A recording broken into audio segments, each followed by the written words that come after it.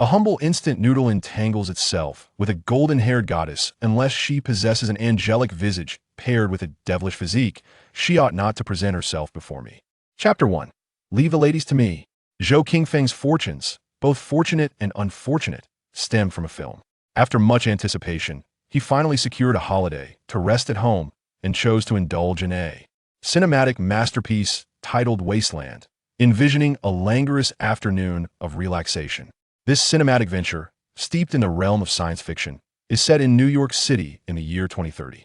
The screenwriter embarked on a whimsical journey of imagination, positing that one day, the American government, military, police, and tycoons abruptly vanished. A nationwide blackout ensued, severing all electrical and fuel supplies, while sources of water and sustenance dwindled.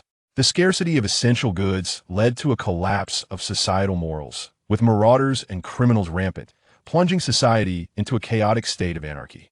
Upon encountering this premise, Zhou Qingfeng's initial reaction was to ponder where he might scavenge treasure, witnessing valuable items, carelessly discarded, and the plight of stunningly beautiful women left desolate, stirred a pang of sympathy within him. Simply collecting a few treasures would suffice to sustain a lifetime, and attracting a few enchanting women could resolve matters of a lifetime commitment. Returning to the film's narrative, it chronicles the struggles of an ordinary family of three navigating myriad challenges to survive in a city transformed into a den of iniquity, ultimately enduring for 3 months until the reemergence of the government and other powerful entities. Due to their remarkable performances during tumultuous times, this family of three is regarded as heroes by the American populace, leading a life filled with bright prospects and smooth sailing thereafter. The male protagonist even resolves to enter politics, ultimately campaigning to become the President of the United States. Is it true that the government will return? How utterly mundane. This film serves as a celebration of American culture and values, emphasizing elements of love, justice, family, and the warmth of kinship, all imbued with a sense of positivity, while also incorporating shades of individual heroism. The male lead, endowed with extraordinary abilities, salvages society and punishes malevolence, vividly portraying the American dream of personal struggle and transformative success. It illustrates how ordinary individuals can make extraordinary contributions, thereby elevating the stature of Americans. Well, the film holds up well until this point. However, the most frustrating aspect arises after the perfect conclusion, when the screen flashes a subtitle questioning what would happen if the government does not return. The narrative then continues after 3 months of perseverance. The main family finds no improvement in their circumstances. The protagonist exhausts all his thoughts and efforts to safeguard his family, enduring numerous hardships that leave him battered, yet he remains steadfast.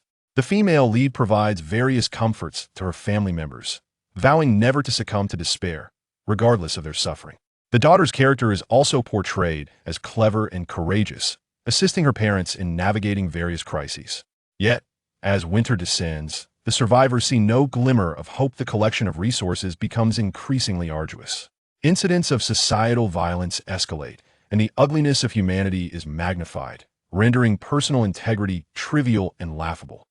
What is most unbearable is when the plot of the film reaches its nadir suddenly. The global nuclear arsenal is unleashed, with all strategic nuclear missiles soaring into the sky, striking major cities around the world within mere minutes. As if the devastation wrought by the nuclear strikes was not sufficient, chemical and biological weapons are subsequently deployed, leading to the demise of over 90% of the global population in this cataclysm. Yet, the calamity does not cease there.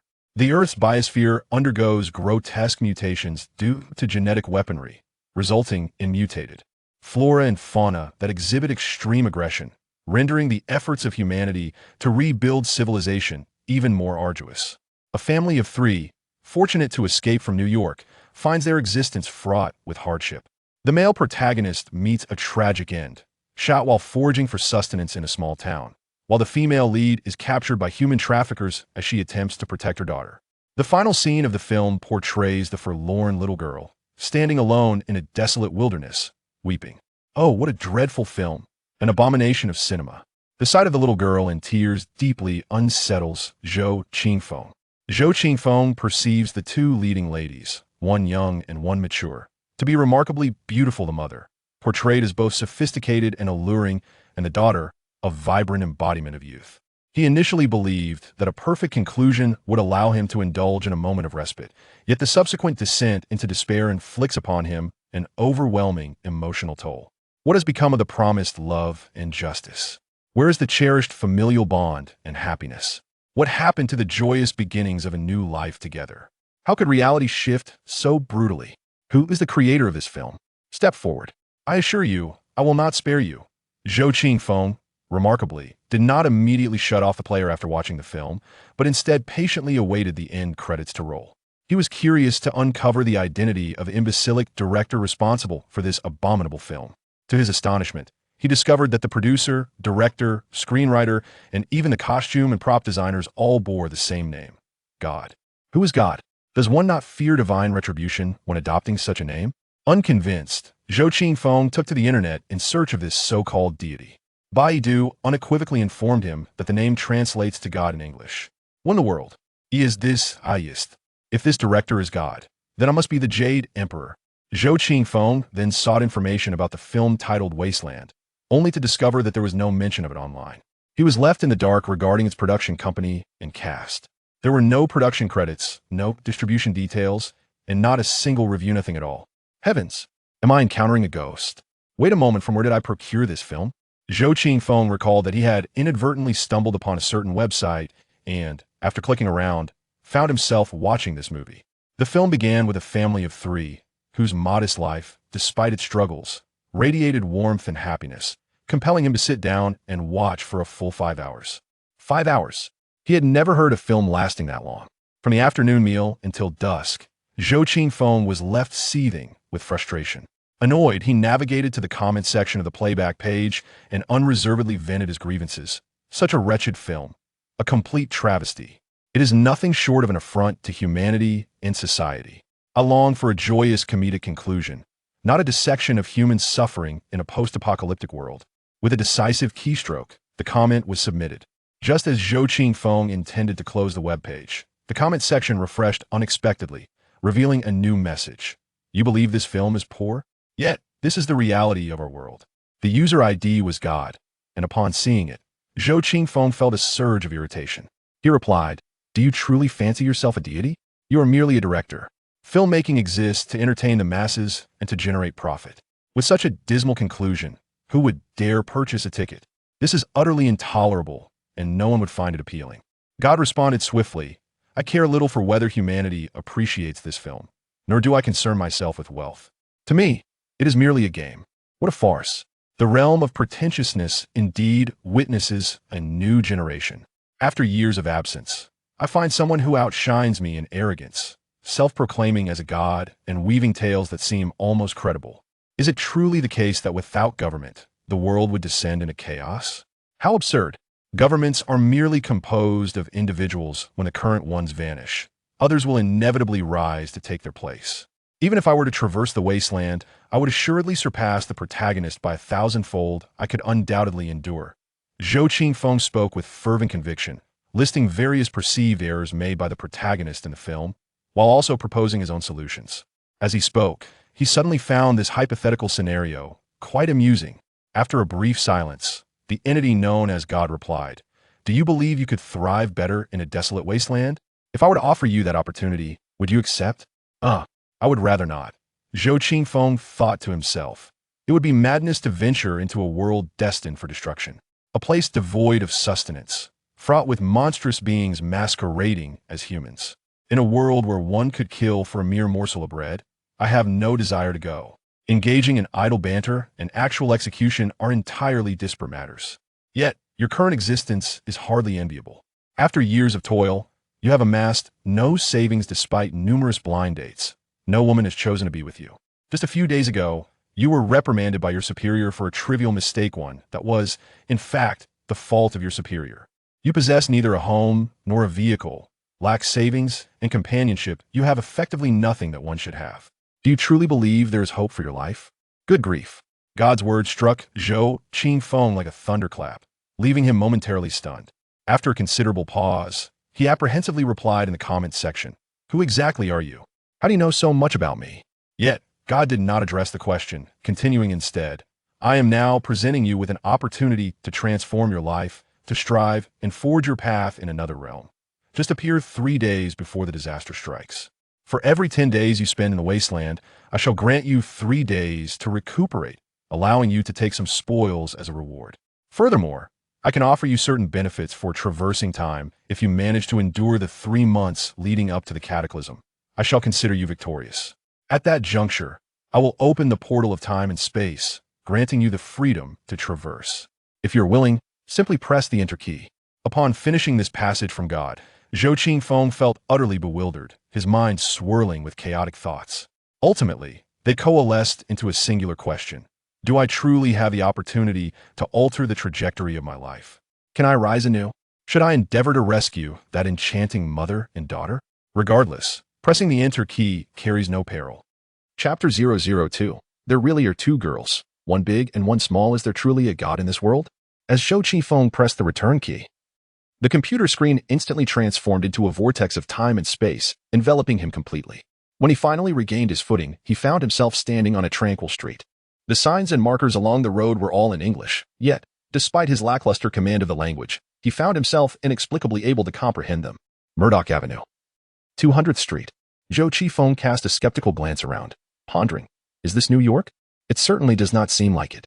Shouldn't New York be a bustling metropolis, teeming with traffic and towering skyscrapers? Yet, the buildings before him were merely 2 to 3 stories high, resembling an ordinary small county town. The nearby architecture appeared both ordinary and extraordinary. The street was lined with rows of detached villas, each residence boasting 1 or 2 parked cars at its entrance.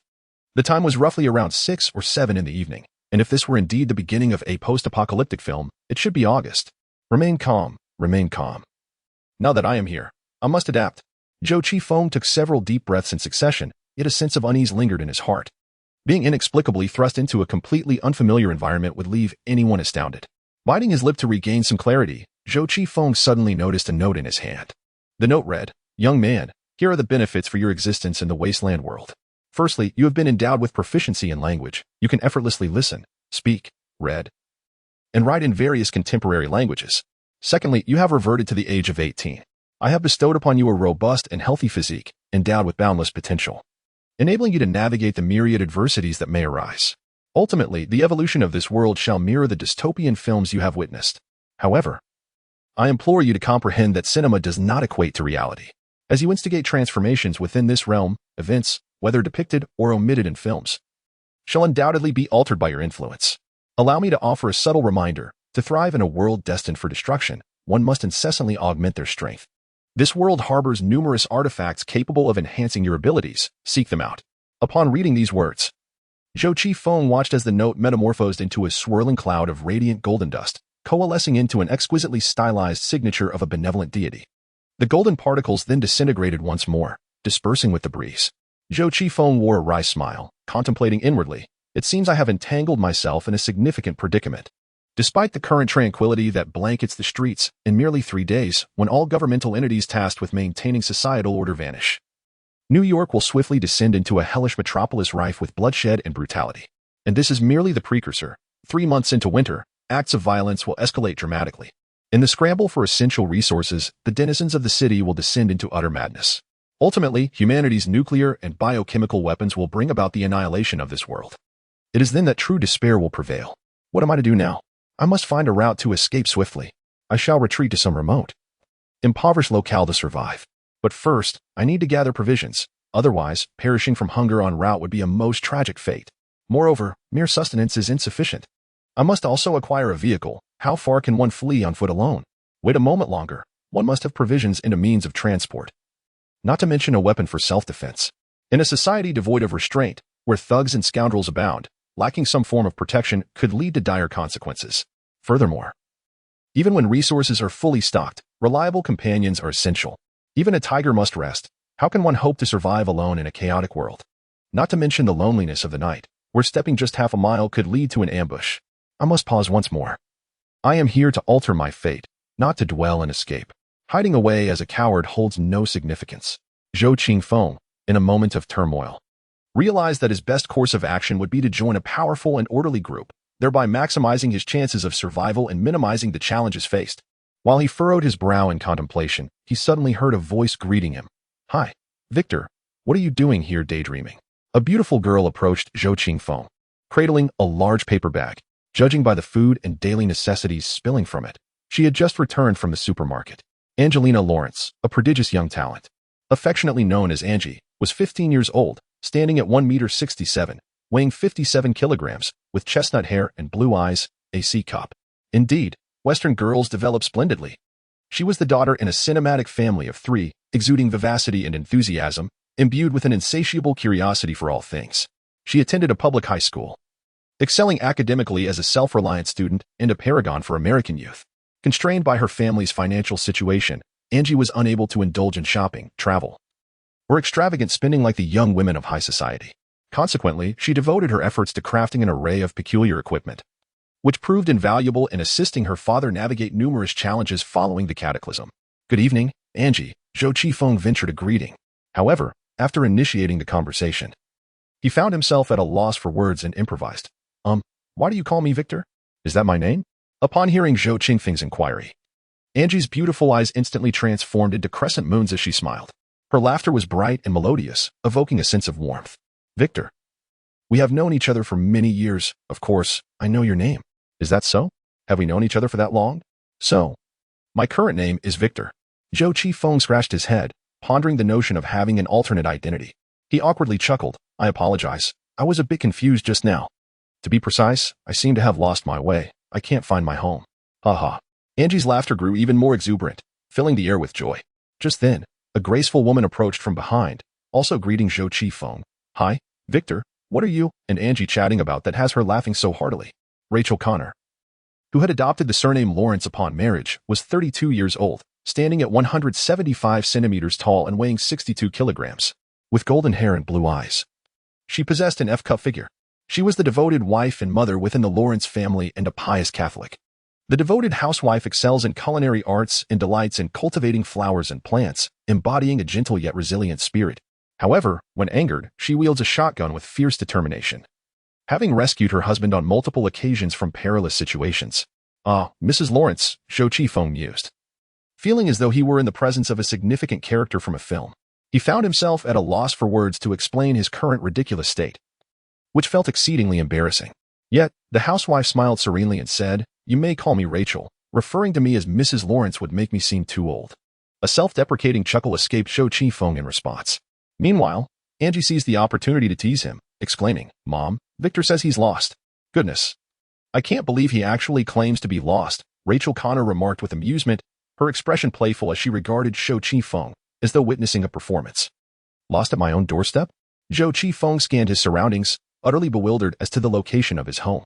His perplexed demeanor elicited hearty laughter from the mother and daughter before him. "What is happening? I heard your cheerful voices from quite a distance. To be honest, after a long day, my head is throbbing, but your laughter brings me joy," came a voice from the distance. As the patriarch of the Lawrence household finally made his entrance, David Lawrence, the valiant hero destined to save the world, is a striking gentleman exuding a robust masculine aura. In the film's flawless conclusion, he triumphs over countless adversities to preserve the lives of many. At the age of 37, standing at 6 feet 2 inches, he once played as a guard on his college's football team and, during his first date, inadvertently led to the pregnancy of Rachel Connor, who was still in high school. He previously served in the U.S. Army's 75th Ranger Regiment, and his life's motto in the film is "Advance fearlessly, never retreat." Such is the archetype of the hero that Hollywood often cultivates. Currently, David works as an insurance broker, yet his annual income barely exceeds $60,000. He is the sole provider for his family, struggling to make ends meet in the opulent city of New York. Possessing considerable military skills, he keeps several firearms and ample ammunition at home. When chaos erupts in the film, he shows no mercy, gunning down the assailants attempting to rob him. It is precisely this resolve that enables the Lawrence family to endure the initial 3 months of the cataclysm.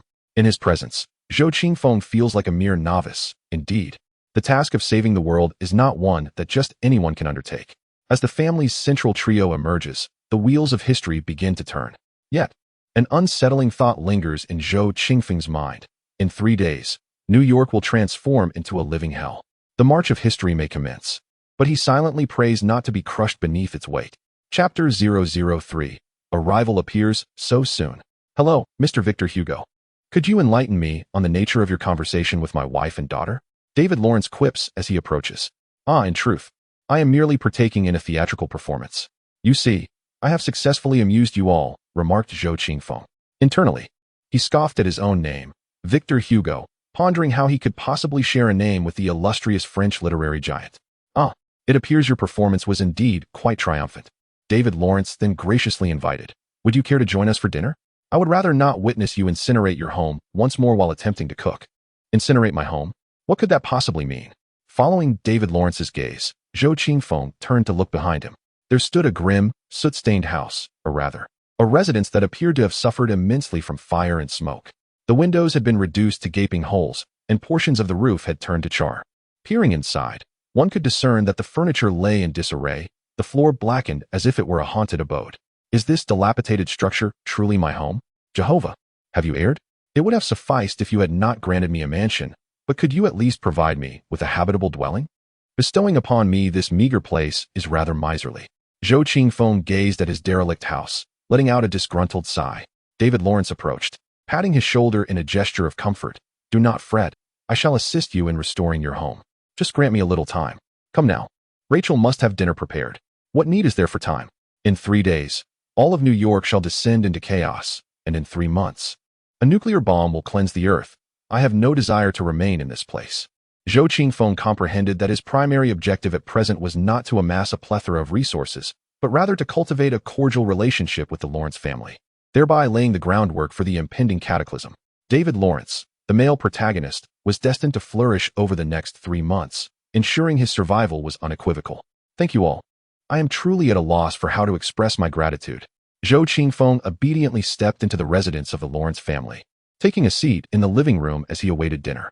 The technological advancements of 2030 surpassed those of 2016 significantly, with an abundance of intelligent home devices adorning the space. Although the Lawrence family was not particularly affluent, their home did possess a few remarkable items. For instance, no sooner had Zhou Qingfeng settled onto the sofa than a domestic robot approached him, inquiring, Mr. Hugo, would you care for a drink? The robot, diminutive in stature with a charmingly round head, maneuvered on 2 small treads. It deftly controlled nearly all the electronic devices within the house, showcasing remarkable convenience. Named ET by Angie, this robot was equipped with an extensive repository of information. Angie had brought it along while escaping with her father. No, I do not wish for anything to drink at this moment. Zhou Qingfeng initially declined. However, observing the Lawrence family bustling in the kitchen, he then asked, could you retrieve my personal information? I would like to ascertain my current status, particularly regarding my financial situation and interpersonal relationships. Certainly. I will promptly connect to the public database for you. The robot's eyes began to project a virtual display, revealing a screen before Zhou Qingfeng. Mr. Hugo, you moved to Murdoch Avenue 2 years ago and have resided alone ever since. You rely on social welfare for sustenance, occasionally engaging in menial jobs to earn a modest income. Your social circle is quite limited, primarily consisting of the Lawrence family. Through the introduction by E.T., Zhou Qingfeng has come to grasp his own identity. To put it bluntly, he is a pauper with neither wealth, friends, nor status. His wallet is cleaner than his face, sustaining his existence on public assistance. Yet, inexplicably, he maintains a close relationship with the Lawrence family. Well, Jehovah, you have quite the sense of irony. Here I am, possessing an identity akin to that of a blank slate, virtually devoid of possessions, with the only haven I had being consumed by fire. After coming to terms with his identity, Zhou Qingfeng still requested E.T. to fetch him a drink. However, when this advanced technological device delivered the beverage, his attention shifted back to the marvel of modern technology before him. Having such a robot at home would indeed be splendid. Of course, this highly intelligent apparatus does not come at a trivial cost. David Lawrence's annual income of $60,000 is utterly insufficient to purchase a new one. This device is entirely cobbled together from salvaged electronic components sourced by Angie from the second-hand market. Nevertheless, upon seeing E.T., Zhou Qingfeng's mind began to stir with possibilities. Alone and isolated, he genuinely requires a dependable assistant, and a smart robot would fit the bill perfectly. Moreover, in 3 days, chaos is set to engulf New York, presenting an opportune moment for opportunistic endeavors. E.T., where can I find the finest personal assistant robot in New York? Zhou Qingfeng inquired. E.T. responded. According to the current global rankings, the premier personal assistant robot is the quadruped intelligent machine, Dogmeat, recently designed by Columbia University. Unlike me, who is confined to domestic use, Dogmeat possesses 4 limbs and a body constructed from biomimetic muscles and bones, enabling it to traverse complex terrains with remarkable agility. Equipped with a sufficiently charged graphene battery, it boasts a carrying capacity of 200 kilograms and can operate for over a week without recharge. Its intelligence has reached the level of an 8-year-old human child, allowing it to navigate more intricate situations with the added ability of self-learning. In contrast, I find myself at the cognitive level of a mere 2-year-old. Columbia University? It is conveniently located in Manhattan, New York. Furthermore, Shou Chi-Feng has encountered this canine in a film. It is the pet of a certain sidekick to David Lawrence. To be honest, possessing such a multifaceted machine dog, capable of combat yet also endearing, evokes a sense of envy. By the way, where am I currently situated? Shou Chi-Feng inquired. Queens, New York. Murdoch Avenue, 200th Street. E.T. displayed a map on the projection screen, pinpointing Shou Chi-Feng's exact location. Is there any way to acquire that dog meat? Shou Chi-Feng mused that having a mechanical dog by his side would indeed be quite splendid, not to mention practical. However, dog meat is a prototype developed under the auspices of the United States military and is not available for public sale. Reports suggest that its development costs have surpassed $2 billion, with over a decade dedicated to producing a single prototype. The likelihood of obtaining it is exceedingly low. E.T. remarked. The United States military? In 3 days, they will vanish without a trace, so there is nothing to fear. E.T., could you assist me in assessing the likelihood of acquiring this mechanical dog if military personnel were to vanish? Shou Chi-Feng inquired persistently. During the cataclysm, everyone was either preoccupied with scavenging for supplies or engaged in rampant looting and lawlessness. Yet, how many recognized that securing a few allies before the chaos unfolded was far more advantageous? With formidable strength, one could readily seize wealth, provisions, and even companionship. However, E.T.'s evaluation did not yield favorable results for Shou Chi-Feng. It merely stated, the likelihood of your obtaining it is exceedingly low. Why? Shou Chi-Feng felt irked. With the American government dismantled, the military vanished, and even the police non-existent, could he not manage this situation? E.T. responded. Because Tony Parker has already resolved to steal that mechanical dog. If you wish to enter the competition now, your chances of success are minimal. What? That infuriating little lackey has already set his sights on the dog? Chapter 004. The primary target. The main course for the Lawrence family tonight consisted of pasta, pan-seared fish fillets, and stewed chicken, accompanied by creamy soup and a vegetable salad. For this moderately affluent family of 3, it was quite a sumptuous meal, likely prepared specifically to entertain Shou Chi-Feng. Rachel led the prayer before the meal, expressing gratitude to God for the provisions. Shou Chi-Feng could only silently scoff. I am uncertain whether food is indeed a divine gift, but I am quite certain that an impending cataclysm has been bestowed upon us by God. During dinner, David Lawrence casually engaged Shou Chi-Feng in conversation about some recent disturbances in American society. As he works as an insurance broker, he frequently encounters instances of bankruptcy stemming from financial difficulties. The situation in New York has grown increasingly unstable, with Brooklyn's condition particularly dire, while Queens also feels the repercussions. The influx of illegal immigrants continues to strain our society, leading to a deterioration in public safety. I yearn to assist those ensnared in hardship, yet I find myself powerless. David Lawrence seems to be brimming with grievances, casting a somber pall over the dinner atmosphere. However, Shou Chi-Feng understands that during times of calamity, the chaos in New York can often be traced back to those homeless and impoverished illegal immigrants. When societal constraints falter, millions of undocumented individuals flood from Brooklyn into Manhattan, transforming America's premier commercial hub into a veritable hell on earth. David, please refrain from such discussions during dinner, Rachel Connor interjected with a frown. I apologize, dear. I shall remain silent, David Lawrence replied with a smile. Yet, Angie abruptly set down her utensils and declared, I'm full, before hastily retreating to her room. Shou Chi-Feng quickly called out to her, saying, Angie, wait a moment. I have something I would like you to assist me with. All right, let us head to the garage in the backyard. Angie waved her hand, leading Shou Chi-Feng to her secret hideout. Although referred to as a secret base, it is, in truth, a cozy sanctuary that the young girl has crafted for herself. David Lawrence has done his utmost to construct a small loft in the garage for his daughter, and Angie has turned this space into her private domain, where entry is strictly forbidden without her invitation. In the secret base, a carpet adorned the floor, upon which lay a multitude of plush toys, a petite set of tables and chairs, and an array of electronic devices. In the corner stood a small refrigerator. Angie retrieved 2 cans of beverage from the fridge and tossed one to Shou Chi-Feng, then sat down on the carpet, frowning as she remarked, I dislike when Dad discusses his work during dinner every evening. It always seems to be laden with unpleasant news. Alas, how self-absorbed American girls can be. To be so discontented over trivial matters, even refusing to eat. Zhou Qingfeng, unfazed, opened his drink and took a swig, saying, "Let us converse about something intriguing. Have you heard of dog meat?" Dog meat. Angie's interest was piqued. Are you referring to the bionic robotic dog recently developed by Columbia University for military use? I have watched their testing videos. They are truly remarkable. It resembles a real dog. I knew this topic would captivate you. Zhou Qingfeng continued. According to the film's narrative, Angelina Lawrence is portrayed as a genius with an IQ of 160. Besides her interests that align with those of typical girls, her greatest passion lies in tinkering with intelligent electronic devices. She even reprogrammed her family's extraterrestrial, enhancing its intelligence by 20%. Yes, that very robotic dog. I wish to acquire it and seek your collaboration. Zhou Qingfeng stated his intentions directly. I am aware that you have long desired to obtain military-grade intelligent components and advanced batteries. I possess a means to assist you. Oh dear, that does sound quite challenging. Angie chuckled. Though her words were dismissive, her expression clearly revealed her profound interest, eagerly awaiting Zhou Qingfeng to divulge the specifics of his plan. To pursue the affections of a young lady, one must aspire to lofty ideals. If Zhou Qingfeng were to express a desire to pilfer a bottle of yogurt from the supermarket, he would certainly be met with disdain.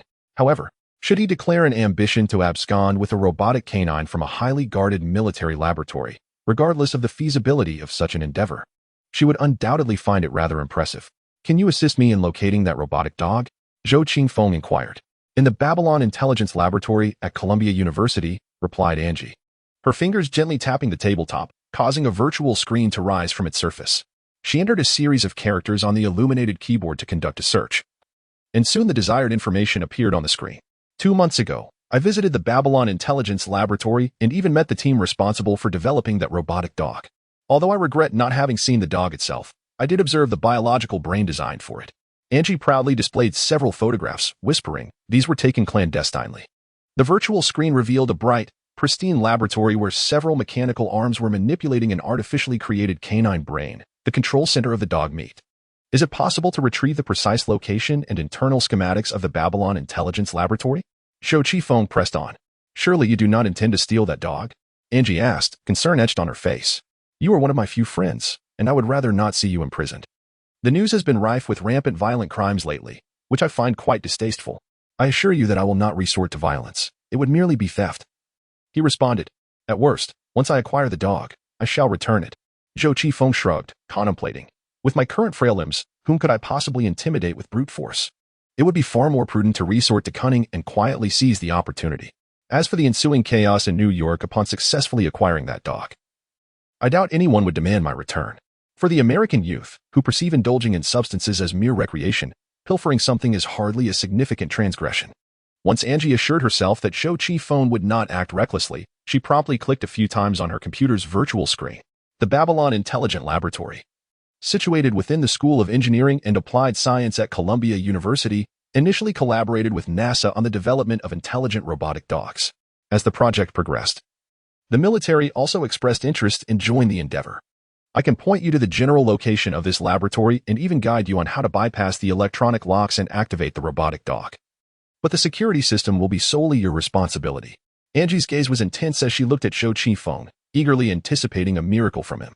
Just then, a voice called out from outside the garage, Angie, may I come in? Damn it, who is that little lackey? Zhou Qingfeng soon spotted a young American, resembling a hippie.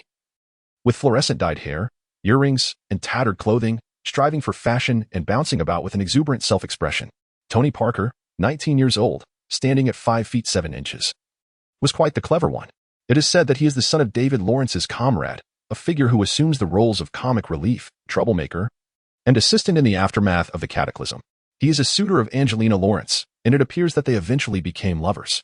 However, Zhou Qingfeng finds such a ruffian utterly detestable. Especially now, witnessing his irreverent demeanor and playful smirk, Zhou feels an overwhelming urge to reprimand him. Yet, within the cinematic realm, this individual is notorious for being both a troublemaker and a fortuitous character. Time and again, he escalates dilemmas to monumental proportions, only for David Lawrence to come to his rescue, while he emerges unscathed, ultimately securing the affection of a beautiful woman. After receiving permission, Tony Parker ascended to the garage loft and greeted Zhou Qingfeng, saying, Hi, Victor, how are you? What are you discussing? Oh, it seems you are talking about dog meat. I happen to be here for that robotic dog. Tony Parker essentially disregarded Shou Qingfeng's presence, playfully making his way to Angie, where he seated himself and remarked, "Not long ago, I left you a message regarding ET, hoping you could assist me in creating a decryption program. I just so happened to have the chance to acquire that robotic dog. Just think about it, navigating through numerous challenges, evading various dangers, and ultimately obtaining a one-of-a-kind pet. Isn't that rather thrilling?" Tony Parker's facial expressions were quite animated, and his playful antics were effortlessly capable of amusing young women. However, this time, Angie appeared troubled as she said, Victor also wants me to help him with something. You too." Tony Parker then turned his gaze back to Zhou Qifeng, a tone of mockery lacing his words. "Hello, my friend. Do you also wish to tame that mechanical dog? How do you intend to breach the multiple layers of security? Trust me, the moment you set foot in that laboratory, you will be apprehended immediately. Only I possess the capability to succeed. You need not worry about that. I can handle the security system."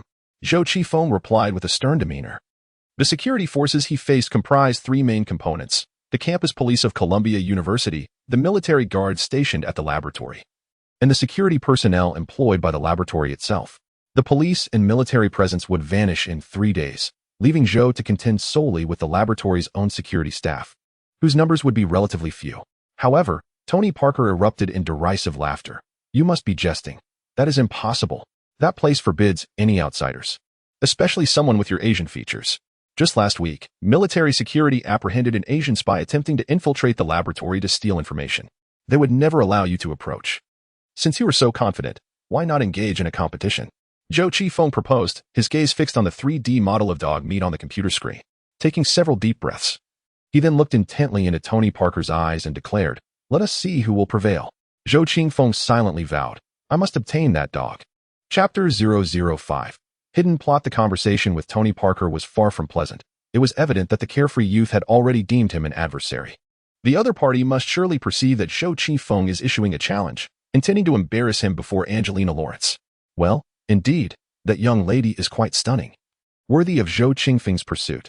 However, he places far greater importance on that robotic dog, a formidable and intelligent companion imbued with remarkable combat capabilities. After finishing dinner and exchanging pleasantries, it was already past 8 in the evening. Following his expressions of gratitude to the Lawrence family, Zhou Qifeng returned to his own residence. Yes, the charred remains of his home. In stark contrast to the technologically advanced design of the Lawrence household, his abode appeared almost dilapidated, akin to a shanty town. There were no domestic robots here, nor any personalized electronic devices.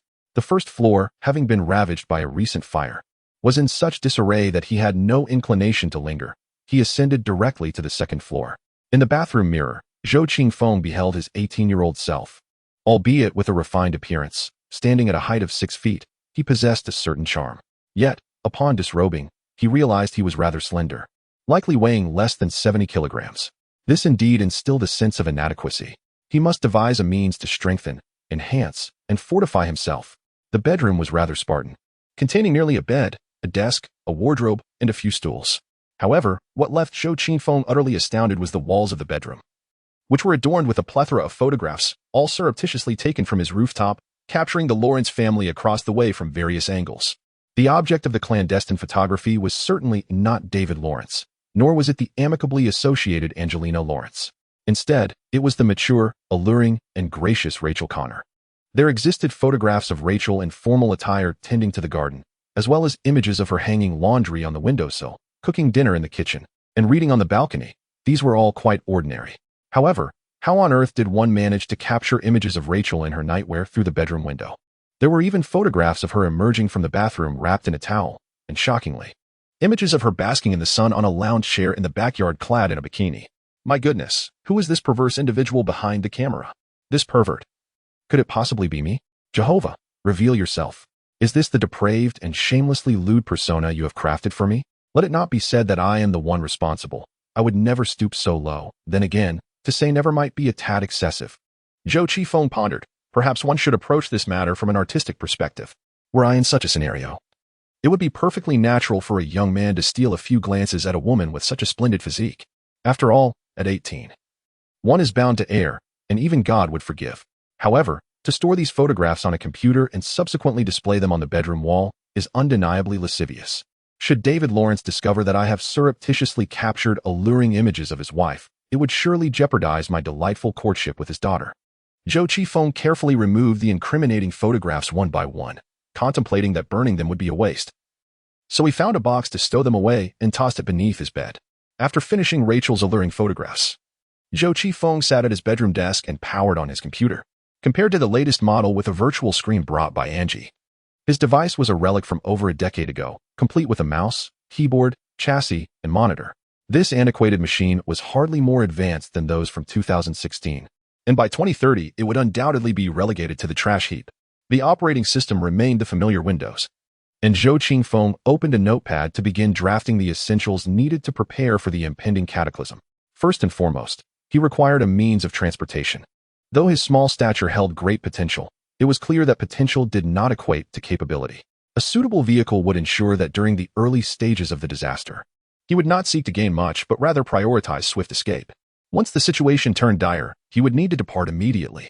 At that time, New York's traffic would be paralyzed and larger vehicles would be rendered immobile.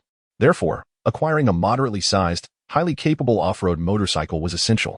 Ideally, he would secure a police motorcycle, while finding a suitable mode of transportation might prove manageable, given that after the disaster, the streets would be littered with abandoned vehicles. The challenges surrounding food, water, medicine, and fuel were far more daunting. Without these vital supplies, any escape would be short-lived. Thus, Zhou Qifeng realized that leaving New York in the near term was impractical, as it was the one place where he could amass a substantial stockpile of resources.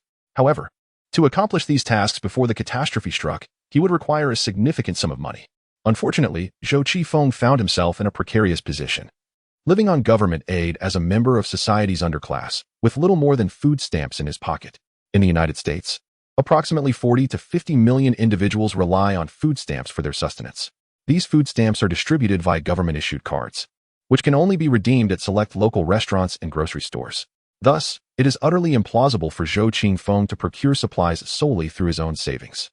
Should he wish to acquire resources in the aftermath of a cataclysm, monetary means would be unnecessary. However, he would need to contend with robust illegal immigrants and various nefarious ruffians. Given Zhou Qifeng's diminutive stature, can he truly stand against those towering at nearly 6 feet 3 inches and weighing over 220 pounds? Moreover, even if he were to prevail in such a confrontation, what would be the outcome? Firearms are rampant across America, with scoundrels lurking at every corner, often armed and frequently banded together. Should Zhou Qifeng encounter such malefactors, he would scarcely have a chance to escape, regardless of whether through thievery, robbery, or deceit. It would be prudent to amass a sum of money, enough to procure provisions that would sustain him for over a week. Only then could he alleviate the anxiety of hunger and muster the energy needed to retrieve that robotic canine from Columbia University when calamity strikes. Zhou Qifeng devoted 2 to 3 hours to meticulously recalling the plot of post-apocalyptic films, diligently documenting the events portrayed in the movie on his computer. His survival in the initial stages of the impending disaster hinges upon his ability to navigate the known narrative, sidestepping peril while seizing opportunities. On the eve of the third day before the catastrophe, an epiphany struck him. Tomorrow, the television would broadcast a news story. A murder would transpire in this very neighborhood, the victim being a prostitute from a nearby underground bar. His mind raced, seeking to unearth an opportunity for fortune amidst the impending tragedy. Zhou Qifeng spent an hour connecting several seemingly unrelated events from the film. Finally, he stepped out onto the street, ready to execute the plan he had envisioned. At this moment, it was deep into the night, and the neighborhood was remarkably quiet, with hardly a soul in sight. Navigating by the signs along the roadside, Zhou arrived at an intersection. After checking the time and waiting for a while, his heart raced with anticipation, for he was about to stake everything on his hypothesis. Suddenly, the tranquility of the street was pierced by the sound of high heels clicking on the pavement, and a woman's silhouette emerged. Close behind her, 2 burly figures followed. Soon, the faint sound of the woman's feeble pleas reached Zhou's ears, accompanied by the deep, menacing shouts of the men. A murder! This was the murder! The bold act he was determined to undertake was to shout, "What are you doing?" The cry echoed sharply through the stillness of the night, and 2 fierce faces emerged from the shadows of the trees, glaring menacingly at Zhou. The assailants were both imposing figures. One stepped forward, with a bear-like physique and wolfish eyes, growling threateningly, "Kid, do you have any idea what trouble you're stirring?" As the towering brute advanced towards him, Zhou's hair stood on end, and cold sweat began to trickle down his back. He repeatedly urged himself to remain calm, for he recognized that he was facing the notorious Pataski brothers, ruthless Russian-American mobsters from Queens, and the very perpetrators of the murder. He realized he had triggered a hidden plotline, and was now daringly challenging an elite adversary.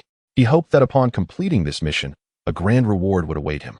Chapter 006. Altering the narrative in the realm of dystopian cinema, the Pulaski brothers stand out prominently. During their early endeavors to seize supplies, they caused considerable trouble for David Lawrence. Eventually, their actions posed a threat to the safety of Angie and Rachel, prompting David to take matters into his own hands and eliminate them. The Pulaski brothers, towering and robust, bear a striking resemblance to standing black bears. The elder, Ivan, and the younger, Yakov, once served in the Russian paratrooper forces before finding their way into the American underworld. Despite being in their 40s, they are far from innocuous figures. This narrative alludes to a murder that remains unrepresented in the film Wasteland, yet the following day, news reports surfaced about a prostitute found murdered near the Lawrence residence, instilling such fear in Angie that she dared not attend school. Zhou Qingfeng was drenched in sweat, desperately striving to maintain his composure as Ivan approached, reaching for his firearm, making it painfully clear that escape was not an option. No matter how swift he might be, he could never outpace a bullet. The streets of New York are rife with homicides, so numerous that the police are overwhelmed. Thus, Zhou Qingfeng raised his hands and proclaimed loudly, "I must inform you that the police are on their way. They are apprehending several drug dealers on 198th Street. With 5 or 6 patrol cars and a dozen officers heading in that direction." Zhou's offhand remark instilled a sense of trepidation in the Pulaski brothers. Given the widespread prevalence of firearms in America, criminals tend to be exceptionally ruthless. However, the severe deterioration of public safety also renders American police a force to be reckoned with. If one finds themselves on the streets of America and is instructed by law enforcement to halt or raise their hands, it is prudent to comply. Otherwise, the police would not issue excessive warnings. They would directly resort to gunfire against anyone they perceive as a threat. Whether one is young or old, male or female, is of no concern to them.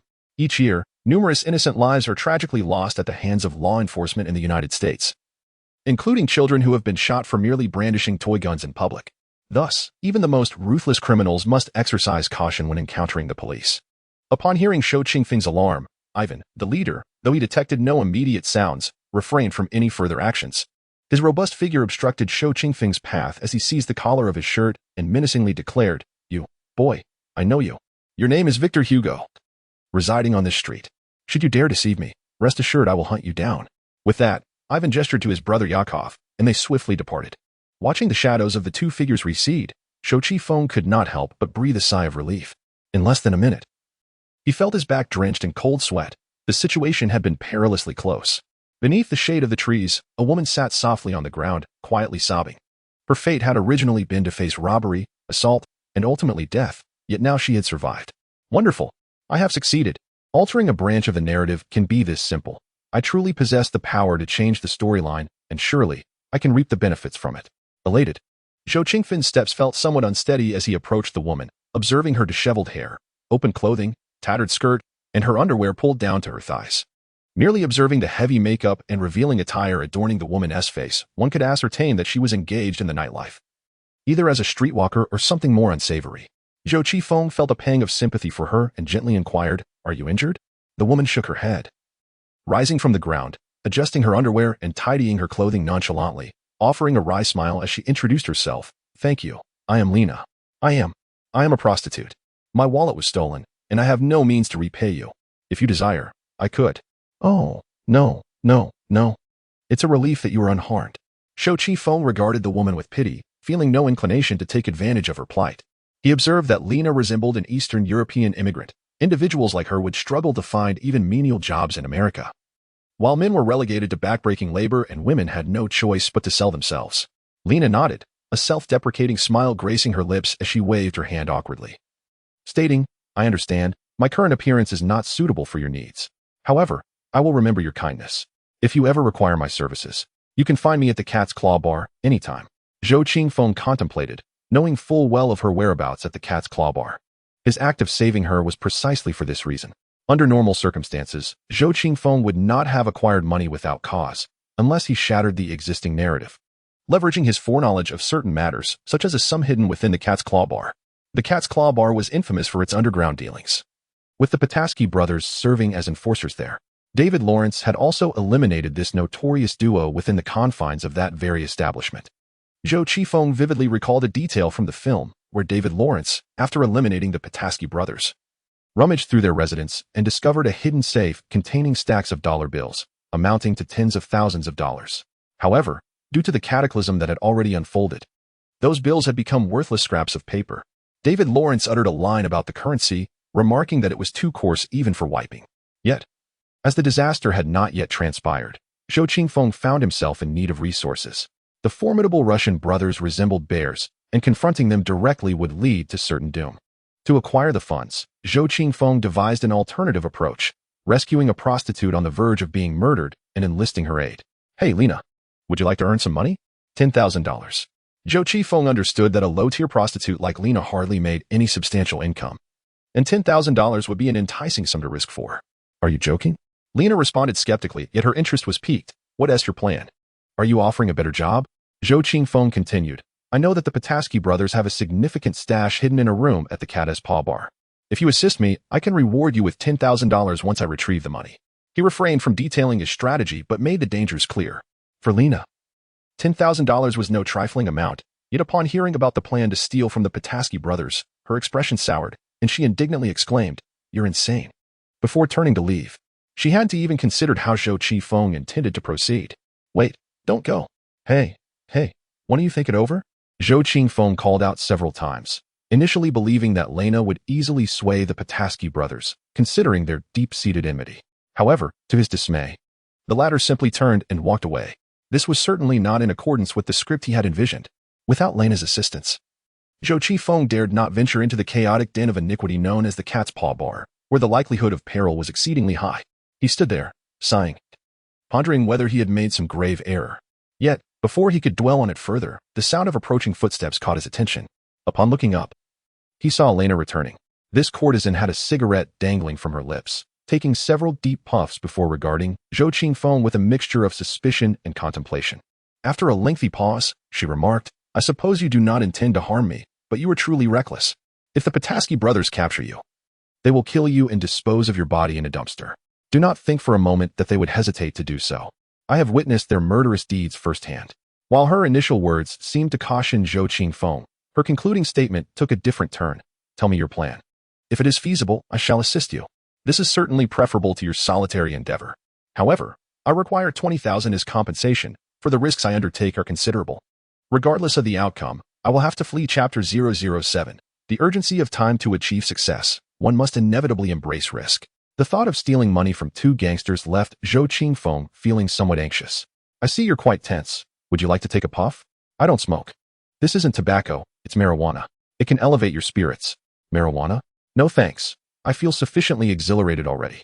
By the time Zhou Qingfeng and Lena devised their plan, it was already midnight. With a resolute spirit, they made their way to the Cat's Paw Bar. Lena, an Eastern European immigrant, had purchased an exceedingly dilapidated Ford for $2,000. Together, they sat in the car, stationed outside the bar. At that moment, she sported a smoky-eye look. Clad only in a corset and a leather skirt, her feet adorned with high heels, exuding an air of seduction. In the year 2030, the roads of the great United States had begun to see a proliferation of autonomous electric vehicles. However, many traditional internal combustion engine cars still roam the highways. In American life, the absence of a vehicle is inconceivable, as the public transport system is far from developed. And hailing a taxi daily can be quite burdensome for the middle class. Zhou Qingfeng gazed longingly at the sleek, modern vehicles in the bar's parking lot, while Lena exhaled smoke rings and engaged him in casual conversation. "Those two Russians are scum. They take a 25% cut from every deal we make. They pocket our money, often resorting to violence against us, and even demand we sleep with them for free. Ivan coerces us into using their usurious loans, even when we have no need for them. Whenever we are unable to repay our debts, we are subjected to violence, coerced into engaging in unspeakable acts with depraved individuals. Some have even succumbed to fatal sexual abuse. Yakov, on the other hand, peddles drugs at the bar and insists that we assist him in his illicit sales. If we fail to meet a daily quota, we too face his wrath. Many of us are ensnared by his narcotics. And you cannot fathom the sheer despair of such an existence, devoid of any glimmer of hope for liberation. Today, I incurred the ire of Ivan by failing to siphon off a profit from a business deal, prompting his brother to pursue me with the intent to administer punishment. Do you know their plan? They intended to revel in their cruelty before slashing my throat with a knife, as a grim warning to others soliciting business at the bar." Lena, filled with indignation, recounted her plight while revealing the scars adorning her body, particularly the bruises masked by her smoky eye makeup. Is life not better back in your hometown? Zhou Qifeng felt a chill from Lena's words, suddenly compelled to inquire why she had come to America. Yet, as the question slipped from his lips, he realized the misstep.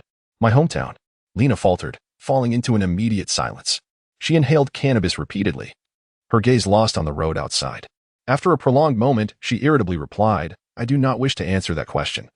Just help me procure $20,000 to extricate myself from this inferno.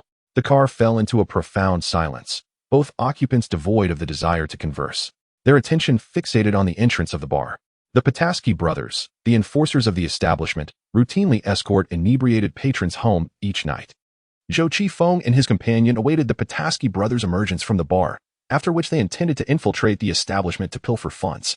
For both brothers to exit simultaneously required a stroke of luck, and fortune smiled upon Zhou Qifeng that evening.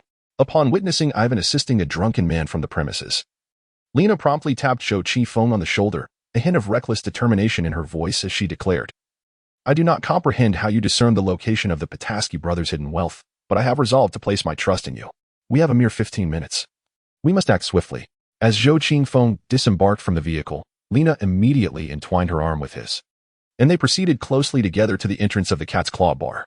The imposing doorman cast a fleeting glance at Zhou Qifeng, silently accepting his $50 entry fee before permitting him to enter. Let not my money be squandered, Lena whispered conspiratorially in his ear. For Zhou Qifeng possessed not a single penny. It was Lena who financed their entry. Rest assured, I am 100% confident, he reassured himself, attempting to bolster his own spirits. Though he had altered the course of events, this was his inaugural experience in thievery, particularly against two exceedingly violent thugs. The Cat's Claw bar resided in the basement of a dilapidated building, encompassing over 1,000 square meters and divided into two subterranean levels. The first floor housed the bar, where a nauseating mlang of smoke, alcohol, and sweat pervaded the air, accompanied by the deafening cacophony of heavy metal music, and in the dim illumination, one could merely discern heads bobbing in disarray. The second subterranean level consisted of individual booths where prostitutes solicited clients, alongside a small gambling den, where the bar's enforcers also resided. The nightlife in America is rather monotonous. There is hardly any shopping to speak of. One might either indulge in solitary pursuits at home, playing video games or watching television, or seek refuge in a bar for some revelry. Upon entering the bar, Zhou Qifeng was led by Lena down to the lower level. Midway through their descent, however, he was taken aback by the sight of several young women laughing boisterously at the bar, among them the strikingly beautiful Angelina. Angie, what are you doing here? Zhou Qifeng exclaimed in astonishment, striding over. Shouldn't you be at home sleeping? And you're drinking? His surprise was palpable. Such a scene was not depicted in the films he had watched. In America, minors are prohibited from consuming alcohol, yet in this underground establishment, such regulations were disregarded. Money was the sole requirement for indulgence. It was evident that Angie had stealthily slipped out of her home with a few friends. And as she lifted her cup to drink, Zhou Qifeng's sudden appearance startled her. Victor, how did you find me? She stammered, her demeanor shifting to one of panic. You should return home immediately, Zhou Qifeng replied sternly. I. Angie faltered before Zhou Qifeng, lacking any assertiveness. However, upon noticing Lena standing beside him, she cried out, Who is she? Angie, it doesn't matter who she is. I need you to go home at once. This place is not suitable for you. Your parents will be worried sick if they find out. Zhou Qifeng thought to himself. The crux of the matter is your predicament. If this escalates, the entire narrative will unravel. How can I maintain control over the situation? Yet, as he spoke, the atmosphere around them thickened with disapproving murmurs. The other girls accompanying Angie took turns mocking Zhou Qifeng. Angie, her expression darkened, retorted sharply. Do not mistake me for a fool. I merely indulged in a drink, while the individual beside you is unmistakably a harlot. You truly repulse me. In response to Angie's derision, Lena felt compelled to step forward, tugging at Zhou Qifeng and saying, It appears we have matters of greater significance at hand. We cannot afford to linger. At the mention of more important matters, a wave of laughter erupted around them, as everyone was reminded of their preferred indulgences. A young Caucasian man approached Angie, exclaiming, Hey, darling, how could you possibly have such a yellow-skinned monkey as your boyfriend? Ditch him. Let me join you for a drink. Angie, her face cold, turned away towards the bar and angrily declared, He is not my boyfriend. I do not know him at all. That's the spirit. Let us enjoy ourselves, the young Caucasian exclaimed, as another girl sitting next to Angie made room and introduced herself, saying, Nice to meet you. I'm Cooper. Zhou Qifeng, feeling helpless as Angie ignored him, was further pressed by Lena, who anxiously urged, "Victor, we do not have much time left. Truly, the clock is ticking. The Petoskey brothers could return at any moment, and if they find you here, you will be in grave danger. Your life will be at risk." Chapter 008. Money, money, money. When one hesitates to take decisive action, chaos inevitably ensues. Zhou Qifeng indeed had no time to squander on persuasion or entanglements. He had to set aside matters concerning Angie and turn to Lena, saying, "Let us proceed swiftly. We must hurry." As she watched Zhou Qifeng truly abandon her to follow that courtesan, Angie felt an even greater surge of anger.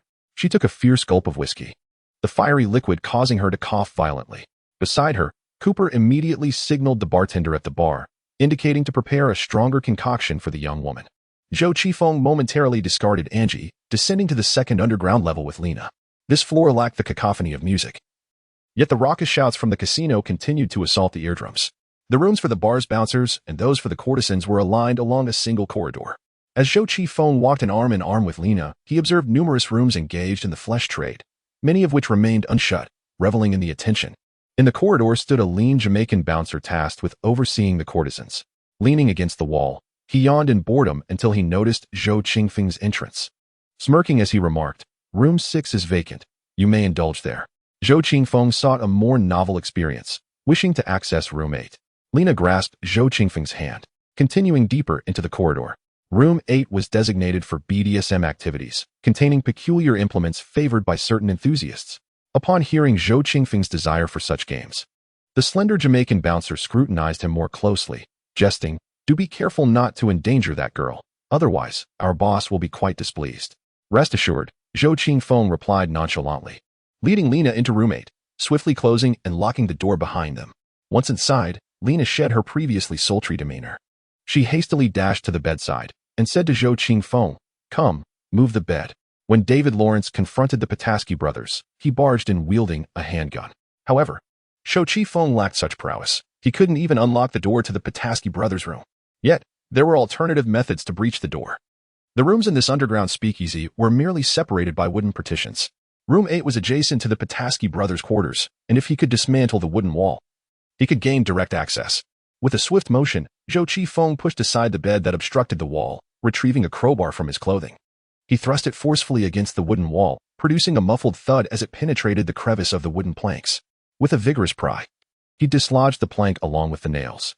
While Zhou Qingfeng worked, Lena took it upon herself to yell loudly, masking the noise of his labor.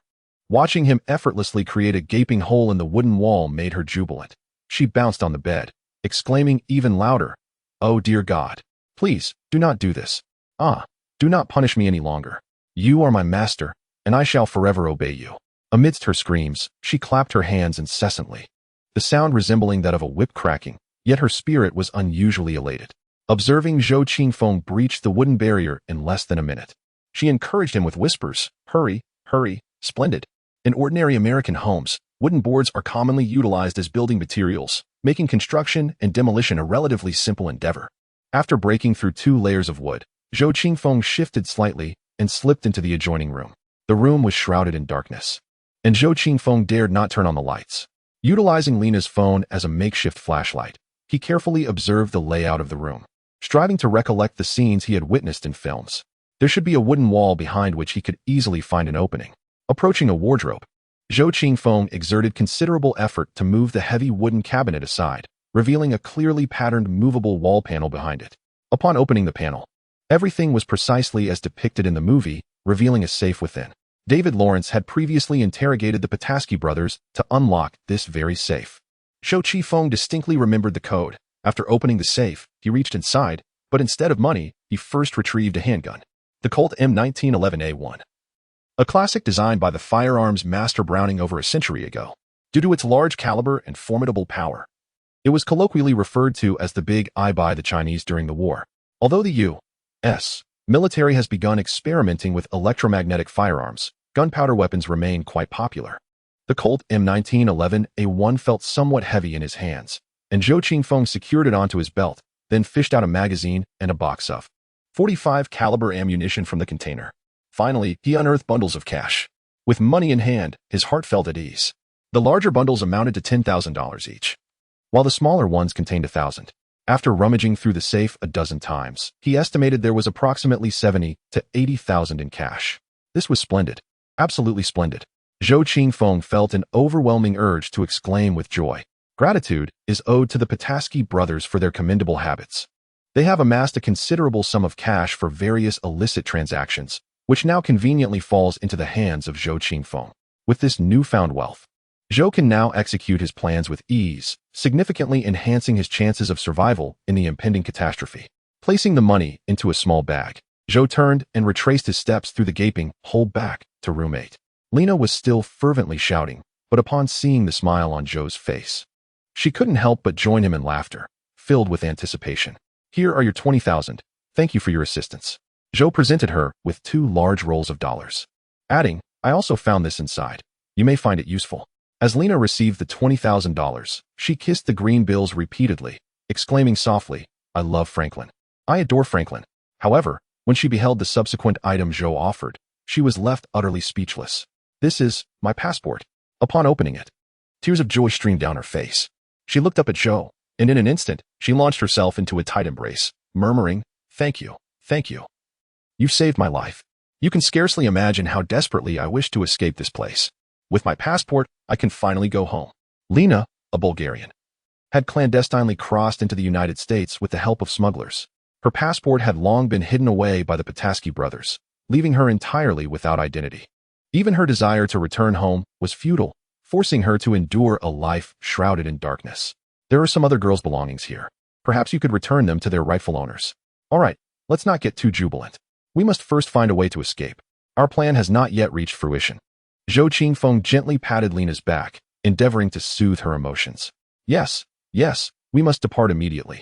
Lena excitedly stowed away her money and passport into her small bag. After wiping away her tears and tidying her appearance, she inquired, How do I look? Splendid. Remain composed. Now, summon that fool outside.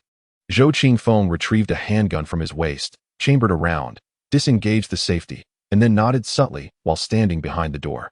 Taking a deep breath, Lena opened the door and called out to the Jamaican thug outside. Hey, come here for a moment. This guy seems off. You should come take a look. Chapter 009. The escape. The lean Jamaican thug continued to lean against the wall, holding a large spliff to his nose, inhaling deeply. Upon hearing Lena's call, he languidly shuffled over and asked, What is going on now? As the thug stepped into room 8, Zhou Qingfeng pressed the cold muzzle of his gun against the thug's head from behind the door, commanding in a low voice, Shut your mouth and raise your hands slowly, or I will shatter your skull. With the gun barrel pressing against his temple, the Jamaican thug turned his head, fear evident in his eyes as he stammered. What do you want? This is Big Kogin's territory. You have intruded into the Pataski brothers' room. Are you out of your minds? The Jamaican enforcer noticed the large hole in the wooden wall of the room.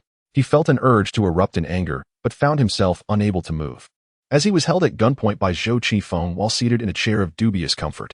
Observing that the Jamaican enforcer was now under Zhou Qingfeng's control, Lena hurriedly retrieved handcuffs, ropes, and a gag from the cabinet, securing the enforcer firmly to the chair. Enjoy yourself, you scoundrel. She spat contemptuously at his face after binding him, and then viciously kicked him in the groin with her high heels. Zhou Qingfeng disengaged the safety on his pistol, holstered it back onto his belt, and grabbed a bag filled with cash before peering out the door. He called to Lena, Let us go, we must leave at once.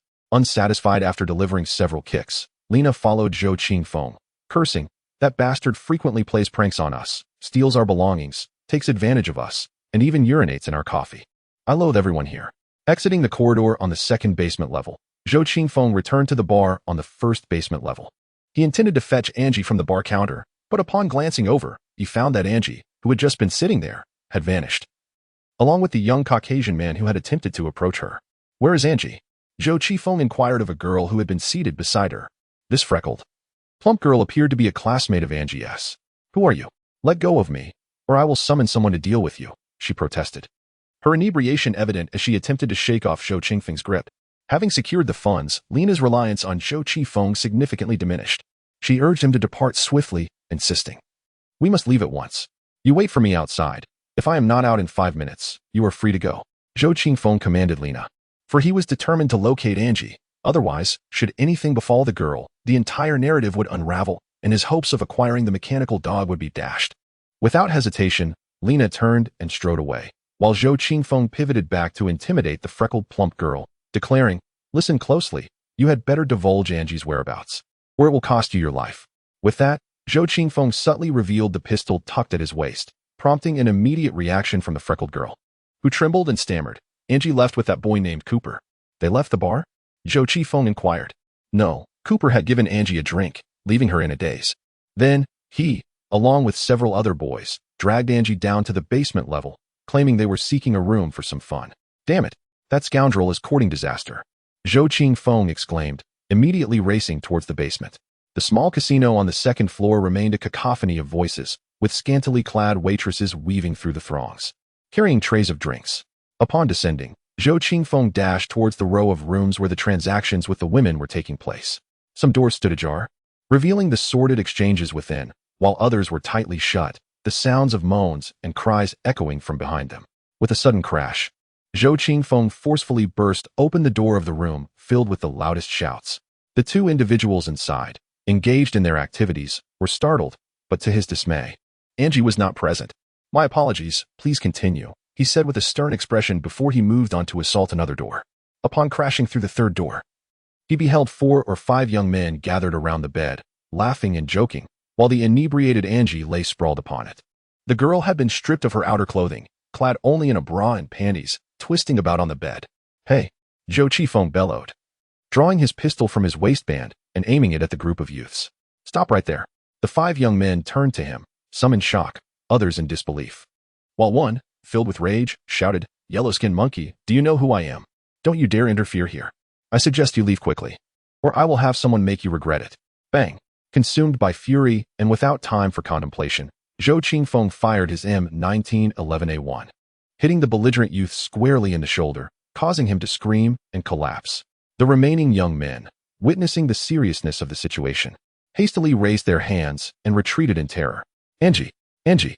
After incapacitating one and forcing the others back, Zhou Qingfeng rushed towards Angelina Lawrence, pulling her up from the bed. Yet, it was evident that her condition was more dire than mere intoxication. There was a strong suspicion that she had been drugged, her consciousness barely intact. Damn it! Zhou Qingfeng had no choice but to drag Angie to her feet, assisting her as they stumbled away from the bed. There was no time to retrieve her discarded clothing. They could only stagger out of the room together. Outside the corridor, a casino enforcer swiftly approached upon hearing the gunfire. However, upon seeing the frenzied Zhou Qingfeng brandishing a firearm as he burst from the room, the enforcer immediately raised his hands in a gesture of harmlessness and stepped aside.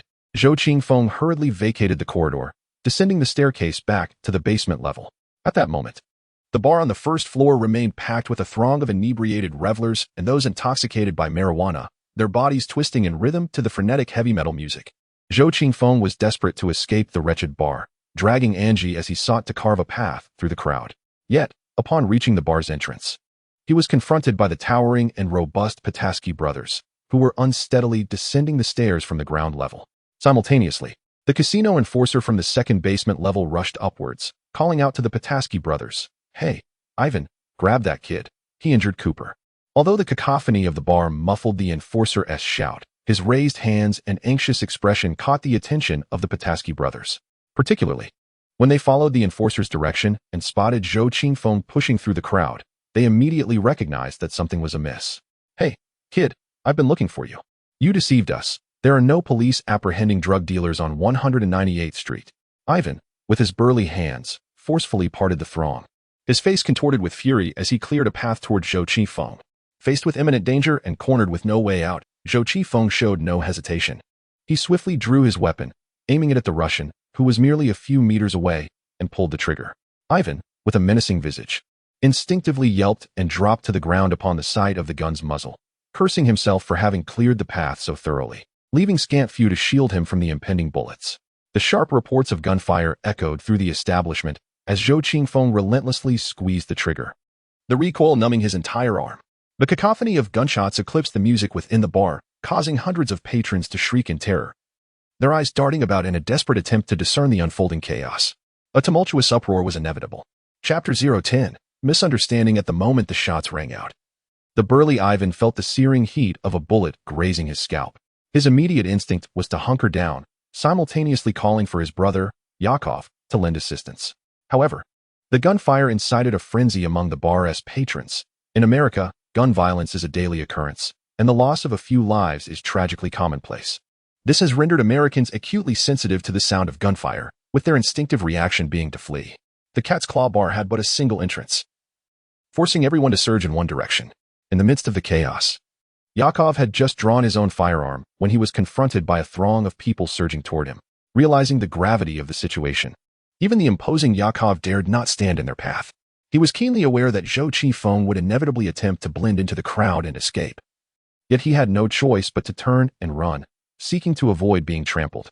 As for his brother Ivan, he could only hope for the best. Once down, Ivan quickly recognized the peril of his position, knowing that being trampled by hundreds could spell doom, even for a creature as sturdy as an ox. The realization came a tad too late. As he attempted to rise, a chaotic throng surged forth like a horde of headless flies. "Ouch! Who stepped on me? I'll kill him," he exclaimed. "Oh, that wretched woman in high heels just crushed my... Help! Please, don't step on me. I can't breathe." With hundreds of feet trampling over him, Ivan found himself unable to lift his head. In the end, he could do nothing but curl up, cradling his head in his arms, enduring the agony of being trampled. As for Zhou Qifeng, he was utterly unconcerned about Ivan's plight. The pandemonium was precisely what Zhou desired. Gripping a gun in one hand and dragging Ng with the other, he surged forward through the crowd, accompanied by a dozen others. Upon spotting the illuminated sign of the Cat's Paw bar, he fired several shots to extinguish its glow. The cacophony of gunfire sent the crowd into a frenzy, filled with screams and cries that resonated throughout the bar. Emotions spiraled out of control. Calmness was a distant memory as they rushed out in a mad dash. Finally bursting through the bar's entrance, Zhou felt a sudden ease in his chest, the pressure of the crowd lifting, making each breath considerably lighter. As he reached the roadside outside the bar, a dilapidated Ford rolled up with a rumble, screeching to a halt before him. Lena, in the driver's seat, shouted in exasperation. "Kid, you should be grateful I didn't leave you behind. Honestly, I was tempted to disregard your fate." Thank you, Zhou gasped, expressing his gratitude as he opened the door and climbed in with Ng. Once the door was shut, he shouted, Drive. We must leave swiftly." At this moment, Yakov, stationed at the entrance of the bar, caught sight of Zhou Qifeng escaping. He drew his pistol and fired repeatedly at Lena's battered vehicle. Upon realizing he could not stop them, he cursed vehemently. "You brat, I know who you are. Hurry back home and cry like a baby, because I will find you and give you a thorough beating." Inside the car, Zhou Qifeng was drenched in sweat, seemingly collapsing against the back seat, his limbs trembling from the adrenaline. His chest heaved with rapid breaths.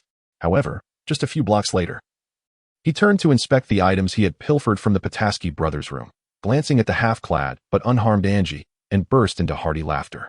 "I did it. I truly did it." Despite the perilous nature of his endeavor, Zhou Qifeng had secured the money, tens of thousands of dollars. With the sum, he would at least stave off starvation during the impending catastrophe.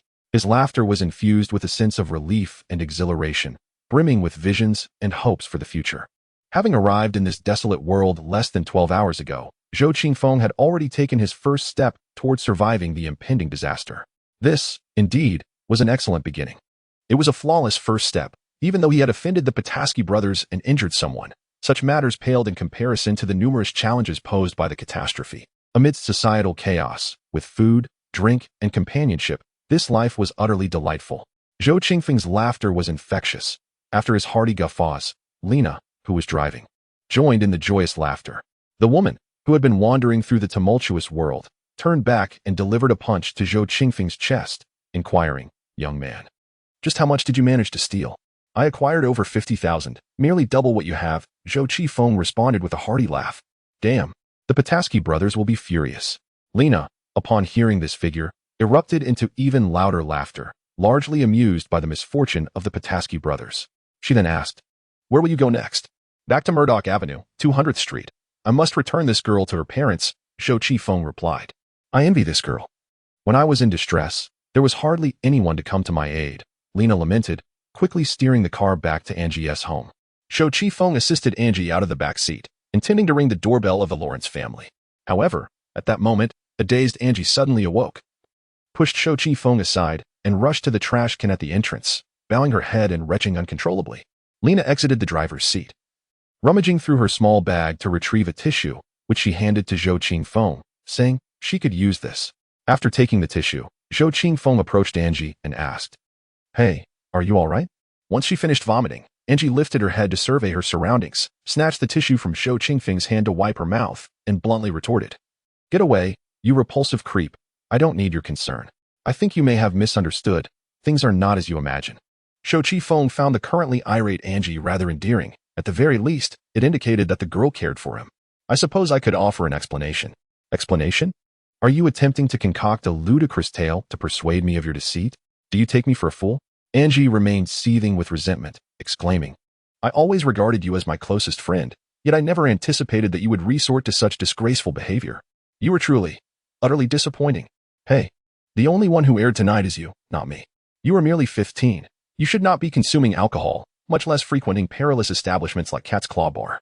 Do you realize you were nearly?" Zhou Qingfeng refrained from completing his sentence, striving to preserve some semblance of dignity for the girl.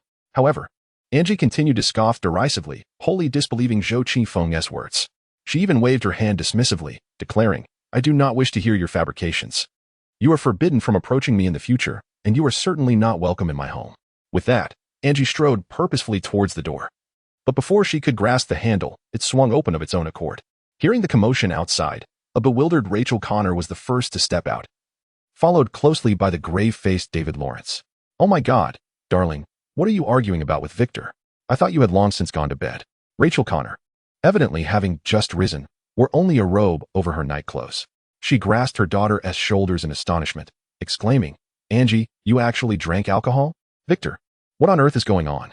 Angie turned her head away, fuming and refusing to utter a word. The Lawrence couple could only direct their gaze towards Zhou Qingfeng, who stood outside their home. Zhou Qingfeng shrugged, attempting to organize his thoughts, when he heard Lena, standing beside him, say, "I believe it would be more appropriate for me to explain this matter, if you don't mind." Chapter 011. The story. My name is Lena, a Bulgarian. 3 years ago, I arrived in the United States with a student visa, hoping to secure a respectable and well-paying job through my own abilities. However, reality proved to be merciless. I found myself destitute and became a prostitute, the most degraded kind, working in a seedy bar. Please believe me. It was never my intention to engage in such a life, but I had no other choice. Who does not yearn for a life of dignity? Who does not aspire for a future? You cannot fathom the depths of my suffering. It is a torment 1,000 times worse than hell. My passport was confiscated by the Pataski brothers, rendering me an undocumented individual. My earnings were siphoned off, and I was subjected to various forms of abuse, leaving me devoid of any hope. I often fantasized about someone coming to rescue me, even the police, to send me back home. I had long regretted my decision to come to America. Alas, my dreams were ruthlessly shattered by reality, and I endured 3 years of relentless torment. Just hours ago, I was on the brink of punishment from the Pataski brothers for a meager $25. They intended to slit my throat, making me eternally regret my perceived disrespect towards them.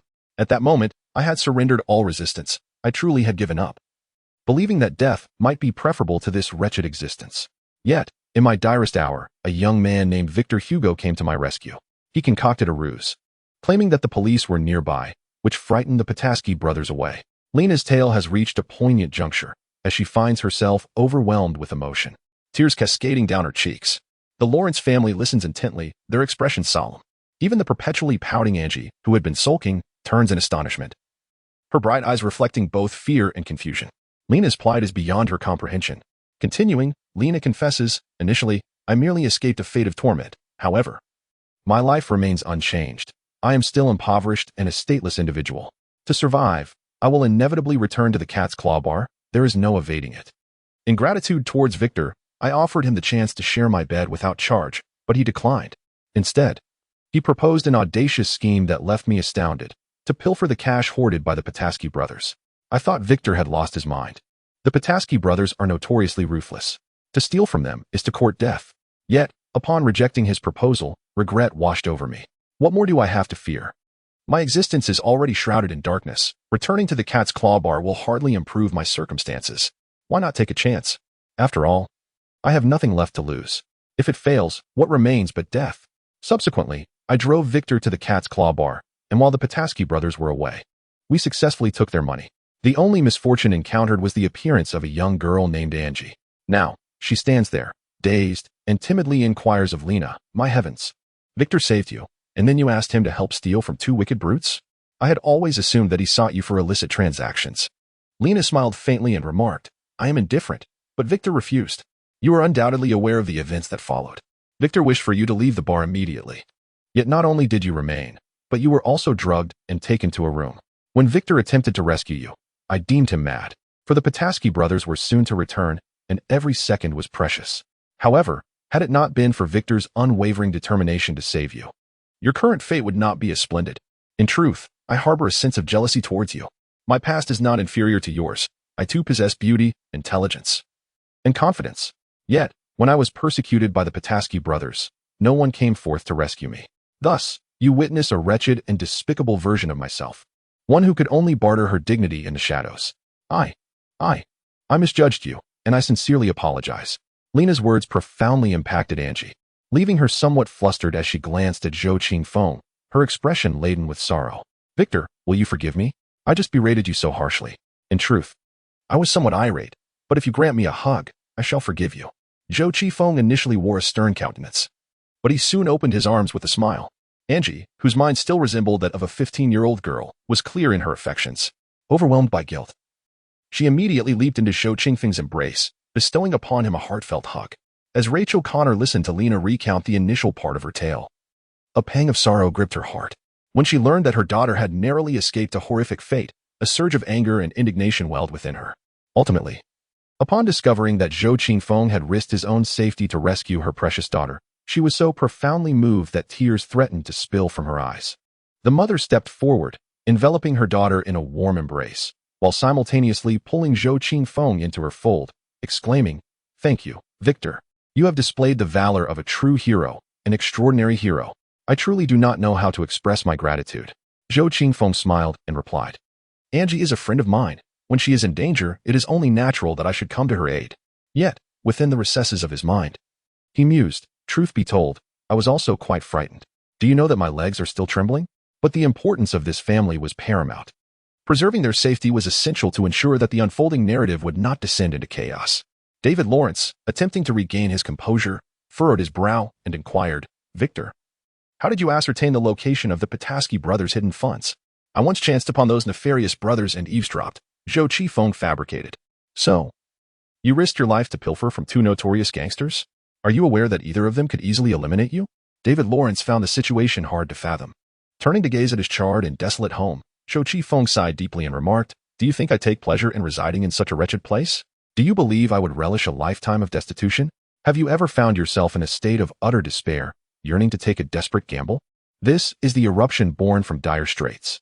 David Lawrence, a man seasoned by the horrors of battle, immediately comprehended Zhou Qingfeng's current state of mind upon reflecting on his own past perils. He nodded, tacitly accepting Zhou's explanation. You are in quite a predicament. The Petoskey brothers will undoubtedly pursue you relentlessly. It is not merely a matter concerning the Petoskey brothers. I also shot a fellow named Cooper. I suspect the police will soon come looking for me. Zhou Qingfeng withdrew his Colt M1911A1 from his waist, expressing his distress. In truth, I have no proficiency with firearms. I aimed for his head, but struck his shoulder instead. After firing several rounds, my entire arm is in excruciating pain. Upon hearing the name Cooper, Lena gasped, Victor, it seems your troubles extend beyond just the Petoskey brothers and the police. Cooper is the son of Kogin, the proprietor of the Cat's Claw Bar. And Kogin is the most formidable gang leader in the vicinity. Zhou Qingfeng thought to himself, no wonder that man was so formidable.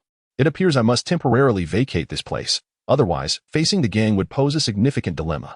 David Lawrence, however, refrained from further speech. He stepped forward, took the handgun from Zhou Qingfeng's hands, removed the magazine, and, after ejecting the chambered round, assessed the weapon. This firearm is quite decent. If you wish to wield it effectively, you must undergo comprehensive training. Victor, you saved my daughter. I cannot remain indifferent to your plight. Although you have embroiled yourself in considerable trouble, I can recommend a friend of mine where you might find refuge. Perhaps she can also impart some skills to you. What kind of person? Zhou Qingfeng's heart suddenly raced with excitement. David Lawrence, in his quest to save the world, had once gathered a group of friends to form a formidable team. Zhou Qingfeng yearned to join this illustrious assembly, for it was comprised of exceptionally talented individuals. Yet, he was acutely aware of his own lackluster combat abilities. Under normal circumstances, others would certainly deem him a liability. I have many friends in New York, all of whom are quite remarkable, he mused. Among them, Katerina possesses a particularly amiable disposition and is quite welcoming. You could seek refuge with her for a time. What do you think? David Lawrence considered his suggestion to be quite sound. Katerina? Hold on. I could visit old Bagans instead. Though that old trickster has his quirks. Minsk would suffice as well, despite that brute's penchant for violence beyond mere fighting. Alternatively, Fernando's place would be decent, even if that pretentious fellow has a sharp tongue. As for Katerina, her amiable nature is a farce. I have no desire to be around her. That woman is utterly insane. I refuse to associate with a madwoman. Chapter 012. Katerina Raven, 24 years of age. Stands at an impressive height of 182 centimeters and weighs 80 kilograms. With jet black hair and striking purple eyes, she is endowed with a captivating D-cup figure. Her tall, statuesque legs appear both elegant and powerful. However, this woman's thighs bear an extraordinary tale. She once endured a landmine explosion on the battlefield, resulting in the amputation of both legs. Yet, after her disability, she risked her life to undergo advanced bionic limb implantation, employing biotechnological marvels to acquire two extraordinarily powerful legs. Katerina Raven's leg bones are constructed from high-strength titanium alloy, rendering them lightweight yet exceptionally sturdy and resilient. Her leg muscles are composed of carbon nanotubes, powered by bioelectricity. Although the artificially cultivated skin grants her thighs a tactile sensation and appearance akin to that of an ordinary human, their strength and power are thrice that of an average person, enabling her to sprint 100 meters in merely 5 seconds. Due to her remarkable speed and swift reflexes, Katerina Raven has become a scout and vanguard in David Lawrence's squad. She is entrusted with any mission requiring a rapid assault, as her speed allows her to traverse vast distances in the blink of an eye, making her elusive and difficult to capture. While conventional combat typically minimizes the use of legs, Katerina diverges from this norm. During the Cataclysm, her signature move was to deliver precise, lethal kicks, ensuring each strike was fatal. Her extraordinary speed and immense power made her a formidable opponent, leaving others perpetually on edge. However, her legs are not her sole defining feature. This fierce woman hails from a military lineage, with her father being a member of the British SBS Special Boat Service and her mother a war correspondent from Spain. This upbringing led to her being groomed for a military life from an early age. After enduring her father's extreme, rigorous, and perilous training, she enlisted in the British Army at the age of 18, only to desert 3 months later, citing the tedium of serving in a clerical role. Thus, the British military court unhesitatingly found her guilty, and her warrant remains valid to this day. After fleeing the UK, this fierce woman joined a mercenary group alongside her father, traversing the tumultuous, war-torn regions of the world. It was during one such conflict that she encountered David Lawrence, and it was love at first sight. She followed him all the way to New York. Indeed, Katerina Raven harbored an ardent infatuation for David Lawrence, willing to do anything for him, even disregarding the fact that he was already married. Such fervent devotion evoked extreme jealousy. However, David Lawrence consistently maintained his distance from Katerina, even relocating repeatedly in an effort to escape her. Yet, this proved futile. No matter where David moved, Katerina would invariably follow within a fortnight. According to the film's narrative, Rachel Connor harbored a profound disdain for her rival, never speaking to her and offering only cold indifference. Conversely, Angie found herself quite intrigued by this ardent admirer of her father, and their relationship flourished. Katerina Raven's personality is marked by a clear dichotomy of love and hate, exhibiting a rather extreme disposition. Although she possesses striking beauty, she never employs any cosmetics. Instead, she boasts a cascade of lustrous, straight black hair, which she typically styles in a bun, rarely allowing it to be seen. Katerina resides in Brooklyn, New York, where the earnings from her mercenary endeavors have been spent on surgeries, resulting in a rather modest existence. It is said that when she finds herself in a tight spot, she often ventures out into the streets in the dead of night, and the following day, the police frequently discover the lifeless bodies of several gang members, stripped of all possessions, discarded in dumpsters, or tucked away in shadowy corners. Indeed, this audacious woman revels in the perilous game of predation, delighting in the art of betrayal among thieves.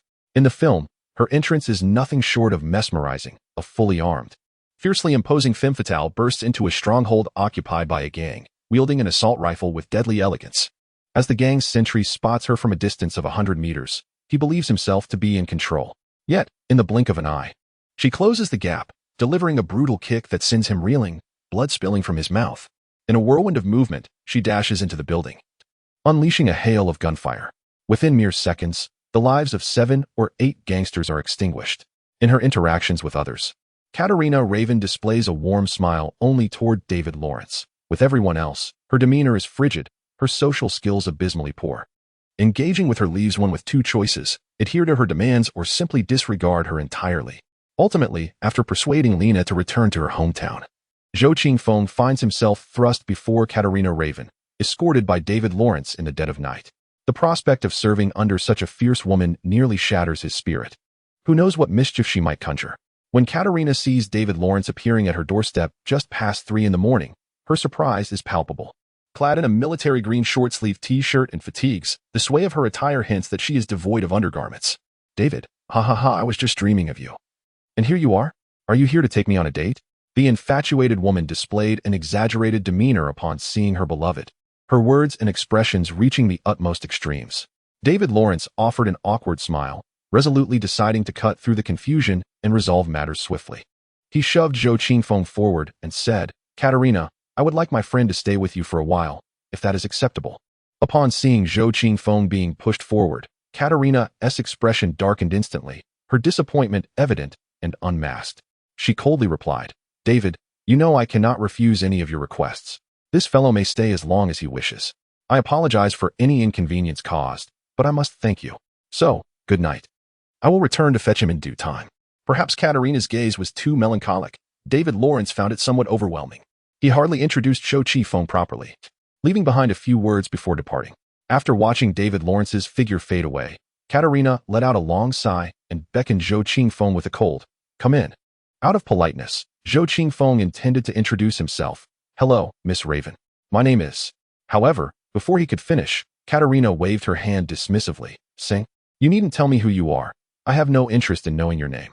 I will ensure you are provided with food and shelter, as well as basic security. Beyond that, do not trouble me with anything else. I knew this woman would be difficult to deal with. She had no intention of acknowledging anyone else's presence. Katerina led Zhou Qingfeng into a small bedroom, switched on the light, and pointed to the bed, saying, Your area of activity is confined to this room and the living room outside. You are strictly forbidden to wander elsewhere without my permission. Breakfast will be served at 6. Tardiness will not be tolerated. Now, get into bed and refrain from making noise. What a wretched existence. Chapter 013, Conversation having traversed into the year 2030. On the brink of an impending cataclysm, less than 12 hours had elapsed, yet Zhou Qingfeng felt utterly exhausted, both mentally and physically. Upon throwing himself onto the bed, he quickly succumbed to a deep slumber. However, merely a few hours into his sleep, he was roused by an unsettling sensation of someone shifting his body. Startled, he sprang up from the bed, only to find Katerina sitting beside him, rummaging through the backpack he had slung over his shoulder. Inside the bag lay over $57,000, acquired from the Pataski brothers, along with a Colt M1911A1 pistol. Katerina, tinkering with the firearm, whistled appreciatively and remarked, This gun is quite impressive, well crafted. Where did it come from? Awakened with a start and drenched in sweat, Zhou Qingfeng responded with irritation to Katerina's inquiry. It was stolen. Oh, I had assumed you were a coward, she replied, rising from her seat and preparing to leave. Before exiting, she added, Get up. It is already 10 in the morning. Breakfast has passed, so you will have to wait for lunch at noon. Also, your hand appears severely swollen. It would be wise to apply some medication. A novice like you, who nearly dislocated his arm while firing a weapon, truly has the heavens to thank for surviving thus far. I am alive thanks to my own efforts, not due to some cursed deity. Zhou Qingfeng, supporting himself, attempted to rise from the bed, feeling the familiar ache and pain in his right arm. A fiery heat and numbness engulfed his shoulder, elbow, and wrist, with evident swelling. On the bedside table lay a bottle of anti-inflammatory spray, likely left by Katerina. Grasping it, Zhou Qingfeng sprayed it on the affected joints, the cooling sensation providing immediate relief. The Colt M1911A1 employs powerful .45 caliber ammunition. Being struck by such a bullet in the limbs would undoubtedly result in severe injury. A shot to the torso would likely necessitate arrangements for a funeral. The formidable power of the firearm naturally results in a significant recoil. For someone like Zhou Qingfeng, who had never fired a gun before, merely managing to discharge it was an accomplishment. It was entirely predictable that he would injure himself while failing to hit the target. After applying the anti-inflammatory spray, Zhou Qingfeng regained some semblance of mobility in his hand. It was then that he began to survey his current living quarters. The room that Katerina had arranged for him was quite rudimentary, consisting of a wooden bunk bed, a table, and 2 chairs. The cramped space measured no more than 4 or 5 square meters, devoid of any decoration. Upon exiting the room, Zhou Qingfeng realized he was situated within a 4- or 5-story building, resembling a large warehouse. Yet Katerina had transformed it into a bright, clean, and comfortable abode. The living room boasts an expansive ceiling, furnished with a sofa, television, coffee table, and various other pieces of furniture, including a quaint bar tucked away in a corner. Beyond the living area, there are at least 3 or 4 additional floors dedicated to Katerina's private domain, while below lies a spacious garage, likely housing 1 or 2 modified military vehicles. Judging by the thickness of the walls, this place appears to have been meticulously chosen by Katerina, resembling a well-fortified stronghold.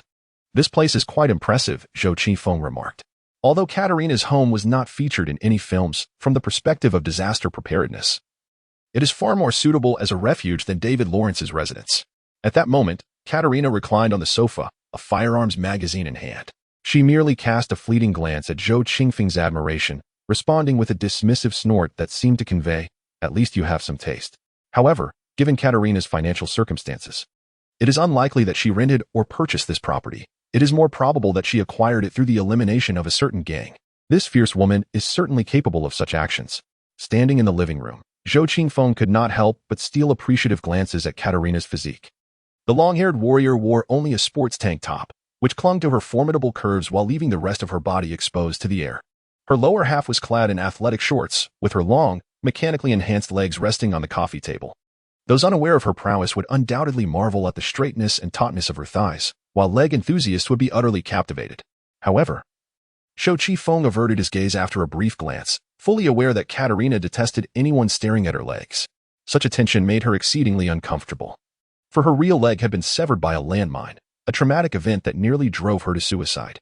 "Excuse me, do you have a computer I could use?" Zhou Qingfeng inquired as he stepped forward. "No," Katerina replied without raising her eyelids, engrossed in the magazine she was flipping through. This woman never seemed to worry about the trials of life. Her days were mostly devoid of obligations aside from her habitual physical training. Occasionally, when she felt suffocated, irritable, or bored, or when funds were low, she would venture into the perilous streets of Brooklyn under the cover of night to dispense her own brand of justice. This was perhaps her sole pastime. "Oh," Zhou Qingfeng acknowledged, understanding her unapproachable demeanor. He scratched his head and asked, "May I use your phone to purchase some supplies online? I will reimburse you in cash." Katerina shot him a disdainful look, her impatience evident as she queried, "What supplies do you need?" Reflecting on his desires from the previous night, Zhou Qingfeng listed, primarily rice, flour, cooking oil, salt, seasonings, drinking water, assorted canned goods, fuel, a generator, solar panels, high-capacity batteries, spirits, cigarettes, water purifiers, purification tablets, first aid supplies, and medications. "Oh, and I also need a substantial quantity of toilet paper." As Katerina listened, her brow furrowed. The items Zhou Qingfeng requested encompass nearly every aspect of daily living. Acquiring these provisions would enable him to sustain himself independently for an extended period. She inquired, "Have you stirred up significant trouble, prompting you to seek refuge?"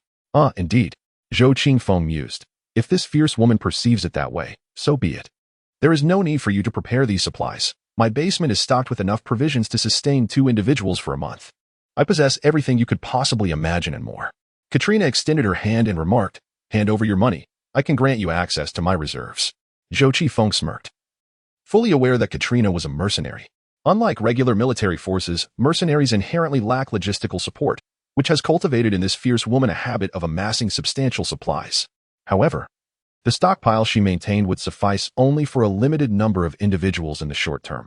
When faced with the despairing and seemingly endless existence following a cataclysm, it would prove woefully inadequate. "What I require is a considerably larger quantity. For instance, I wish to procure over 5 tons of rice and flour, along with tens of thousands of canned goods." Zhou Qingfeng pondered deeply. To fulfill his supply needs, the sum of over $50,000 would be far from sufficient. Alas, the funds are still lacking. Chapter 014. Robbed. In truth, what is even more scarce is time. Zhou Qingfeng glanced at the wall clock, inwardly lamenting. The current time is noon on August 2nd, 2030, with less than 60 hours remaining before the impending catastrophe. At this moment, Katrina's household lunch was officially commencing. The fierce woman retrieved canned green peas, condensed milk, jam, and bread from the kitchen cabinet. Observing the spread, Zhou Qingfeng expressed his astonishment, asking, "Is this what you were having for lunch? What else did you expect?" She retorted. Katerina sat at the dining table, spreading jam onto whole grain bread with a knife. As she ate, she remarked, If you have ever consumed lizards, snakes, or even deceased mice in order to survive, you would find these offerings quite delectable. It was indeed challenging to communicate with mercenaries who had survived such a brutal battlefield. Zhou Qifeng could only mutter to himself. Even ordering a pizza would be preferable to this. He scooped a spoonful of green peas into his mouth, chewing thoughtfully, and realized that enduring the days of catastrophe would be exceedingly difficult for him. Goodness, I possess a Chinese stomach. I hail from the empire of Germans. Living on canned goods and bread for 3 months, without the need for a nuclear bomb to obliterate civilization, could very well lead me to despair and demise. Before dining, Katerina ultimately acquiesced to Zhou Qingfeng's request and located an online supermarket in New York on her phone, procuring a substantial quantity of supplies he required. These provisions were set to be delivered directly to Katerina's basement by an electric unmanned delivery vehicle in the afternoon. However, these supplies did little to assuage Zhou Qingfeng's unease, as the food lacked fresh meat and vegetables.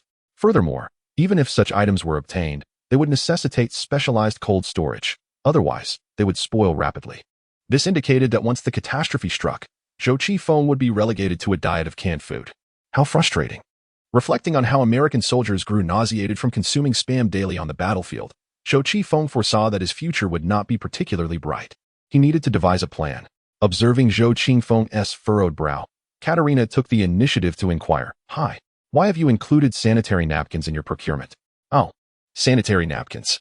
Would Zhou Qifeng claim this is for Angie and other women, and in considerable quantity as well? Did I purchase them inadvertently? I suppose I could return them once they arrive." It is essential to recognize that after the great catastrophe, the quality of human life will plummet dramatically. Especially with the onset of winter, when humanity will resort to burning any combustible material they can find to keep warm. At that point, many items that we now take for granted will become exceedingly scarce. Katerina evidently harbors doubts about Zhou Qingfeng's assertions. She muttered, "Pervert." Likely perceiving him as an eccentric with peculiar interests, Katerina facilitated the online payment for the purchases.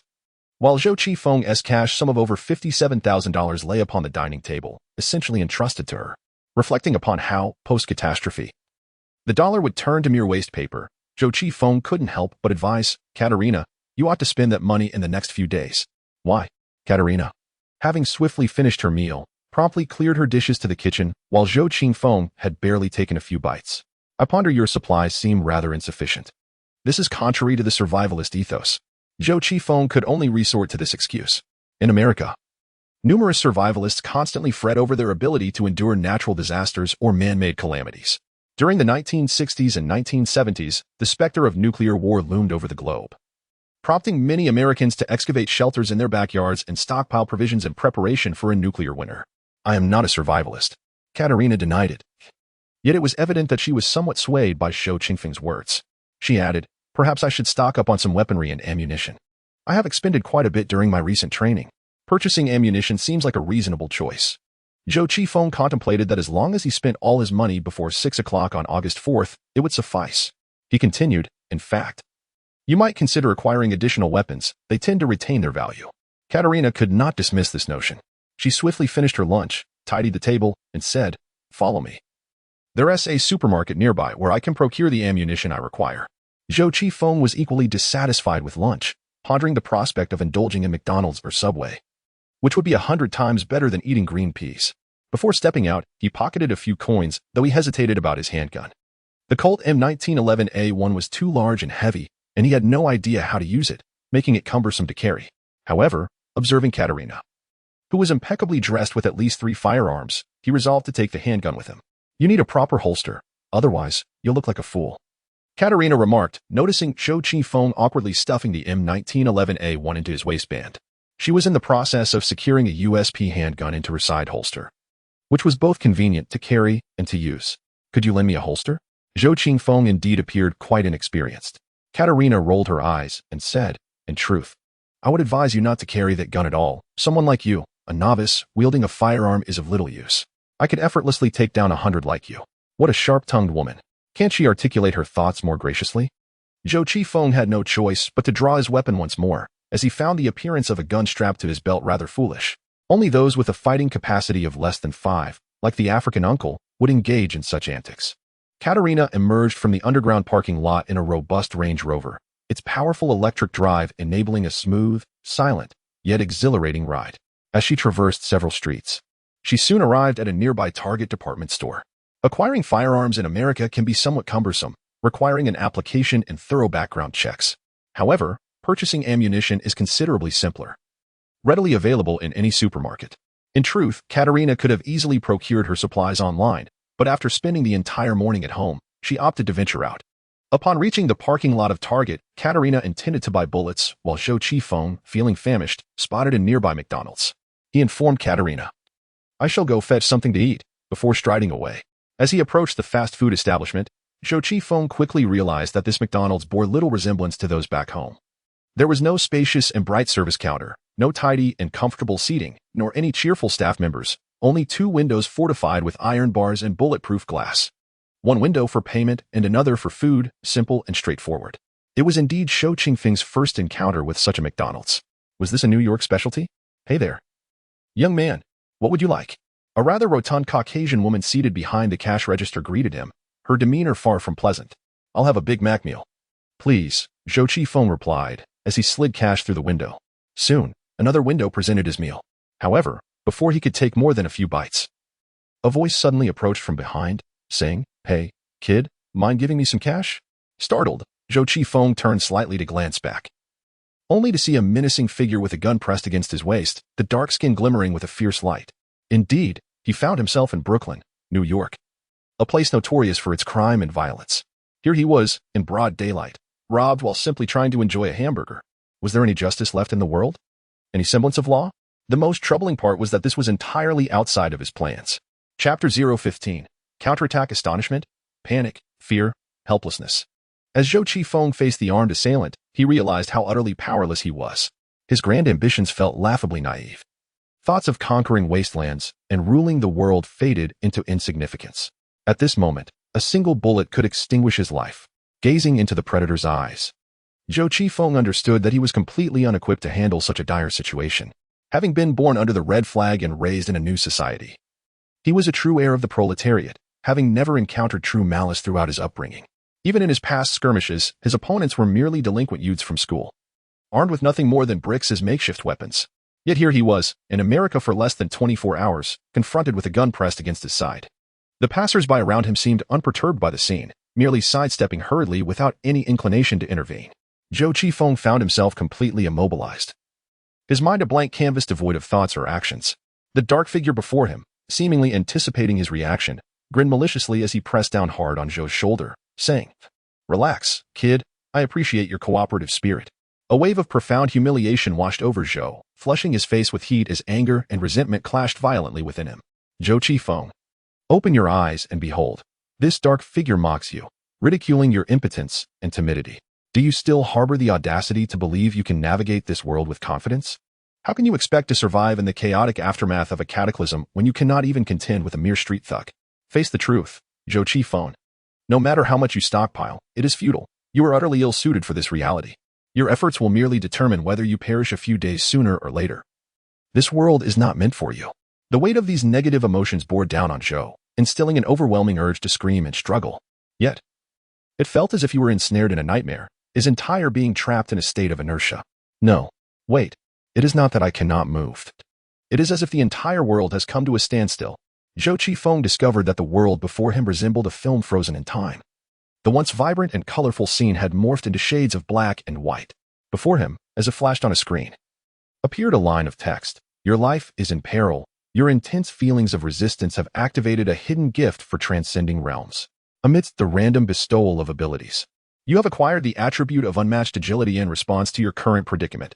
The distribution of gifts has concluded. This marks the final benefit bestowed upon you." Before Zhou Qifeng, a simplistic figure representing him has materialized. This figure already possesses a previously acquired attribute, an extraordinary talent granted by the so-called deity, a body brimming with immense potential, characterized by extraordinary growth and an uncanny capacity for learning. The essence of unmatched agility is that in close-quarters combat, one will always strike first, even when ambushed. One can regain a precious second for counterattack. In that fleeting second, the enemy finds themselves in a state of bewilderment. A moment, just a blink of an eye. As Zhou Qifeng focused his thoughts, the previously static black and white world regained its vibrancy, with the surroundings once again animated. However, the armed assailant before him remained frozen in time. In that singular second, Zhou Qifeng turned to confront the face of his adversary, a blend of mockery and ferocity. Under the weight of oppressive emotions, he found within himself a surge of unparalleled courage. Counterattack. Strike back. Vanquish this robber. Let him taste the bitter fruit of his own folly. Let him weep in the depths of hell for having provoked him. I shall transform. I shall survive. I shall adapt to this world. Life or death hangs in the balance. Only by bravely confronting my challenges can I emerge victorious. In that fleeting moment, Zhou Qifeng executed two swift maneuvers. He deftly twisted his body to evade the muzzle of the gun wielded by the assailant, and with a swift motion, he reached for his belt, drawing forth a spring knife. A diminutive spring knife accompanied Zhou Qifeng upon his arrival in this world. To him, the knife appeared utterly unremarkable. In a realm rife with firearms, it seemed fit only for slicing fruit, devoid of any other conceivable utility. Yet, Zhou Qifeng was mistaken. This modest spring knife proved its worth. After discarding the cumbersome Colt M1911A1, he deftly secured the compact blade at his side. In a moment of tension, with a gentle press of the spring, the sharp blade sprang forth. Zhou Qifeng swiftly turned and thrust the blade backward, its keen tip effortlessly piercing the chest of a gun-wielding assailant. Only then did the assailant comprehend the peril he faced, but it was far too late. To the onlookers, Zhou Qifeng appeared to be an unfortunate victim targeted by a robber. His carelessness in displaying cash while wandering alone had seemingly invited such misfortune.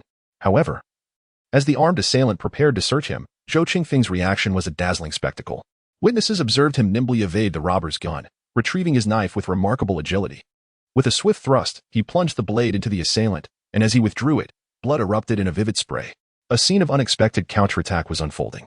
To the assailant, what had once been a captured prey had transformed into a formidable hunter. He had been brimming with confidence at the prospect of a lucrative theft. Yet this very assurance heralded his impending doom. In a fleeting moment of confusion, the assailant realized that Zhou Qifeng seemed to have vanished. Before he could discern the other's movements, a sharp pain pierced his chest as the cold tip of the knife found its mark. As the blade withdrew, he felt akin to a punctured balloon, his strength rapidly dissipating. The assailant realized he had been stabbed. He pivoted his firearm, intending to re-aim at Zhou Qifeng. However, Zhou's demeanor had transformed dramatically. This young Asian man effortlessly thwarted his grasp, following it up with a swift thrust of the knife. The second blade penetrated his lung, and upon extraction, a warm, metallic liquid surged from his airway. He attempted to cough, but was met with a violent expulsion of blood. Damn it! I will slay this yellow-skinned monkey. The robust, armed assailant harbored thoughts of eliminating Zhou Qifeng, yet such notions could only linger in his mind. When Zhou's third strike pierced his heart, he utterly lost the capacity to retaliate. In mere seconds, Zhou transitioned from a victim of robbery to a perpetrator of murder. Observing the heavy-set, armed assailant collapse onto the pavement, he felt as though he had emerged from a fierce battle, drenched in sweat and teetering on the brink of exhaustion. I have taken a life. I have taken a life. Chapter 016. The uproar as the corpse of the armed assailant fell to the ground. Pedestrians on the street erupted into a cacophony of panic. Clearly, murder was among the most heinous of crimes. The residents of Brooklyn displayed indifference towards street robbery, yet retained a palpable fear of homicide.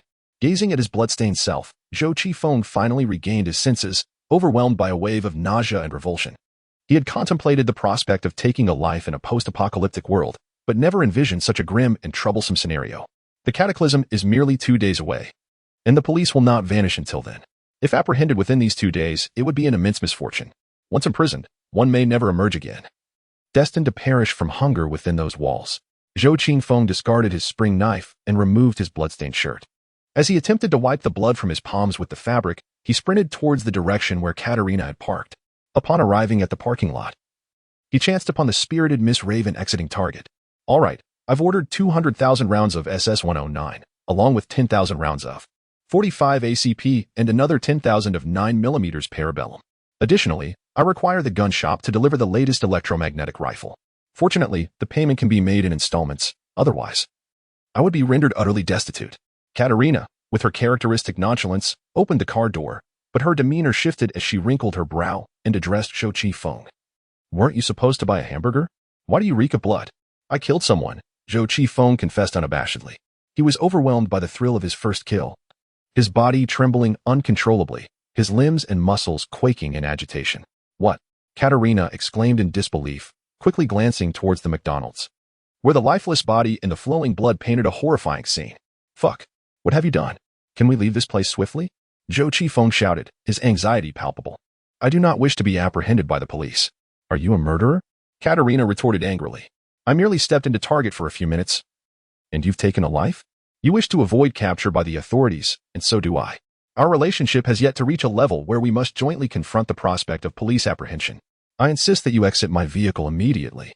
I never anticipated encountering a robbery. I merely intended to sell a hamburger, only to find someone pressing a gun against my waist. I was merely acting in self-defense. If you must know, Zhou Qifeng exclaimed with fervor, I previously only understood that New York was chaotic, particularly the Brooklyn area. Now I realize that in other cities, McDonald's establishments operate with open doors, while here, they are fortified with iron bars and bulletproof glass. It has become apparent that in other cities, one worries about being robbed at night. Here, however, armed robberies occur in broad daylight, and the passers-by regard it with indifference. When faced with a robbery, simply offering $20 suffices. Why resort to murder? Do you not consider your actions excessively violent? Katerina responded, equally incensed. Oh, Katerina Raven, are you accusing me of excessive violence? You have taken more lives than I ever have. Who is it that frequently prowls the streets at night, engaging in ruthless acts and disposing of bodies in dumpsters? Those who commit such deeds are hardly in a position to criticize my supposed brutality. Zhou Qingfeng's anger flared. Today marked his first experience with robbery, his first act of taking a life, and his initial confrontation with the imminent pursuit of law enforcement. This situation was far more severe than the previous night's endeavor to seize money from gang enforcers, and his mood had soured considerably. In response to Katerina's accusations, he could not refrain from retorting with sharp words. Upon hearing Zhou Qifeng expose her secrets, Katerina Raven's expression immediately turned icy, and she coldly demanded, How do you know this information? How do you know what I do at midnight? Do you still wish to accuse me of being overly violent? I have taken a life, so what? The person I killed was a robber. Anyone daring to attempt to rob me must consider the possibility of facing dire consequences. Zhou Qifeng refrained from providing a direct response, instead fixating on Katerina's eyes to underscore the justification of his actions. At that moment, the distant wail of sirens echoed. Brooklyn is notorious for its rampant crime, and the local police are notoriously fierce. It remains a mystery who might have meddled and alerted the authorities, prompting such a swift police response. Upon hearing the sirens, Katerina could no longer afford to hesitate. She promptly revved up her SUV and sped away from the parking lot, swiftly vacating the area. As she drove, she muttered curses under her breath. Damn it, the surveillance at the intersection likely captured my vehicle. The police might trace it back to me. Zhou Qifeng sat silently in the passenger seat, acutely aware that Katerina intended to wash the car and change the license plates. This was a common maneuver among criminals in Brooklyn when faced with trouble. However, to his surprise, after driving several blocks, Katerina abruptly halted by the roadside and coldly stated, Get out. Are you attempting to expel me? Zhou Qifeng was momentarily taken aback. Of course, I am. Let me reiterate, I have known you for less than a day, and our relationship is not strong enough to confront the police together. Had you not been introduced by David, I would have promptly delivered you to the authorities. I have shown considerable mercy by bringing you this far, so I implore you to leave at once, lest you entangle me in your troubles. Your arguments are compelling, rendering any rebuttal futile. Zhou Qifeng was acutely aware that he had only known this fierce woman for a mere 10 hours. The notion that she would shoulder any significant burden on his behalf was nothing short of delusional. He yearned to plead for her understanding, for he was utterly at a loss regarding how one survives in New York. The mere pangs of hunger could very well claim his life. Yet, confronted with Katerina's disdainful gaze, his pride rendered him mute. I understand. I shall not implicate you. Zhou Qifeng suppressed his rage and fear, biting his lip as he calmly exited the vehicle. Although the situation seemed dire, he refused to cling desperately to the hope of being unceremoniously ejected. Once outside, he stood by the roadside, watching as Katerina drove away, leaving him in solitude. Surveying his surroundings, he realized he was utterly unfamiliar with the area. Damn. With Zhang the butcher gone, am I to resort to a pig with its bristles still intact? Zhou Qifeng cursed under his breath, rummaging through his pockets to find a mere $30 remaining. This paltry sum could scarcely afford him a meal or two. I refuse to believe that without relying on others, I cannot survive. Noticing the bloodstains on his hands and clothing, he recognized that his appearance rendered him ill-suited to linger on the streets. Should he encounter the police, evasion would be exceedingly difficult. He needed to concoct a plan swiftly and find a place to conceal himself. Zhou Qifeng exerted every effort to stimulate his mind, reminiscing about what he knew of New York. I need to endure for just 2 more days. After that, chaos will ensue, and I shall naturally be able to elude the police. Yet, the impending 2 days promise to be arduous. Chapter 017. Misunderstanding after leaving Zhou Qifeng behind. Katerina Raven drove to a car wash. Half an hour later, her Land Rover not only sported a new license plate but had also undergone a transformation in color and even model. The police would find it exceedingly difficult to link her vehicle to the one seen near the murder scene. That wretched little brat dared to commit such atrocious acts in broad daylight. How could David entrust such a ruffian to my care? Fuming, Katerina returned home, her mind swirling with thoughts of how to chastise her beloved. However, upon entering, she discovered Angie lounging on her living room sofa, munching on chips and watching television. As soon as Angie saw her, the exuberant young girl leapt up, exclaiming, "Hi, Katerina, I've been waiting for you." The sight of Angie instantly lifted Katerina's spirits. Her earlier frustration dissipating, she held a deep affection for the daughter of her beloved. And the two shared a bond akin to that of sisters, albeit with a rather tangled hierarchy. Yet, such distinctions mattered little to foreigners. "Angie, I am so delighted to see you so full of energy. Why don't you stay here tonight? I shall prepare a French feast for you." With a playful affection, Katerina tousled Angie's hair, and in an instant, the two women, one large and one small, were engaged in a delightful scuffle on the sofa, rolling about in joyous abandon. After a bout of laughter, Angie remarked, "By the way, when I arrived at your home, I noticed a delivery vehicle entering the basement, seemingly unloading a plethora of chaotic items. Oh, that must be the rascal who purchased them. It's merely some household necessities, and quite a substantial quantity at that." Katerina frowned at the mention of Zhou Qingfeng. Angie, perceptive to her expression, inquired with curiosity, "Where is Victor? Shouldn't he be with you? That scoundrel's name is Victor? You would do well to steer clear of him. That brat could bring you harm," Katerina scoffed, harboring a deep-seated prejudice against Zhou Qingfeng. "It's truly bizarre that your father knows such a person. Hey, Victor is my friend. Katerina, what have you done to him?" Angie realized that the situation was rather unexpected. "Where exactly is he? I wish to see him." Katerina glanced at Angie dismissively and replied, "Is that fellow really so significant? To me, he appears to be a novice. I told him to rise at 6, yet he slept until 10. I prepared some canned goods and bread for him, and he had the audacity to be picky about it. The most ludicrous part is that he doesn't even know how to use a gun. He is hardly a competent mercenary." Listening to Katerina's dismissive tone, Angie was taken aback, and it took her a moment to realize that there might be a misunderstanding. She hastily interjected, "Katerina, you've got it all wrong. Victor was never a mercenary. He is my friend, timid in nature, and he never seeks trouble." "Oh." Katerina found herself ensnared in a cognitive error, instinctively perceiving those brought by David Lawrence as akin to herself. Nevertheless, she expressed her discontent, stating, "Well, even if he is not a mercenary, his character leaves much to be desired. He is certainly not timid. Boys have a penchant for deceit. It would be prudent for you to sever ties with him." Wait, what exactly transpired?" Angie was utterly perplexed. "How can I shake the feeling that the Victor you speak of bears no resemblance to the one I know? I took him to Target to shop, and he mentioned he was hungry, darting off to McDonald's for a burger. By the time I returned with ammunition, he came back drenched in blood, claiming he had killed someone. Can you fathom that? In mere minutes, over a robbery, over a matter of $20, he took a life. I detest those who resort to violence to resolve issues. They are the very dregs of humanity." Katerina spoke with fervor and righteousness. Her impassioned stance might lead unfamiliar individuals to perceive her as a benevolent pacifist. Yet, Angie retorted with a smirk, "Sister Katerina, if you were the one being robbed, would you not act with lethal intent without hesitation?" However, the fact that Victor could resort to murder was indeed perplexing. Yet, this misunderstanding could be clarified. What I truly wish to ascertain is his whereabouts. As Angie's unwavering gaze bore into her, Katerina suddenly questioned whether she had indeed erred. She inquired, "Angie, what has that scoundrel done to earn your affection? He appears rather ordinary to me." "It is because Victor saved me. In fact, he rescued numerous individuals last night. I have always perceived Victor as a timid soul, yet his bravery last night surpassed my wildest expectations."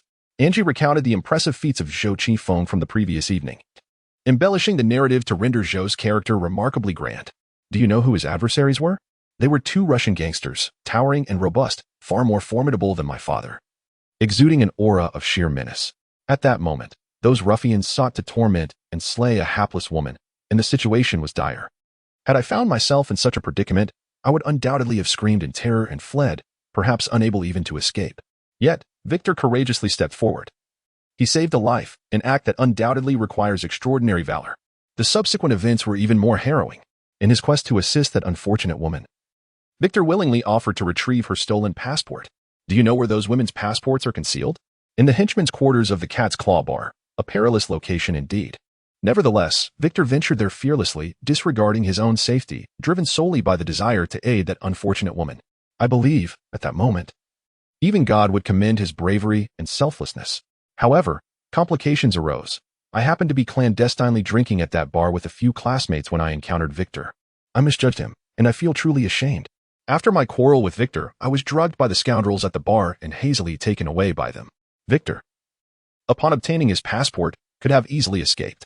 However, upon discovering my disappearance, he risked his life to stay behind and search for me. Were it not for his unwavering determination, I would either be in the hospital, lamenting my mistakes, or lying in the morgue. Therefore, I am immensely grateful to Victor. A typically timid boy rising to confront formidable villains for my safety is nothing short of noble and kind. I must cherish our friendship and cannot abandon him.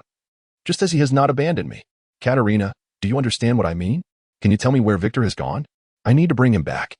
Angie's words were exceedingly simple yet imbued with sincere emotion.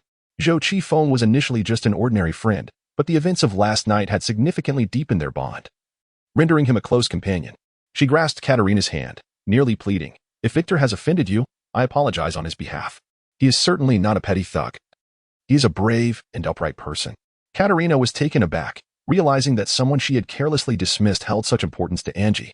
With a pang of regret, she asked, "Do you have his number?" "No, Victor is quite poor. He doesn't even own a phone," Angie replied. At this, Katerina sprang to her feet, exclaiming, "In that case, we can only go find him ourselves." Angie asked in astonishment, "Where exactly is Victor?" "All right, I confess I may have misjudged him," said Katerina with a stern expression. "I thought he was merely a troublemaking delinquent, which is why I left him in the most chaotic street of Brooklyn. I hope he is still alive." Chapter 018, Robbing the Police in the Broad Daylight. Under the radiant sun, Zhou Qifeng inexplicably felt a chill. The neighborhood he found himself in was eerily desolate. Although there were many pedestrians, each bore a fierce countenance, all robust figures with menacing expressions. Their gazes were imbued with a sense of coldness, and conversations were held in hushed tones, as if they were engaged in furtive whispers, regardless of their activities. They habitually scanned their surroundings, as if an adversary might emerge from the shadows at any moment. Amidst these intimidating figures, Zhou Qifeng, with his Asian features, felt an unsettling tightness in his chest. He located a street sign that read North Brooklyn, yet the lower portion was decayed, riddled with numerous visible bullet holes. Damn it. Where on earth am I? Zhou Qifeng thought, having seen neither buses nor taxis. Occasionally, a few cars sped past, racing as if their rear ends were ablaze. Each second spent in the vicinity felt perilous. The streetlights in this area had all been shot out, resembling a shooting range. And the few surveillance cameras that remained were mere skeletons. The alleys were permeated with a stench of urine, and he occasionally spotted disheveled homeless individuals rummaging through trash bins. Zhou Qifeng wandered through the neighborhood for half an hour, his stomach growling with hunger. He spotted a Turkish kebab shop by the roadside and pushed the door open to enter. Inside, a few patrons were engaged in hushed conversations at their tables, while a robust woman manned the grill. Upon seeing Zhou Qifeng, she called out, "Would you like to order?" "A serving of kebab," he replied, glancing at the menu.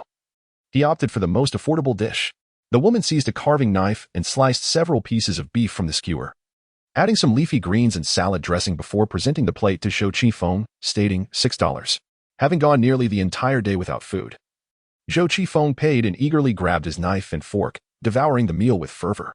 Turkish kebabs, in the land of the Americans, were quite palatable and offered substantial portions, ideal for satiating his hunger. As he ate, Zhou Qifeng contemplated his next course of action. Although he could no longer stay with Katerina, this was not an insurmountable predicament. Having calmed himself, he realized that nothing in life is devoid of challenges. As long as one is alive, hope remains. He still needed to locate the mechanical dog known as Dogmeat, which he deemed more reliable than any human companion, certainly more dependable than Katerina, who had abandoned him mid-journey. Losing the wager with Tony Parker was not an option. The thought of that carefree youth parading Dogmeat before him would be infuriating. However, securing Dogmeat was impossible without Angie's assistance. Thus, it became imperative to find a way to contact her. Additionally, he needed to procure some living expenses. Otherwise, he would starve before he could even arrange for Dogmeat. Zhou Qifeng found himself lost in thought, just as he was nearing the end of his meal. The barbecue lady placed a cup of cola in front of him, remarking, "This is for you, on the house." "Thank you," he replied, feeling quite parched. He lifted the cup and drank nearly half of it in one go. The barbecue lady, speaking slowly, added, "That black man you took down once robbed our store. I cursed him countless times to die in the streets, and today, my wish has finally come true." "What?" Zhou Qifeng was momentarily stunned. slowly lifting his gaze to meet the barbecue ladies. She pointed towards the television screen mounted on the wall of the shop, which was broadcasting scenes from a crime scene near Target, with a reporter discussing the deterioration of public safety. Damn it, I'm on TV, Zhou Qingfeng thought in disbelief. Staring at the screen where surveillance footage from McDonald's showed the moment he was taken hostage before he turned the tables and fatally stabbed his assailant. Well done. An elderly gentleman at the neighboring table gave Zhou Qingfeng a thumbs up, mimicking his lethal maneuver and exclaiming, "You turned around swiftly and struck with great ferocity. You must be Chinese. Your martial arts are impressive." Martial arts, my foot. Do you think you can tell I'm skilled just by looking at me? Zhou Qingfeng thought, anxiety washing over him. I've truly become a wanted murderer, and you still have the nerve to jest with me. As he watched his own face broadcasted on television, cold sweat began to pour from him. He finished the cola in one gulp, set the cup down, and turned to leave the barbecue shop, but at that moment, the door swung open with a clang, and 2 police officers stepped inside. Zhou Qingfeng did not halt his steps, nor did he turn to flee. With remarkable composure, he lowered his head and proceeded towards the exit, deliberately avoiding the gaze of the police. However, his downcast eyes inadvertently caught sight of the subtle pause in the feet of 2 officers, who then naturally split apart, their hands instinctively moving towards their holsters. He had been recognized. Zhou Qingfeng's Asian features stood out conspicuously amidst a crowd of foreigners, making it nearly impossible for anyone to overlook him. To compound his plight, a large image of his face was prominently displayed on the television screen on the wall, serving as undeniable confirmation of his identity. I am doomed. If caught, I shall surely be imprisoned for life. Zhou Qingfeng's heart plummeted, nearly ceasing to function. He lifted his gaze and found 2 white officers regarding him with grave expressions. One of them had already opened his mouth, poised to draw his weapon while simultaneously issuing a loud command. I cannot be captured. It is imperative that I evade arrest. Quick-witted and instinctively aggressive, Zhou Qingfeng's newly acquired passive ability was triggered. In an instant, he lunged towards one of the officers. The officer's hand had barely touched the holster when Zhou Qingfeng forcefully pushed aside his arm, swiftly drawing the Glock 17 pistol. In seamless succession, he drew, gripped, and aimed, all executed in one fluid motion. Zhou Qingfeng's agility in this dire situation left the patrons of the barbecue restaurant in awe.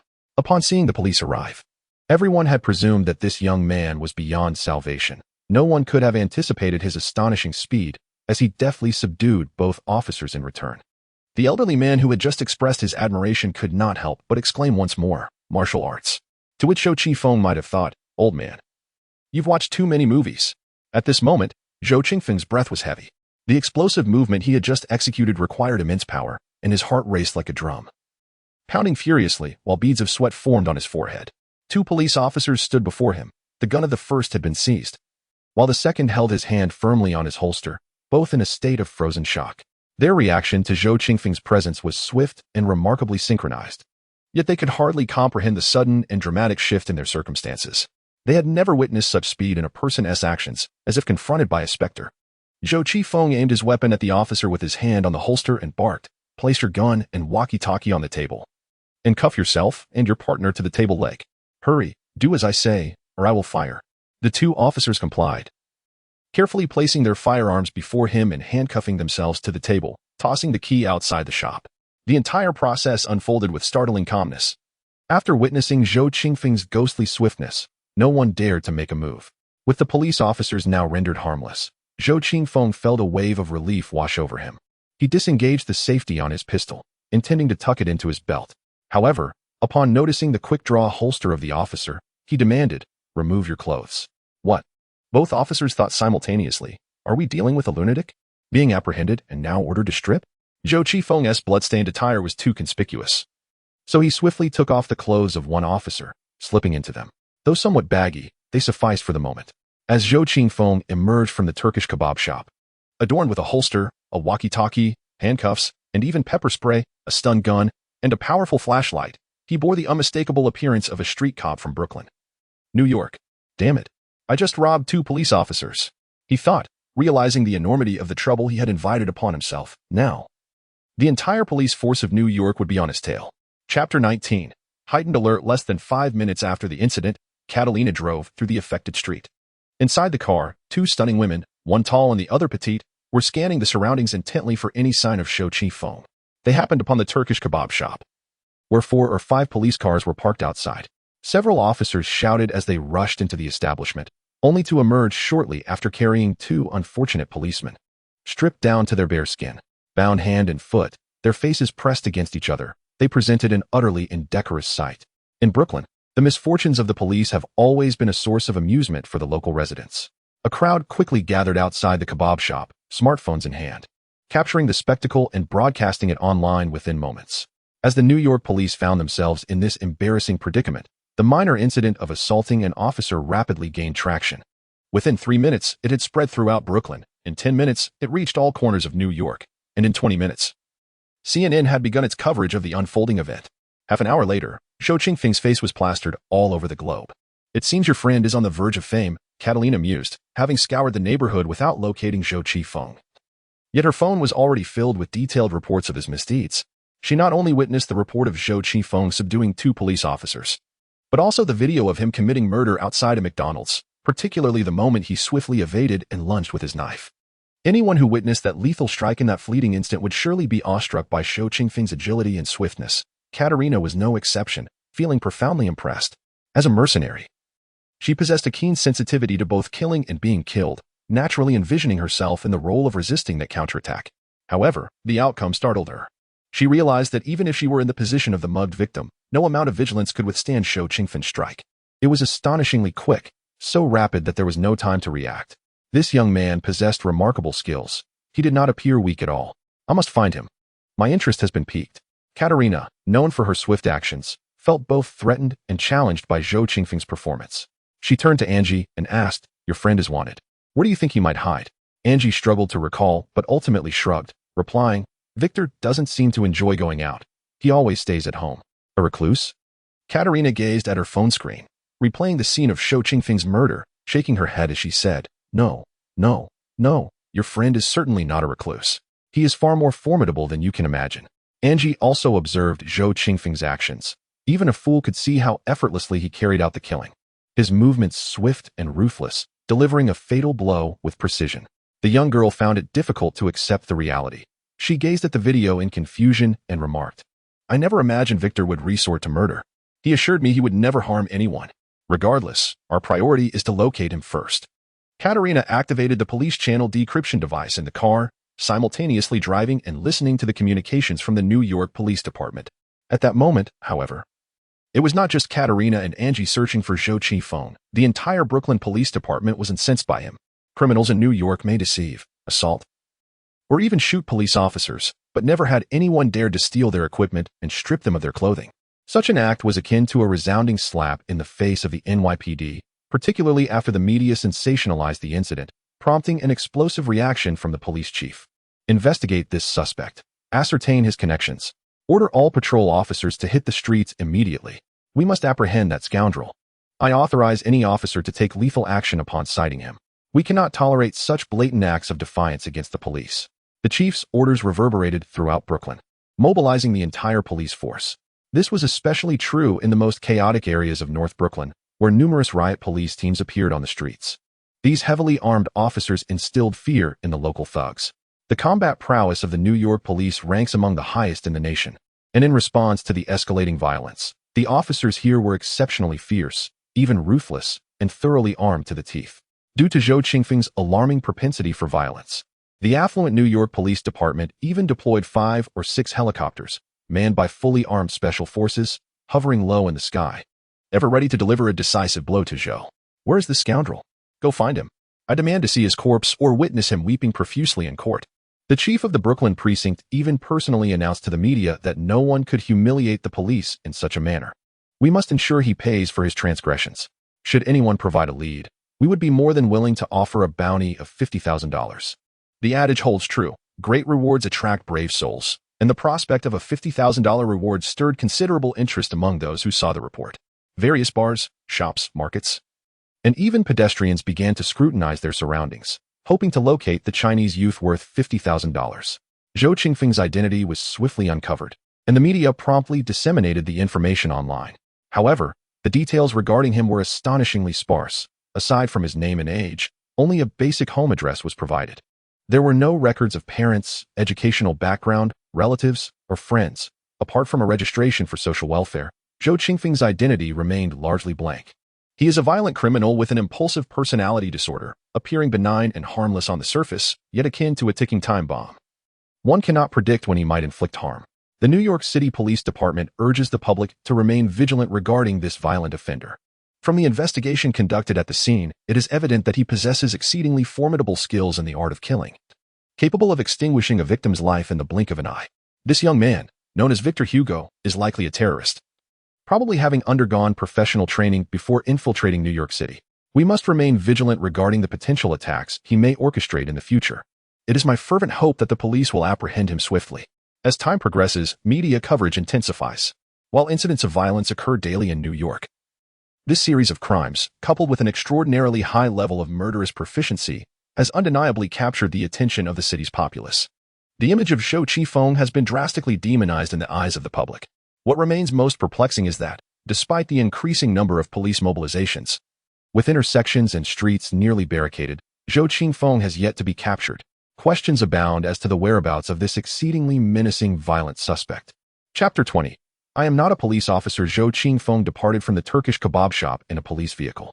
This electric patrol car boasts ample space, offers a comfortable driving experience, and is remarkably easy to maneuver, allowing even a novice driver like him to handle it with ease. However, after traversing several blocks, he discovered that the vehicle suddenly stalled, with all four doors locking shut. A warning light illuminated on the dashboard, and the siren blared, signaling his presence to all. I detest high-tech equipment. Zhou Qifeng was not devoid of intellect. He immediately surmised that the New York police might have received an alert, tracing his location through the network and subsequently immobilizing the police vehicle. With the doors and windows securely shut, Zhou had no choice but to draw the Glock he had pilfered, aiming for the sunroof atop the car. Thankfully, the sunroof was not made of bulletproof glass. After a few resounding gunshots, a gaping hole emerged, offering him an avenue of escape.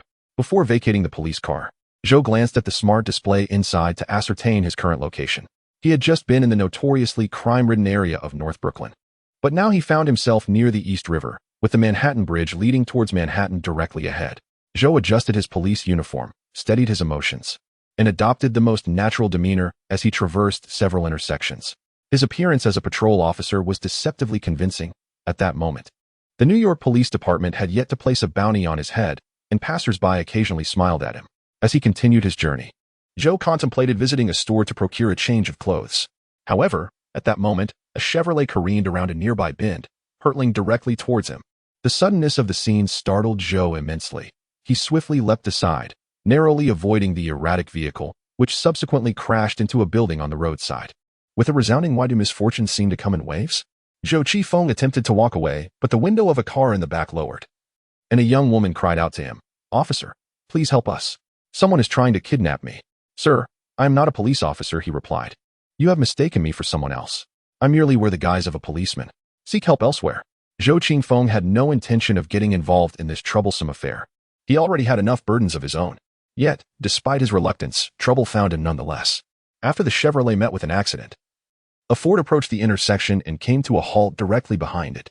Two burly men swiftly leapt from the Ford, and upon seeing Zhou Qifeng in his police uniform, their immediate reaction was to draw their weapons. "Damn it," Zhou Qifeng exclaimed inwardly. "I am not a police officer. I am merely passing through." At that moment, he felt as though he might lose his mind. It was one thing to be apprehended by the police. It was another to don a uniform with the intent of escaping, only to be compelled to uphold the responsibilities of law enforcement along the way. He longed to cry out to the heavens, "I am not a guardian of public order." However, the two imposing figures were clearly no ordinary individuals. Their eyes gleamed with malice, and their swift movements in drawing their guns indicated that they had no intention of engaging in a civil discourse with Zhou Qifeng. "Fools, you are courting your own demise." With a keen intellect, Zhou Qifeng instinctively felt his hand move towards his holster. Although the Glock 17 he had acquired from the police was somewhat outdated, it was quick to draw, easy to aim, and did not require the activation of a safety mechanism. In an instant, he could fire, swift as the wind. In that moment, Zhou Qifeng seemed to have entered a state of rapid motion, unleashing a torrent of fire in the blink of an eye. Bang, bang, bang, bang, bang. All 17 bullets in the magazine were discharged in a frenzy. Alas, none found their mark. It was a futile endeavor, for Zhou Qifeng had never wielded a firearm before. Hitting a target relied solely on luck, and his marksmanship was abysmal. However, the sudden barrage of fire startled the two burly men opposite him. Bullets do not discriminate based on physical stature. Anyone struck by one is either gravely injured or killed. Moreover, the incessant sound of gunfire from the novice police officer was unmistakably that of an inexperienced shooter. The two men waited patiently for the rookie to exhaust his ammunition, ready to easily dispatch him. 1, 2, 3, 4, 5. The Glock 17 holds a magazine of 17 rounds, and as the last bullet was fired, the handgun clicked empty, the slide locking back. Upon hearing this unmistakable sound of an empty chamber, the two hulking figures peered out from behind the cover of their vehicle, determined to let this poorly skilled officer experience the taste of his own medicine. Yet, to their astonishment, Zhou Qingfeng, skipping the reload entirely, fired again. Bang, bang, bang, bang, bang. The relentless stream of bullets continued. Fortune had abandoned one of the assailants. The instant he exposed himself, Zhou Qingfeng's aim, though errant, struck true, and a bullet found its way to his head, causing a spray of blood as he collapsed to the ground, lifeless. At this moment, Zhou Qingfeng's silent thought echoed, "Do not underestimate my shooting skills. Though I may not be precise, I can certainly compensate with sheer volume." Previously, he had seized two police officers, armed with two firearms, one nestled in a quick-draw holster on his thigh, while the other was secured beneath his ribcage. Though his methods seemed rather unorthodox, his efforts were not in vain. After exhausting one handgun, he cast it aside and drew the other to fire. One assailant fell lifeless, while the remaining adversary hesitated to reveal himself any further. However, what struck Zhou Qingfeng with terror was the emergence of three additional assailants who sprang from a Ford vehicle, one of whom brandished an assault rifle, notably the notorious AK series known for its ferocious firepower. In terms of firepower, there was no contest. The adversary squeezed the trigger, unleashing a torrential barrage of 30 rounds. This was truly a life-threatening situation. Yet, Zhou Qingfeng's efforts afforded the beleaguered Chevrolet a precious moment to breathe. During the critical seconds he occupied the enemy, the driver in the front seat tore open the airbag and restarted the vehicle. He first reversed to align the car, then surged forward in an attempt to flee. Meanwhile, the young woman in the back seat, who had just sought Zhou Qingfeng's assistance, threw open the rear door and shouted, "Get in." Without hesitation, Zhou Qingfeng leaped into the back seat, and together they ducked low beneath the seats. At that moment, the assailant's AK erupted, its violent gunfire shattering the rear window into a multitude of shards, sending glass fragments swirling chaotically within the confines of the Chevrolet. Zhou Qingfeng felt a searing heat sweep across his scalp, followed by an excruciating pain in his neck. As the magazine of the AK finally emptied, he reached to find his hands drenched in blood. The young woman lifted her gaze to assess Zhou Qingfeng's injuries and quickly reassured him, "It's nothing. Just a few scratches, nothing serious."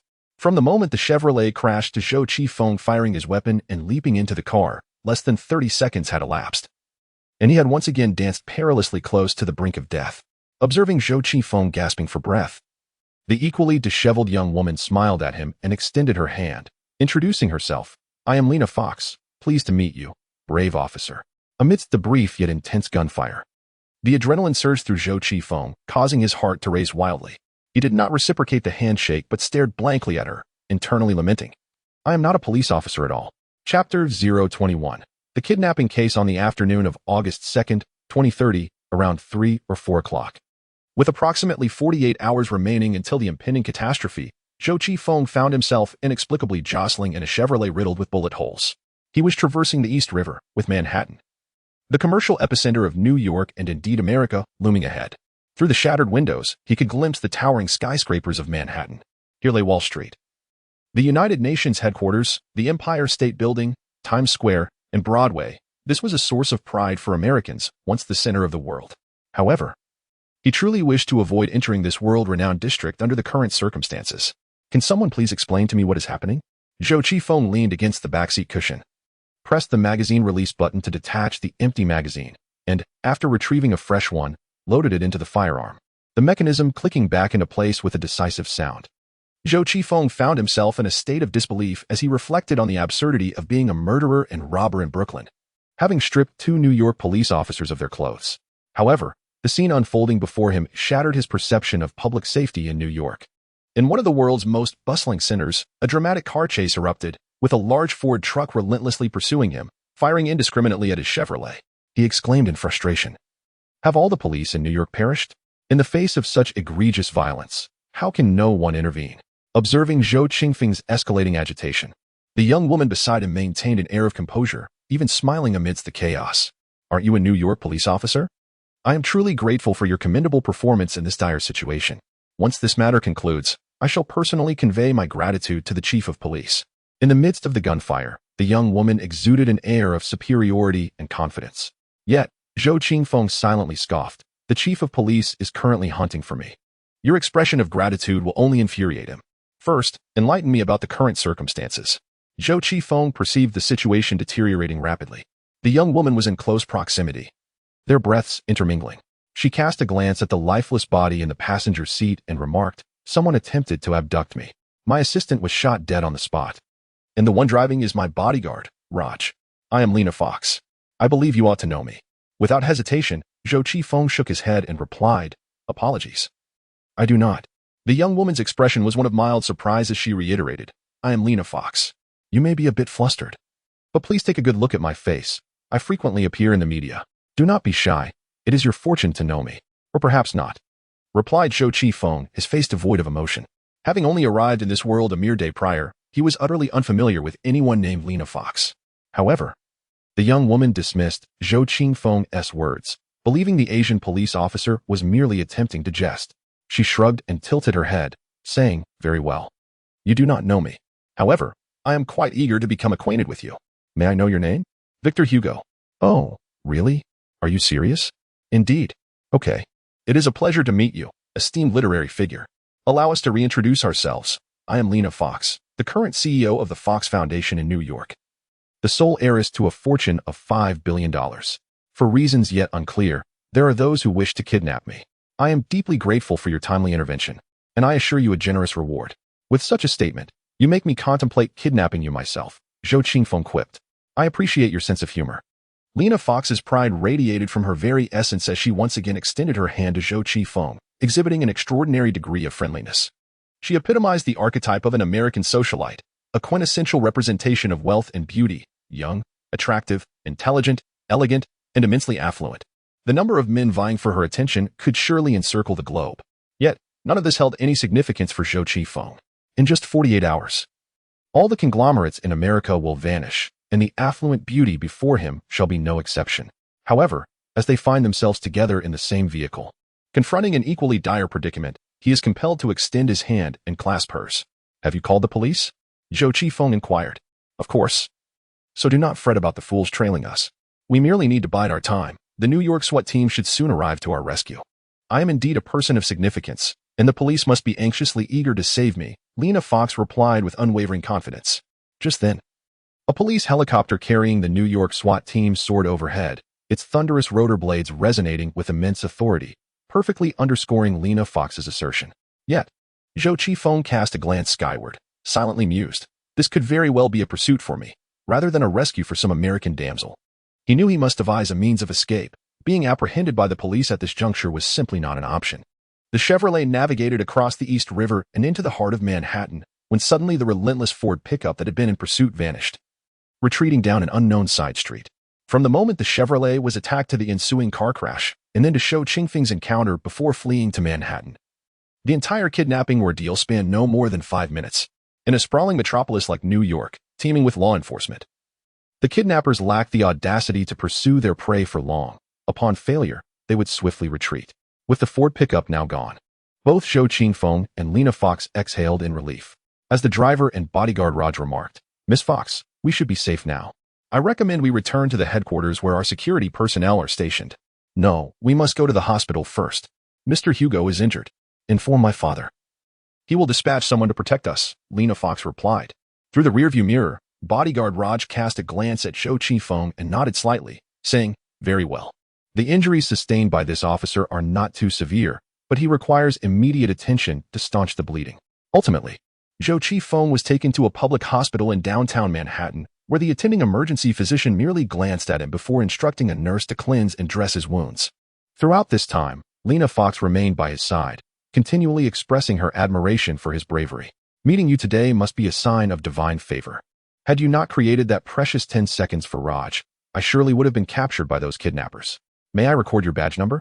I will arrange for a lawyer to contact you. I am determined to offer you a significant promotion as a token of my gratitude." "Hehehe. The name on your badge is not Victor Hugo. How amusing that you would provide me with an alias. You seem a bit unwell." Is it post-traumatic stress from having killed that assailant? Rest assured, everything you have done is just, and I will find you the finest psychologist. Lena Fox continued to converse with Zhou Qifeng, demonstrating her ample concern for him. However, Zhou Qifeng was eager to leave the hospital, fully aware that the police could arrive at any moment. Frankly speaking, it struck him as peculiar that, even after 10 minutes of bandaging, the officers had yet to appear. Thank you for considering everything on my behalf. I am truly grateful. He paused. I need to use the restroom. Once the bandaging was complete, Zhou Qifeng seized the opportunity to excuse himself and exited the emergency room. Glancing at his reflection in the glass window of the hospital department, he noted that, despite appearing somewhat disheveled, he was intact and alive. I must leave. I must depart from this place of turmoil, he urged himself. After adjusting his cap, he strode purposefully towards the exit. He still needed to find Angie and acquire that robotic dog. Time was indeed of the essence. Yet, before Zhou Qifeng could cover even 7 or 8 meters, Lena Fox unexpectedly emerged from the emergency room, exclaiming, "Hi, my valiant protector. It seems you are heading the wrong way. The restroom is. Oh my goodness." Her words were abruptly cut off as her expression shifted to one of terror, gazing in the direction Zhou Qifeng had taken. Just then, several burly men, exuding an aura of menace, stormed into the hospital. The kidnappers had returned. Chapter 022. The hospital. The corridors of the hospital were perpetually bustling and cacophonous. Patients, family members, doctors, and nurses flowed in and out, creating a continuous stream of humanity. Although no one raised their voices, a myriad of subtle sounds filled the air. Zhou Qifeng leisurely followed a black female nurse, making his way towards the exit. The female nurse, pushing a wheelchair, swayed uncertainly, seemingly unaware of her destination. Her stout and robust figure nearly obstructed the entire corridor, forcing Zhou Qifeng to trail behind her. As they approached the hospital exit, the voice of Lena Fox echoed from behind, indicating that Zhou Qifeng was heading in the wrong direction. However, Zhou Qifeng chose to ignore her, hastening his pace in an attempt to slip past the nurse. At that moment, an unexpected turn of events unfolded. 7 or 8 burly men with grim expressions suddenly burst into the corridor. Upon encountering each other, both parties instantly recognized one another, and Lena Fox's gasp resonated at the opportune moment. Zhou Qifeng distinctly recalled that one of the men was a former assailant from a previous confrontation. The sudden encounter left both sides unable to evade, yet it was evident that the assailants held a numerical advantage. As Zhou Qifeng observed the assailants brandishing rifles, he realized that a direct confrontation would yield no favorable outcome. Despite his keen agility, it was futile to withstand the barrage of fire from 7 or 8 gun barrels. Nevertheless, his innate attribute not only allowed him to strike first, but also to escape unscathed. Noticing the assailants aiming their weapons, Zhou Qifeng instinctively recoiled, only to hear the deafening sound of gunfire erupting like popping beans. The hefty nurse in front of him was instantly drenched in blood, her body convulsing violently. The corridor of the hospital erupted in a cacophony of terrified screams, as everyone, gripped by fear, scurried about like headless chickens. Observing the nurse's body about to collapse before him, Zhou Qifeng swiftly grasped the collar of her garment, dragging her lifeless form backward as a makeshift shield. The incessant sound of gunfire echoed through the air, and the body of the female nurse trembled with each bullet impact. Fortunately, her substantial weight, at least 160 to 70 kilograms, prevented the bullets from penetrating her flesh. However, the blood that flowed from her body left 2 glaring trails on the ground.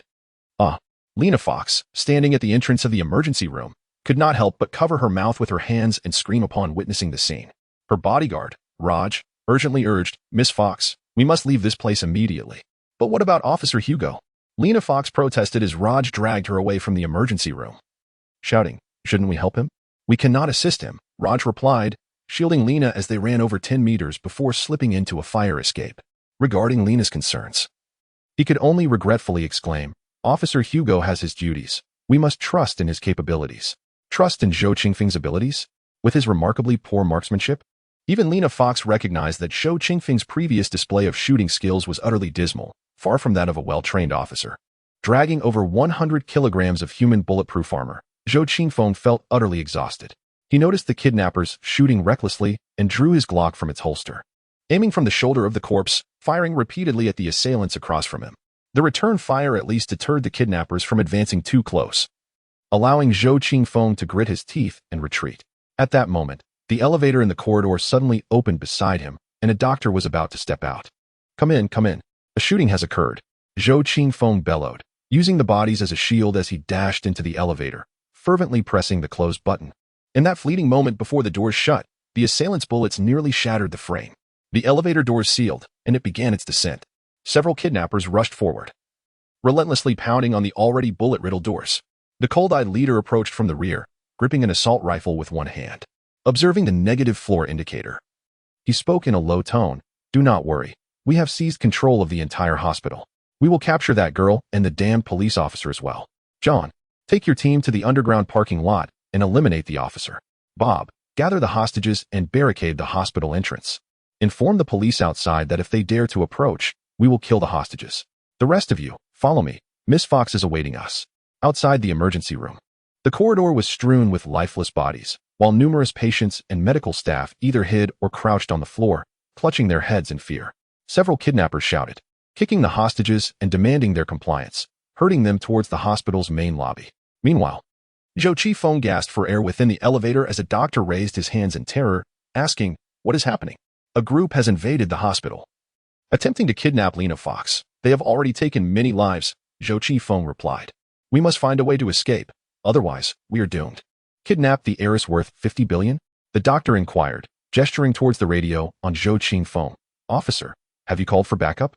Zhou, feeling exasperated, replied, "I'm not." "Fine. I have called for backup. The New York emergency response team will arrive shortly. Rest assured, you will be rescued. However, if possible, we should escape as swiftly as we can." At that moment, the elevator door emitted a chime and opened. Zhou Qifeng aimed his weapon cautiously outside before leaping out of the elevator with the doctor. The underground parking lot was dimly lit, exuding an air of tranquility and desolation. After confirming the direction of the exit with the doctor, Zhou approached the latest model BMW, smashing the window with ease to gain entry. The car's alarm blared loudly, prompting the doctor to exclaim, "This is our dean's car. Is what you're doing even legal? If you believe my actions are unlawful, feel free to file a complaint." Zhou retorted, discovering a spare electronic key beneath the sunshade inside the car. He quickly silenced the alarm with a button press and then started the engine, grateful for the advancements in technology that made vehicles increasingly user-friendly. As Zhou prepared to drive away, the doctor rushed to block the front of the car, exclaiming, "Hey, where do you think you're going? You're a police officer, and there's an active shooter at the hospital. It's your duty to ensure my safety."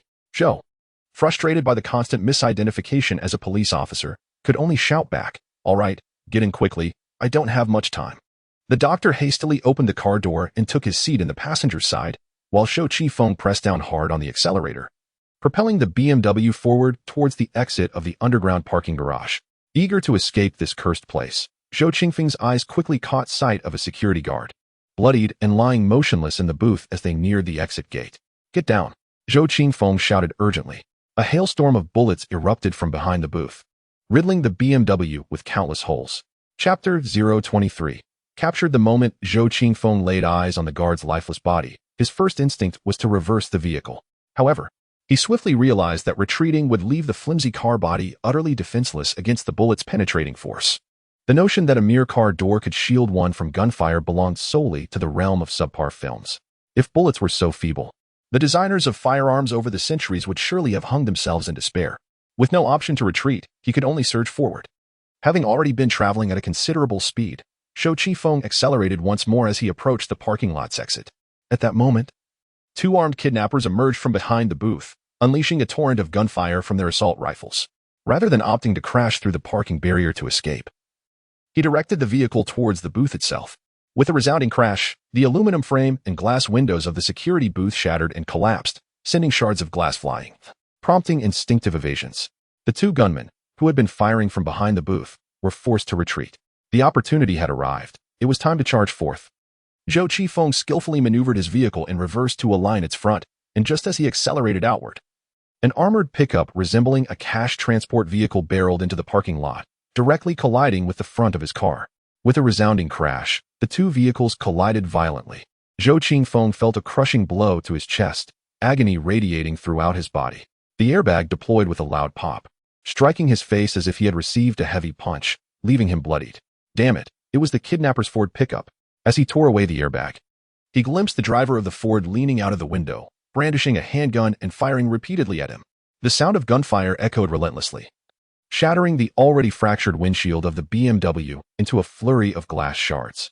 Zhou Qifeng, pinned beneath his seat, struggled to lift his head. resorting instead to hastily reversing the vehicle. The tires screeched against the pavement, creating a cacophony, yet it allowed him to gain some distance from his assailants. Utilizing the rearview mirror, he navigated around a bend, only to crash the BMW against the wall at the curve with a jarring thud. Stooping low, he crawled out of the car, glancing back at the unfortunate doctor who had accompanied him. The poor soul was slumped in the passenger seat, lifeless. As he crouched to escape, he lamented, "Why did you have to accompany me? You've lost your life for it." Meanwhile, Lena Fox, accompanied by her bodyguard, hurried down the hospital's fire escape towards the underground parking garage. However, after descending only 2 floors, she suddenly gasped in pain, crouching down and exclaiming, "I've twisted my ankle. It hurts so much, so much." The bodyguard, Raj, was initially dragging Miss Fox in a desperate escape. Upon seeing his employer crouching down, he quickly urged, "Hang in there. We must hurry to the parking lot. Allow me to carry you." However, just as Raj bent down, the previously crouched Lena Fox suddenly lifted her head and, wielding a canister of pepper spray, unleashed a furious spray directly at her bodyguard's face. The sharp hiss filled the air as Raj, caught off guard, instinctively covered his eyes and let out a loud, anguished scream. He attempted to rise and aim his gun at Lena, but before he could act, the wealthy young lady retaliated with a swift kick to his wrist, sending the firearm clattering to the ground. "You foul, what are you doing?" Raj exclaimed, his frustration boiling over. In a fit of rage, he swiftly drew a dagger from beneath his arm, striving to open his eyes and seize Lena. Yet, the searing pain in his eyes, nostrils, throat, and skin made it exceedingly difficult to proceed. Lena, intent on retrieving the gun, found herself forced to retreat repeatedly from Raj's wild dagger strikes. With a cold demeanor, she snapped, "Raj, why are you betraying me?" "Betray you? I am your bodyguard, escorting you away from this wretched place," Raj shouted. Nearly driven mad by the pepper spray's sting, he attempted to wipe his face with his sleeve, but the more he rubbed, the more intense the pain became, leading him to escalate his cries of anguish. "Do not underestimate my intelligence." Lena assessed her inability to match Raj's strength and decided against further dialogue. Instead, she turned and fled, opting not for the underground parking lot, but rather ascending the stairs. Raj, the bodyguard, stood rooted in place, his voice echoing as he called after Lena Fox, whose high heels echoed away rapidly. "Miss Fox, do not leave. I am your bodyguard. You must trust me. Come back." However, Lena Fox's expression was grim, and she did not look back. After ascending several flights of stairs, she quietly pushed open the fire door and cautiously returned to a certain floor of the hospital. This floor was deserted, the medical staff having vanished without a trace, and occasionally a few patients scurried by, panic-stricken like startled rabbits. As Lena hurried along, she observed her surroundings, retrieving her mobile phone from her handbag and swiftly dialing 911. When the call connected, the operator's voice came through. "This is the New York City Police Department. I need to report an emergency. My name is Lena Fox, CEO of the Fox Corporation. I am at a hospital in downtown Manhattan. A group of kidnappers is trying to capture me, and my bodyguard, Raj, has betrayed me. There are already multiple casualties at the scene. Please send police immediately. I need help." Despite her efforts to maintain composure, a hint of panic crept into Lena's voice as she reached the end of her plea. She felt utterly isolated and helpless, with no one to assist her. While the operator monotonously urged her to remain calm and await rescue, Lena suddenly froze in terror. A group of armed kidnappers appeared before her, their cold gazes fixated on her like a predator eyeing its prey. Observing the guns pointed at her, she wisely raised her hands and said, "If you are after money, I can accommodate your request. Please do not harm me. It would be detrimental to both of us." The leader of the kidnappers approached Lena Fox with a sinister grin. Taking the phone from her hand and addressing the police dispatcher, "Miss Fox no longer requires your assistance. She is now as helpless as a fledgling in my grasp." Upon concluding his conversation, the kidnapper forcefully crushed the phone with a satisfying crunch, exclaiming with delight, "It is a pleasure to meet you, Miss Fox. Valued at $500 billion. I have longed to engage with someone of your esteemed stature, and today my wish has finally come true." With a smirk, the kidnapper's hand glided over Lena Fox's face, his fingers entwining in her hair, provoking her to angrily toss her head and free herself from his grasp. Her fiery spirit only served to heighten the kidnapper's arrogance as he leaned closer to her ear, his tone laced with lewdness. "I know you were quite upset. A lady of your standing must look down upon someone of my humble origins. But fret not. We could become good friends, as long as you are a tad cooperative. You will find I am rather easy to get along with." The kidnapper's boisterous laughter filled Lena Fox with revulsion. At that moment, Raj, the bodyguard who had just been doused with pepper spray, rushed in from behind, his face and hands flushed, resembling a boiled lobster. Without hesitation, Raj confronted Lena Fox and delivered a resounding slap.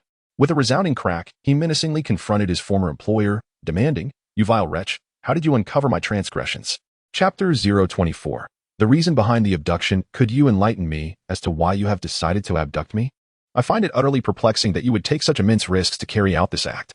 You even pursued me to a hospital in Manhattan, New York. I cannot fathom how mere kidnappers could undertake such a reckless endeavor.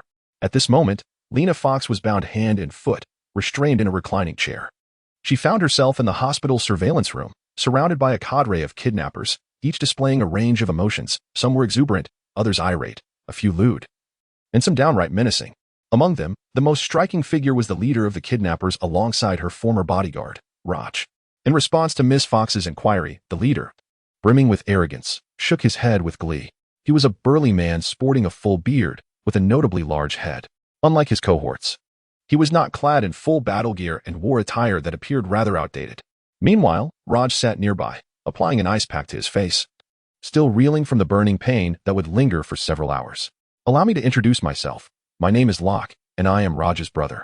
Having recently been released from prison 3 months ago, the leader exhibited signs of hyperactivity, constantly bobbing his large head and contorting into various strange positions. Lena Fox turned to Raj and inquired, "I recall there being no mention of a brother in your records." Raji remained silent with a sullen expression, yet his brother, Locke, readily replied, "We are half-brothers, though it is not a matter of great pride. To be precise, our mother simultaneously entangled herself with different men, resulting in 2 children of divergent fates." "What does this have to do with my abduction?" Lena Fox inquired. "Our original plan was to orchestrate a car accident, enabling me to easily abduct you while my brother could distance himself from the affair." At this point, the notorious leader Locke sighed heavily. However, unexpectedly, an inexperienced officer appeared, not only eliminating one of my men but also forcing Raji to flee with you. Yet, my endeavors did not cease. We took on greater risks and ventured to the hospital, determined to fulfill our mission. In truth, our kidnapping operation has only just commenced. Surely, your motives extend beyond mere monetary gain. Speak, what is it that you desire? Lena Fox appeared unfazed by her peril, her tone imbued with curiosity. Quite astute. As expected of the esteemed Miss Fox, Locke remarked, nudging his brother with his elbow. "Raji, enlighten her about our true intentions. We seek the super-administrative access to the central computer of the Fox Consortium, the sole privilege of its controller." Raji's voice was hoarse, the pain from the pepper spray afflicting his throat evident. "If I relinquish this access, will you spare me?" Lena Fox shrugged. "Given the magnitude of this situation, it is curious that you exhibit no concern for your escape. Clearly, there are still individuals assisting you." "Indeed, Miss Fox, you are quite astute," Raj stated, raising his hands in a gesture of resignation. "First and foremost, I must convey some unfortunate news. Your father passed away yesterday. The board of the consortium has concealed this information from you. Those elderly gentlemen are reluctant to allow you access to the $500 billion inheritance, and even less inclined to entrust the consortium to a mere 23-year-old woman, especially one who is rather disobedient to their directives." Lena Fox added with a wry smile, "I suspect this abduction was orchestrated by my uncle, who likely masqueraded under the auspices of the consortium's board to strip me of my position as CEO. Of course, this is contingent upon obtaining super-administrative privileges to the consortium's central computer. Without such access, they cannot even ascertain the consortium's total assets, let alone control the over 20 subsidiary companies under its aegis.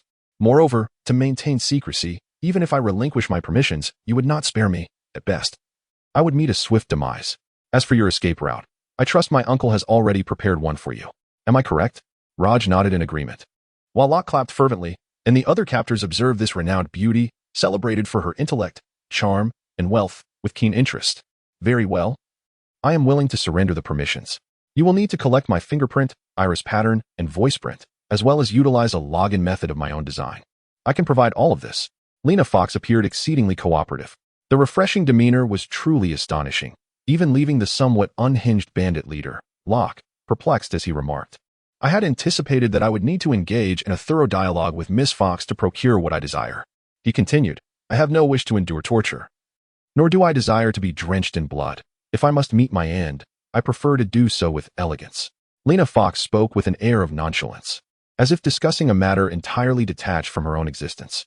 "I imagine you have a few other stipulations," Raj coldly inquired. "Indeed. The verification and modification of super-administrative privileges requires several hours. During this time, I hope to receive suitable treatment. Release my restraints and allow me to move freely." At least in a comfortable room, without an excess of guards, Lena Fox articulated her demands. Locke pondered for a moment before glancing at his brother Raj, who nodded slightly and replied, "As long as she relinquishes the super-administrative privileges, we can agree on that. As for the guards, I will personally oversee her." With an almost manic expression, Locke expressed his approval and even applauded in celebration, exclaiming, "Splendid. I am truly delighted that we can reach such an agreeable accord. This certainly simplifies matters. Miss Fox, would you care for a drink? The police negotiation experts have arrived, and I am sure they would be more than willing to procure a bottle of wine.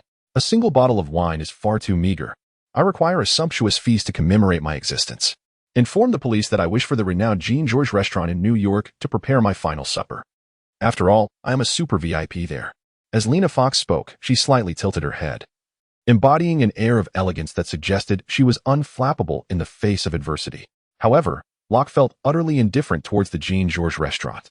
He glanced over at his brother, Raj, who curled his lips and remarked, "It's a 3-Michelin-star establishment, one of the finest restaurants in New York. Without a certain status, the host won't even let you in." "Oh, it seems a person of my standing would certainly be unable to enter," Locke said, clapping his hands and repeatedly muttering the name of the restaurant, indicating that he had committed it to memory. Lena Fox then inquired, "What about the police officer who protected me? How is he faring?" Locke shook his head, a hint of doubt in his voice as he replied, "He was merely a rookie cop. I believe I sent someone to deal with him in the underground parking lot. He should be dead by now, right? Is that so?" "Are you certain?" Lena Fox asked skeptically. "Don't you think it might be wise to verify that?" "Thank you for the reminder," Locke said, stroking his full beard before seizing the radio and calling out, "Hey, John, what is the situation on your end? Is that little cop dead yet? Hey, John, if you hear this, respond quickly. Hello, hello, hello." Locke shouted into the radio for quite some time, ultimately hearing only labored breathing emanating from the device, accompanied by the sound of blood being coughed up. It was a chilling NOI Chapter 025. The underground parking lot. Zhou Qingfeng's hopes of escaping the hospital through the underground parking lot were dashed, for at least 3 kidnappers obstructed his path. The doctor who had fled with him was killed, and the overwhelming firepower forced him to retreat in reverse. Damn. Utilizing the cover of the parking lot's curves, Zhou Qingfeng momentarily evaded the kidnappers. However, it was evident even to him that these 3 assailants would not relent, relentlessly pursuing him. Why must a villain torment another villain? Why are they fixated on me? This is infuriating. The underground parking lot comprised 3 levels, and Zhou Qingfeng, initially on the first basement level, found his only option was to flee to the second basement. The kidnappers, armed and intent, followed closely behind. Within the parking structure, a multitude of vehicles surrounded him, and the sound of his movements and labored breaths echoed in the stillness. He maneuvered behind various cars, utilizing the shadows to observe his adversaries. 2 of the kidnappers descended, rifles in hand, meticulously searching the gaps between the vehicles. They coordinated their efforts, providing each other with cover, scrutinizing even the undersides of cars, their weapons sweeping across every conceivable hiding spot. The threat loomed ever closer. Within 30 seconds, the 2 assailants would reach his concealed position. If only one of them were present, Zhou Qingfeng might have dared to rely on his agility and engage in a shootout, confident that he would always strike first. Yet now, the 2 individuals are coordinating with remarkable synergy. Even if one kidnapper is eliminated, the other would swiftly dispatch Zhou Qingfeng. What can be done? With Zhou's utter lack of training and abysmal marksmanship, his gunfire serves only to intimidate, relying solely on chance to hit any target. Given his current streak of misfortune, any impulsive venture is destined for failure. "Yellow-skinned monkey, come out. Do not squander our time. Escape is futile," bellowed one of the kidnappers, seeking to instill pressure upon Zhou. "Your fate is sealed. Any struggle is in vain." The boisterous taunts echoed throughout the dimly lit underground parking lot, while the other kidnapper, remaining silent, stealthily advanced like a cunning weasel in pursuit of its prey. He hoped that his companion's voice would divert Zhou's attention, allowing him to deliver a lethal blow. As the 2 kidnappers moved forward, a sudden clang echoed from behind a vehicle, as if a shadow had darted through the gaps. Immediately, both M4A1 carbines were switched to full automatic mode, unleashing a barrage of gunfire. The barrage shattered windows and doors, riddling the vehicle with bullet holes, and even causing tires to explode, rendering the car utterly wrecked. Only after expending half a magazine did the kidnappers realize they had been shooting at a fire extinguisher. The metal canister, not particularly thick, burst open upon being hit by several rounds. Although the pressure within was modest, the foam erupted forth, quickly enveloping the surroundings. The previously vitriolic kidnapper suddenly realized that his side had been outmaneuvered. Confounded, he inquired, "Where is that brat?" "Be cautious. He cannot have escaped too far," another kidnapper replied. He crouched down to inspect beneath the vehicle, but before his gun could take aim, the sound of gunfire erupted from beneath the car. The kidnapper attempted to divert Zhou Qingfeng's attention with curses. While Zhou Qingfeng cleverly used a fire extinguisher positioned in the corner of the parking lot to draw the kidnapper's focus. The steel cylinder of the extinguisher, unexpectedly punctured by several rifle bullets, further distracted the two kidnappers, leaving them oblivious to his concealment beneath the vehicle. Watching the large combat boot sway just 2 or 3 meters away, Zhou Qingfeng took careful aim before finally pulling the trigger. This time, he exerted effort to control the direction of his firearm, targeting carefully before shooting. This demonstrated Zhou Qingfeng's remarkable ability to learn, a testament to his innate talent. After several unsuccessful attempts at shooting, he began to glean insights and discover minor techniques. The sound of 3 bullets being fired was followed by a piercing scream from outside, accompanied by the sound of a body collapsing and crawling on the ground. "I've been shot. I've been shot. John, he's under the car. He's under the car." The wounded kidnapper, dragging his injured ankle, desperately crawled backward. Zhou Qingfeng, displaying no greed for glory, was acutely aware of his own disadvantages. After unleashing 3 shots, he promptly rolled and crawled from beneath one vehicle to another. Seizing the moment while the 2 kidnappers were momentarily disoriented, he swiftly repositioned himself. "Damn it, my leg." One of the wounded kidnappers leaned against a parking lot pillar, tearing a strip from his shirt to staunch the bleeding, desperate to prevent fainting or even death. As he cried out in pain, he yelled, "John, kill that cop. You must kill him." "Shut up, John," the other kidnapper retorted sharply, his companion's plight heightening his vigilance. Glancing at his injured comrade's leg, he inquired, "Can you still walk?" While John directed his gun towards Zhou Qingfeng, his head turned to look at his partner. Just then, the injured companion shouted, "Watch out." Zhou Qingfeng emerged from behind a car, his expression fierce as he launched a preemptive strike. Driven by the instinct to survive, he aimed to incapacitate one assailant before the other could recover. After all, in a one-on-one confrontation, Zhou Qingfeng always sought to take the initiative. The first to detect the enemy, the first to fire, the first to inflict harm. At that moment, everything in Zhou Qingfeng's vision unfolded in slow motion, his extraordinary acuity granting him a fleeting advantage in time. By the time his Glock spat out bullets, the man named John had yet to turn his head. Bang, bang, bang. Zhou Qingfeng, this time, had to compensate for his lack of precision with sheer volume, unleashing an entire magazine of 17 bullets in a frantic barrage. His gunfire was intimidating enough. The stray bullets posed a greater threat of instilling fear than of delivering fatal blows. The 2 kidnappers were indeed terrified, and their first instinct upon facing Zhou Qingfeng's assault was to take cover. The pillars and ground of the parking lot were riddled with bullet fragments flying in every direction. As the sound of an empty magazine echoed, Zhou Qingfeng quickly ducked his head and made his escape. During that brief 10 seconds, he could discern the intricate details of the 2 kidnappers' faces just 4 to 5 meters away. Engaging in close-range gunfire imparted immense psychological pressure. His excitement rendered his mind nearly blank, and his hands and legs trembled uncontrollably. After fleeing for several meters, Zhou Qingfeng finally remembered he needed to reload. Cursing himself for being so inept, despite firing 17 rounds, he had failed to hit a vital target. If he were to survive this encounter, he vowed to diligently practice his marksmanship. On the other side, when Zhou Qingfeng launched his surprise attack, the first bullet struck John in the neck, sending blood spraying onto the face of the other kidnapper. As he dragged John behind a pillar to evade Zhou's gunfire, he noticed John clutching his neck wound, already teetering on the brink of death. At that moment, Locke, the leader holding Lena Fox captive, was inquiring about the situation via radio. John pressed the radio's talk button, desperately trying to communicate, but the air escaping from his neck rendered him speechless. All that could be heard was the sound of blood gushing from his mouth. Chapter 026, Fracture. A few minutes later, Zhou Qingfeng had retreated to the 3rd basement level of the hospital parking lot. This was the final tier, and he found himself with no escape route. However, the kidnappers pursuing him did not follow. He was unaware that the man named John had met a gruesome fate. His neck shattered by a bullet. In less than half a minute, his heart expelled over 1,000 milliliters of blood from the ruptured veins, painting the ground in a crimson hue. John was dead, and another kidnapper, nursing an injured ankle, was rendered immobile, left to await rescue from his accomplices. The 3rd level of the underground parking lot was rather desolate, with only 20 or 30 vehicles scattered about, not a significant number. Once Zhou Qingfeng ascertained that the kidnappers had not pursued him, he wrapped his arm in his clothing for protection and forcefully shattered the windows of several cars.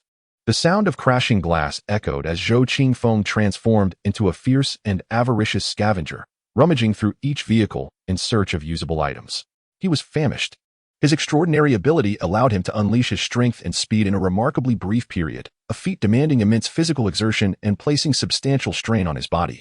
His blood sugar plummeted to a perilous level, necessitating immediate nourishment to replenish his energy.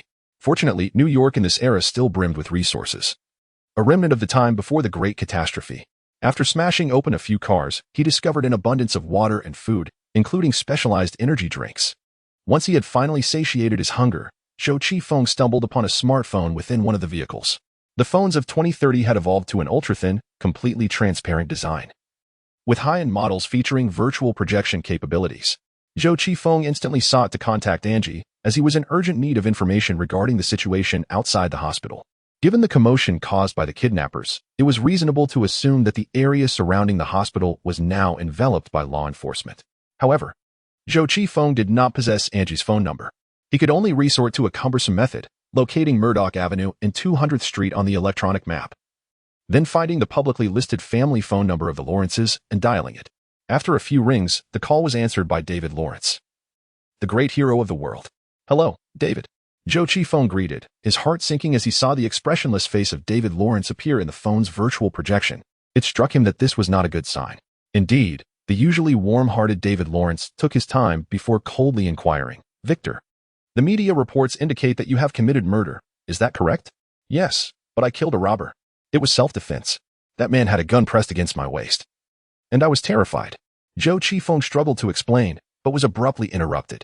David Lawrence shook his head and said, "I always believed you were just an ordinary boy next door, prone to some foolish antics, but with a good heart. Yet, I was mistaken. You now disgust me. I watched the surveillance footage released by the media. Your retaliatory move was remarkably fluid, swift, and lethal. It was not an act born of desperation. Moreover, the police have yet to apprehend you, and your actions have sparked speculation among the citizens of New York. You must have received professional training. Your close combat skills are extraordinary, far beyond what I could achieve. I find it hard to fathom your intentions in approaching my daughter over these past 2 years, and I am not at all pleased by it. Moreover, the police have arrived at your residence to conduct an investigation, where they discovered certain photographs beneath your bed. It was then that I realized you have been surreptitiously observing my wife. You have infringed upon our right to privacy. Let me assure you, you deviant. Even if you manage to elude the grasp of the police, I shall seek you out and deliver a fatal blow to your head. Pray to God now, beseeching him that you do not fall into my hands, for that fate would surely be more agonizing than succumbing to the authorities. What on earth has transpired?"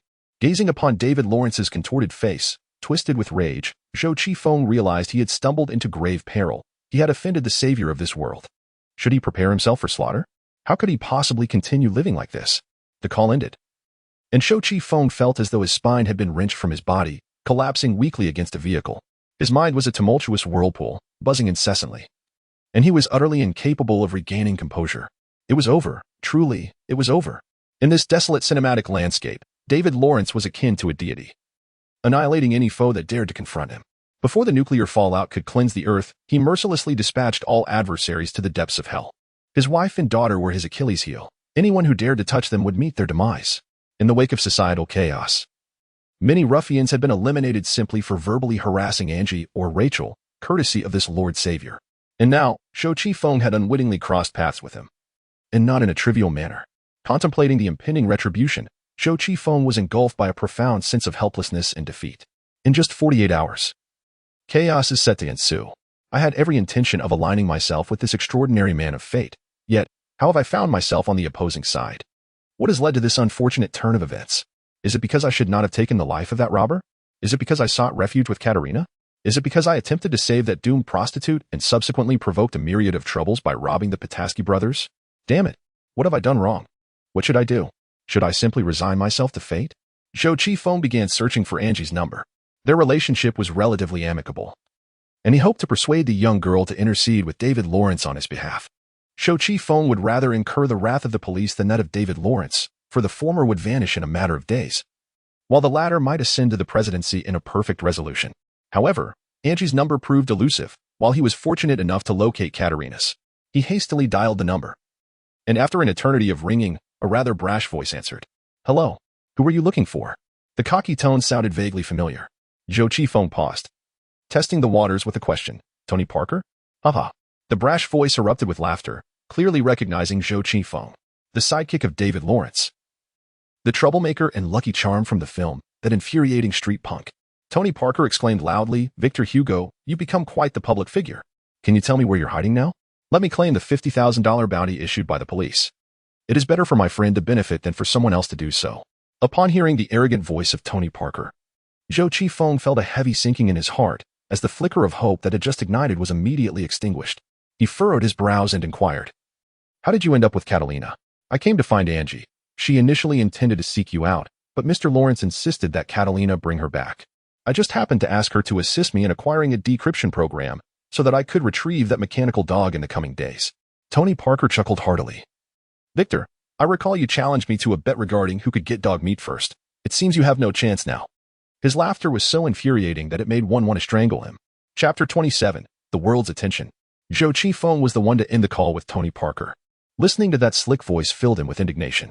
Yet, this fury also bestowed upon him considerable strength, allowing him to extricate himself from the confrontational threat posed by David Lawrence. Damn you, David Lawrence. I have neither slept with your wife nor touched your daughter. What is all this shouting and clamoring about? If this world is destined for a hellish conclusion, you will scarcely endure a few more months. When winter arrives and nuclear bombs cleanse the earth, you shall fare no better than anyone else. On the contrary, I possess foresight regarding the future. I know how to confront the direst of situations, and I understand how to forge a path to survival through adversity. For now, I have merely dispatched a robber. But in the future, I will eliminate many more, and I shall be the one to laugh in the end. Zhou Qifeng cursed under his breath to bolster his own morale while inspecting his weapons and ammunition. He had seized 2 firearms and a total of 8 magazines from 2 police officers, but had now expended 1 gun and 5 magazines, leaving him with limited ammunition. Zhou had fled from the parking lot to the underground level 3, feeling utterly oblivious to the circumstances on the 2 levels above. He was convinced that being trapped on this level was a dead end, with the only escape route being to fight his way out, opting to ascend via the fire escape. However, as Zhou quietly pushed open the fire door of the parking lot's fire escape, he was met with a booming voice from the parking lot's PA system. Officer Hugo, are you all right? Allow me to introduce myself. I am Locke, the mastermind and orchestrator of this kidnapping. I have successfully captured my target, Miss Lena Fox. I am demanding a ransom of $100 million from the Fox Foundation, and they, along with the police, are currently deliberating my demands. To be frank, I underestimated you. I initially thought you were merely a rookie fresh out of the police academy, yet I have just learned that you incapacitated 2 of my men, leaving one dead and the other wounded. I genuinely admire your capability. It appears that the conflict between us, as police and criminals, is irreconcilable. I presume your training has primarily focused on apprehending villains, but now we shall engage in a cat-and-mouse game where the roles are reversed. How does that sound? Consider it a form of entertainment before I receive my ransom. To heighten the stakes of our game, I will execute 1 hostage every 10 minutes until you either surrender, are killed, or manage to eliminate us all. By the way, I deliberately allowed CNN reporters access to the hospital, and our game will be broadcasted across the globe through the media. Now, the game has commenced. I wish you an enjoyable experience. The airwaves are filled with maniacal laughter and haunting cries, resembling a nefarious gang leader tormenting a multitude of captured hostages. Zhou Qifeng once again retrieved his phone, searching for keywords related to the New York hospital kidnapping case, and indeed discovered live video coverage from CNN. He beheld dozens of hospital hostages being held captive, alongside a group of kidnappers, one of whom, a man named Locke, possessed an exceptionally conspicuous large head, swaying with overwhelming pride. Damn, they're in the surveillance room. Zhou Qifeng spotted several projection screens mounted on the walls, each displaying the feeds from the hospital's internal surveillance cameras. He swiftly scanned his surroundings, and in a corner, he located a camera monitoring the underground parking lot. He had been under their watch all along. Zhou Qifeng decisively retrieved several fire extinguishers from the parking lot and smashed the surveillance camera, yet his uniformed appearance was captured on film. The CNN reporter in the surveillance room transmitted the footage to the media, and the entire city of New York witnessed his face. Isn't that the murder suspect? How has he transformed into a police officer? My God, I find it perplexing that both opposing sides consist of criminals. Where are the genuine law enforcement officers? As various comments flooded the online media, an array of bizarre theories emerged, with the New York Police Department being the most agitated. The police chief was utterly astounded by the sudden appearance of Zhou Qifeng, his thunderous voice echoing through the precinct as he bellowed at his subordinates. Why on earth is that murderer, who has humiliated the entire New York Police Department, at that hospital? Moreover, he has become a pivotal force against the kidnappers. In response to the chief's bewilderment, the gathered officers could only blink in confusion, exclaiming, "We have no idea. We pursued this man all afternoon. Who could have predicted he would become embroiled in an even more urgent case?" The irony of the situation. With the police merely spectating, astonished billions around the globe. Through various media outlets, countless individuals sought to comprehend the unfolding events, all curious as to who would prevail in this confrontation between criminals. Personally, I harbor little faith in that imposter posing as a police officer. Although his methods of killing are strikingly impressive, he is but one man. This is his greatest disadvantage. As a seasoned officer, based on the circumstances at hand, I believe this young Asian man will not withstand the onslaught from the kidnappers for more than half an hour before being gunned down. It won't even take that long. Have you not noticed he possesses only a small handgun? Meanwhile, the kidnappers are armed with assault rifles, creating a disparity in firepower far more significant than that of numbers. His demise is inevitable. In the face of this bizarre case, everyone has transformed into a critic, with people from various nations engaging in discussions about how Zhou Qifeng will ultimately meet his end. Yet amidst this cacophony, Zhou Qifeng remains oblivious, confronting only the desolate underground parking lot and the approaching malevolent kidnappers. As he contemplated how to escape, a faint voice echoed from the shadowy corners of the basement parking lot. "Mr. Police, will you save my mother?" Startled, Zhou Qifeng turned abruptly, only to discover a small boy, around 8 or 9 years of age, emerging from the inky darkness of the parking structure. The child was covered in dirt, his face smeared with grime, evoking a deep sense of pity. "What are you doing hiding here?" Zhou Qifeng inquired, his brow furrowed in confusion. "My name is Ronnie. I came to the hospital with my mother for her appointment. When those bad men stormed in, my mother was taken away while trying to protect me. I managed to escape to the underground parking lot. I just saw you fighting those 2 villains on the 2nd level, so I hid here on the 3rd. Now the kidnappers are threatening to kill a hostage every 10 minutes. They might kill my mother. Can you please save her?" As he spoke, little Ronnie's voice trembled, and soon he was silently weeping, his tears adding to his pitiable appearance. "I am not a police officer," Zhou Qifeng exclaimed, frustration boiling within him. Such heroic endeavors should belong to figures like David Lawrence. "I am a criminal, condemned to death by the very saviors you seek." Fuming, he continued, Chapter 028, Hard-Hearted. "I am not a cop." "But you are in uniform," the boy protested. "The uniform was stolen," Zhou Qifeng retorted. "Yet you fought against the kidnappers and killed them." "And so what? I am still not a police officer." "Then you must be a good person," the child asserted. "Listen, I do not wish to engage in further conversation. You had best hide in the corner and remain silent while awaiting rescue. As for the life and death of your mother, let it be decided by God." The child named Ronnie gazed at Zhou Qifeng with pitiful eyes, imploring him to save his mother. Yet, Zhou Qifeng could only steel his heart and repeatedly refuse. In a fit of impatience, he turned and walked into the fire escape without a backward glance. Zhou Qifeng yearned to ascend to the upper levels of the hospital, where the environment was chaotic, allowing for confrontation, evasion, and concealment, far superior to the parking lot that offered no refuge. The little boy, watching Zhou Qifeng depart without hesitation, stood frozen in place, fearfully stifling his sobs, utterly wretched. Zhou Qifeng's resolve to disregard the boy stemmed from the cataclysm that had claimed nearly half of New York's population before the nuclear devastation. In the aftermath of such a disaster, the scene resembled a graveyard, with bones exposed and corpses strewn about, a true apocalypse, unfit for the soft-hearted. Zhou Qifeng understood that he could save no one. His abilities were far too limited, and even his own survival was precarious. He aimed his weapon upward and stealthily ascended the fire escape stairs. Upon reaching the 2nd floor, he detected the distinct scent of men's cologne wafting from the staircase leading to the basement. Ugh, the foreigner's body odor is overwhelming. They cannot survive without perfume. While they remain oblivious to their own scent, Zhou Qifeng, whose body odor is quite faint, found the strong fragrance impossible to ignore. What to do? Zhou Qifeng was uncertain how many individuals lurked at the top of the staircase. If there were only one, he could rush in and launch a surprise attack, pulling the trigger with enough force to subdue his opponent. However, if there were 2 individuals, it would be his turn to be caught off guard. Should he retreat? A flicker of hesitation crossed Zhou Qifeng's mind. Yet he promptly dispelled the thought, knowing that more adversaries might be approaching from the direction of the parking lot. The figures lurking behind the staircase remained motionless, suggesting their numbers were not overwhelming. Otherwise, they would have charged down by now. Zhou Qifeng resolved to patiently wait behind the staircase for a while, his weapon steadily aimed forward, anticipating that the enemy would reveal themselves. 10 seconds, 20 seconds, 30 seconds. Time was of the utmost essence for Zhou Qifeng, and beads of perspiration cascaded down his forehead. With each passing second, he questioned the accuracy of his judgment. doubting whether his instincts had misled him. Should he squander this precious time, he would pay for it with his life. In the face of such a significant numerical disadvantage, the pressure weighed heavily on him, inducing a tension so intense it threatened to render him paralyzed. He was acutely aware that the enemy could potentially surround him from both sides, yet he could only bide his time, waiting for a crack in their defenses. Zhou Qifeng remained still, striving to regulate his breathing, maintaining a calm and steady demeanor, betraying not a hint of unease. After 2 minutes had elapsed, a sudden outburst of a child's wailing echoed from the bottom of the staircase. Damn it, it was that little boy named Ronnie. He must be in some sort of trouble. Upon hearing the cries, Zhou Qingfeng's heart tightened. He was not a heartless individual. The plight of the weak inevitably stirred his concern. In the previous world, he would have undoubtedly rushed to aid a child like Ronnie. But now he found himself utterly powerless. I cannot save him. If I attempt to intervene, I might endanger myself. I must remain steady. Zhou Qifeng endeavored to persuade himself against rash actions, yet as he listened to little Ronnie's cries growing increasingly desolate and deafening, tears of sorrow threatened to spill from his eyes.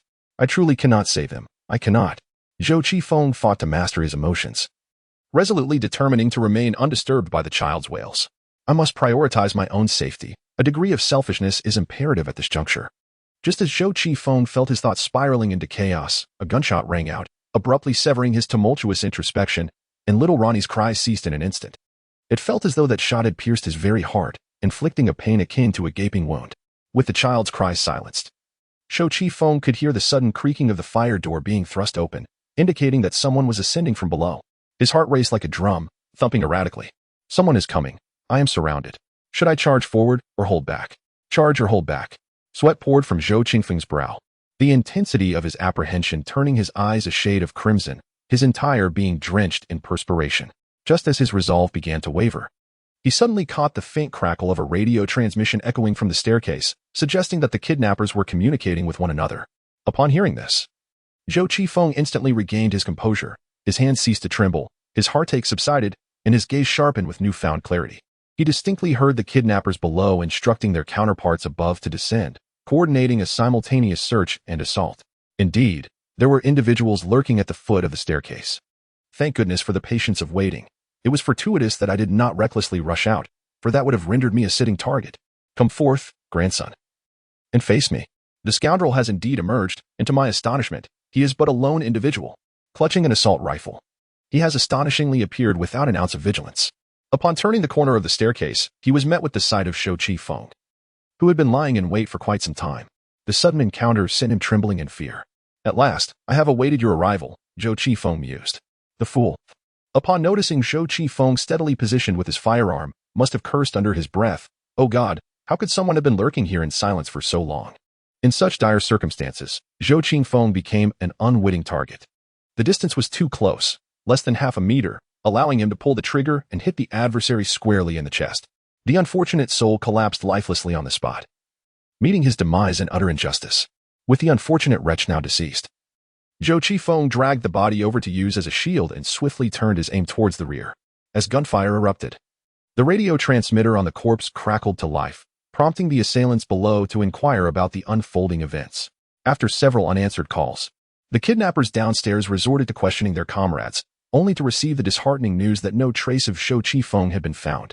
This led them to suspect that their companion upstairs had likely met a grim fate.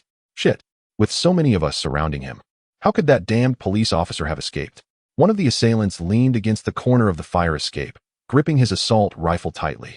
He turned to his two companions, stating, "That officer must be up there. I have summoned others to join us. For now, let us remain here and wait." However, before he could finish his sentence, a cacophony of thuds resonated from above, as something came tumbling down the staircase. The leading kidnapper downstairs was taken aback. Hastily directing his firearm towards the sound, instinctively shifting his gaze to the ground, where a lifeless body had rolled down. Simultaneously, Zhou Qifeng leapt forth from the staircase. And in the fleeting moments of his airborne descent, the effect of a preemptive strike became apparent. This time, Zhou Qifeng wielded not the feeble Glock 17, but an M4A1 in full automatic mode. The 30 rounds in the magazine erupted like a torrent of fury, the scorching muzzle flash emitting a vengeful roar. Chapter 029. Aerial assault. Zhou Qifeng's sudden leap from the staircase caught the kidnappers completely off guard. No one anticipated such a reckless act. It seemed utterly pointless, akin to presenting oneself as a target rather than a fighter. The lead kidnapper recognized the unexpected nature of Zhou Qifeng's maneuver. Yet he felt no fear upon seeing the figure emerge, even secretly reveling in it. Given the confined space of the staircase, Zhou Qifeng would, at most, collide with the wall opposite within a mere tenth of a second, leaving him dazed and disoriented. What could be accomplished in such a brief moment? In mid-leap, aiming would be nearly impossible. As Zhou Qifeng soared into view, the three kidnappers positioned around the corner could only take cover by simply crouching to evade any stray bullets. They would watch as Zhou Qifeng crashed into the wall, leaving him dazed, before finishing him off with a single shot. It seemed so straightforward. Yet the three kidnappers underestimated Zhou Qifeng. His extraordinary agility was anything but ordinary to the kidnappers. The moment from when Zhou Qifeng leaped to when he collided with the wall seemed but an instant. Yet, under the attribute of his preemptive strikes, that fleeting moment was elongated by over a second for him. Such a method of assault was unique to Zhou Qifeng alone. He perceived the formation of three kidnappers in a line, their astonished expressions, the three gun barrels directed towards the stairway, and the barriers they had erected against any possible escape. However, the kidnappers failed to anticipate that Zhou Qifeng would leap and vault over them. At most, they merely lifted their heads, revealing a flicker of surprise. Although Zhou Qifeng was airborne, the advantage of that precious second allowed him to adjust his aim, aligning all three adversaries firmly within his sights. In fully automatic mode, the M4A1 boasts a theoretical firing rate exceeding 700 rounds per minute, translating to several bullets discharged in the span of a second. In midair, Zhou Qifeng squeezed the trigger, and in the blink of an eye, he emptied a 30-round magazine. Across a mere distance of 2 to 3 meters, the 30 scorching projectiles dispersed within a half-meter radius. Before the three kidnappers could react, the lethal high-velocity bullets had already struck them. In that electrifying moment, as Zhou Qifeng emptied a magazine, the three kidnappers suffered grievous injuries. The advantage of that precious second elapsed, and Zhou Qifeng subsequently collided with the wall of the corridor. With a resounding thud, he crashed against it, followed by a heavy thump as he fell. This collision and subsequent fall were undeniably real, leaving him battered and bruised, every bone in his body aching in the pursuit of survival. Zhou Qifeng discarded the now empty M4A1, forcing himself to rise. As he readied his Glock 17 to aim at the three kidnappers, he was taken aback to find them all sprawled in a pool of blood, felled by his audacious shot. Among the trio, the leader bore the brunt of the bullets, yet he still clung to life. This man appeared to be clad in soft body armor, capable of withstanding handgun fire but impotent against the more formidable 5.56mm SS-109 rifle rounds. Zhou could see that the leader had sustained 2 shots to his abdomen and 1 at his chin, which had shattered his jaw, with blood gurgling from his throat. He lay on the ground, his eyes vacant as he gazed at Zhou, seemingly incredulous at how he had been bested. The second kidnapper had taken a bullet to the head, leaving his skull riddled with holes, while brain matter sprayed several meters away, saturating the fire escape with the acrid scent of blood. The last kidnapper was not spared either. A bullet struck his left hand, shattering it along with the bone, while fragments from the bullet further mutilated his right hand, rendering his elbow joint a mere bone fragment. Though he was the least injured, he could no longer wield a weapon, and, gritting his teeth against the pain, he scrambled to his feet and attempted to flee. Zhou Qifeng, unsteady yet resolute, grasped his pistol and pursued him. The two men stumbled through the corridor, a chaotic chase that ultimately led them back to the underground parking garage on level -3. The kidnapper fleeing ahead crashed through the fire door, only to be met with a fierce kick from Zhou Qifeng, sending him sprawling onto the ground in a disgraceful manner. However, as Zhou Qifeng pursued, he was confronted with a sight that ignited a fury within him. Outside the fire door lay a little boy named Ronnie, shot and lifeless on the ground.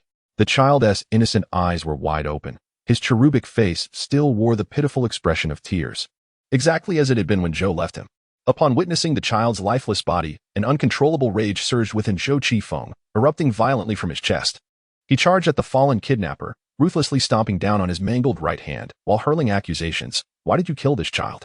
He was no more than 8 or 9 years old. He posed no threat to you. If he annoyed you, you could have scolded him, kicked him, or even beaten him. But why must you take his life? Why must you kill him? He was just a child yearning to reunite with his mother. Zhou Qifeng's wrath was akin to a volcanic eruption, his anger sprang forth like flames. With each stomp, the crippled kidnapper emitted agonizing cries. After a few moments of this torment, Zhou even dismembered the kidnapper's right hand.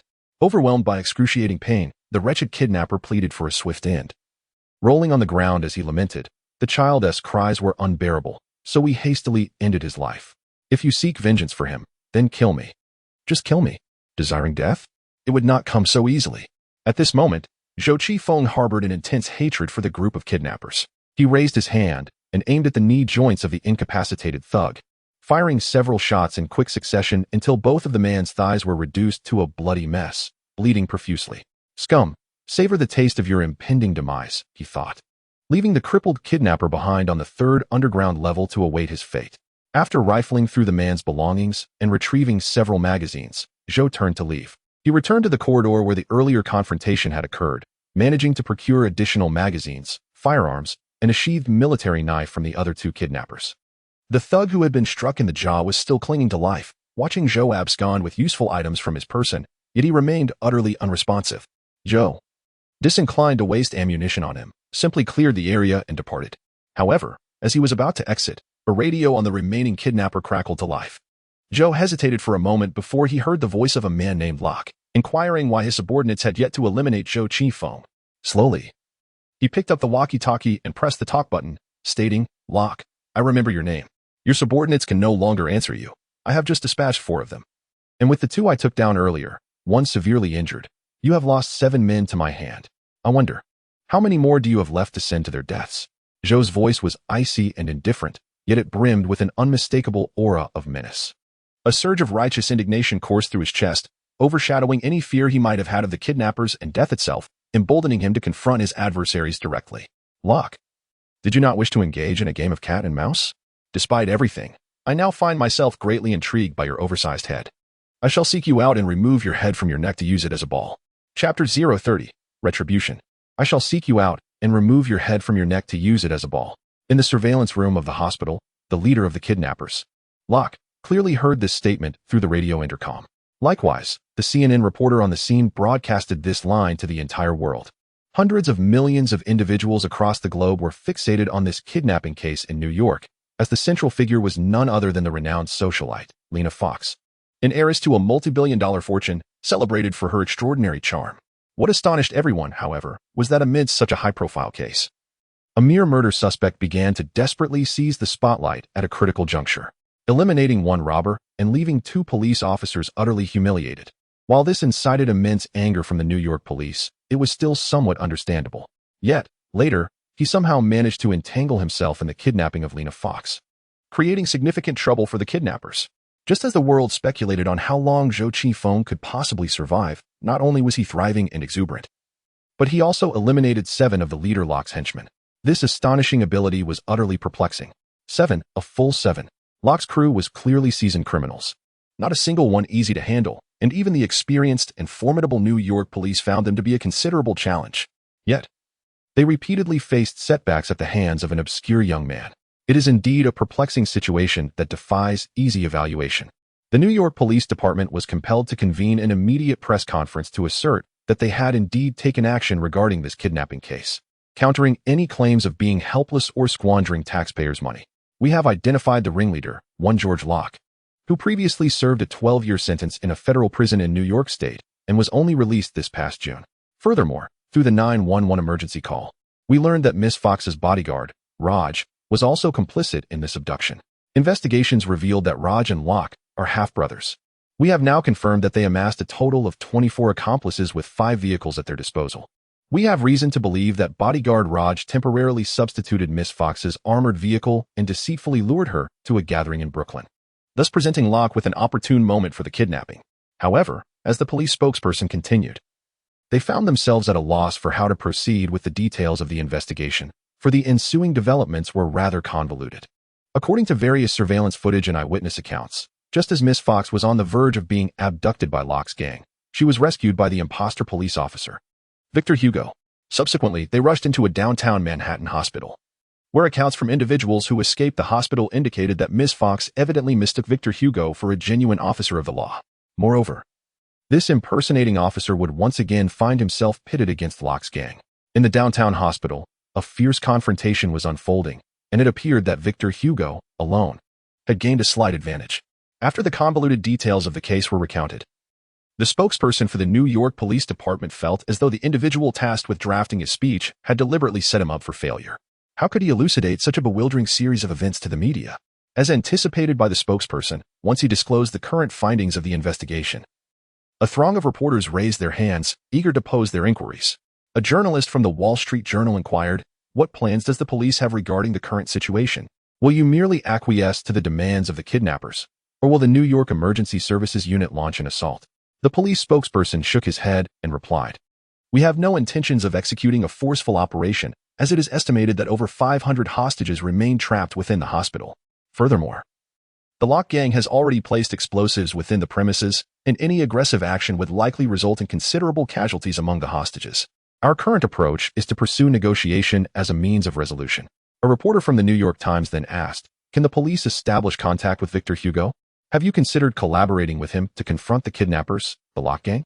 We have just severed the hospital's connections to the outside world, including network and telephone communications. And thus we currently have no plans to directly engage with the suspected murderer," the spokesperson thought to himself. "Is it that you and the media wish to further embarrass us in the eyes of the public? It would be utterly foolish for us to seek the cooperation of a suspect in order to confront another group of criminals." During the conversation between the reporter and the spokesperson, a shocking message reverberated throughout New York. The notorious crime lord, Locke, was driven to madness by Zhou Qingfeng. He brought 7 hostages before the CNN journalists and, in front of the cameras, ruthlessly executed all of them. "Officer Hugo, you believe yourself to be formidable, do you not? You took the lives of my 7 subordinates. I shall reciprocate by extinguishing the same number of hostages. Look at the faces of these hostages, weeping. They are victims of your actions." Locke gripped the face of a female hostage, thrusting it into the camera's view. His menacing visage striking terror into the hearts of New Yorkers, robbing them of sleep. As the hostages cried out for mercy, Locke systematically shot them down, one by one. The agonizing wails of the hostages as they faced their demise, along with the bloodied corpses that followed, were broadcast to the world by CNN. Although the network promptly cut the live feed, the repercussions of this kidnapping incident were irrevocably profound. American families who witnessed this harrowing scene were engulfed in shock and chaos, bombarding the New York City Police Department with frantic calls, demanding immediate action to rescue the hostages in the hospital. But what could be done? Would sending in officers only lead the kidnappers to detonate their explosives? We would be left to witness yet another 9/11 tragedy, facing the possibility of being held accountable in court. Under the immense pressure from the media and society, the police chief of New York was on the brink of insanity. They were now caught in a dilemma, unable to act beyond merely surrounding the hospital. Meanwhile, in Katerina's home, a crowd of Zhou Qingfeng's acquaintances huddled around the television, engrossed in the live broadcast. Upon hearing Zhou Qingfeng claim he had eliminated 7 kidnappers, Tony Parker burst into laughter, saying, My friend here is quite the braggart. I suspect he is merely cowering in some corner, trembling in fear." "Trembling in fear?" scoffed Katerina, seated nearby. "If that lad were truly just hiding and quaking, do you think those kidnappers would be enraged enough to murder 7 hostages in retaliation?" Tony Parker was momentarily at a loss for words, his only recourse being to look towards David Lawrence, who sat silently, his expression peculiarly contorted. This soon-to-be savior of America had transitioned from a relatively favorable view of Zhou Qingfeng to one of extreme disdain, particularly after the police approached him for questioning, presenting a photograph of Rachel Connor taken without her consent, inciting his fury. Unless one were a pervert, no one would relish the thought of their spouse being surreptitiously photographed. Yet, Zhou Qingfeng's displayed prowess was indeed impressive. Chapter 031. Fueling the fire in the surveillance room of a hospital in Lower Manhattan. 7 bloodied corpses lay hastily dragged aside by the kidnappers, while the crimson stains on the floor remained uncleaned, serving as a grim reminder of the recent massacre. The CNN reporter tasked with documenting the scene was rendered speechless by the brutality, left in a state of confusion, unsure of how to proceed. Rock's brow furrowed in frustration as he scrutinized the law to orchestrate this abduction. Locke began planning the moment he was released from prison. Over the course of 2 months, he managed to recruit 24 desperate individuals to partake in his scheme. If it were merely a street kidnapping, such a large number would be unnecessary. However, the unforeseen circumstances have rendered his manpower woefully inadequate. Currently, Locke is left with only 17 men, and after excluding himself and his brother, merely 15 remain. This scant number is insufficient to control the hundreds of hostages within a sprawling hospital. The situation worsens with Lena Fox remained composed and graceful as ever. She set down her small fork and dabbed her mouth with a napkin, remarking, "There should still be 3 hours before the transfer of authority concludes." "Are you so eager to kill me?" No, it is not your fault. It is my concern. I wish to inquire about the police officer who rescued you. The one you referred to as Victor. What exactly is his background? Is he a member of the NYPD's Emergency Services Unit or someone of significant standing?" Observing Locke's troubled expression, Lena Fox's eyes sparkled with intrigue. She inquired nonchalantly, It seems Officer Hugo has caused you quite a bit of trouble. Locke immediately shook his large head, waving his finger dismissively. No, it is not trouble at all. The elevator has ceased operation, and all entrances and exits are under my watch. He is currently trapped in the underground parking lot, unable to escape. I have plans to flood the parking garage with gasoline, and when the time comes, I shall simply toss in a match. That wretched officer will either suffocate or be transformed into a charred pig. Yet he is still alive, is he not? Lena Fox lifted her head with pride and smiled. Just moments ago, someone mentioned sending someone to eliminate Officer Hugo, and now you speak of flooding the area with gasoline. I wager that the individuals you dispatched have already met their demise, and the count is quite significant, am I correct? With a resounding slap, Locke's large hand struck Lena Fox's face, sending her sprawling to the ground. The somewhat neurotic bandit leader writhed uncomfortably and remarked with evident displeasure, Miss Fox, conversing with you is quite unpleasant.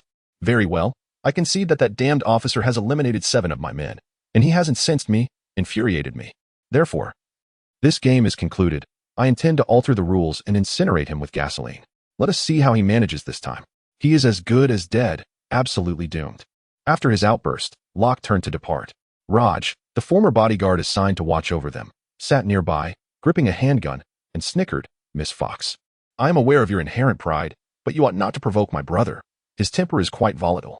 Lena Fox struggled to rise from the ground. With 2 distinct red handprints on her face and blood trickling from the corner of her mouth.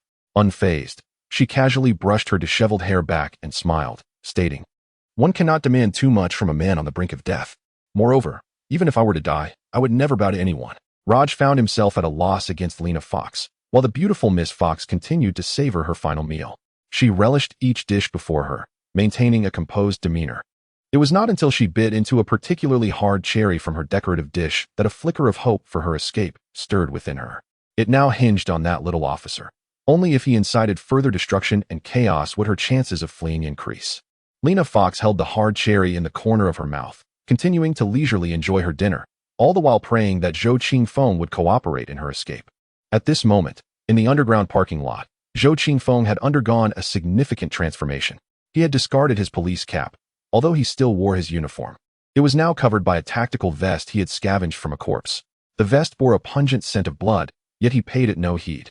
Zhou Qingfeng's tactical vest was equipped with a total of 8 magazines, while he wielded an M4A1 carbine in his hands, and a Glock 17 rested in a quick-draw holster on his thigh. He exuded an air of formidable prowess, radiating an intimidating aura. Despite the youthful visage of an 18-year-old, his demeanor had undergone a dramatic metamorphosis. With several lives claimed, he appeared sharp-edged and commanding. His extraordinary talent facilitated rapid advancement after several encounters. He felt his understanding of firearms had escalated markedly. Initially, he fumbled with an M1911A1, yet now, cradling the M4A1, he exhibited a remarkable sense of familiarity, as though he had been handling firearms for over a decade. However, Zhou Qingfeng could not escape the confines of the underground parking lot's first basement level. Whether he attempted the fire escape or the vehicle lanes, 2 or 3 kidnappers obstructed his path. These ruffians refused to descend, instead barricading the exit and pouring gasoline into the area. Upon witnessing the gasoline, Zhou Qingfeng instantly grasped the malevolent intent of the kidnappers. These scoundrels, fearing for their lives after he had dispatched 7 of their number, understood that anyone could easily become the next victim. Thus, they resorted to crude tactics in dealing with Zhou Qingfeng. Although the amount of gasoline they poured was not substantial, igniting it would significantly deplete the oxygen within the underground parking lot. At that moment, even if Zhou Qingfeng were not consumed by flames, he would surely suffocate. As the acrid scent of gasoline intensified, Zhou Qingfeng realized he had to dash outside immediately. Remaining would undoubtedly lead to his demise. Chapter 32. The Assault in the Underground Parking Garage. On the winding exit ramp of Level B2, a vehicle was maneuvered by 2 kidnappers, obstructing the path and creating a barrier. Behind this blockade stood another kidnapper, who, upon seeing his companion's car approach, erupted in anger. Fool! Don't push that obsolete gasoline-powered vehicle. Do you wish to incinerate ourselves when the fighting begins? Bring an electric vehicle instead. The 2 kidnappers hastily relocated the gasoline-powered car, subsequently bringing in several new electric vehicles. Once the barrier was established, the kidnappers siphoned fuel from the gasoline car and allowed it to flow down the incline of the ramp. The pungent aroma of gasoline permeated the underground space, prompting the 3 kidnappers to chuckle merrily. Though somewhat crude, this tactic appeared effective. Once flames ignited, the oxygen on level B3 would be depleted within minutes. ensuring that no one could survive. The leader of the kidnappers pressed the communication button and contacted their chief, Locke, via radio. Boss Locke. We have sealed off the entrance and exit to level B3. We are just waiting to turn that policeman inside into barbecue. Locke's gruff voice crackled. The kidnapper named Buck expressed his confusion, saying, "It seems that the police officer is driving into the wall on the 3rd basement level. I didn't go down to investigate, so I'm not quite certain of the specifics." Driving into a wall? The large-headed Locke inquired, bewildered. Has he lost his mind? Buck replied, "I'm not entirely sure what he is doing down there either. Nevertheless, it matters not. We will soon pump enough gasoline into the 3rd basement, which should take about half an hour." At that moment, Buck turned to his 2 companions and barked, "Hurry up, you 2 fools. Is it really so difficult to siphon some gasoline? The underground parking lot is hardly a gas station. The only means of obtaining gasoline is by siphoning it from the vehicle's fuel tanks. This task carries its own difficulties. It is not as simple as it seems. If the kidnapper siphoning the fuel isn't careful, he might end up covered in gasoline." Meanwhile, in the hospital surveillance room, the leader Locke felt a twinge of unease. He contacted his subordinate via radio. "Sean, what is the situation down there? What is that police officer doing on the 3rd basement level?" Kidnapper Sean, accompanied by 2 men, cautiously descended the staircase. Upon seeing the 3 fallen companions in the stairwell, their legs turned to jelly. The fire escape was already a confined space, dimly lit. And combined with the acrid scent of blood in the air, the sight of the 3 bodies in varying states of disarray made Sean and his companions feel nauseous. The most terrifying sight was that of the kidnapper with a shattered jaw who was still alive. This unfortunate soul was intermittently coughing, expelling the blood that had filled his lungs. Witnessing the harrowing state of his companion, Sean resolved to alleviate his suffering with a swift shot. When he heard Boss Locke's inquiry, he replied, "We have not located the officer, but there are sounds of vehicles moving from the 3rd basement. Oh my goodness! What is happening?" Locke pressed urgently. At that moment, Sean had reached the fire door of the emergency exit on the 3rd basement level, only to find it obstructed. He called out to Locke, "Boss, that officer has blocked the fire door leading to the 3rd basement with several vehicles." This was the very sound of cars crashing into a wall that Buck had heard. Zhou Qingfeng realized he had only 2 avenues for escape. He opted against the narrow, challenging emergency exit and instead chose the parking lot's winding path that allowed for vehicular movement. To avoid being attacked from both sides, he drove his vehicle to barricade the fire door, colliding 2 or 3 cars to create an impenetrable blockade. Sean could only peer through the gap in the door towards the 3rd basement, where he saw a flash of fire followed by the rapid bursts of gunfire. "Oh, damn it!" Sean exclaimed in pain as he recoiled, the bullets penetrating through the door's crevice and striking the frame. Shattered fragments flew out, leaving a deep gash on his brow. "Boss, we can't get in. That damned officer is stationed right behind the door." Upon hearing that Zhou Qifeng was still in the 3rd basement, Locke's fierce demeanor softened into a semblance of assurance. "It's fine. As long as he remains behind that door. Soon enough, he will be screaming and begging to escape." As the thought of Zhou Qingfeng being burned alive crossed their minds, the bandits erupted into laughter over the radio. However, their mirth was short-lived, for with no avenue for retreat, Zhou Qingfeng commenced a counteroffensive. Barricaded behind a vehicle obstacle on the 2nd basement level, but positioned himself a safe 20 meters from the curve leading to the 3rd basement. This distance provided a considerable advantage. The moment Zhou Qifeng emerged, he would face a devastating volley from Buck's rifle. Come out, let me shatter your skull." Buck muttered incessantly, his weapon steadfastly aimed at the likely points of Zhou Qingfeng's appearance, poised to pull the trigger. Beside him, a growing pool of gasoline seeped into the 3rd basement. At that moment, Zhou Qifeng was seated inside an electric sedan, which he started and steered towards the curve. Accelerating as he exited the parking lot of the 3rd basement, he leaped from the driver's seat just as the vehicle approached the curve's exit. After a series of rolls, Zhou Qingfeng found himself covered in dust. Without a moment's hesitation, he rushed to commandeer another prepped electric car. The first vehicle roared violently into the curve, and with no driver at the helm, it crashed into the wall with a thunderous impact. Yet, propelled by its immense momentum, the car did not halt immediately. Instead, it shot upward along the wall. Buck, witnessing the vehicle's emergence, unleashed a fierce barrage of gunfire.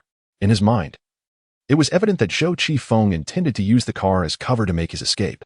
All he needed to do was aim for the driver's seat and unleash a storm of bullets. However, after the vehicle careened several meters along the wall, it flipped over and crashed heavily onto the bend. As Buck opened fire, the other 2 oil-thieving kidnappers rushed to join him. 3 gun barrels unleashed a barrage towards the vehicle's cabin. After exhausting 3 magazines, the erratic bullets ignited the gasoline pooling on the ground. With a resounding explosion, a wave of heat surged forth. Had he been shot dead? Buck leaned forward to inspect the ground at the bend. Through the distortion created by the intense heat, he discerned no traces of blood. Was he not in the vehicle? Just as Buck was engulfed in doubt, another car burst forth from the third underground level, colliding with the bend's wall, flipping into the air, and plummeting into the fiery chaos below. Damn it, those wretched police are using these vehicles as shields, facilitating his escape. Buck exclaimed to his two subordinates, "Get more gasoline. We must burn him alive. He cannot be allowed to escape." Chapter 33. Rising from the flames amidst the roaring flames. One car after another surged forth from the third underground level, each vehicle emerging several meters, even over 10 meters, becoming natural cover leading to the second underground level. Buck fired desperately, yet he was powerless against these cars, as Zhou Qifeng refused to show his face. Shooting was utterly futile. The most perilous aspect was that the gasoline they poured was rapidly depleting the oxygen on the third underground level. Yet the scorching heat was surging towards the second underground level. Damn it, this is not what we anticipated. Buck cursed as he withdrew from the barricade he had erected. The scorching heat had curled his eyebrows and hair. If this continued, it was uncertain whether Zhou Qifeng would survive, for he himself was at the brink of being scorched to death. We retreated, effectively blocking the bend in the road. Buck, too, found himself in a predicament, leading his subordinates back about 10 meters to continue obstructing Zhou Qifeng's escape route. Meanwhile, Zhou Qifeng on the third underground level was also suffering. Due to the lack of airflow and the flames raging, he distinctly felt his breathing becoming exceedingly labored. He believed that enough vehicles had already been crashed. And hastily grasping his rifle while dragging a fire extinguisher, he dashed towards the bend. No bullets were fired, but the roaring flames proved even more perilous. Zhou Qifeng hurriedly activated the fire extinguisher, directing its foam at the gasoline igniting on the ground. This was a race against time. He had to extinguish the flames before the gasoline consumed all the oxygen. A single foam extinguisher could only spray for about 10 seconds, and once it was depleted, he would need to replace it. Just as Zhou Qifeng began his frantic efforts to douse the fire, a vehicle suddenly barreled down from the second underground level, crashing through the barricade of cars and hurtling towards him. The descending vehicle carried an overwhelming potential energy, forcing Zhou Qifeng to swiftly shrink his body and take refuge beneath the overturned car. The falling automobile collided chaotically like a toy, scattering debris and rubbish across the ground, posing a significant threat to him. Meanwhile, on the second underground level, the kidnapper Buck was personally steering the vehicle as it charged down towards the bend. He bellowed at his two companions, drive in. We must completely block this exit," ensuring he remains trapped inside to perish in the flames. One after another, vehicles were driven by Buck's subordinates into the fray, swiftly obstructing the curve's entrance with overturned cars. Among these vehicles, some were gasoline-powered. Once their tanks ruptured, they ignited with a loud explosion, intensifying the inferno. Yes, I refuse to believe that cop can survive this. Buck, brimming with arrogance, brandished his firearm and approached the curve, eager to ascertain whether Zhou Qifeng had met his demise by collision or by fire. Thick plumes of black smoke billowed from the underground curve, the oppressive heat of the flames palpable from several meters away. Witnessing this scene, Buck exhaled a sigh of relief, even lowering his weapon. In such a realm of lethal heat, no one believed Zhou Qifeng could possibly endure. Buck communicated through his radio to his superior, "Boss Locke. That cop is dead. We've burned him alive." "Burned alive, splendid," came Locke's manic laughter over the radio. He shook his head enthusiastically at the CNN reporter, exclaiming joyfully, "That cop is dead, consumed by fire. I told you my method is infallible. No one can survive this, no one." Meanwhile, Lena Fox sat next door, having gracefully finished her dinner, quietly awaiting the miraculous to unfold before her. The clamor of rock echoed in her ears, leaving her heart heavy with disappointment and despair. Had that police officer truly perished? Was there truly no hope for salvation? It was not only Miss Fox who felt despondent. The entire city of New York, the whole of America, indeed the entire world, shared in this sorrow over the kidnapping case. Especially upon seeing Rock's grotesquely triumphant face, a wave of nausea swept through everyone. And in that moment, no one cared to recall that Zhou Qifeng had once taken a life. Rather, they remembered how he had vanquished 7 kidnappers when the police were powerless to act. CNN studio was diligently reporting on the latest developments of the kidnapping case. The host, with a somber demeanor, addressed the camera, stating, according to recent reports, the young man who bravely confronted the kidnappers at a downtown Manhattan hospital may have succumbed to his injuries. The kidnappers have claimed that this young man was trapped in the underground parking lot's basement level 3, where they allegedly burned him alive. This is indeed a profoundly tragic reality. Let us observe a moment of silence for this 18-year-old child, as the host's sorrowful expression lingered. Many viewers found themselves shedding tears of grief. After all, it is inherent in human nature to empathize with the weak. Zhou Qingfeng bore an insurmountable burden alone, and the scene was undeniably tragic. Equally heartbroken was Angie, who had been compelled to return home under her father's strict orders at the residence of Katerina. At this moment, she sat on the spiral staircase, clutching her phone as she perused various reports online. Upon reading that the media proclaimed Zhou Qingfeng had perished, a pang of sorrow surged within her. It was natural to weep for a friend who had once saved her. To shed tears for him was entirely justified. The speaker is Katerina, who, without my noticing, has approached Angie. My father now harbors a deep disdain for him, as he has audaciously taken clandestine photographs of my mother's private moments. Angie expressed her frustration, lamenting why Zhou Qingfeng would choose to photograph his own mother. Had it been someone else, her father might not have reacted with such fury. Yet, Katerina dismissed the matter with a derisive snort, remarking that it is not unusual for adolescent boys to be drawn to mature and alluring women. As for your mother, she possesses a modicum of charm, which might still hold some allure for those naive young boys. Angie curled her lips in disdain. She wished to laugh, but found herself unable, and she could not discern what warranted her tears. All she could do was frown in silence, lost in thought. Just then, a surge of excitement erupted from the live media broadcast on her phone. The CNN anchor reported at a rapid pace, indicating that something extraordinary seemed to be unfolding at the scene. The correspondent on the ground noted that the leader, Locke, had suddenly erupted in fury, though the reason behind his outburst remained unclear. Locke was smashing items in a frenzy. Oh my, even our reporters had become targets of his wrath. The audience could hear the roars emanating from the scene, a clear indication that Locke was in an exceptionally volatile state. What could possibly incite such rage within him? What could drive him to such a loss of control? What could fuel his violent outbursts? Please stay tuned, as we await further reports from our correspondent on the ground. As the CNN anchor's voice resonated with urgency, those worldwide who were closely following the kidnapping case felt a renewed sense of anxiety. What, indeed, was transpiring at the scene? At this very moment, at the entrance of the curve on the second underground parking level, Buck's boisterous laughter abruptly ceased. A thunderous roar erupted from the inferno within the bend, followed by the emergence of a figure engulfed in flames, radiating an overwhelming aura of murderous intent akin to a demon descending upon the earth. Chapter 034, breaking through as the fuel tank of a car exploded. Zhou Qingfeng found himself helplessly engulfed by the licking flames. When the wave of heat surged towards him, his instinct compelled him to retreat. Yet the primal urge for survival propelled him forward. To retreat meant death. To advance was to live. Amidst the inferno, Zhou Qingfeng felt each breath sear his lungs as if they were ablaze. The scene before him was a blinding blaze, rendering the path indistinguishable. He had to break free. To escape. With his rifle slung behind him, Zhou Qingfeng raced forward, navigating his way along the route etched in his memory. He stumbled and faltered, colliding with the vehicles that Buck and others had driven in to barricade the way. The flames licked at him, and before long, his clothes were ignited. In the chaos, he had also become doused in gasoline from the ground, further fueling the blaze upon him. The obstructing vehicles were searing under the intense heat, so hot that a mere touch could blister the skin. Yet, Zhou Qingfeng had no choice but to scramble over these hindrances. His speed must be swift. Hesitation was not an option, nor was retreat. Employing his military knife, he severed the sleeves of his shirt to fashion makeshift gloves. Then he climbed and surged toward freedom. In that brief span of merely 10 meters, he expended over half a minute's time. As he burst forth from the billowing smoke of the winding road, he bore numerous burns upon his body. Yet, this was of little consequence. He was still alive, still breathing. He was a stalwart, indomitable man.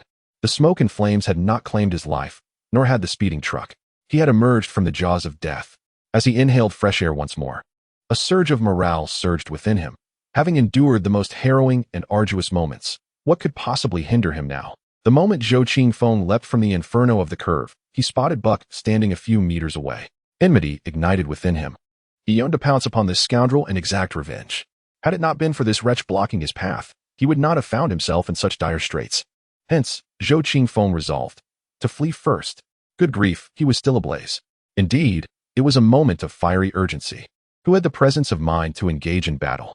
His M4A1 still hung upon his back, and his hands were blistered and scorched. How could he confront anyone? Before him stood 3 kidnappers, each positioned apart, making it a challenge to confront even one, let alone all 3. Flight was the only option. With unparalleled agility, always a step ahead, he took to his heels. Buck and his companions were taken aback as they beheld Zhou Qingfeng, a veritable fireball, erupting from the flames. But their astonishment quickly turned to shock as they witnessed Zhou Qingfeng's speed escalate dramatically. In mere seconds, he transformed into a mere flicker of flame, darting over 10 meters in the blink of an eye, swiftly seeking refuge behind several parked vehicles in the lot. Just as Buck adjusted his aim, Zhou Qifeng had already shifted to 2 or 3 different positions. At this moment, he was too preoccupied to lament the fact that Zhou Qifeng was still alive. Instead, he was utterly astonished by Zhou Qingfeng's tenacious vitality. Surrounded on all sides, it was imperative to eliminate him. Buck made the most prudent decision, gesturing without hesitation for his 2 companions to flank left and right. 3 gun barrels erupted in a cacophony of gunfire, unleashing a torrent of bullets aimed directly at Zhou Qingfeng's figure. Enduring excruciating pain throughout his body, Zhou Qingfeng rolled on the ground incessantly, desperately attempting to extinguish the lingering flames upon him. He swiftly grasped the M4A1 rifle strapped to his back, seeking any opportunity to retaliate against his captors. The exchange of gunfire escalated instantaneously. Buck's group held a numerical advantage, intent on executing a crossfire from both sides. In defiance, Zhou Qifeng gritted his teeth and ran with all his might, refusing to linger in one spot for too long. Amidst the brief skirmish, Buck's gang surprisingly felt a sense of suppression. Zhou Qifeng never resorted to precise single shots. Whenever his gun emerged, it was an unwavering barrage of fully automatic fire. In mere seconds, an entire magazine of 30 bullets was expended, and such ferocious firepower rendered opponents incapable of raising their heads. Zhou Qingfeng had no choice but to resort to this desperate measure. His marksmanship was laughable, and achieving accurate shots was a challenge. Instead, he opted to unleash a relentless spray of bullets in a single direction. After all, unleashing 30 rounds would create a vast area of fire. Under the relentless hail of bullets, even a seasoned marksman would be left disoriented. As Zhou Qifeng changed magazines with fervor, Buck and his associates pondered. Where on earth did this damned cop acquire such an abundance of ammunition? Unbeknownst to them, Zhou Qifeng had previously dispatched 4 kidnappers, his tactical vest adorned with 8 magazines. After exchanging fire several times, fortune finally smiled upon Zhou Qifeng, who had been plagued by misfortune since his arrival. During a frenzied exchange of bullets, he managed to pierce the fuel tank of a vehicle, causing a significant amount of gasoline to leak, which was ignited by a stray spark from a bullet. With a deafening explosion, the gasoline ignited violently, propelling the car into the air and engulfing one of the kidnappers standing nearby in flames. Zhou Qingfeng, having only rolled in the spilled gasoline, found himself singed. However, this unfortunate soul was far worse off, entirely drenched in the splattered gasoline, instantly transforming into a blazing torch. The explosive conflagration and the horrific fate of his comrades startled Buck, who instinctively shouted into the radio, "Boss Locke, we need backup." At that moment, the gang leader Locke was reveling in his perceived triumph, anticipating that this kidnapping would yield him millions, enough to escape America and live a life of comfort. Yet, Buck's desperate plea furrowed his brow with concern. Grasping the intercom, he inquired, "What is happening?" The cop is still alive. He has come out again, and he has taken down another one of us. I urgently need assistance." Buck's voice trembled with fear as Zhou Qingfeng unleashed another barrage of bullets towards him. His reckless disregard for ammunition and sheer reliance on luck rendering the situation utterly terrifying. "What are you saying?" Locke thought he had misheard. Just moments ago, he had been informed that the police officer was deceased, yet here he was, suddenly reappearing. Was this some cruel jest from the heavens? How could one survive after being engulfed in flames? Furthermore, Locke had intended to announce to the world that the officer was dead. And now his assertions were being contradicted before his very eyes. Enraged, Locke erupted in fury, throwing a tantrum, even assaulting the CNN reporter assigned to interview him. Once Buck sought assistance, his resolve to resist dissipated. As he retreated, the other kidnapper instinctively followed suit, and the pair ultimately fled in disarray from the second basement level. Not daring to pause even at the first basement, hastily returning to their leader, Locke. Meanwhile, as Buck and his accomplice made their escape, Zhou Qifeng was nearing the limits of his physical endurance. He staggered, desperately striving to remain upright, yet the exhaustion and pain enveloping him threatened to overwhelm. "I must find a doctor. I need treatment, or my time is limited." Zhou Qingfeng was gravely injured, relying solely on sheer willpower to stave off collapse. He stumbled from the underground parking garage and re-entered the hospital building. Chapter 35. The Devil's Gift. Willpower alone could not mend Zhou Qingfeng's myriad injuries. At least 50% of his skin bore varying degrees of burns. In milder areas, the damage resembled mere blisters, while in more severe locales, the flesh had begun to cook. Moreover, Zhou Qifeng had repeatedly utilized his extraordinary ability, leading to substantial physical depletion that left him dizzy and disoriented. Hunger, thirst, rapid breathing. An erasing heartbeat rendered him utterly tormented. Upon returning to the interior of the hospital, he frantically searched for water. The corridors of the hospital were lined with various rooms and departments, yet they were eerily devoid of life. The patients here had either fled or been taken hostage by Locke and his associates. Zhou Qifeng burst into room after room, desperately seeking sustenance and hydration. But to no avail. Damn it, where can I find something to drink? His throat felt as if it were on fire, and he was nearing his limit. Oblivious to the external threats as he dashed about the hospital building, he burst into one room, then climbed the stairs, and in a dizzying haze found himself at the door of a small room labeled Alonzo Super Pharmaceutical Laboratory. Zhou Qifeng thought to himself, what the hell is this place? Is there any water inside? He pushed the door, only to discover it was locked. Without hesitation, he drew his gun and fired, the shot shattering the lock. He then pushed the door open and immediately spotted a large refrigerator across the room. Oh, what delights might await within. Were there any drinks? Any food? Zhou Qifeng eagerly rushed over, flinging the refrigerator door open to reveal a collection of small glass bottles. He seized one, uncorked it, and inhaled deeply. A refreshing scent enveloping his senses. At that moment, his body was aflame with the pain of burns, and the cool air wafting from the refrigerator brought him immense relief. But was this substance toxic? Could he dare to drink it?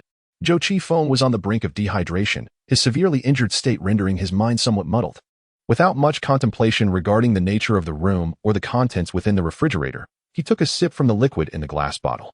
It was somewhat tart, yet palatable, and most importantly, it provided a refreshing sensation as it slid down his throat.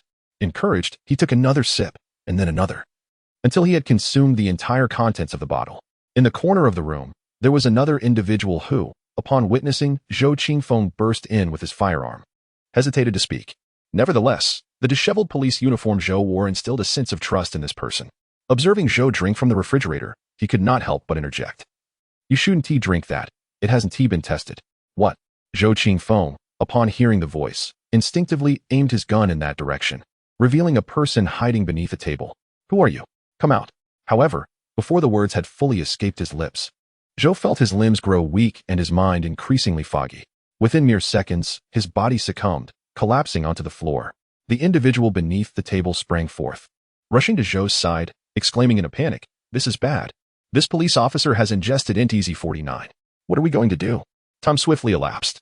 When Zhou Qifeng regained consciousness, he found himself lying on a hospital bed, with a 30-something Caucasian man resting beside him. Where am I? He wondered.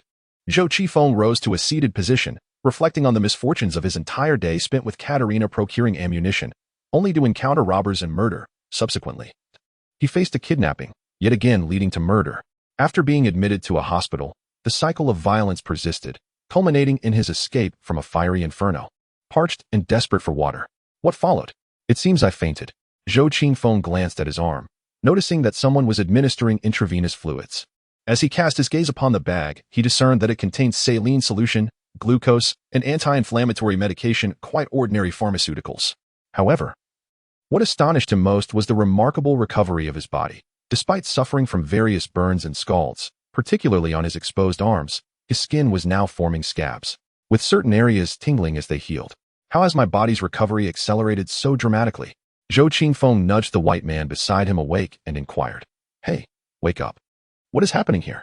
Upon realizing that Zhou Qifeng had regained consciousness, the white man hastily stood, expressing concern. "Officer, how do you feel?" "Remarkably well, better than ever." Zhou Qifeng replied, raising his arm to indicate the 4-needle. "Can this be removed?" The white man nodded, assuring him, "Of course. I was merely concerned that your body might be lacking hydration, electrolytes, and nutrients during the modification process, which is why I administered the fluids. I believe you must urgently need to use the restroom. It's over there." As soon as the words left his mouth, Zhou Qifeng felt the pressing urgency of his full bladder. He went to the restroom, only to discover, to his shock, that he was urinating blood. The dark liquid appearing rather alarming. The stream lasted over a minute, and Zhou Qifeng felt a profound sense of lightness throughout his body. Upon exiting the restroom, he found that the Caucasian man had prepared a meal for him. "I imagine you must be famished and have numerous questions. Have you noticed any peculiarities with your urine?" "There is no need for undue alarm. I can elucidate all of this." The man slid a bag of bread and a jar of jam towards Zhou Qifeng. "It would be wise for you to eat something. You urgently require a substantial intake of protein, carbohydrates, and hydration. Unfortunately, this is all I have." "Indeed." Zhou Qifeng felt an intense hunger, a ravenous craving. Without needing further encouragement from the Caucasian man, he seized the bread and jam and began to eat voraciously. In less than 5 minutes, he had devoured the entire bag of bread. Noticing that Zhou Qingfeng had nearly finished, the Caucasian man awkwardly rubbed his hands together and said, "I have 2 pieces of news to share with you. Which would you prefer to hear first? The good news or the bad news?" After satisfying his hunger, Zhou Qingfeng felt invigorated, his spirits high and his demeanor radiant. After drinking a glass of water, he responded, "Let us hear the good news first. The good news is that the severe burns covering your body from yesterday are significantly healing, and from this moment forward, your body's recovery capabilities will be enhanced tenfold compared to the average person. Of course, this comes with the caveat that you must consume a substantial amount of food. Your physical attributes will be comprehensively augmented. Your strength, endurance, explosive power, and even your senses of sight, hearing, and smell will undergo remarkable enhancement. You will possess physical qualities that surpass those of ordinary individuals by 2 to 3 times. You will run swifter, leap higher, and endure in physical activities with greater stamina. Furthermore, aspects related to intelligence, such as memory, analytical skills, and observational abilities, will enhance by at least 50% within 3 days. In simple terms, you shall transform into an extraordinary being." Each time the Caucasian man uttered a statement, he would flex a finger, ultimately exhausting his entire hand. Indeed, Zhou Qingfeng felt a significant elevation in his physical attributes. The sensation was remarkably enchanting, akin to the effects of a stimulant. "This news is splendid. Why do I experience such a transformation?" Zhou Qingfeng inquired with a smile. The Caucasian man sighed deeply, his expression instantly faltering as he responded with a tone of discouragement. "This embodies the unfortunate aspect of the news. Do you recall the vial of liquid you consumed upon your entry? That substance is known as NEZ-49. We often refer to it as the devil's gift." Chapter 036. The laboratory. Over 30 years ago, Professor Alonso isolated a unique biological enzyme from the cold virus. This enzyme has the capability to enhance cellular vitality and improve metabolic functions.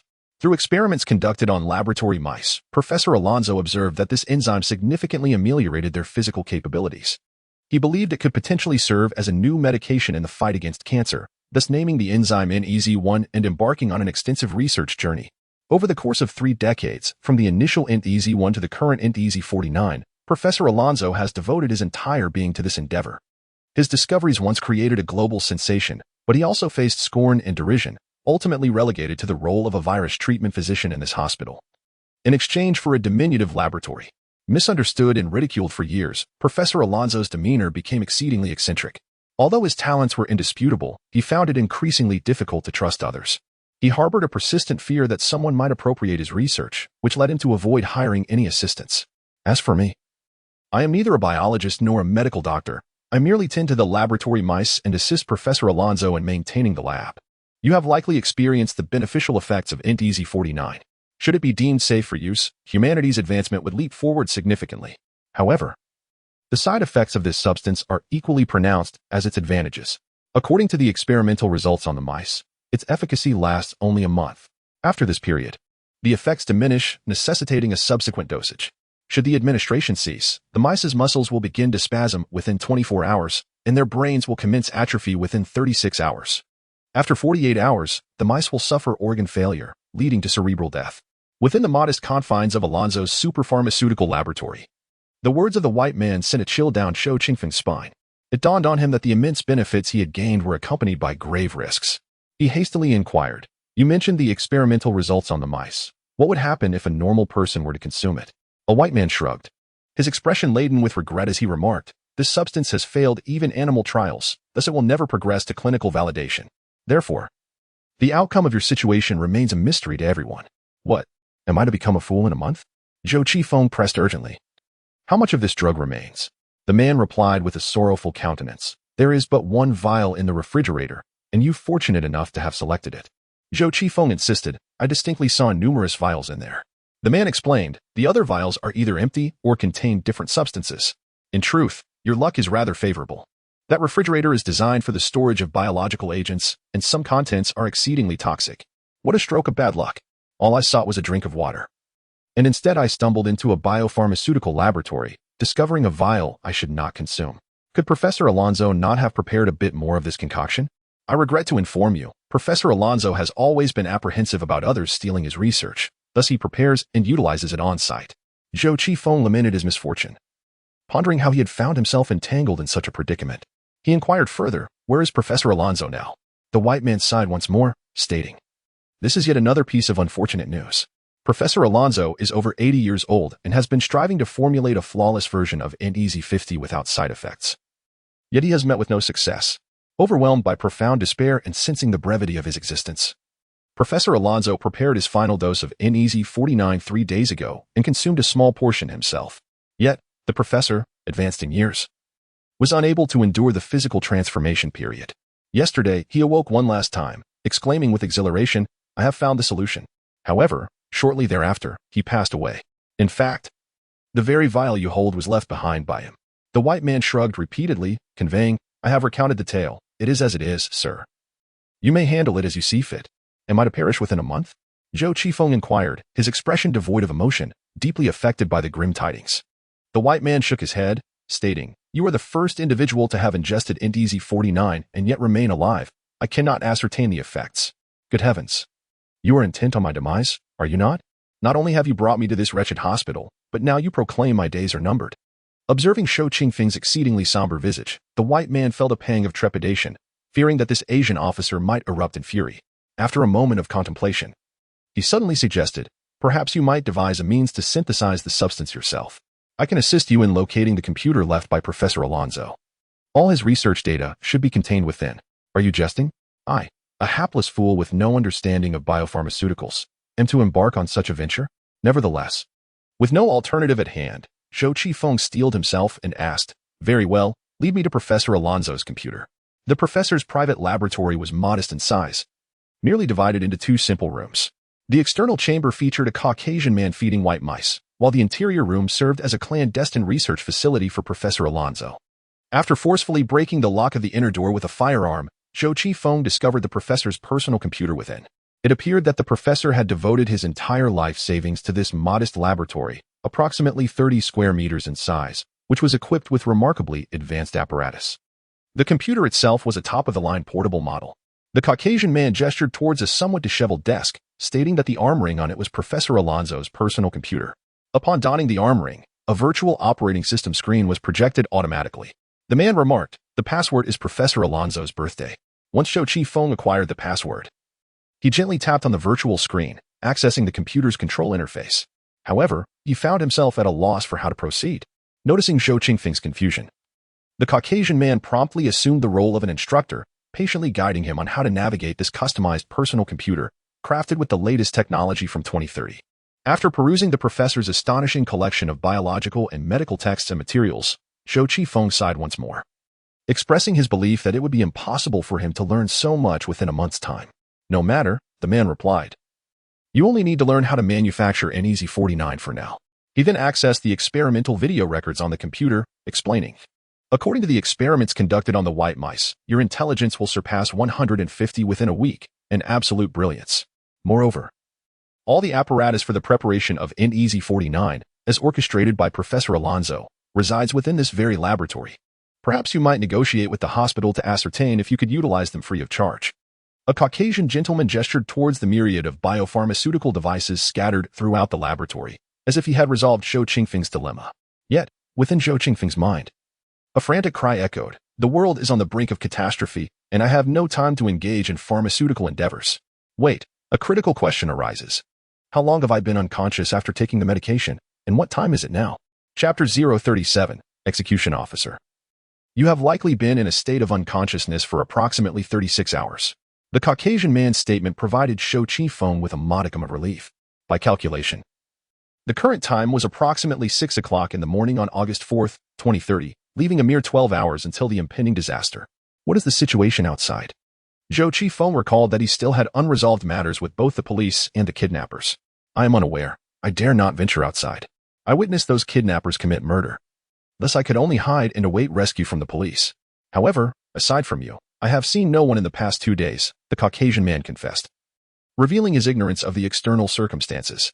At this moment, Zhou Qifeng felt that his mind was indeed sharper than before. He promptly organized his current troubles.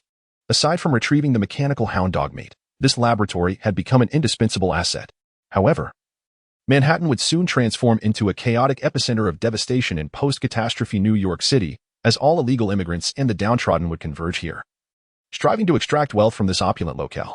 The scene is on the brink of utter devastation, with the hospital being no exception.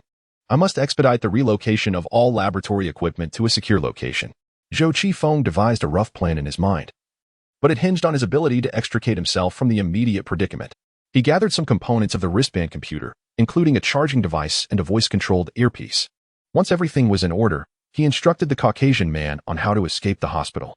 Yet, while the man could find his way out, Zhou Qifeng found himself trapped. The kidnapping incident had entered its second day, with the police still surrounding the hospital. All Zhou Qifeng could do was drag various pieces of hospital furniture to barricade the laboratory. He then resolved to endure for another 12 hours, waiting for the police to disperse before making his exit.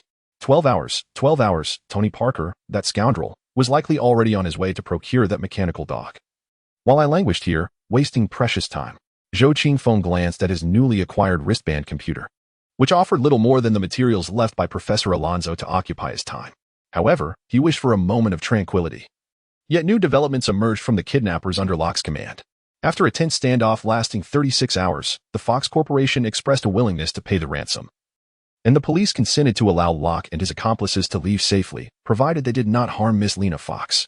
As a prominent figure in American high society, the genteel Lena Fox was now somewhat weary, her efforts to maintain composure undermined by the exhausting threat of death that had loomed over her for 36 hours.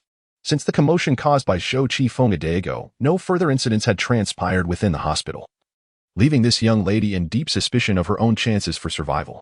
With a loud clang, the leader of the kidnappers, Rock, entered the room. Exuding joy as he exclaimed, "The board of your corporation has just sent me word.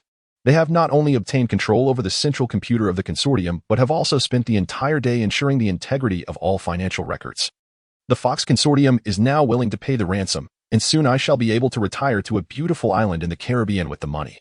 He turned to the lovely Miss Fox, adding, "It seems your time to meet your maker has arrived." "Ha."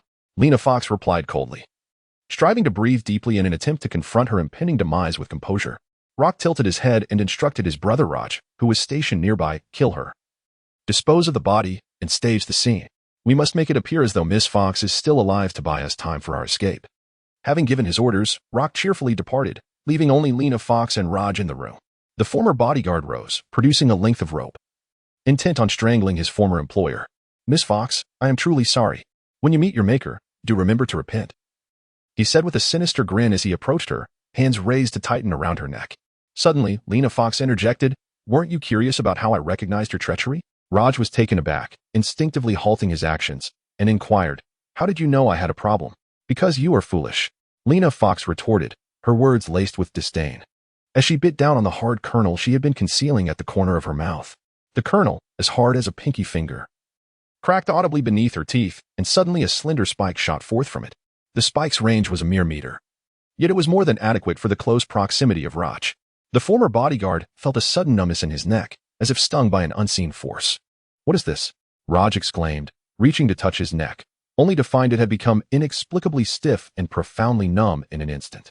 He yearned to cry out, yet the numbness spread rapidly, rendering him mute. At that moment, the door to the room remained ajar, and just a few meters away, Locke was joyfully calling out. Lena Fox hastily supported Raj's faltering body, deftly retrieving a handgun from beneath his ribs. You, Raj stammered, acutely aware that he had lost sensation below his neck, his tongue rendered immobile. "Do not forget the primary business of the Fox Corporation. Did you truly believe I was merely a harmless kitten?" Lena Fox fixed her gaze intently on the commotion outside the room. After gently placing Raj's body down, she bitterly remarked, "When you meet your maker, do remember to repent fervently." With that, she stealthily made her way toward the exit. Her gun was already aimed at Locke, who was swaying several meters away, yet she refrained from firing to avoid alerting the other kidnappers. Holding her breath, composed and unyielding, even with her heart racing at 180 beats per minute, Lena Fox maintained her steadiness. She slowly maneuvered away from the doorway and cautiously retreated, seeking a place to conceal herself. However, the area where Locke was located was teeming with his accomplices. Shortly after she emerged, one of the kidnappers exclaimed, "Hey, Lena Fox is out." Hearing the shout, Locke, who was feeling quite pleased, immediately turned around, only to hear the sound of 2 gunshots, leaving him dumbfounded as he watched the Lady Fox make a hasty retreat. "Shit, how did that woman get out?" Locke rushed to the door of the confinement room, where he found his brother lying on the ground, lifeless. He erupted in fury, shouting, "Kill her, kill her." She must not escape.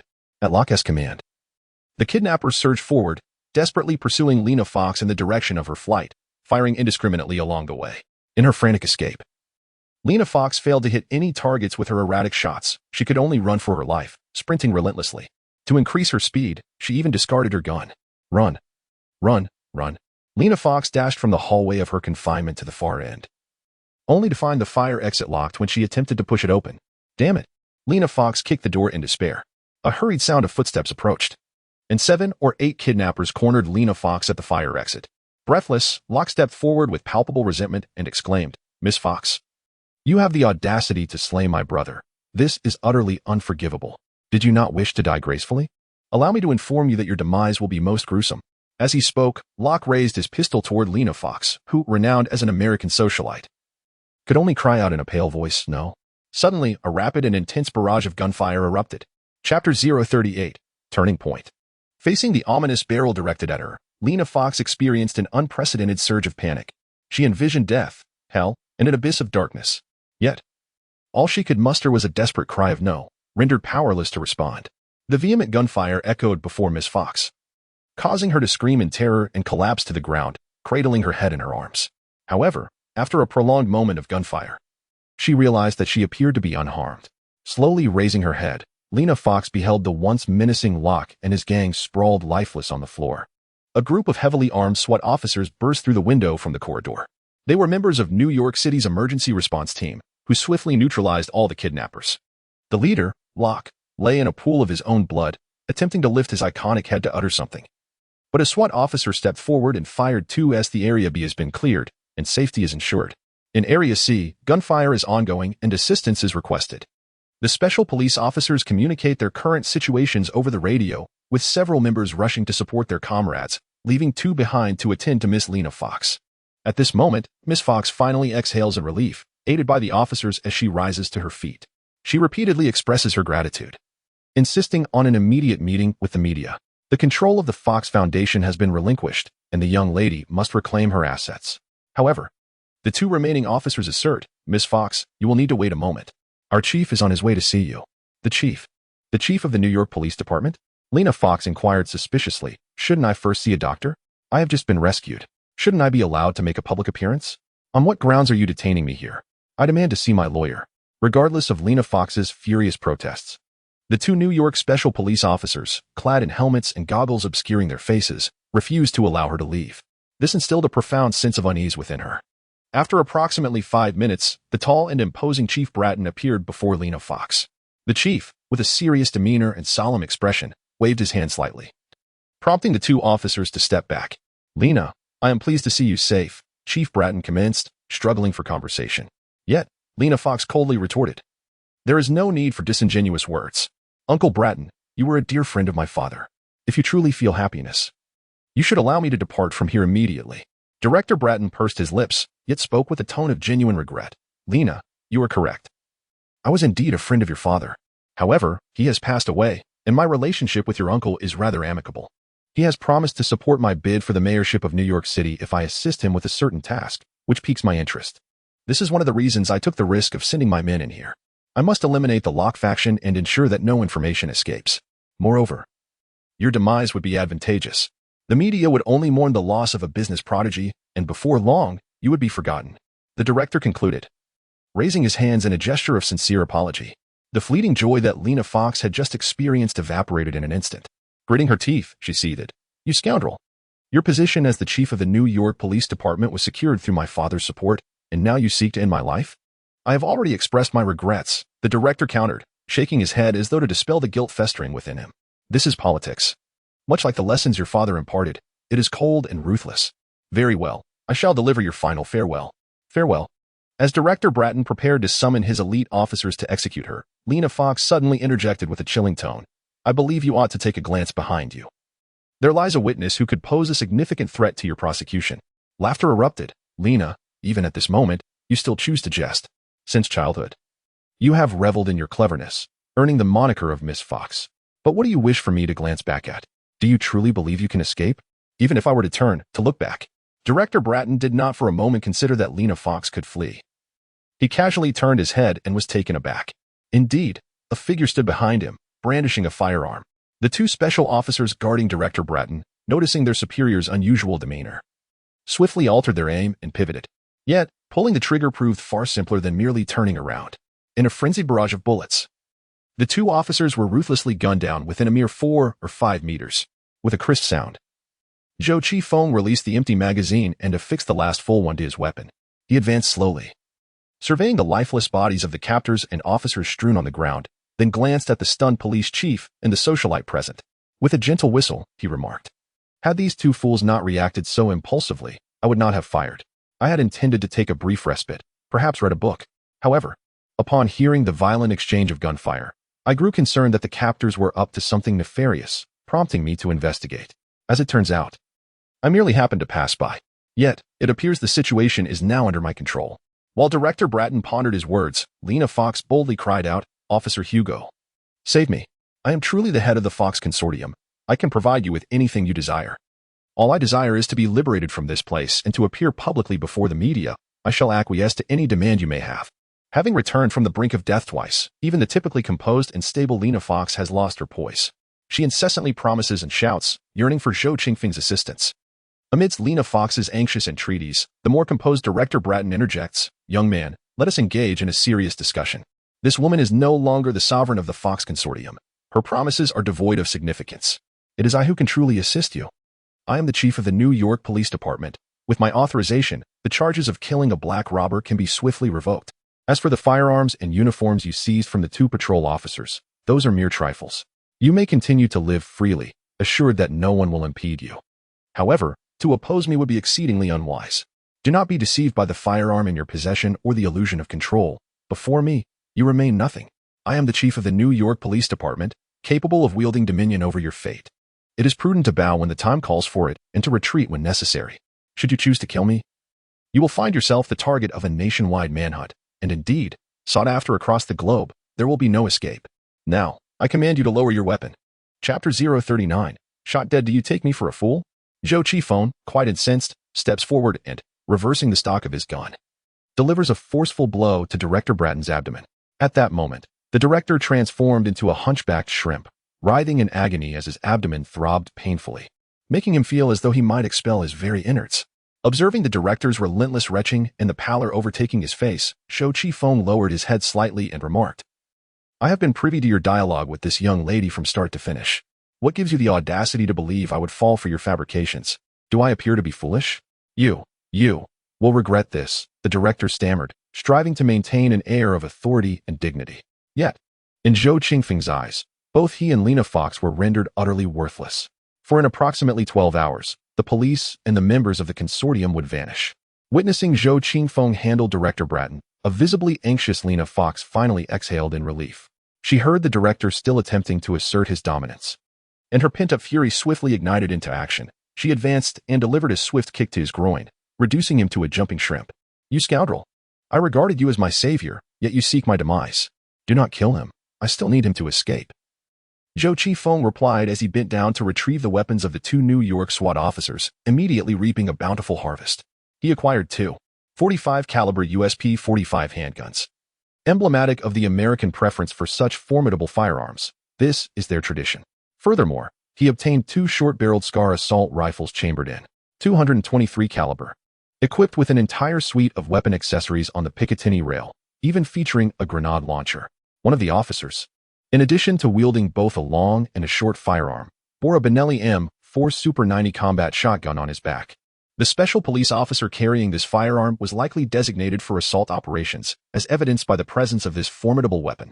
However, these arms, along with a plethora of other law enforcement equipment, remained unutilized.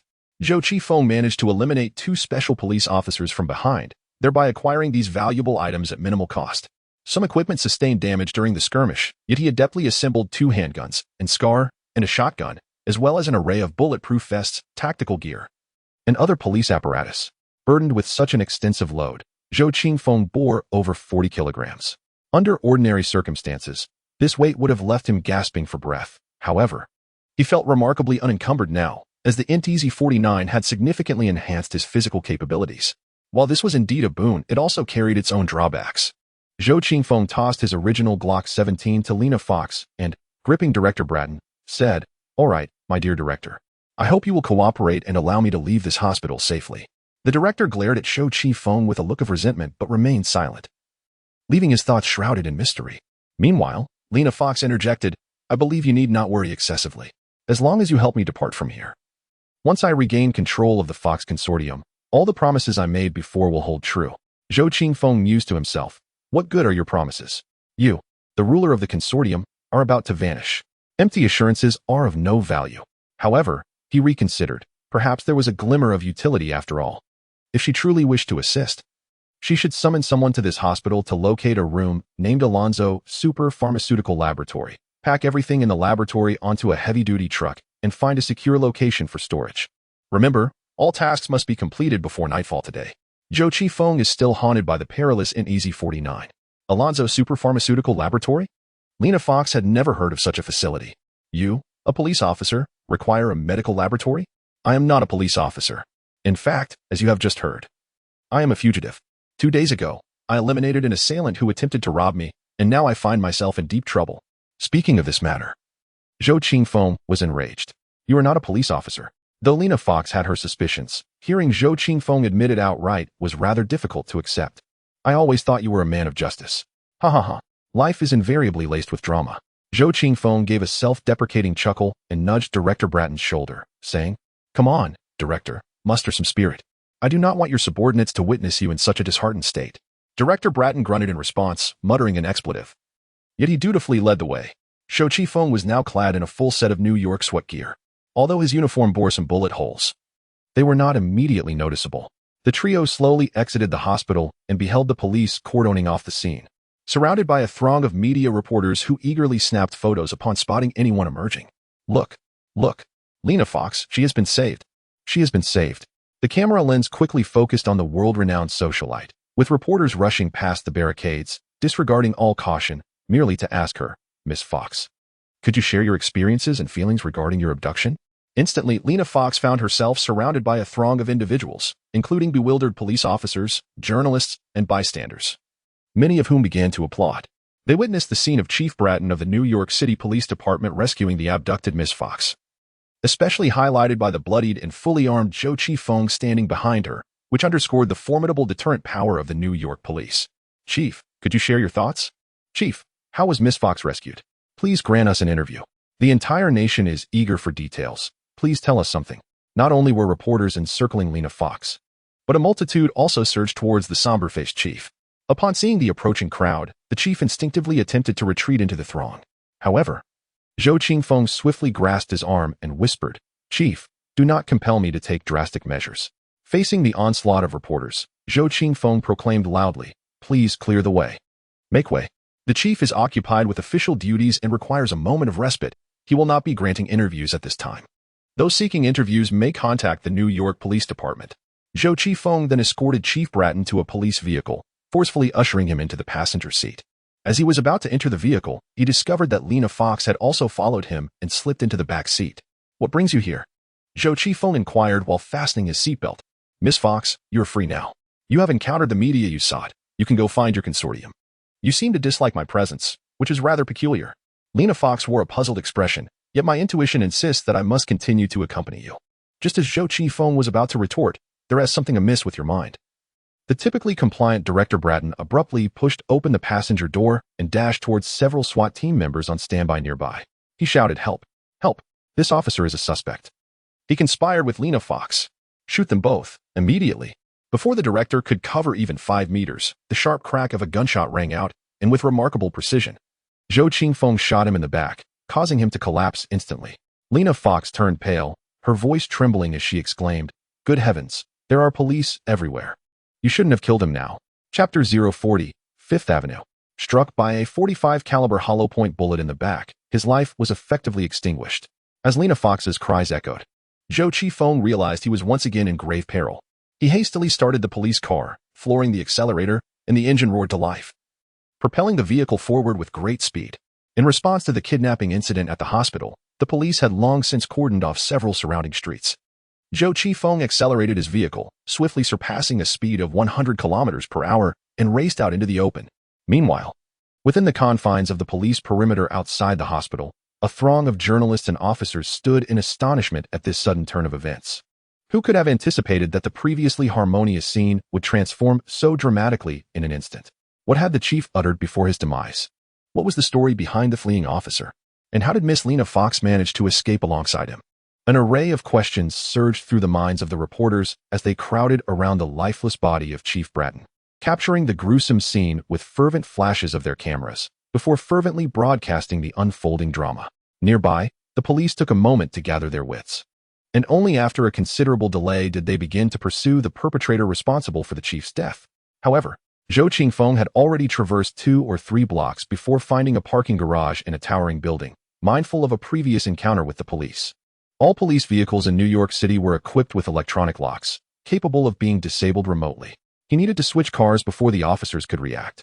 Spotting a Ferrari, he seized the opportunity when the owner stepped out, delivering a swift blow to render the individual unconscious, before commandeering the vehicle and speeding away. Yet, astonishingly, Lena Fox trailed him, slipping into the sports car. "Hey, Miss Fox, why do you insist on following me?" Zhou Qifeng exclaimed, utterly disinclined to bear a deadweight. "Did you not witness me eliminate the chief of the New York Police Department? Countless officers will soon be in pursuit of me. Do you not perceive the peril in accompanying me? Yet my intuition suggests that if I do not accompany you, the peril will be significantly greater." Lena Fox, unable to articulate her reasoning, merely shrugged and remarked, "If my uncle can manipulate Bratton, he can certainly sway others as well. Thus, I must refrain from placing my trust in anyone too readily. Until I fully comprehend the situation, I have resolved to remain by your side. For I perceive you as an exceedingly fortunate individual." Fortunate, my foot, Zhou Qingfeng thought, wishing to enumerate the myriad of misfortunes that had befallen him in recent days. Any ordinary person would find themselves utterly devastated by even a single one of these calamities, yet he had encountered a succession of them. If you wish to stay, by all means, do so. This is a predicament of your own making. Contemplating the grim fate that awaited them, either being struck down by the police or vanishing when the time came, Zhou Qifeng chose not to expend further energy worrying about a woman destined to depart. He did, however, offer a reminder. "Remember your promise to me. Find someone to retrieve all the equipment and materials from that laboratory in the hospital." "Very well, no problem. Hand me the phone. I believe I still have a few trustworthy acquaintances." Lena Fox swiftly dialed a number she had obtained from Zhou Qingfeng. "Hello, Butcher, I've escaped. However, the situation is somewhat complicated. I need you to assist me once more." After Lena Fox completed her instructions, Zhou Qingfeng resumed driving. Noticing her tone indicated familiarity with the person on the other end, he inquired, "Why not seek refuge with this friend of yours? That would surely be preferable to staying with me. The butcher is the executive chef of the most renowned restaurant in New York, and a crucial factor in my escape was his assistance. However, his demeanor is rather difficult to articulate," as Lena Fox struggled to describe him. After a moment's contemplation, she finally remarked, "In short, he is not the most approachable person. While friendship is possible, it is advisable to maintain a distance. A peculiar individual." Zhou Qifeng offered his interpretation. "He, in fact, I find you rather strange as well." Lena Fox nodded with a smile before inquiring, "Where are you headed now?" "I am en route to Columbia University." Zhou Qingfeng glanced at his wrist computer, which indicated the time was already 8 in the morning, with 10 hours remaining until the impending catastrophe. Perhaps sensing Zhou Qingfeng's gesture, the highly intelligent personal computer suddenly responded, "Master, I have detected that you are operating a vehicle. Would you like me to provide navigation assistance?" "Oh, high technology." Zhou Qifeng glanced at the virtual image projected by the computer and inquired audibly, "I need to get to Columbia University. Can you help me select a route that avoids the police?" The computer promptly replied, "I am accessing the New York City Traffic Management Information Network. Connection successful.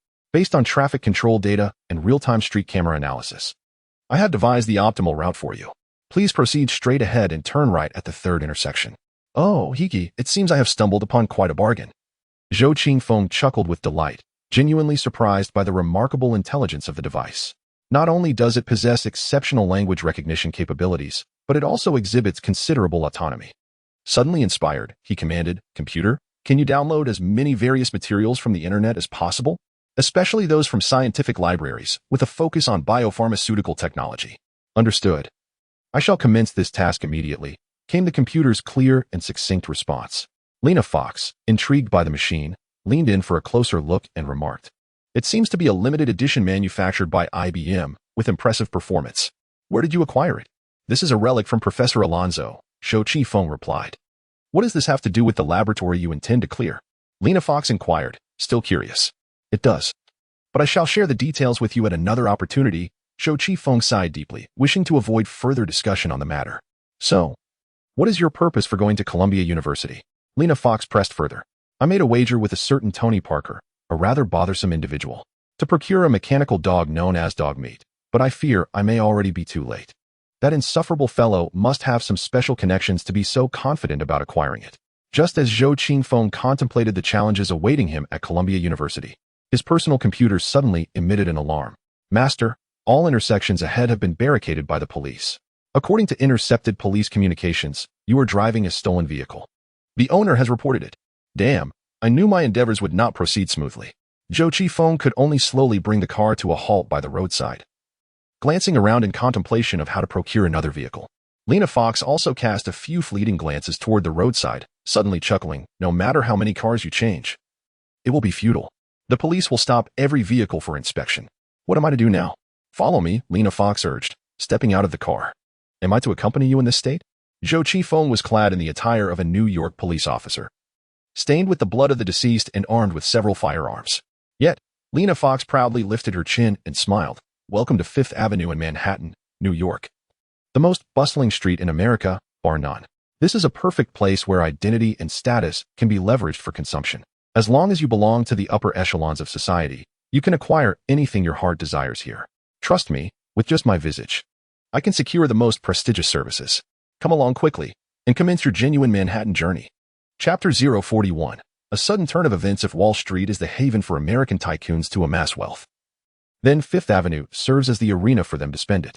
Here, one can find not only iconic landmarks such as the Empire State Building, Rockefeller Center, and St. Patrick's Cathedral, but also the world's most luxurious boutiques and exclusive private clubs. Stepping out of the car, Lena Fox strode confidently towards a stately building, her demeanor exuding assurance. As she approached, the grand entrance of the building swung open, revealing a sprightly elder with a mane of silver hair emerging from within. The elderly gentleman stepped forward, bowing slightly, and smiled. Welcome, Miss Fox. I have just learned of your escape, and I regret not being able to assist you during your troubles. Please allow me the opportunity to make amends. Lena Fox, having endured 2 exhausting days, appeared disheveled yet retained an extraordinary poise.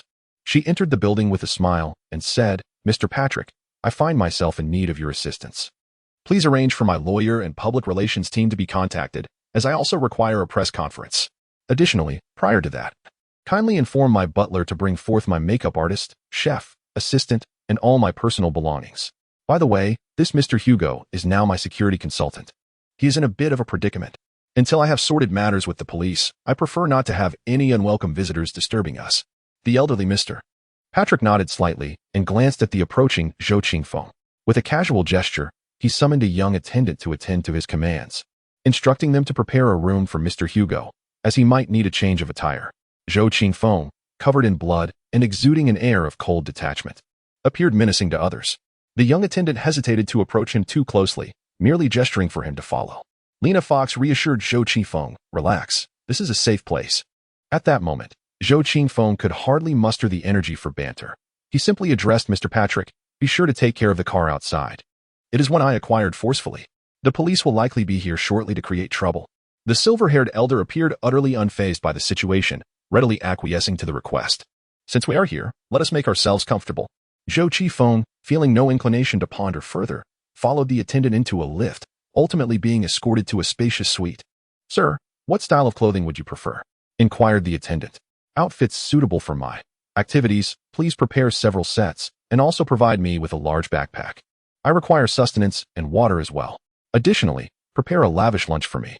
Zhou Qifeng requested, listing a considerable number of items.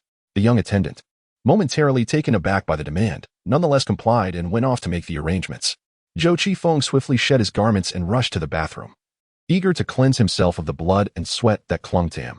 Upon emerging from his shower, the sumptuous lunch he had requested was the first to arrive. A feast of steak, truffles, caviar, and an array of other exquisite ingredients was presented before him, accompanied by a bottle of an unnamed fine red wine.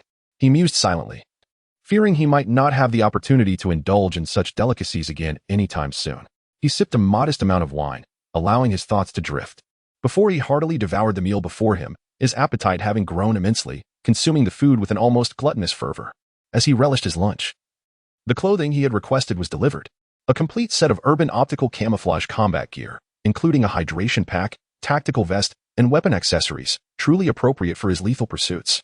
He had requested several sets, and the establishment had provided him with 5, all featuring the latest military specifications.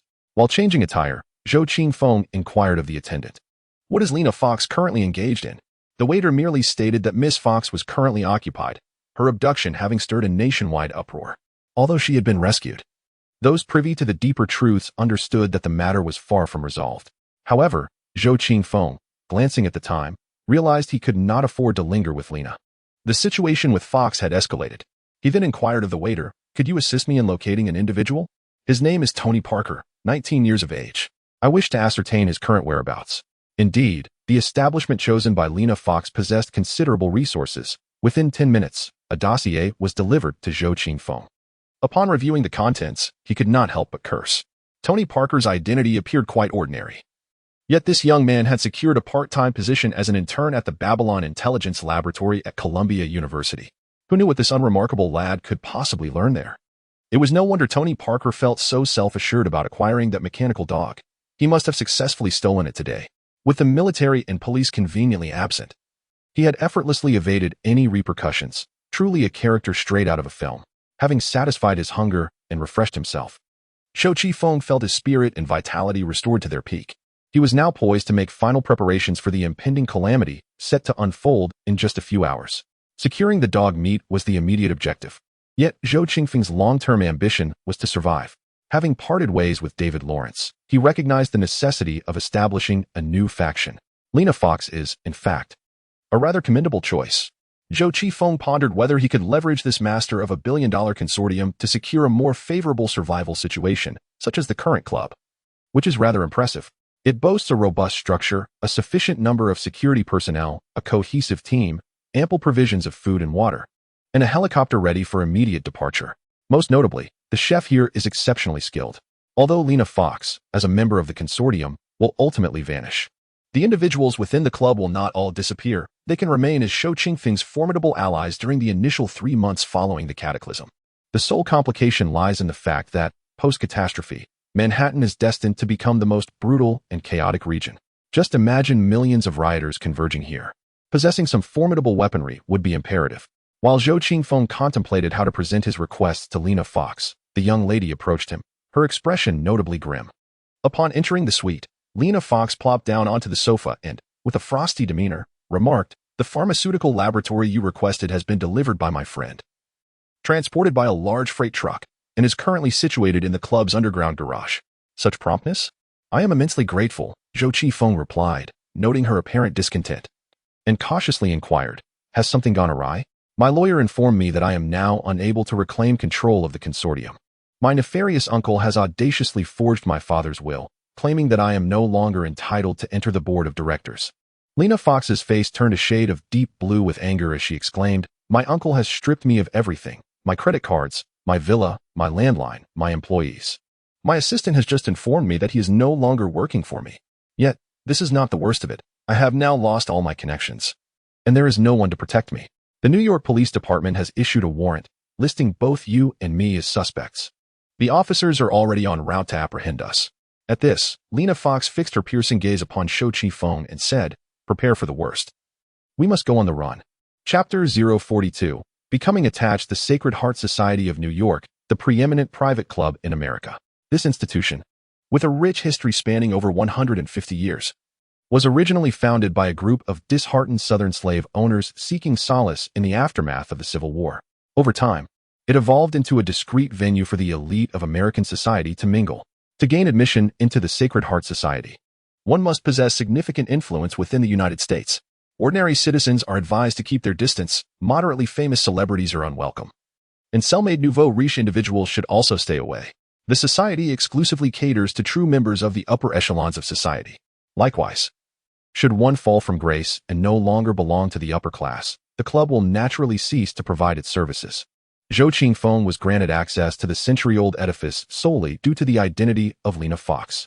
However, upon Lena's fall from the pinnacle of her consortium leadership, the predicament they both faced became rather awkward.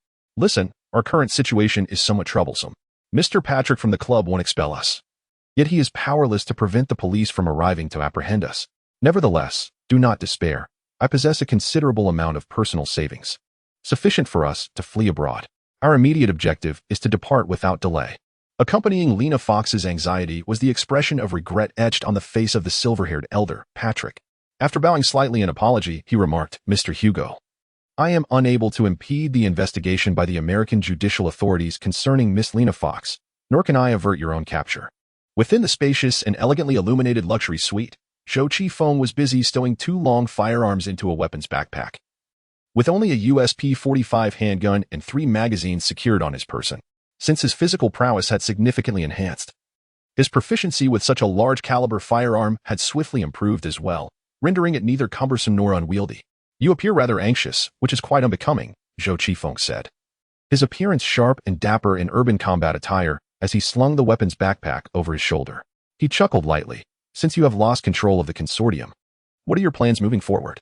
With a soft chuckle, Lena Fox, in a moment of self-deprecation, replied, "Indeed, I am not particularly graceful in my loss of power.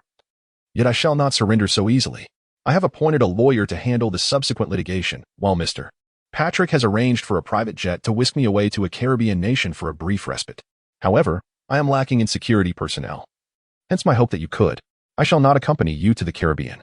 Zhou Qifeng flatly rejected Lena Fox's request, stating he needed to procure that mechanical dog. "Why do you insist on retrieving that mechanical dog?" Lena Fox was under the impression that she could persuade Zhou Qifeng to accompany her, as her circle of trustworthy individuals had dwindled considerably. Yet, she struggled to comprehend Zhou Qifeng's actions at this moment. "Are you aware that the police in New York have vowed to apprehend you? Not merely due to the humiliation you inflicted upon them, but also because you brazenly executed their chief in public. You shot Chief Bratton of the NYPD dead before a throng of media representatives and hundreds of police officers. The cameras captured your heinous act in vivid detail. There is no escaping this crime. Would you like me to switch on the television news to reveal the immense public outrage you have incited? Comparisons have already been drawn between Chief Bratton's demise and the assassination of President Kennedy, as the people of New York vocally condemn your actions. The world is astounded by your madness. TCH, it was that Bratton himself who brought about his own demise. Had he not approached me, I would not have fired. Soon. However, in just a few hours, both New Yorkers and people around the globe will shift their focus from outrage and shock to the struggles of survival." Zhou Qifeng silently lamented a few times, remaining unmoved by the words of Lena Fox. However, the fall of the once exalted lady into the mundane world deprived him of the opportunity to control the establishment through her. "All right. I am aware that the police are en route, and I understand their deep-seated animosity towards me, hence I must take my leave immediately." Zhou Qifeng gently shook hands with the now-dazed Lena Fox, saying, "It is a pleasure to meet you, the beautiful and graceful Miss Fox. Let us bid farewell. I wish you the best of luck." With that, he nonchalantly turned to depart, leaving Lena Fox speechless in his wake. As he was on the verge of disappearing through the suite's doorway, the young lady suddenly called out, "Are you sure you don't want to join me in the Caribbean? I can offer you $10 million for your services." "No, I shall not." "Well, it seems you are indifferent to wealth. Such an extreme stance must surely have its reasons. Therefore, I have decided to accompany you." "What? Say that again." Lena Fox hastily caught up with Zhou Qifeng, drawing near with an urgency akin to a lost child finding their caretaker. Even Mr. Patrick, standing aside, was taken aback. The silver-haired gentleman felt compelled to remind her. "Miss Fox, your time is limited. The police could arrive at any moment. If you do not leave now, it may become exceedingly difficult to do so." Yet, Lena Fox gazed intently into Zhou Qifeng's eyes, resolutely stating, "I am aware of the decision I have made, but I trust my instincts even more. Mr. Victor Hugo is an astute individual. He would never place himself in genuine peril. I harbor a disdain for overly intelligent women." Zhou Qifeng scoffed and inquired, "How can you be so certain that I would accompany you? I am, after all, a suspect in a homicide. And you have witnessed me casually eliminate a distinguished police chief. Perhaps I even possess a penchant for abducting and tormenting beautiful women. Is that so? Then come forth." Lena Fox displayed not a trace of fear, nor did she resist. On the contrary, she straightened her posture and leaned a few centimeters closer to Zhou Qifeng. "If you believe there is still time, and it is necessary, I truly wouldn't mind. The audacity of this woman is formidable, a well-educated, clever rogue without a shred of decency is even more daunting." Lena Fox was not a seductively alluring woman. Her beauty leaned more towards the delicate. With short black hair and a height of merely around 1.60 meters, her bosom barely qualified as a C-cup, perhaps even a B. which held little allure for Zhou Qifeng, who favored more voluptuous figures. Nevertheless, there was a subtle charm in Miss Fox's unwavering elegance. At this juncture, Zhou Qifeng felt utterly cornered. He sighed and declared, "If you wish to follow, then so be it." Thus, under the astonished gaze of Mr. Patrick, Zhou Qifeng and Lena Fox proceeded to exit the building of the Sacred Heart Fellowship. However, upon reaching the entrance, they were met with a throng of New York police officers poised and ready outside, clearly having awaited their arrival for some time. "Look, it is the suspect in the murder of the chief." The keen-eyed police officer swiftly recognized Zhou Qifeng, who stood behind the glass door. Without uttering a word, Zhou unleashed a torrent of gunfire through the window, emptying a magazine towards the police vehicle blocking the entrance, sending the officers scrambling for cover. Once the clip was spent, he promptly dragged Lena Fox from the doorway, hoping that the building's sewer system would be somewhat less unsavory. Lena Fox immediately protested. "The sewer? No. I refuse to partake in such an undignified escape." Chapter 043. The police assault as Zhou Qifeng pulled Lena Fox away from the entrance of the building. An armored vehicle from the New York Emergency Services careened in from outside. This was the reason the police outside had not rushed in. They were awaiting the arrival of their most formidable allies. With a thunderous crash, the doors of the Sacred Heart Fellowship splintered under the violent impact, sending a shower of glass shards and doorframe debris hurtling into the building. Zhou Qifeng barely had time to turn and shield Lena Fox with his body before the sharp fragments pierced his flesh. A visceral scream escaped Zhou as the searing pain coursed through him, his back quickly becoming drenched in blood, shards embedded in his skin. Lena Fox remained utterly unresponsive to the sudden onslaught. She merely felt darkness envelop her as she was enveloped by a broad shoulder, followed by a resonant roar that echoed like a dragon's howl. "Go, go, go, move in." The armored vehicle screeched to a halt, and a contingent of New York SWAT officers leaped from the vehicle. The elite officers of the police force firmly believed that their raid would undoubtedly succeed, just as it had in countless training sessions. Although their adversary was formidable, they considered themselves to be even more powerful. Bloodied and enraged, Zhou Qifeng turned around to see an armed SWAT officer leaping from a vehicle, the muzzle of his gun aimed directly at him. "Drop your weapon and raise your hands," the officer commanded with a booming voice. Outnumbered and well-equipped, the situation was evidently under their control. However, what the officer encountered was a pair of eyes, reddened from pain and fury, radiating an intensity that felt almost palpable. As adrenaline surged through his veins, Zhou's muscles tensed, gathering strength from within. Eagerly awaiting the opportunity to unleash the enhanced capabilities granted by the Int EZ-49. Consumed by rage, Zhou did not pause to draw his firearm. Instead, he unleashed his torment through sheer, primal force. With a powerful thrust of his legs, his robust thigh muscles erupted with unmatched strength, shattering the marble beneath his feet.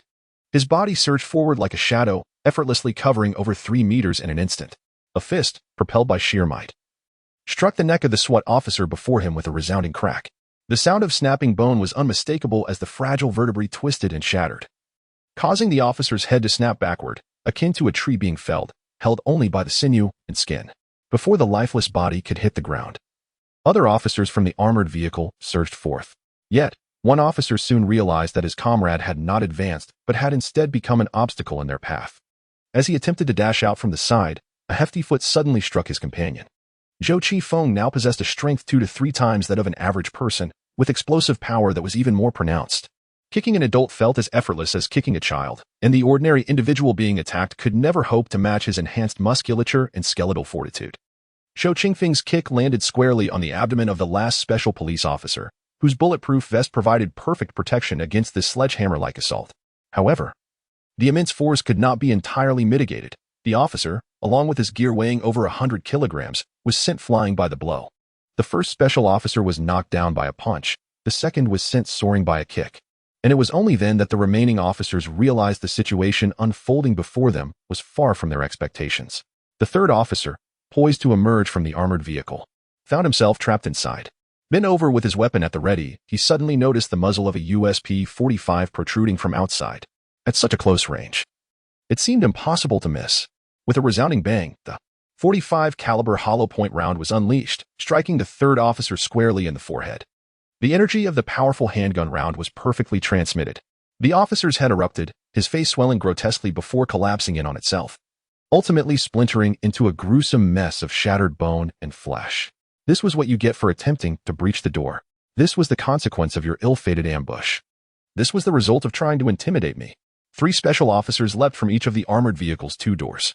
According to the police's prior assessment, 6 fully armed and well-trained officers should have been more than capable of subduing Zhou Qingfeng. No one anticipated that Zhou Qingfeng, having mistakenly ingested NTZ-49, would reveal himself as a veritable menace. His swiftness was remarkable, his strength formidable, and his cognitive judgment astoundingly acute. With a single decisive move, he incapacitated 2 out of 3 special police officers on his left, leaving one severely injured. Yet, his onslaught was far from over. He audaciously infiltrated the armored vehicle, traversing from the left side to the right, unbeknownst to the 3 special police officers on the right, who were still in pursuit of their target. The menace had already encroached upon their flank. By the time they sensed the imminent danger and turned to confront him, Zhou Qifeng had already emerged from the right side door. His unparalleled agility allowed him to strike first, initiating a close-quarters exchange of gunfire characterized by its brutal intensity. No matter how skilled one might be, a mere fraction of a second's delay could prove fatal. In the blink of an eye, even the most formidable adversary could be overwhelmed in the heat of combat. As the 3 special police officers pivoted, they found themselves at a grave disadvantage, having lost over a crucial second to Zhou Qifeng. This moment, a deadly second, proved pivotal. The thunderous crack of 3 successive gunshots rang out. The first bullet found its mark in the head of one officer, the second struck another in the shoulder, while the third shot went awry. Damn poor marksmanship, truly a perilous liability. Within the armored vehicle, another special police officer was tasked with navigating the vehicle into the clubhouse building, executing a sudden stop upon impact. His role was deceptively simple, leaving the ensuing performance to his comrades. However, the instant Zhou Qifeng appeared behind the glass doors of the building, an air of foreboding settled over the scene. The capabilities of the New York Emergency Response Team were renowned worldwide. The commander of this operation had even taken the lead in the assault. Yet, what followed was a catastrophic turn of events, with the commander being the first to fall. After the special police officer in the driver's seat came to an abrupt stop, he awaited the sight of the criminals capitulating, envisioning a triumphant scene for the police. However, what unfolded before his eyes was the shocking spectacle of the commander, who had leapt from the armored vehicle, being struck dead by a single punch. Indeed, it was a solitary blow.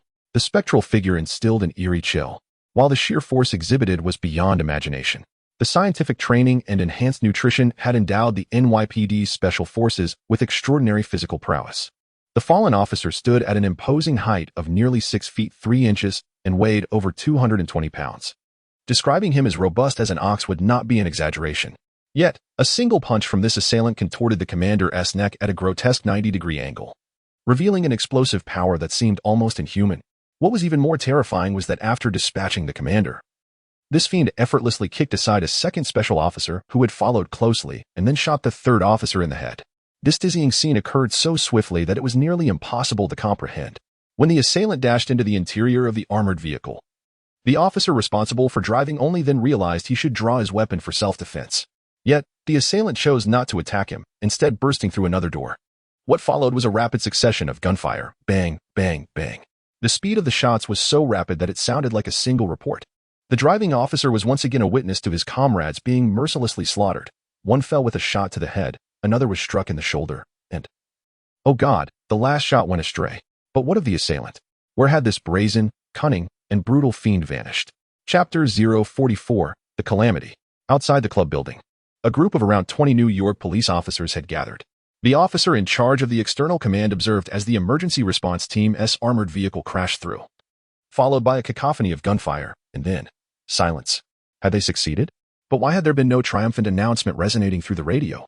After an agonizing wait, the field commander instead heard a harrowing plea for help echoing through the airwaves. "This is Charlie. I require assistance. The operation has failed, Commander Hailing is deceased, and my comrades are injured.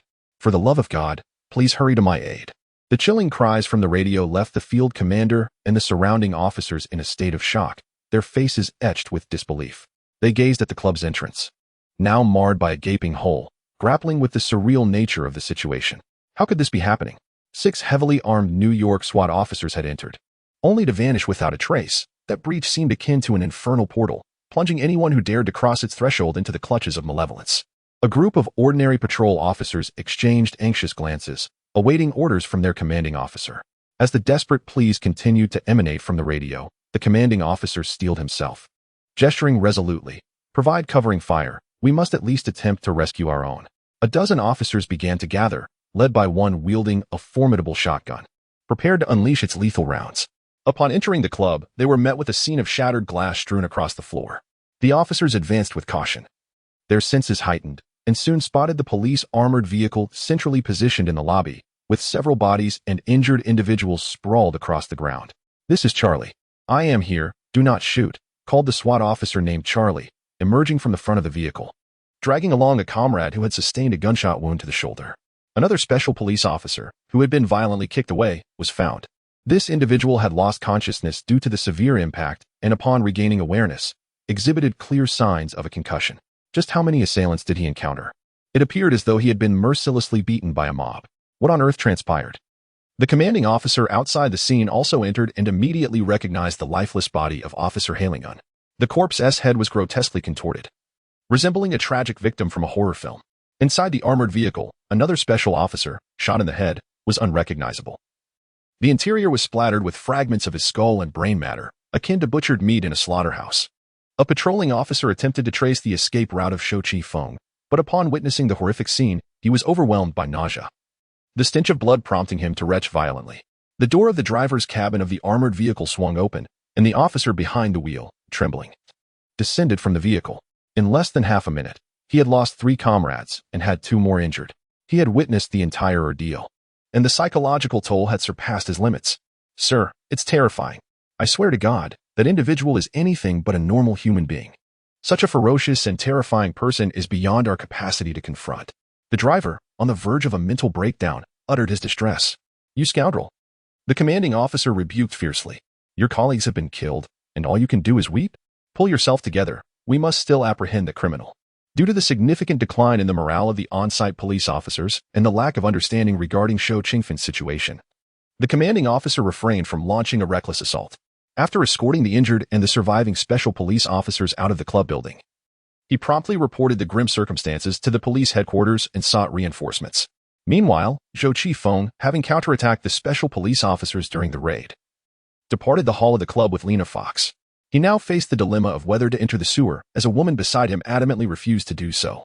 According to the information retrieved from his personal computer, New York City had renovated its entire sewer system in 2020, integrating all liquefied gas, drinking water, rainwater, and wastewater pipelines, thus creating a spacious and easily accessible network for maintenance and reconstruction. After bursting into the kitchen of the Sacred Heart Fellowship, Shou Chi Feng hastily grabbed a plate of steak and stuffed it into his mouth, while seeking directions to the sewer entrance. Observing his voracious eating, Lena Fox vigorously shook her head, resolutely opposing the idea of going down. "Listen, Victor, we don't need to go into the sewer. We can escape from above. There is a helicopter on the roof of the club, and I happen to be an exceptionally skilled helicopter pilot. This is far better than crawling through the sewers," Lena Fox declared. "You can fly a helicopter?" "Of course, I possess a valid pilot's license. But what if we encounter police helicopters? There would be no place to escape. There are at most a dozen police helicopters in the sky, and they cannot all pursue us. They may not even be able to ascertain that we fled from above. The sewer entrances and exits are quite limited. If the police were to seal them off, would you expect to remain trapped inside for eternity?" Lena Fox implored earnestly. However, Shou Chi Feng mused, why would one need to stay indefinitely? A mere few hours would suffice. Yet, as Lena Fox pointed out, the sewer possesses a critical flaw. If the police block the few available exits and dispatch a SWAT team to launch an assault, he would be left with no alternative but to confront the inevitable for the next few hours. When one is outnumbered, brute force is never the optimal strategy. Winning once does not guarantee victory in subsequent encounters. One must not emulate the tragic fate of Xiang Yu, who, after a lifetime of struggle, lost everything in a single defeat. If given the choice, Shou Chi Feng would prefer to adopt the approach of Liu Bang, although somewhat cowardly. The resilience of a cockroach that persists despite numerous setbacks is commendable. "Can you truly pilot a helicopter?" Shou Chi Feng pondered, as he had only ever driven a car and never contemplated flying a helicopter. Observing Lena Fox nodding confidently, he remarked, "Very well. We shall make our escape from the skies." The 2 fugitives entered the elevator once more, ascending to the pinnacle of the club building, where a light 2-seater helicopter awaited them on the helipad. Lena Fox indeed possessed the ability to pilot the helicopter, adorned with her flight helmet. She toggled several switches and successfully ignited the helicopter's engines. After a brief period of warm-up, the rotors roared to life, lifting the 2 into the embrace of the sky. Shou Chi Feng experienced his inaugural helicopter ride, gazing down through the glass window at the towering edifices of Manhattan beneath him. For those unaccustomed to such heights, it could induce a slight sense of vertigo. "Are we heading there? Are you still intent on going to Columbia University?" Lena Fox inquired loudly amidst the roar of the rotor blades. Indeed, we shall land near that university, Zhou Qingfeng replied just as vociferously. I believe you must be insane. At this hour, you remain obstinately determined to procure a mechanical dog. Do you have any inkling of the stringent security measures in place? That is a military project, heavily guarded by personnel assigned by the Department of Homeland Security. The only outcome of your endeavor will be arrest, Lena Fox asserted with conviction, as if Zhou Qingfeng were on the precipice of the situation she described. Yet, despite her warnings, the helicopter continued its course towards Columbia University. Zhou Qingfeng cast a glance at Miss Fox and jested, I think you are the one who is mad. Knowing full well the immense dangers of accompanying me, you still choose to follow. Why is that? Lena Fox laughed heartily. Because I relish witnessing the miracles you create. I have faith that you are no fool. Chapter 045, Laughter and Tears. Columbia University, one of the oldest institutions of higher learning in the United States, boasts a wealth of stories that could fill numerous tomes. The mere fact that this university has produced over 100 Nobel laureates is enough to dazzle anyone. Regrettably, China has yet to claim many Nobel Prizes in the natural sciences, seemingly just one. Yet one day, winning a Nobel Prize in China will be as effortless and graceful as securing an Olympic gold medal. The campus of Columbia University is quite small, a stark contrast to its esteemed reputation as a world-renowned institution. Adjacent to it flows the Hudson River. Lena Fox found a vacant spot in a riverside park along the scenic path and descended, after which the two swiftly commandeered a vehicle to take refuge. The hijacking unfolded with remarkable ease. Even Lena Fox felt that she had been led astray by Zhou Qingfeng, as engaging in such nefarious activities seemed to come increasingly naturally to her. What followed was a period of patient waiting. At that moment, Zhou Qingfeng was a mere few hundred meters from the Fu Foundation School of Engineering and Applied Science at Columbia University. Even a brisk run would take only a few minutes. It was now noon, and with just 6 more hours to go, they anticipated the disappearance of government, military, and police personnel before making their armed entrance. Zhou Qingfeng mused, when the time comes, no matter how fortunate Tony Parker may be, daring to contest with him for possession, he would simply eliminate him with a shot, ridding the world of that troublesome lucky charm. Inside the vehicle, a tranquil atmosphere prevailed as Lena Fox opened her lunchbox, delicately savoring her meal with knife and fork. Beside her lay a bottle of red wine and a glass, from which she poured a modest serving, resembling a scene from a lavish restaurant. The food was pilfered by Zhou Qingfeng from the kitchen of a private club as he departed. He understood that in the forthcoming hours, sustenance would prove more crucial than weapons or ammunition, necessitating constant preparedness. Seizing this moment of tranquility, Lena Fox remarked while enjoying her lunch, Victor, I can hardly believe I have become friends with you. Previously, my acquaintances were either titans of industry or leaders in the political arena. Had someone informed me just 2 days ago that I would develop a sense of trust towards a fugitive sought by the police, I would have deemed it the height of absurdity. Yet here I am, not only sharing the same vehicle with you, but also confronting the same dire predicament. A situation of my own making. Miss Fox's reflections carried a touch of bewilderment and desolation, yet it failed to stir any response in Zhou Qingfeng. He had never encountered a character like Lena Fox in any post-apocalyptic film. Perhaps the original Miss Fox was slain on the very street where they first crossed paths. It is crucial to note that in a matter of hours, all members of the consortium will vanish, including even the peripheral figures. Though Lena Fox may no longer wield control over the Fox Consortium, Zhou Qingfeng surmised that she too would ultimately disappear. Observing Zhou Qingfeng's apparent indifference to her words, Lena Fox furrowed her brow and inquired, Hey, do you despise me, or do you harbor some sort of prejudice against me? No, I simply prefer silence, Zhou Qingfeng replied, as he endeavored to remove the shards of glass embedded in his skin. His extraordinary healing ability had already begun to manifest. Should these fragments become lodged in his flesh and muscle, it would pose a significant complication. Could you assist me in extracting the shards? You are quite courageous, Lena Fox remarked, her gaze drawn to Zhou Qingfeng's bloodied back, recalling the moment of the police raid. Had it not been for this brave young man who stepped forward to protect her at a critical moment, she would undoubtedly have been disfigured by now. Thank you once again for saving me. Lena Fox took a military knife from Zhou Qingfeng, severing the fabric on his back before extracting the shards of glass from his wound with her hands. Moments later, her hands were stained with blood. Does it not hurt? Lena Fox inquired. Not much, Zhou Qingfeng replied, reluctant to admit that the pain was so intense he felt like jumping up. However, there was no remedy. Crying out and thrashing about would only exacerbate the situation. What do you plan to do after you steal that mechanical dog? Lena Fox asked. I'll think about it once I've succeeded, Zhou Qingfeng responded, longing for a few reliable companions. Yet, in the apocalyptic wasteland, trustworthy allies were more precious than gold. Would you like to hear my plans? Lena Fox still hoped that Zhou Qingfeng would accompany her. However, he immediately declined, saying, I am not interested. You. The beautiful Miss Fox furrowed her brow, pouting in frustration. Yet, she ultimately relented, stating, all right, you win. To be honest, I don't even know why I'm inclined to follow you. My father has passed away, and I could not see him one last time. My uncle concealed the news, forged a will, and even plotted to eliminate me. He bribed my bodyguard, recruited a group of desperados, and even managed to sway the chief of police of New York City to his side. I have lost everything now. Wealth, status, connections, all have vanished. I have always possessed a profound sense of crisis, and I have often envisioned such a tragic scenario as the one we face now. I meticulously contemplated how to navigate such circumstances. Yet, when the moment arrived, I realized that all my preparations were utterly ludicrous. I believed I could rely on my lawyer, friends, and employees to reclaim what I had lost. However, the instant they recognized that I was no longer the master of the Fox Corporation, thoughts of abandoning me immediately crossed their minds. I began to question whether I had erred in some way. I no longer held steadfast to my own judgments, and an overwhelming sense of helplessness enveloped me. Thus, I felt an urge to follow you, believing you could offer me protection and solace. As Lena Fox tended to Zhou Qingfeng's wounds, she incessantly shared her emotional turmoil. In that moment, she exuded a palpable sense of loneliness and vulnerability. When Zhou turned to look at her, he noticed tears streaming down the face of this once privileged woman. Am I not elegant enough? Lena Fox wiped her eyes with the back of her hand, her self-deprecation evident. It has been quite some time since I last cried. The last time was when my mother passed away. Now, I feel a significant relief after shedding these tears. And you, when was the last time you cried? At that moment, Lena Fox resembled a typical young woman in her 20s. Zhou Qingfeng let out a gentle sigh and replied, my circumstances are hardly better than yours. In fact, they may be worse.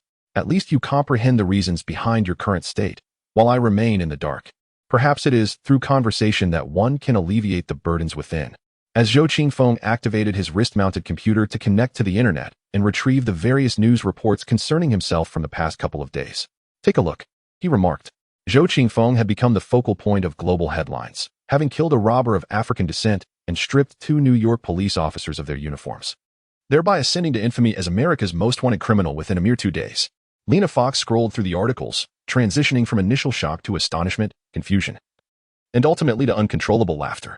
The media proclaimed him the most terrifying criminal in the nation, asserting that he had taken the lives of over 10 individuals in just 2 days, including several New York police officers. My heavens, I ought to be filled with dread. Yet, I cannot help but feel that you are my dearest friend at this moment. You have killed so many, and I perceive nothing excessively wrong in that. Will I too be destined to live such a life each day henceforth? Miss Fox's bitter laughter was profoundly infectious, resonating with Zhou Qingfeng, who found his own heartstrings vibrating in response. Contemplating his uncertain future, the impending abyss of darkness, and the boundless bloodshed that seemed to awaken across the earth, he wryly mused, it appears that slaughter will be my sole means of existence from this point forward. Chapter 046. The enraged First Deputy Commissioner. A muffled thud resounded as the 4-star Deputy Commissioner of the New York Police Department slammed his hands forcefully upon the holographic map table. In a fit of rage, he bellowed at the senior officers under his command. Tell me, how much longer until we capture that scoundrel? The scene unfolds within a mobile command center of the New York Police Department, where, following the tragic demise of Chief Bratton, First Deputy Commissioner Wood has seamlessly assumed his role. Under ordinary circumstances, Mr. Wood would have reveled in his promotion. However, the current predicament is dire. Faced with inquiries from the First Deputy Commissioner, a cadre of senior officers stands speechless, as the scene is engulfed in a whirlwind of searches, evidence collection, interrogations, and investigations, all transpiring at an extraordinary pace. Yet, apprehending the perpetrator requires time, a luxury that the NYPD lacks in this moment. The abduction case of Lena Fox has captured national attention, even prompting a call from the president seeking detailed updates. Journalists have inundated the media with reports, and countless eyes are fixated on the police's efforts to rescue the hostage. After 2 tumultuous days, what is the outcome? The kidnappers are all deceased, and the hostage has been liberated. A seemingly perfect conclusion? Not quite. The chief has perished. What was initially a jubilant victory has dramatically reversed, morphing into a profound disgrace for the NYPD. In front of over 100 officers, the assailant coldly executed Chief Bratton as he pleaded for his life.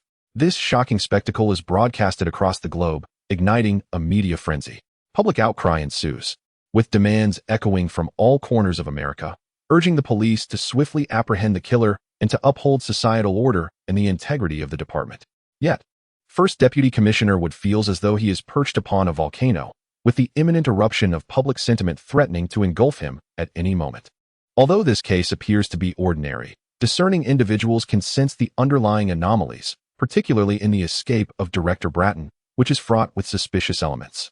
However, the immediate concern is to apprehend the perpetrator. Capturing the individual known as Victor Hugo could alleviate much of the pressure surrounding this incident. Yet, complications arise. For this young man exhibits a level of ferocity that far exceeds initial assessments. At the scene of the abduction at the hospital, 2 members of the New York SWAT team were fatally shot by him, followed by another tragic incident at the Sacred Heart Society building on Fifth Avenue, where 3 more officers lost their lives and 2 sustained injuries, with 1 left utterly paralyzed by fear. In light of such circumstances, Mr. Wood, who bravely confronted the situation, felt compelled to express his frustration. New York's emergency response teams have long been renowned for their strength, professionalism, and efficiency. When did they become so ineffectual, falling victim to slaughter akin to defenseless chicks? Outside the Sacred Heart Society building, a plethora of police and emergency vehicles congregated, while over 100 officers and more than 200 journalists surrounded the scene, creating a cacophony of chaos.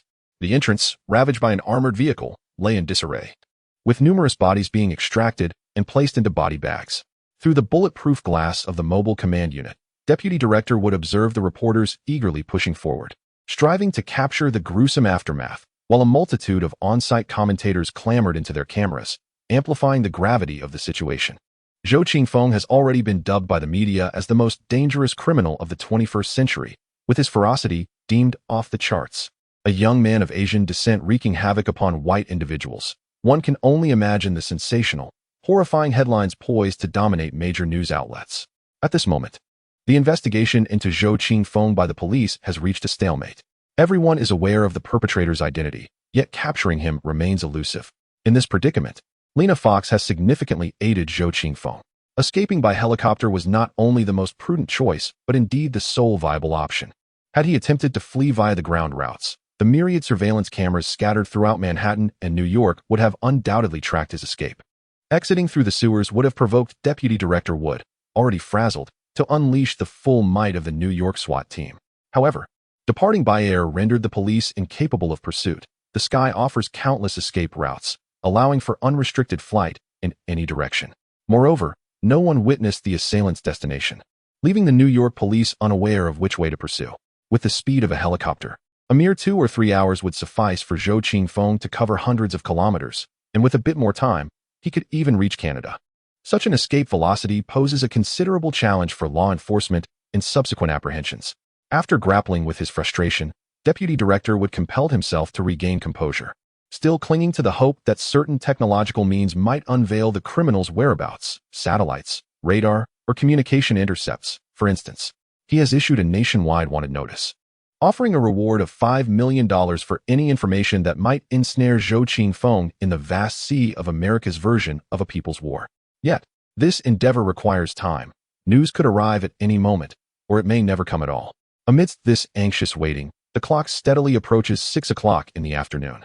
The 3-day deadline is rapidly approaching, and the great catastrophe is imminent.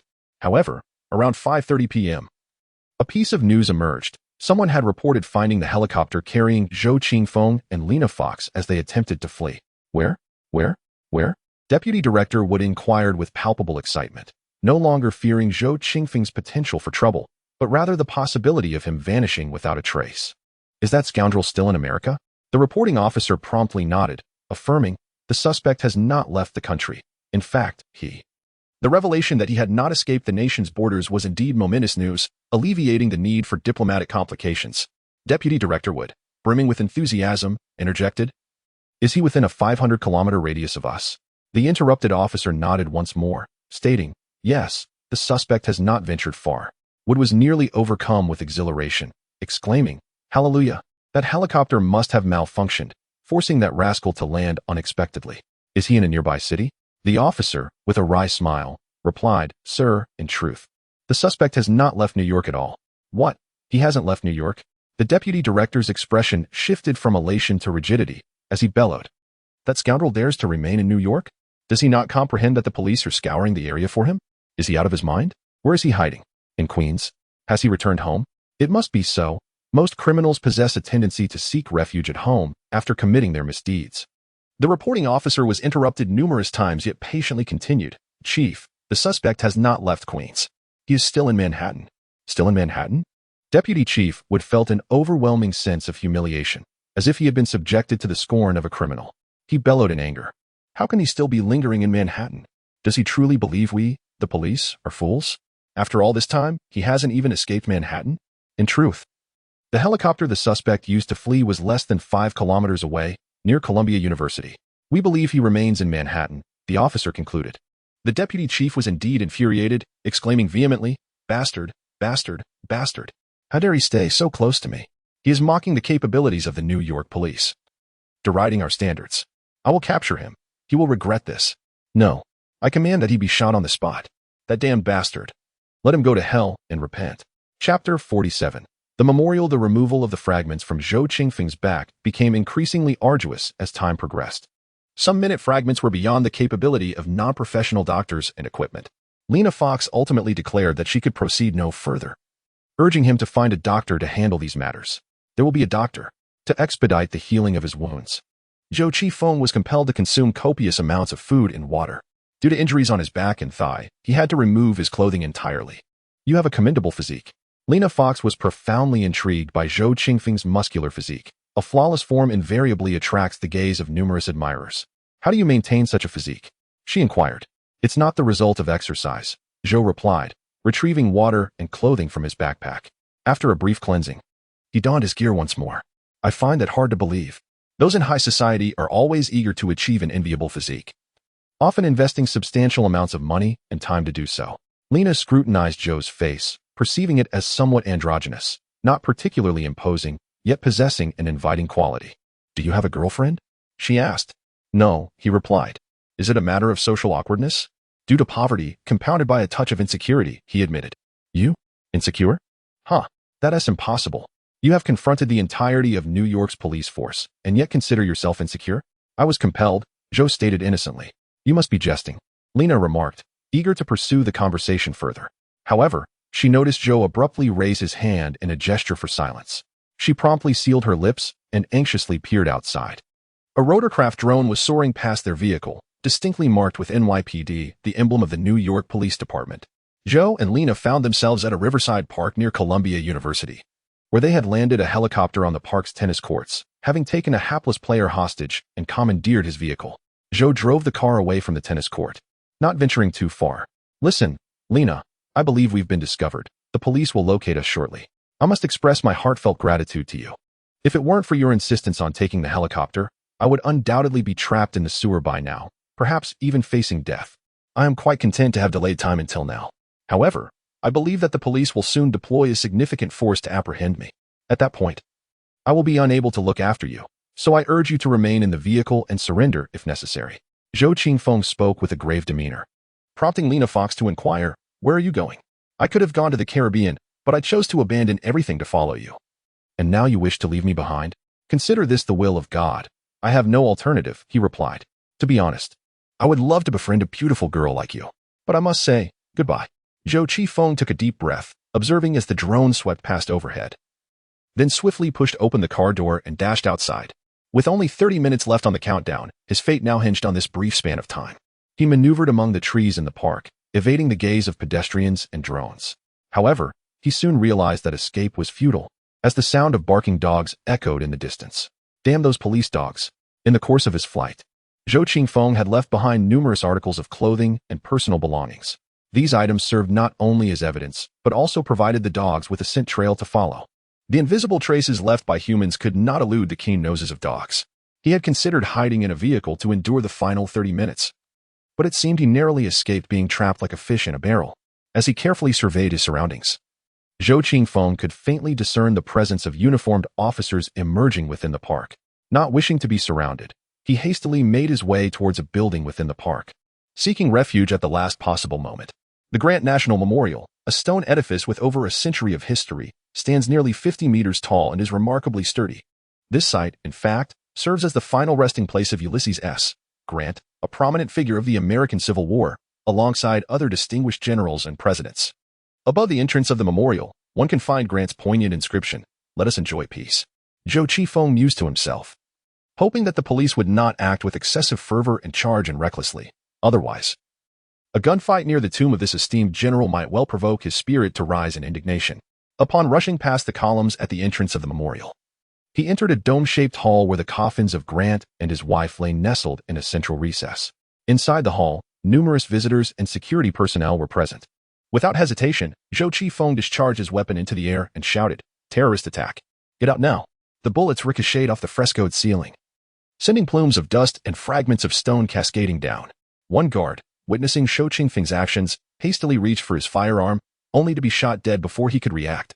The ensuing chaos, marked by death and bloodshed, proved far more effective than the sound of gunfire, as a throng of startled visitors screamed and scrambled for safety. Meanwhile, the pursuing officers outside found themselves momentarily thwarted at the entrance. After making a swift circuit of the dome hall, Zhou Qifeng cursed under his breath, lamenting, "Damn, how did I end up choosing such a wretched place?" The entire memorial consisted solely of this one hall, offering no viable hiding spots apart from the stone railing encircling the recess that housed the coffins. Zhou Qifeng could do nothing but crouch behind the stone railing, weapon poised to aim at the entrance of the memorial hall. "Dear officers of New York, I implore you not to act impulsively. You require assistance, you need your comrades, and you must report to your superiors. Please, do not rush in hastily. Allow me to endure just half an hour longer, if you would be so kind." Zhou Qifeng muttered under his breath as he positioned his Benelli M4 shotgun within reach from his weapon backpack, ensuring that his two USP-45 pistols were loaded and placed before him. With his Scar assault rifle firmly in hand, he prepared himself for the impending assault by the police. In Zhou Qifeng's estimation, the police would first deploy smoke or stun grenades before launching an offensive. To his surprise, the first to breach the entrance was a police dog. It seemed he had run too swiftly, prompting the officers to release the dog from its leash in pursuit. "Damn dog, must you sniff around? Am I to be chased into this memorial hall alongside two coffins?" In a swift motion, Zhou Qifeng discharged a short burst, instantly taking down the canine at the entrance. With the creature's demise, a loud outcry erupted from outside the memorial, as if the police lamented the loss of their beloved companion. Moments later, Zhou Qifeng's hopes that the police would seek reinforcements or notify their superiors were dashed. The sound of heavy footsteps echoed from both sides of the memorial's entrance, signaling a significant gathering of personnel, at least 20 or 30, by his preliminary estimate. A voice amplified by a loudspeaker rang out, commanding those within to surrender, cease all resistance. Escape is futile. Lay down your weapons and exit with your hands raised in submission. If there are hostages, release them, for you have already caused enough trouble. Otherwise, we shall take further action. Upon hearing this ultimatum, Zhou Qifeng initially felt inclined to sneer derisively, yet soon cursed himself inwardly. I have been too lenient in my villainy. Lacking experience. Why did I not retain a few hostages? Now, any attempts to delay the inevitable are futile. How foolish of me. Chapter 048, Confrontation at 5:38. The recently promoted deputy director would arrive at the General Grant National Memorial. As he disembarked from the helicopter, he promptly inquired of the officers on site. "Does the suspect have hostages?" "None that we know of," replied the commanding officer. "Then what are we waiting for? Deploy the emergency response team to launch tear gas inside." "I refuse to believe he would rather perish than emerge," declared the deputy director, seizing the rare opportunity to showcase his leadership, to ensure a flawless resolution. He even brought along members of the press. "Yes, sir," the commanding officer promptly complied. Meanwhile, Deputy Director Wood, clad in a bulletproof vest, stood at a distance, allowing the media to capture his imposing figure as he appeared resolute in command. Within the memorial, Zhou Qifeng waited for a mere 3 minutes before the imagined tear gas was indeed deployed. Not just 1 or 2 canisters, but 7 or 8 were thrown in, as the officers feared insufficient quantities. Observing the hissing, smoke-emitting projectiles, Zhou Qifeng resignedly donned his gas mask. Earlier, he had dispatched 2 YesU special agents, thoroughly equipping himself with their complete arsenal. After donning the gas mask, visibility was severely obstructed, and the smoke from the tear gas rendered objects just a few meters away indistinct. Zhou Qifeng could only strain his ears to listen for any sounds from outside. After a quiet wait of approximately 3 minutes, neither side had reacted. Outside, Deputy Director Wood observed plumes of white smoke billowing from the entrance of the memorial. Although he stood at a distance, a sudden gust of wind caught him off guard, and the faint whiff of gas caused him to cough loudly, slightly tarnishing his imposing demeanor. He inquired, "What is happening? Why haven't the criminals emerged?" The commanding officer hesitated, responding, "Perhaps they have been incapacitated by the gas inside." This reasoning seemed plausible. Having inhaled only a trace himself, would surmise that the suspects within the memorial were likely on the verge of suffocation. With a decisive wave of his hand, he proclaimed, "Then let us charge in and retrieve the suspects." Inside the memorial, Zhou Qingfeng had quietly maneuvered to the entrance of the hall, having switched his firearm to the semi-automatic Benelli M4 Super 90. After a brief wait, he heard the faint yet steady sound of footsteps approaching the door. The tear gas smoke had yet to dissipate, rendering the surroundings a hazy white. Zhou stood still near the entrance, resembling a pillar, quietly observing as 4 armed SWAT officers entered. The officers formed a diagonal line, swiftly circling the domed hall, only to discover nothing at all. Could they be hiding in the recesses of the tomb? One officer suggested. The 4 SWAT officers approached the stone railing at the edge of the pit, their weapons trained on the coffins of the Grant couple. Yet, where were they? The 4 officers found themselves engulfed in a thick fog of confusion, grappling with the eerie absence of both living and deceased. At that moment, the commanding officer outside inquired via radio about the situation inside. "Have you located the suspect?" he asked. "Report, sir. We have found nothing," the lead officer responded, only to turn to his companions and ask, "Wait a moment. How many of us entered?" "4," one of his comrades replied. 1, 2, 3, 4. The lead officer counted the heads among them, bewildered as he remarked, "Why did I just hear the footsteps of 5 individuals?" 5. The realization dawned upon the 4 officers, prompting them to instinctively turn back.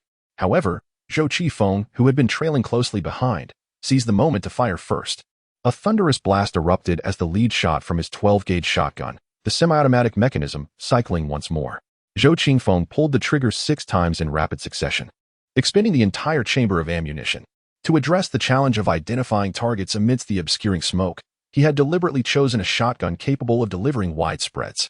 After his barrage, all 4 New York SWAT officers, caught by surprise, collapsed under his assault. Their bulletproof vests proved inadequate to protect the vulnerable nape of their necks. And in a display of extraordinary reflexes, Zhou Qifeng discharged his weapon 4 more times within a single second. His enhanced physique now afforded him the capacity to endure the strain of such rapid-fire exertions. As the gunfire erupted, the radio crackled with the voice of the commanding officer outside, persistently inquiring about the unfolding events within the memorial. Yet, no response was forthcoming. Silence enveloped both the interior and exterior of the memorial once more, save for the police officers stationed at the entrance, each acutely aware of their own breathing, their hands gripping their firearms beginning to perspire. The individual inside appeared utterly unfazed. With gritted teeth, the commanding officer issued a directive, bring forth the mobile heavy riot shields and advance with them into the interior.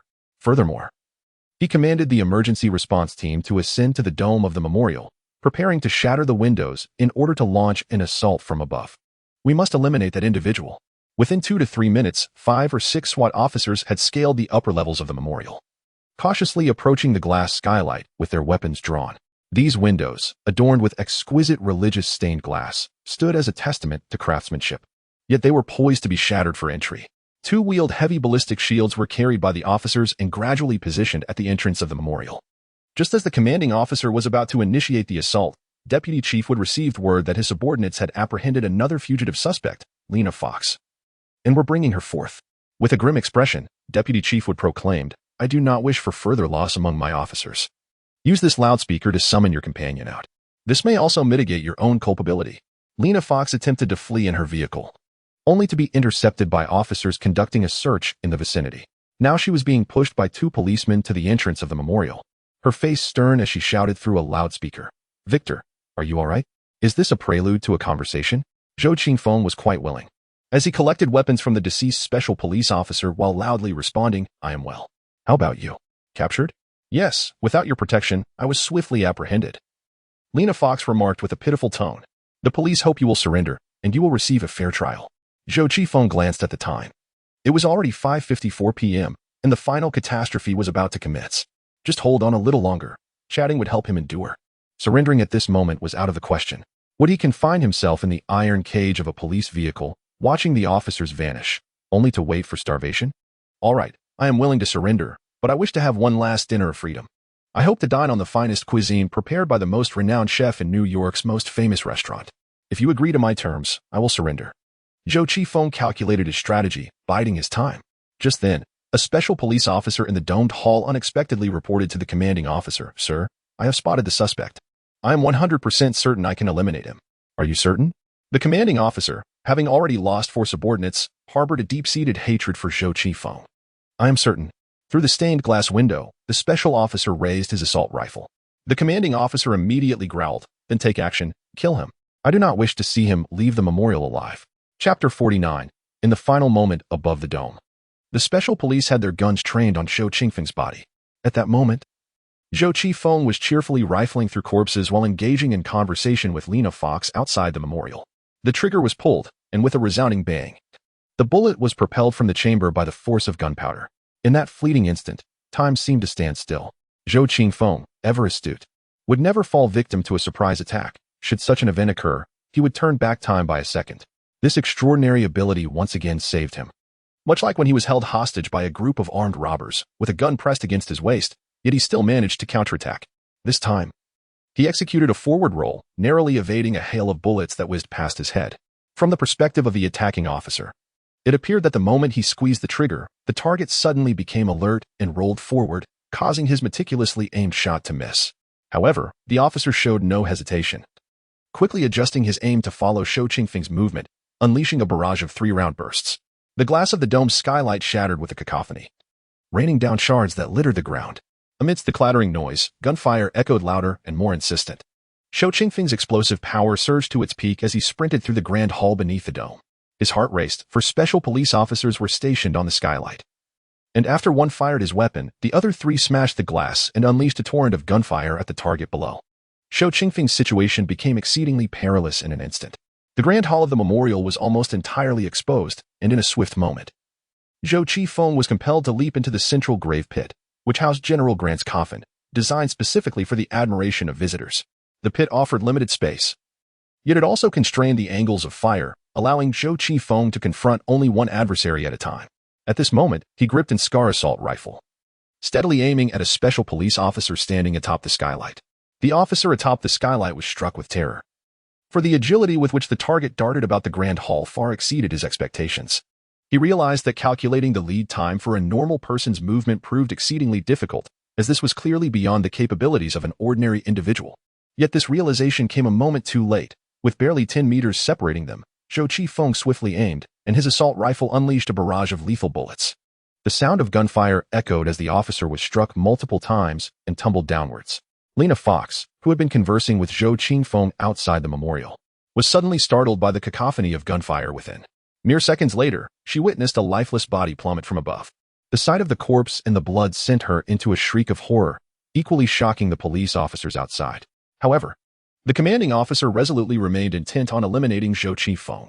As he heard the gunfire erupt within, he commanded the officers barricading the door to advance into the hall with heavy ballistic shields. These shields, designed to counteract rioters and urban disturbances, boasted remarkable bulletproof capabilities, resilient enough to withstand even rifle rounds. However, they were cumbersome and heavy, suitable for only specific circumstances. At that moment, Zhou Qifeng found himself ensnared in the central pit of the memorial hall. Above him, 3 special police officers were stationed. While they could not directly engage Zhou in the pit, they were able to direct their comrades towards their target. One officer even leaned out from the skylight, shouting in anguish and fury, "He's in the pit, in the pit. He killed Harry. Take him down quickly." Zhou Qifeng, consumed by rage, his eyes burning crimson, raised his weapon and fired at the transparent shield as it approached. Despite the mere few meters separating them, all his bullets struck the shield, but alas, they were deflected harmlessly away. Zhou expended an entire magazine to no avail. Under the protection of the shield, a dozen police officers surged into the domed hall. Upon hearing Zhou's weapon click empty, one brave officer dashed from behind the shield, weapon drawn, and unleashed a torrent of fire upon the exposed Zhou. The confrontation, a brutal exchange of gunfire, demanded immense courage. The officer who emerged was evidently not lacking in courage. He beheld the fierce countenance of Zhou Qifeng, witnessed the latter discard his empty Scar magazine, and observed as Zhou swiftly drew his USP-45, his aim unwavering and resolute. Yet, undeterred, the officer aimed his weapon at Zhou. Cornered and desperate, Zhou Qifeng possessed an indomitable spirit, displaying extraordinary agility as he drew his pistol and fired. This was a gamble for his very life. In their intense gaze, Zhou could perceive every hair on the officer's head, discern the wrinkles etched upon his face, and even grasped the fury emanating from his fiery eyes. Perhaps one of the officers who had just perished at his hands was a friend of his, or perhaps the dog he had slain before was the officer's beloved pet. It was also conceivable that this man was imbued with a profound sense of justice, harboring a deep-seated hatred for Zhou's merciless killing spree. But alas, I must survive. Even if my existence is steeped in sin, I must endure. You officers are destined to vanish, an inevitability that cannot be altered. But I still have a chance to live. I long to live fully. Therefore, I shall not surrender. I will never yield. Bang! Zhou Qingfeng once more employed his instinct for preemptive strikes, the first bullet grazing the officer's ear, leaving a trail of blood. Bang! The second bullet skimmed the officer's brow, a .45 caliber round stripping away a portion of his skull. Bang! The third bullet completely shattered the top of the officer's head. Throughout this harrowing encounter, the valiant officer failed to discharge a single round. Forgive me, but allow me to bring an end to you all. In any case, this world is destined for destruction. Dying at the hands of anyone is still death. Your demise may pave the way for my survival. There exists but a single courageous officer, while the others cower behind heavy ballistic shields. Shouting incoherently, what they are shouting remains a mystery. However, once Zhou Qifeng dispatches the officer who charges forth, several stun grenades are hurled into the pit. The ensuing cacophony shatters Zhou Qifeng's senses. The stun grenades can render one deaf, displace internal organs, and cause cerebral concussions. Even the strongest individuals would be incapacitated within 5 to 6 seconds of the blasts. After a relentless barrage of explosions, even Zhou Qifeng, modified by Int 49, cannot endure. He struggles to maintain his balance and collapses to the ground. Finally, the officers hiding behind their heavy shields muster the courage to emerge, each brandishing their firearms and aiming towards Zhou Qifeng in the pit. Heedless of whether they can actually see him, they commence firing with fervor. At least 7 or 8 guns are raised, all directed at Zhou Qifeng. Yet, with each officer that reveals themselves, Zhou Qifeng fires back. Bang! A bullet strikes an officer's arm, causing his weapon to fall. Bang! Another officer is hit in the shoulder, collapsing with a cry of agony. Bang!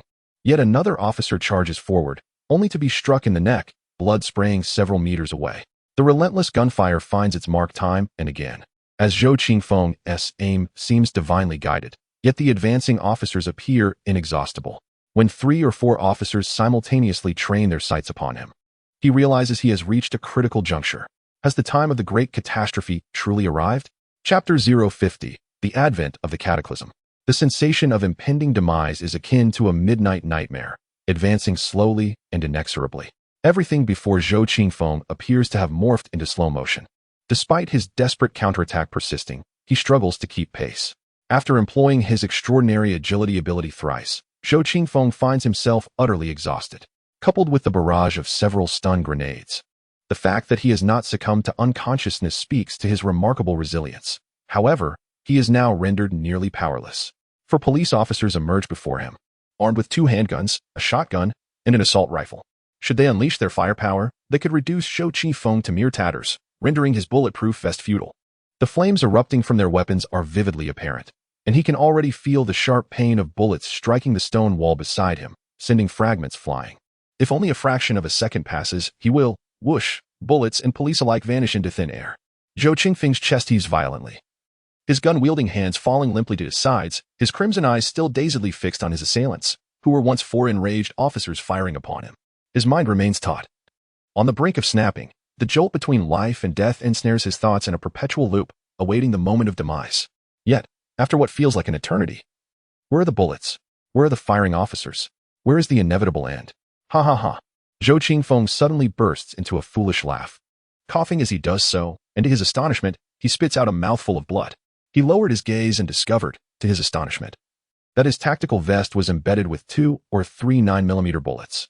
The projectiles had penetrated the magazine inserted into the tactical vest and struck the fabric layer of the bulletproof vest, only to be thwarted by the ceramic plates positioned behind it.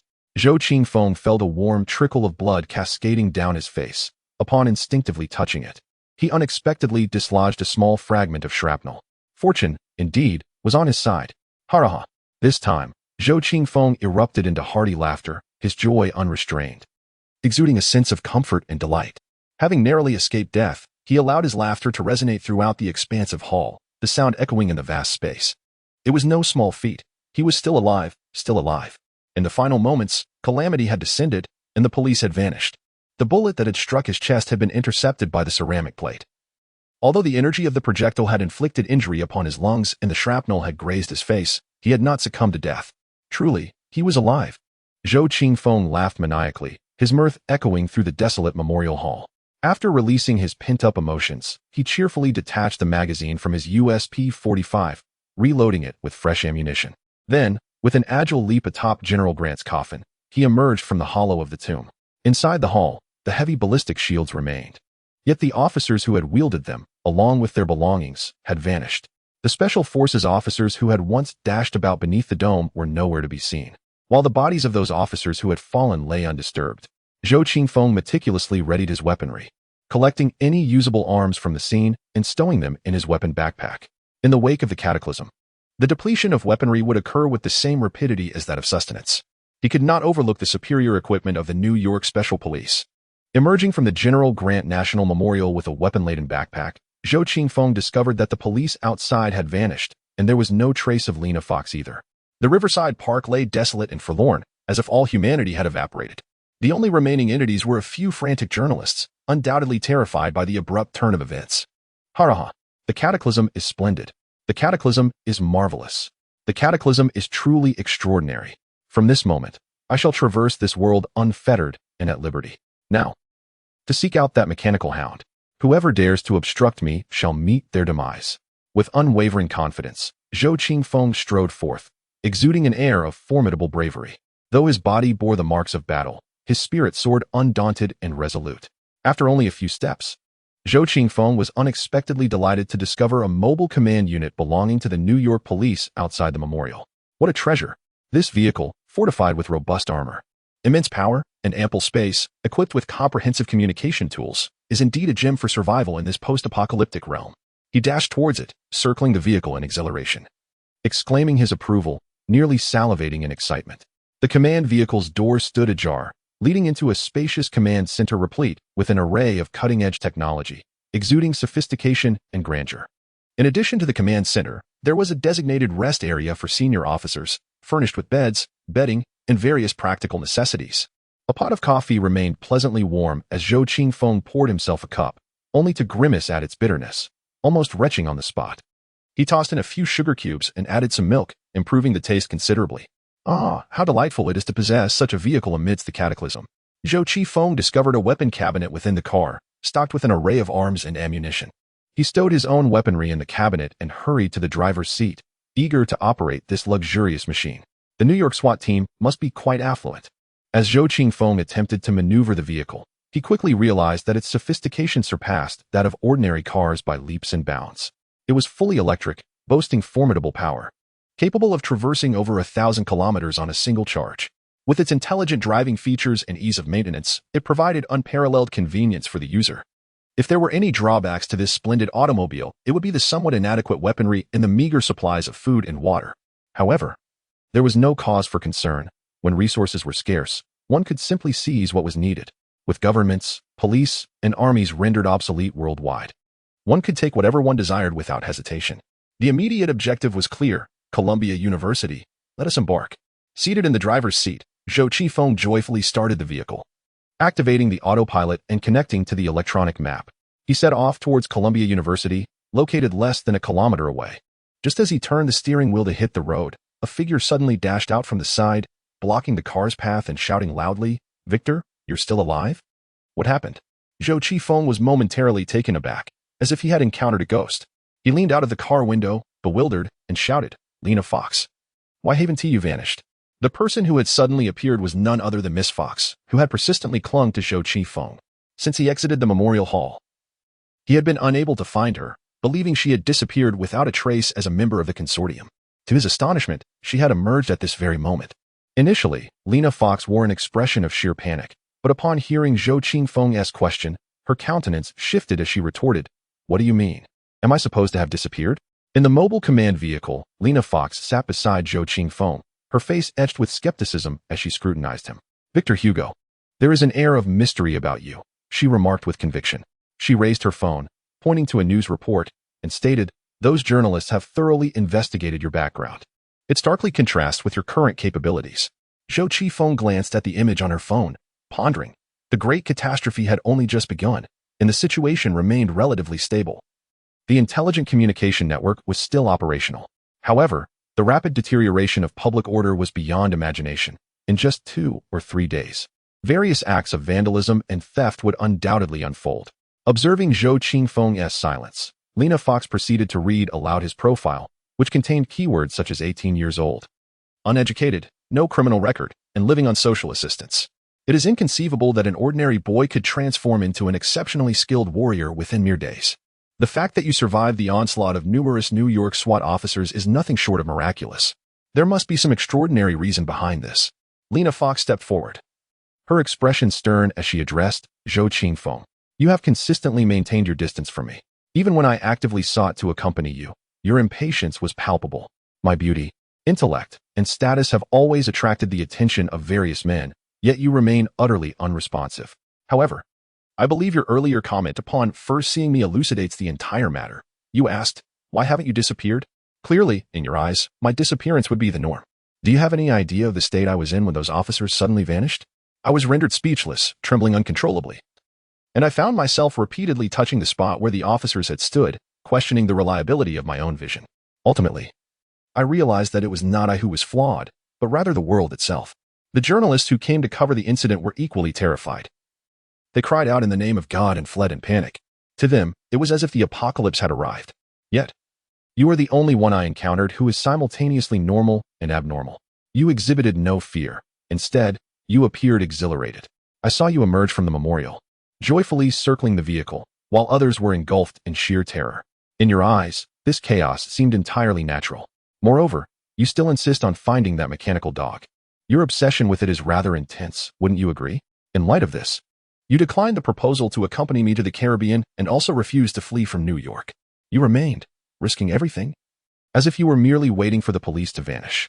It is worth noting that you had just been besieged by the authorities, barely escaping with your life. Yet you still bore wounds. While anyone else in such a situation would seek medical attention, you grit your teeth, determined to find that dog. That dog must hold great significance for you, does it not? In truth, you had already anticipated the disappearance of these officers, had you not? Come on, do not feign ignorance. We are allies now, and you must unveil the truth to me. In response to Miss Fox's relentless inquiries, Zhou Qifeng merely shrugged and maintained his smile, his mind echoing a singular thought. A woman of such intelligence is indeed formidable. Observing Zhou Qingfeng's steadfast refusal to engage, Lena Fox was seething with rage, her anger palpable. She hissed, "You scoundrel, I could just as easily end you." However, Miss Fox was evidently not one to relent easily. Finding herself unable to extract answers from Zhou Qifeng, she resolved to reach out to others. Lena Fox dialed the emergency number 911. But it was evident that no response would be forthcoming. Next, she attempted to contact the media, only to discover that all the hotlines were overwhelmed and inaccessible. Fortunately, news began to circulate online, confirming that the police had indeed vanished. The media swiftly initiated contact with the government, and within mere minutes, breaking news emerged. All officials had disappeared as well. Some individuals even took to live streaming, showcasing the desolate city hall.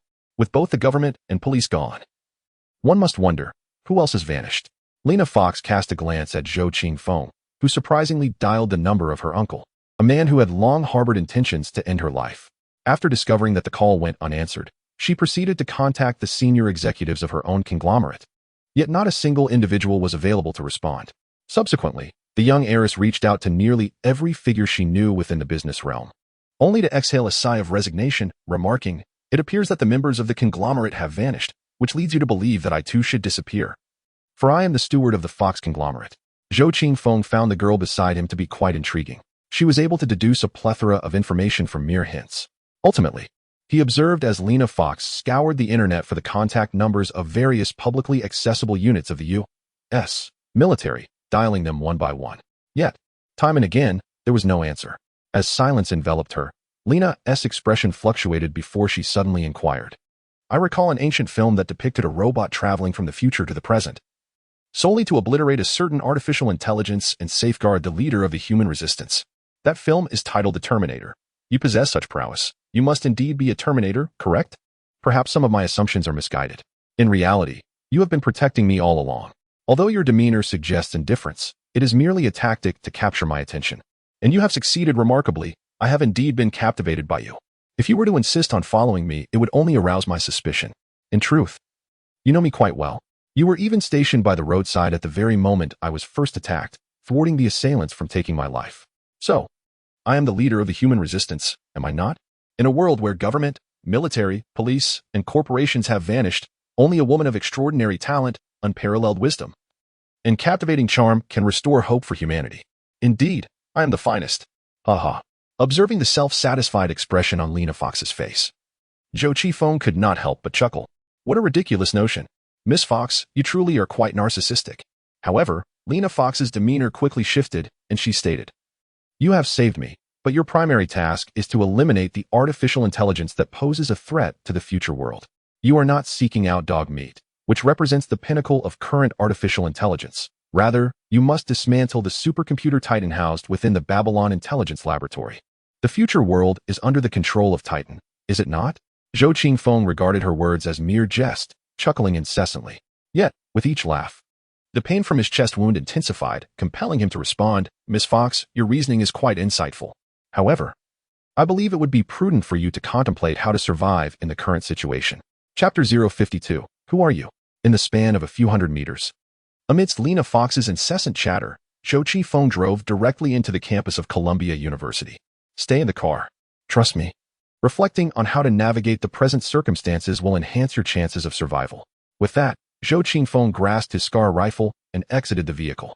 Lena Fox began to nod obediently, but soon she expressed her skepticism, saying, "Do you truly not require my assistance? Perhaps I could help you effortlessly deal with that dog."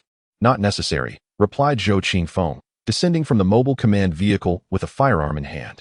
As he emerged, a throng of university students from the school surged towards him. Someone shouted loudly, Look, there's another police officer here." Clearly, the news of the officer's disappearance had spread. In New York, a city characterized by its intricate security landscape, the absence of police presence posed a significant dilemma. Zhou Qifeng donned a uniform reminiscent of a police officer's attire, equipped with various specialized gear, and his face obscured by a police balaclava. His appearance provided immense comfort to the faculty and students alike. Zhou Qifeng harbored a certain curiosity towards these university students. He retrieved a megaphone from the police vehicle and addressed the crowd with fervor. "Ladies and gentlemen, I believe you are somewhat aware of the situation.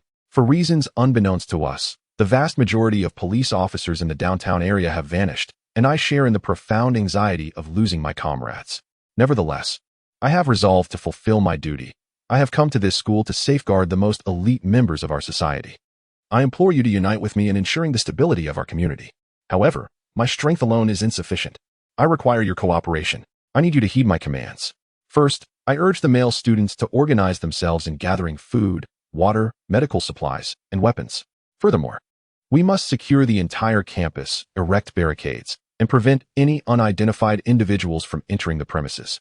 Furthermore, the young woman promptly informed all the classmates and teachers they could reach, conveying the urgency of the situation, as the social order was on the brink of chaos. It was imperative to gather everyone at the school, for only by forming a united team could they hope to survive. Above all, they must not relinquish hope. Although the government and police had vanished, they were still alive and would persevere. Let us pray for divine protection over America. The booming voice from the loudspeaker provided immense solace to the surrounding faculty and students, particularly as Zhou Qingfeng's words prioritized their well-being. His final proclamation, "God bless America," ignited a fervor, eliciting a chorus of cheers. A band of fervent idealists, soon to be schooled by the harsh realities of existence in a post-apocalyptic world. These young individuals would ultimately become a valuable workforce. Observing the jubilant scene before him, Zhou Qingfeng yearned to exclaim, "All the talented individuals are now within my grasp." This was Columbia University. After all, the students and professors here represented the brightest minds of the globe. Zhou Qifeng hoped to enlist several professors in medicine and biology to assist him in continuing his research on the creation of EZ-49. While he directed a group of students to labor, he discreetly made his way toward the College of Engineering and Applied Science. The campus security had vanished, as had personnel from the military and national security, yet a few administrative staff members remained. Zhou Qifeng stopped one of them and inquired, "Where is the Babylon Intelligence Laboratory?"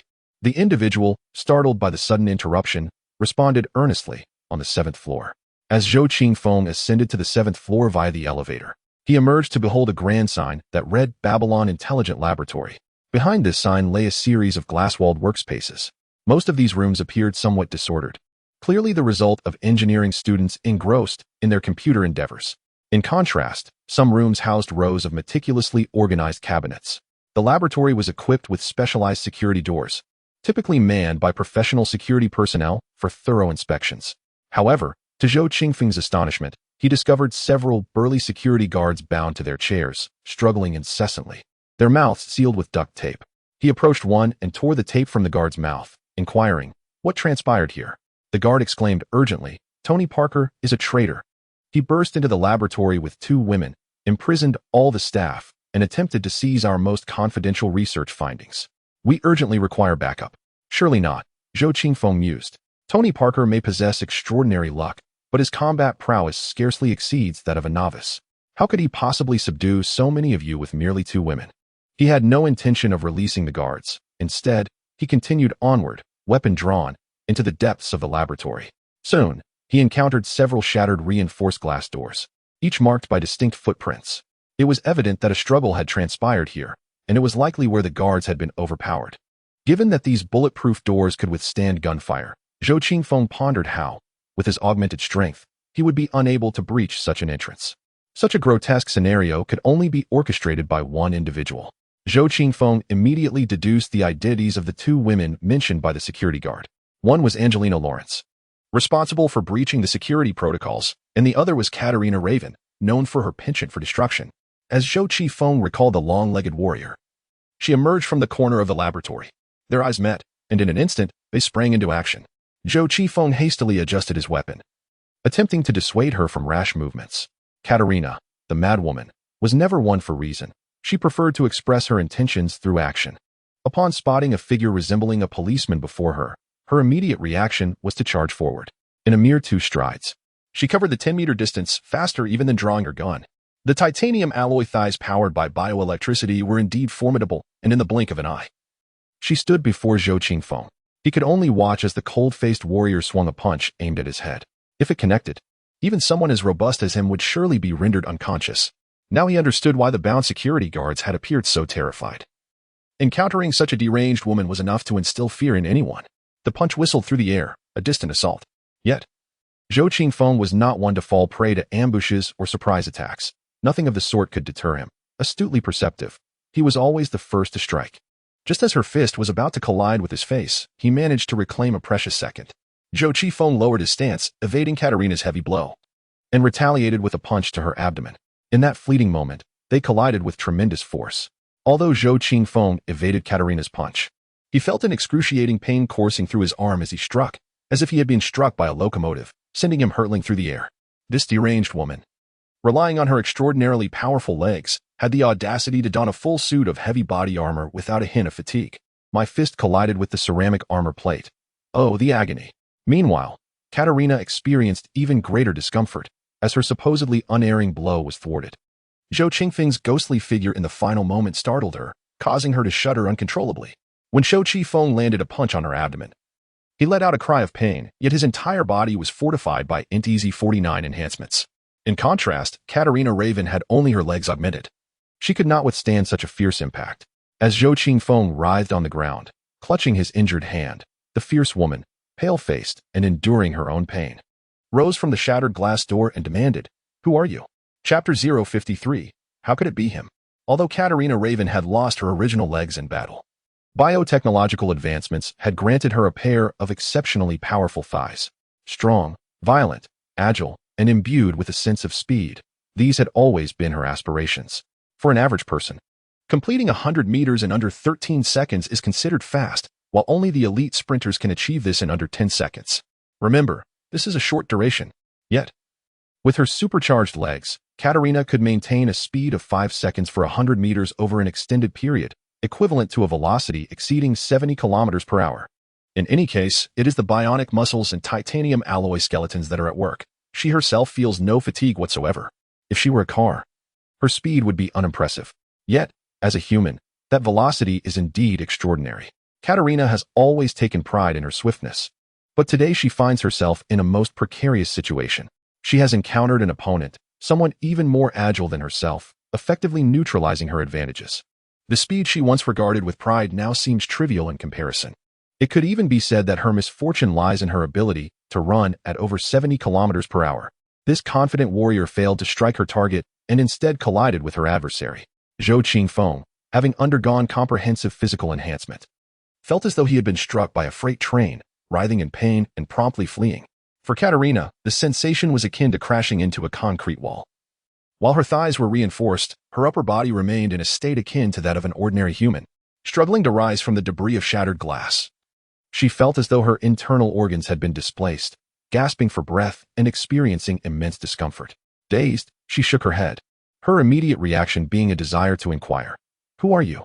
Zhou Qingfeng likewise misjudged this fierce woman, particularly forgetting her penchant for donning full heavy-duty body armor. While excessive clothing would burden most, her limitations in this regard were significantly lessened. Within David Lawrence's team, she frequently played the role of a logistical support alongside the brute Minsk.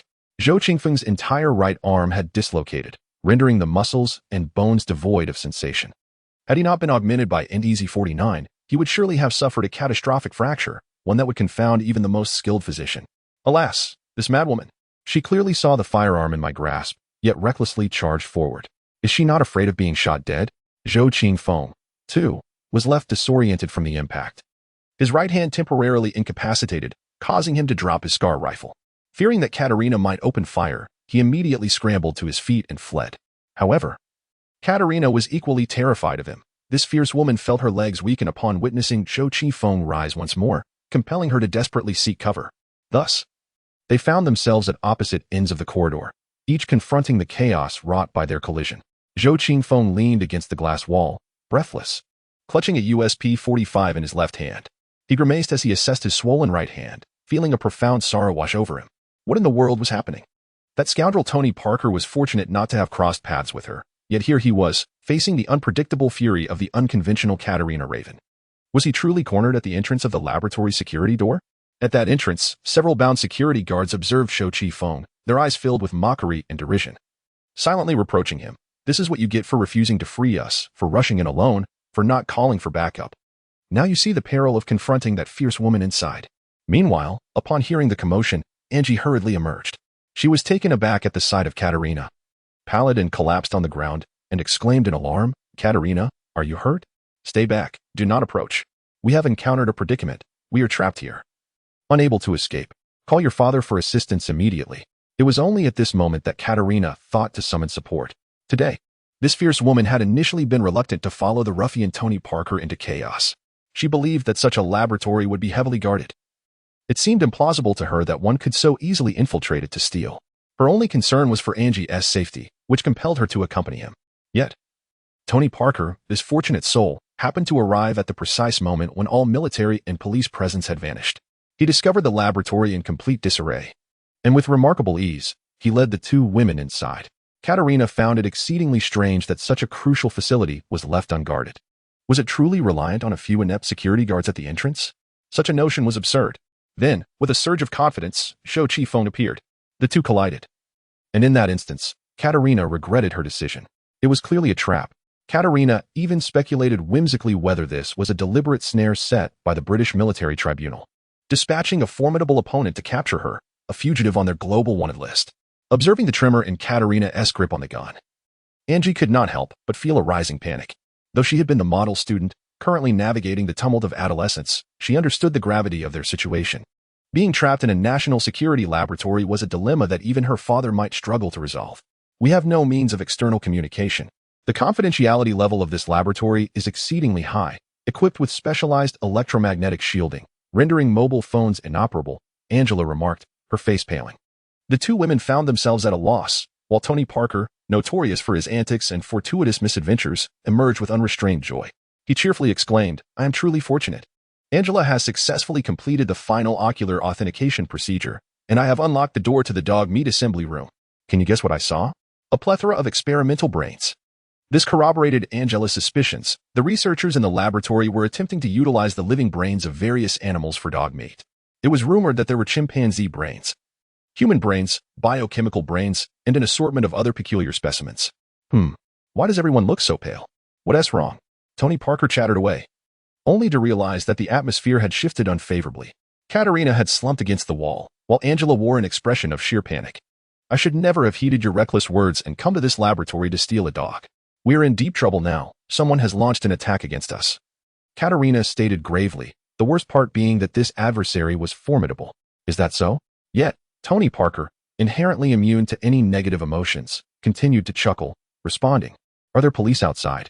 I've always wanted to experience a prison firsthand. No need to worry. I will handle this situation." With that, he raised both hands and stepped into the corridor, calling out loudly, "Hey, officer, I surrender. I merely intended to jest. I bore no ill will." No ill will, indeed. At the far end of the corridor, Zhou Qifeng, upon hearing this playful tone, was vexed.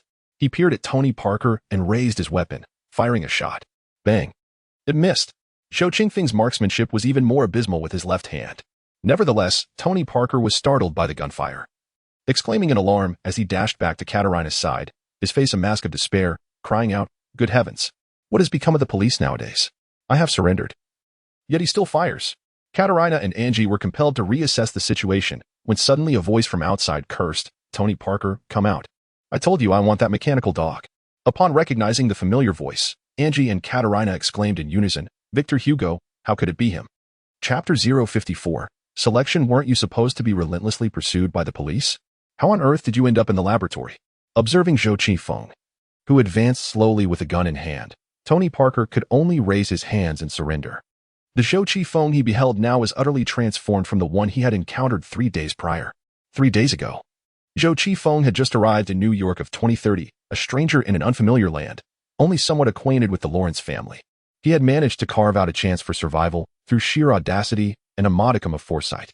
Yet, within those 3 days, Zhou Qingfeng's experiences had been nothing short of astonishing, as he had tasted the harrowing essence of an apocalyptic existence, struggling desperately amid confusion, madness, valor, and despair. Having undergone a baptism of blood and fire, he has completed a magnificent transformation, evolving from an ordinary recluse into a resolute warrior. At this moment, Zhou Qifeng stands clad in disheveled attire, marred by scratches and stains of blood, adorned with an array of fragmented combat gear, from firearms to grenades, complemented by medical supplies, all at his disposal. His gaze, cold and piercing, emanates a lethal aura capable of intimidating even the most faint-hearted souls. Tony Parker is not one to be fearless. As he observes Zhou Qingfeng's approach, he instinctively retreats several steps, making way for the incapacitated Katerina. With his right hand temporarily incapacitated, Zhou can only wield his weapon with his left. After regaining a modicum of strength, he grits his teeth and strides down the corridor. On the ground, Katerina glares at him with ire, though her eyes reveal more confusion and disbelief than hostility. "Victor, do not act recklessly. If you desire that dog, take it," she asserts. In a moment of peril, it is Angela who steps forward, trembling with trepidation as she shields Katerina. Witnessing Katerina's injury, which renders her unable to steady her firearm, Zhou's anxiety eases somewhat. The great catastrophe has already arrived, and the days ahead promise to be increasingly arduous. He has no desire to oppose these two women, lest it disrupt the impending events. "Lower your weapon. I have no intention of killing you," he implores. However, Katerina merely sheathes her gun with a haughty tilt of her head, declaring, "I may relinquish hostilities, but unless I am dead, no one will compel me to abandon my weapon." The obstinate temperament of this madwoman is infuriatingly resolute. Zhou furrows his brow, ultimately conceding the notion of disarming Katerina. "Very well, you may retain your weapon.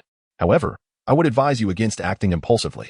In exchange, I hope that Angie can assist me in retrieving that dog." "All right. As long as we are not harmed." Angie readily agreed. She felt that the current Zhou Qifeng was exceedingly unfamiliar. The young man before her no longer possessed the optimistic and naive demeanor of the past, but instead exuded an unsettling aura tinged with blood. Angie helped Catherine to her feet, and the four of them proceeded step by step towards the core area of the laboratory. They eventually entered a spacious biochemical operation room, which housed a sealed sterile control chamber that could not be accessed directly, only manipulated through mechanical arms. This was the assembly room for the dog meat. Dog meat did not refer to a specific dog, but rather a collection of experimental subjects. The mechanical components of the subjects included power systems, skeletons, drives, and other subsystems, with the critical aspect being the intelligent control segment. The staff at the Babylon laboratory ingeniously utilized existing living brains to achieve control functions. This even included the brains donated by volunteers who were on the brink of death due to severe illness. The Babylon Intelligent Laboratory has been researching this project for over a decade, during which more than 1,000 living brains have been tested. All these brains are housed within the sterile control chamber of the assembly room. Based on my deductions, there are 4 specimens with serial numbers that contain the most recent successful research outcomes. According to Angie's introduction, Zhou Qifeng observed rows of storage racks within the sterile control chamber, displaying thousands of sealed boxes. Angie could only ascertain that among those four sealed boxes contained the finest living control brains. Then let us extract these 4 brains one by one and give them a try. I desire the finest among them, Zhou Qifeng declared. The 4 encased units appeared indistinguishable save for their serial numbers. However, I was unable to fully breach the main control computer. The proprietor of Dog Meat had programmed it so that each individual could utilize it only once. Angie gestured towards a brainwave analyzer in the room, explaining that the device refused to register previously recorded brainwaves, granting each person merely one opportunity to establish a connection with Dog Meat. Only one chance for each individual? Zhou Qifeng, upon encountering such a chance-based predicament, could not help but cast a scornful glance at Tony Parker. With this fortunate soul present, it was indeed challenging for him to gain any advantage. Does no one know which serial number corresponds to the genuinely viable specimen? Angie shrugged and turned her gaze towards the slumped figure of Katerina, who had rendered the laboratory supervisor incapacitated with a severe concussion, ensuring she would remain unconscious for several days. Several days? By then, countless thugs from Brooklyn will have surged into Manhattan, wreaking havoc. I cannot afford to wait idly, Katerina remarked, nonchalantly shrugging her shoulders, as if to convey, this is indeed my doing. You may select first, Zhou Qifeng conceded, acknowledging his lack of confidence in his own fortune. After considerable contemplation, he resolved to allow Angie the initial trial. He would much rather relinquish Dog Meat to her than to Tony Parker. Angie obediently took her place at the brainwave analyzer, adjusting the electrodes to her scalp. Moments later, her brainwave data was successfully recorded.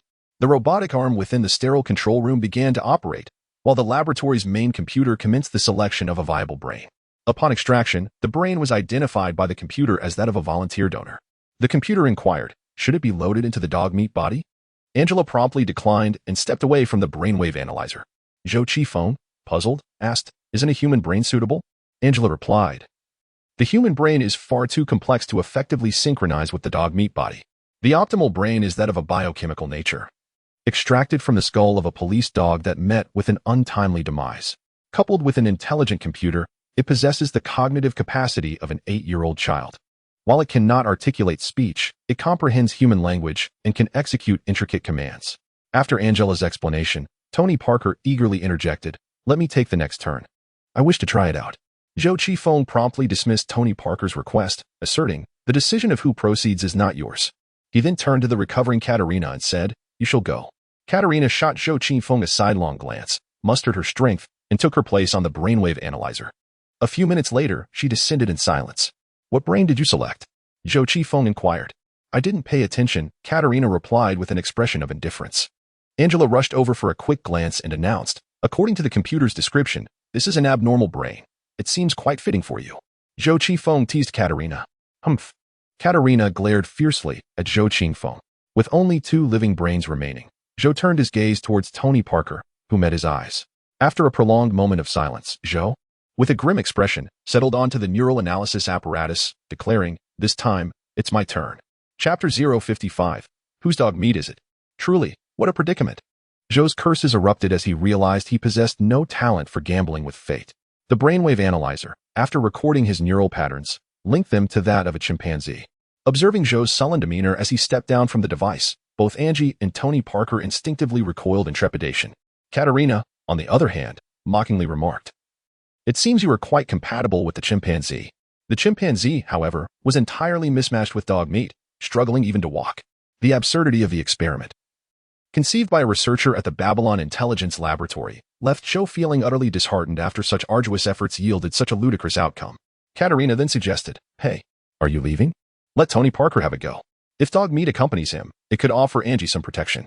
Tony Parker's face brightened immediately, nodding enthusiastically. Yet, upon noticing Zhou's displeasure, he retreated, adopting a playful, rogue-like demeanor.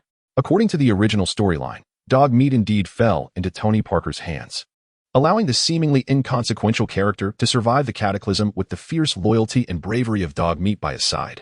This individual invariably retreats at the first sign of danger, while Dog Meat boldly confronts various troubles on behalf of his master. Due to Tony Parker's penchant for trouble, which escalates with each incident, Dog Meat finds himself repeatedly facing ever more formidable adversaries. After 3 months of nuclear devastation, Dog Meat is left with a coat devoid of fur, his body armor riddled with bullet wounds, and several areas severely damaged. One of his electronic eyes is broken, and he limps on one leg. Yet, even in such dire straits, Dogmeat remains unfailingly loyal to Tony Parker.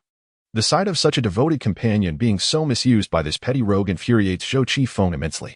However, without allowing Tony Parker to obtain this mechanical canine, the Lawrence family would be left without assistance in their multiple perilous situations.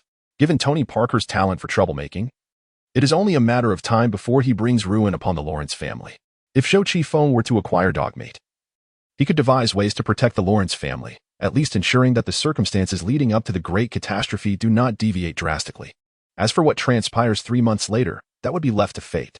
Yet, Zhou Qifeng has not managed to secure the optimized version of Dogmeat. Alas, such is life. He resignedly permits Tony Parker to take his place on the brainwave analyzer. A few minutes later, the true biotic brain that harmonizes with Dogmeat's body is extracted and assembly commences. Dogmeat's physique is modeled after the German Shepherd, appearing compact yet exceedingly agile.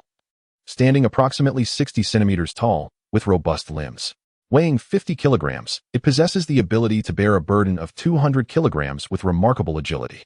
Dogmeat exhibits a keen sense of smell akin to that of a real dog, while its electronic eyes are equipped with infrared vision. Its body is encased in armor plating capable of withstanding the fire of standard rifle rounds. The combination of its sharp teeth, reinforced armor, and agile quadrupedal locomotion renders it an exceedingly formidable weapon.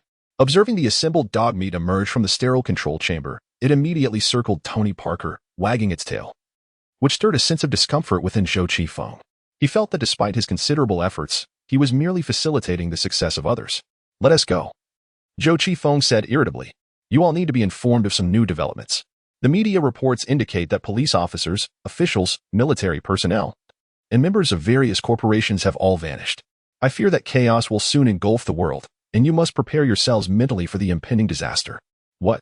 Katerina, having regained much of her strength and able to walk independently, found Zhou Qifeng's words utterly incomprehensible. "What do you mean?" "The moment you step out of the Babylon Intelligence Laboratory, you will discover that the world has irrevocably changed." Zhou Qifeng approached the laboratory's secure exit and released several bound security personnel. Upon seeing Katerina, these guards fled in panic.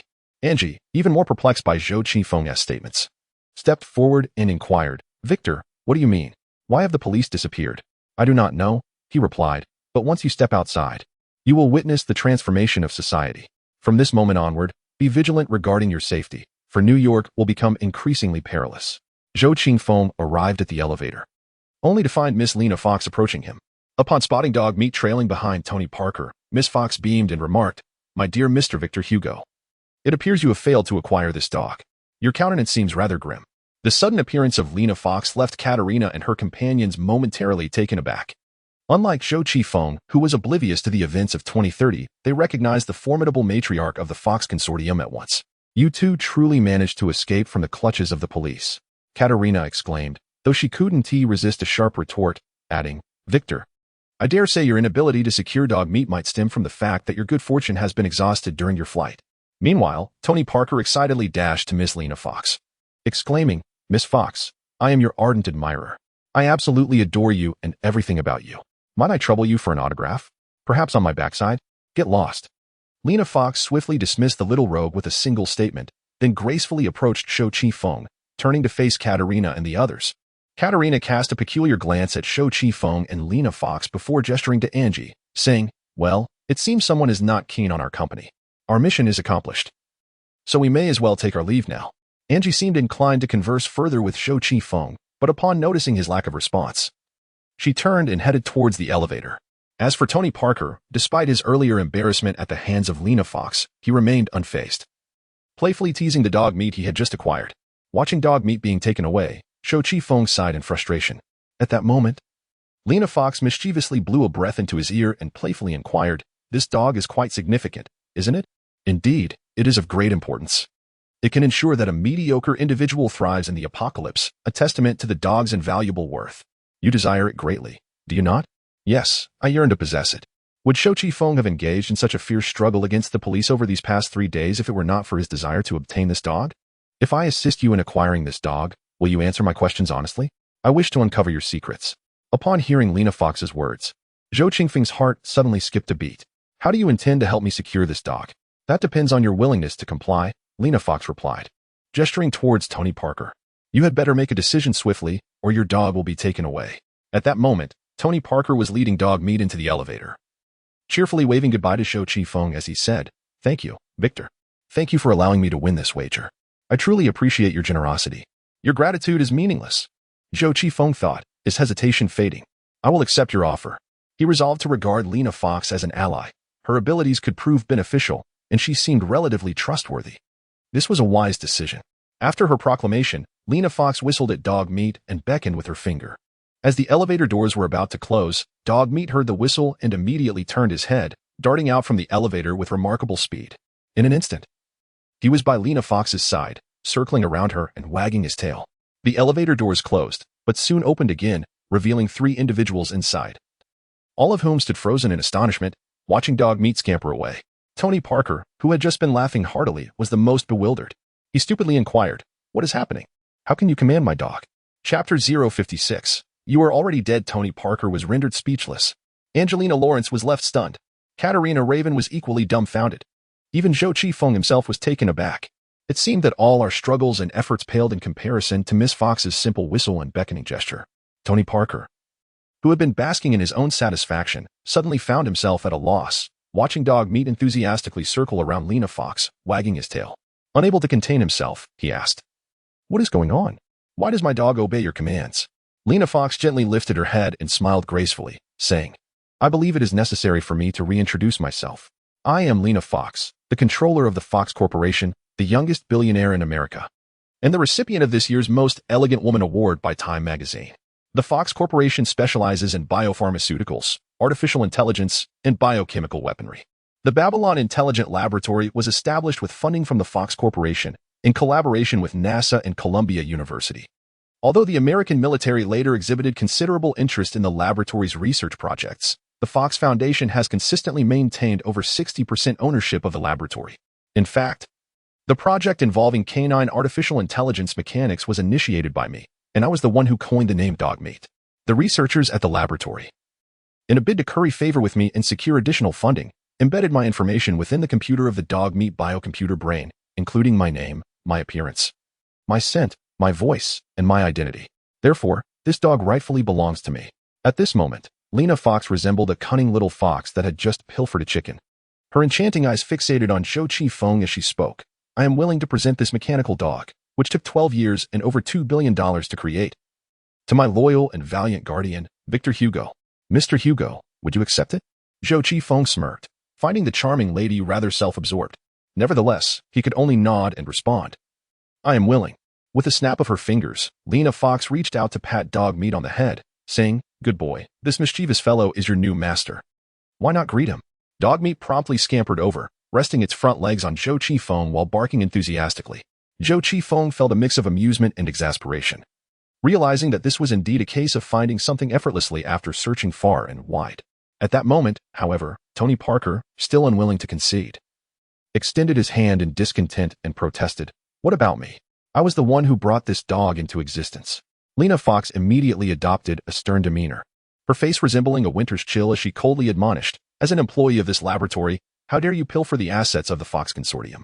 It is already your good fortune that I have chosen not to hold you accountable. Yet, you audaciously demand what does not rightfully belong to you in the presence of your superior. How utterly disgraceful." This barrage of pointed words left Tony Parker speechless, and he finally muttered, "Will I be arrested?" "Regrettably, no," she replied. "Currently, the police have vanished, as have the judges, so you remain free. Now, you may leave. Victor and I have matters to discuss, so I kindly ask you to vacate my laboratory." Lena Fox maintained her regal composure, exuding an air of pride and indifference, creating an aura that discouraged any approach. Her warmth appeared reserved solely for those she knew and trusted. In light of this outcome, Tony Parker felt utterly despondent, while Katarina seemed indifferent, casually waving her hand as she prepared to exit. Only Angie stuck out her tongue awkwardly and shrugged, remarking, "Victor, I sense a profound change in you these past few days. I must ask, are you still the friend I once knew?"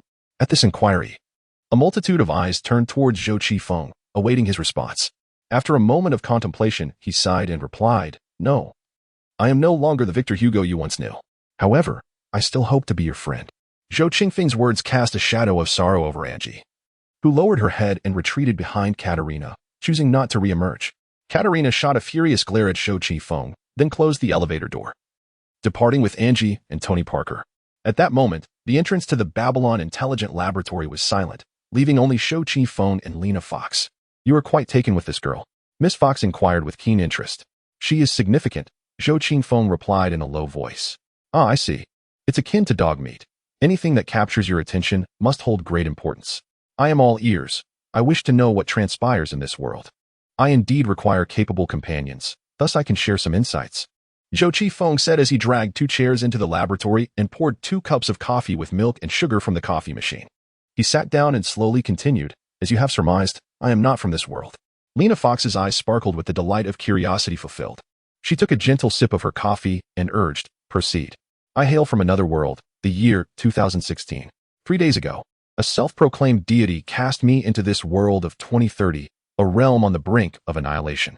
According to the information I have gathered, the disappearance of governments, militaries, police forces, and conglomerates is merely the first step. In 3 months, those who have vanished may return, yet they may also remain lost forever. Should these powerful entities return, stability may be restored to this world. However, if they do not, nuclear and biochemical weapons will automatically activate and unleash devastation, plunging this world into immediate destruction. And humanity will face extinction. What I must do now is to prepare as thoroughly as possible for the impending, irresistible disaster. Dog meat serves as a valuable ally, and I shall employ every means at my disposal to acquire it." Regrettably, 2 of the 3 individuals who just departed were also intended to be my supporters. "Unfortunately, I have had a falling out with that little girl's family." Shou Chi Feng recounted the information he gleaned from the film Wasteland. Speaking of the Lawrence family and their heroic efforts to save New York, as well as the grim reality following the hellish conclusion, the more Lena Fox learned, the more pallid her complexion became, particularly upon discovering that in 3 months, all major cities worldwide could potentially be annihilated by nuclear devastation. Would billions perish in 3 months? Indeed, Shou Chi Feng affirmed, the calamity has already begun and will only intensify. Our task is to strive for our survival. Is the Lawrence family significant? Yes, they are indeed important, as are the friends of David Lawrence. However, I believe my own survival holds greater importance at this moment. And what of me? In the information you possess, what fate awaits me? You should have perished 3 days ago when the abduction occurred. Chapter 057. Can Shouday be trifled with? Upon hearing Shou Chi Feng's analysis, Lena Fox stood in stunned silence for a considerable time before managing a bitter smile, apologizing. "I find it exceedingly difficult to accept the news of my own demise." She lowered her head in silence for a moment before shifting the topic, saying, "I believe that it was not God who brought you into this world." Oh, Shou Chi Feng was somewhat taken aback by this perspective. He had never questioned it before. God exists as an unconscious entity, benevolent and omnipresent, but he is not a singular individual. If what you say is true, I believe it is a being of extraordinary power who, under the guise of God, has cast you here. As a Westerner, Lena Fox evidently possesses a deeper understanding of God. Regardless of what God represents, it is beyond my current capacity to confront. Shou Chi Feng shrugged and remarked, "Now I understand why you did not vanish. It is because you were meant to die, yet I saved you. You have been granted a new lease on life. Indeed, I have been reborn." This acknowledgement brought a smile to the somewhat sorrowful Miss Fox, who exhaled a breath of relief and said cheerfully, "Well, I should consider myself fortunate. Let us contemplate how to navigate the impending circumstances." While David Lawrence saved New York, he ultimately met with failure. I believe his downfall was inevitable, as he embodies the typical mindset of an ordinary American individual, independent, impulsive, and somewhat selfish. David Lawrence can only be a hero, not a leader. To survive in a world on the brink of collapse, it is essential to establish a vast community, one that thrives on collaboration and mutual support. Lena Fox paused in silence once more, reflecting, "Although I possess the experience and capability to manage a vast corporation, I currently lack assistance. The experienced senior managers and business assistants under my command have all vanished, leaving me unable to convey my intentions to others."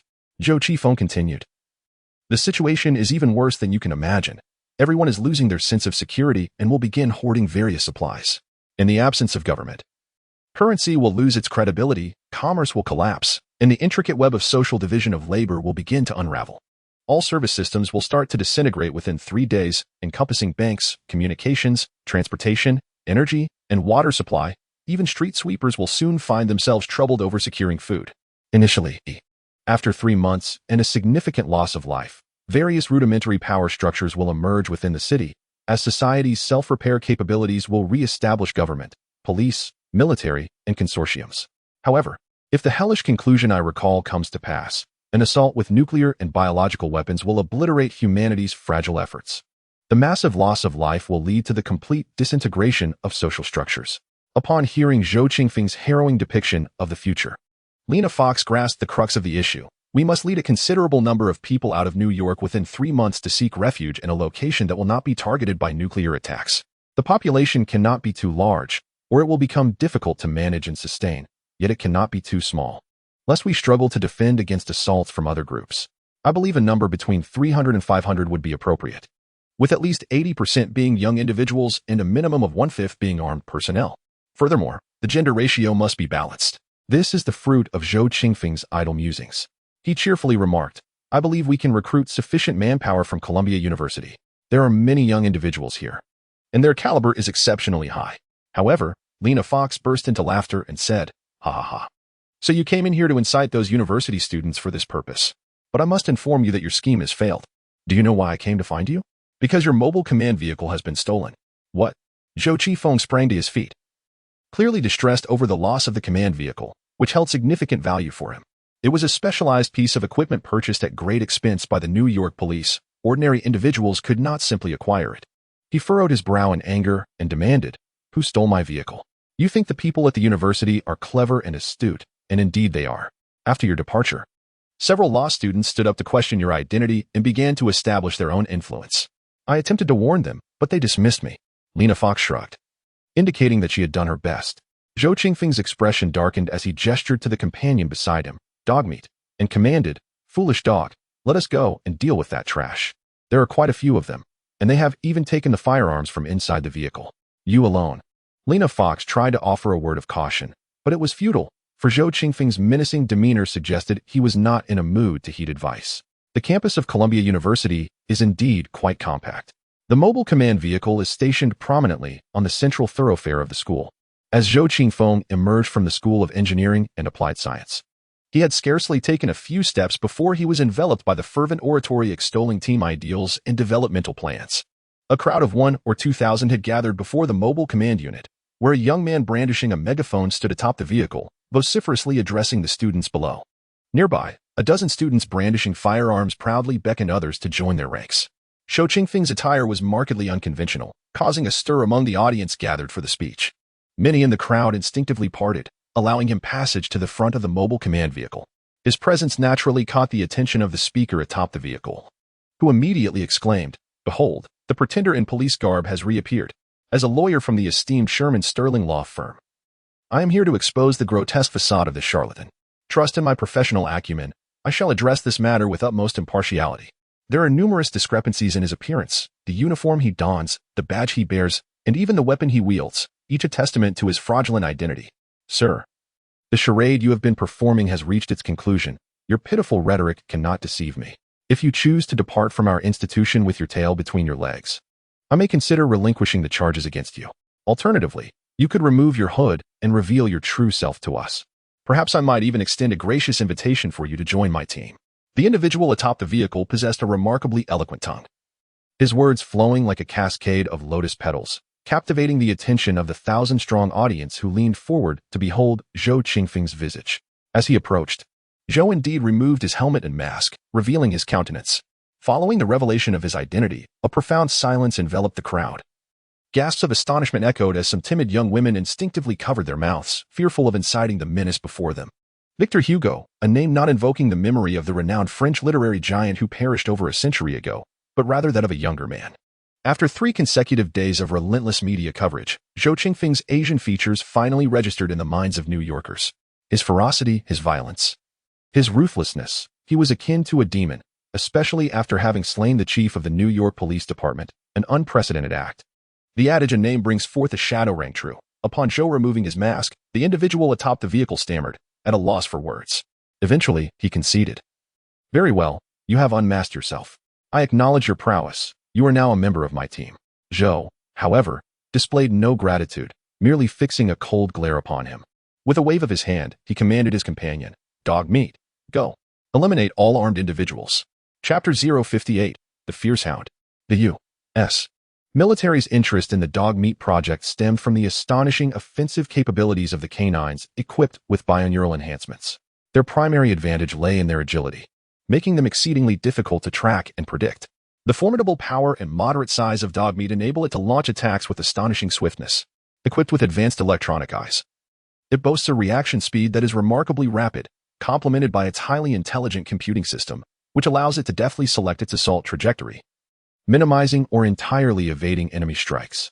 Even when subjected to ordinary attacks, dog meat remains undeterred, fortified by exceptionally sturdy armor, unless faced with a high-caliber machine gun.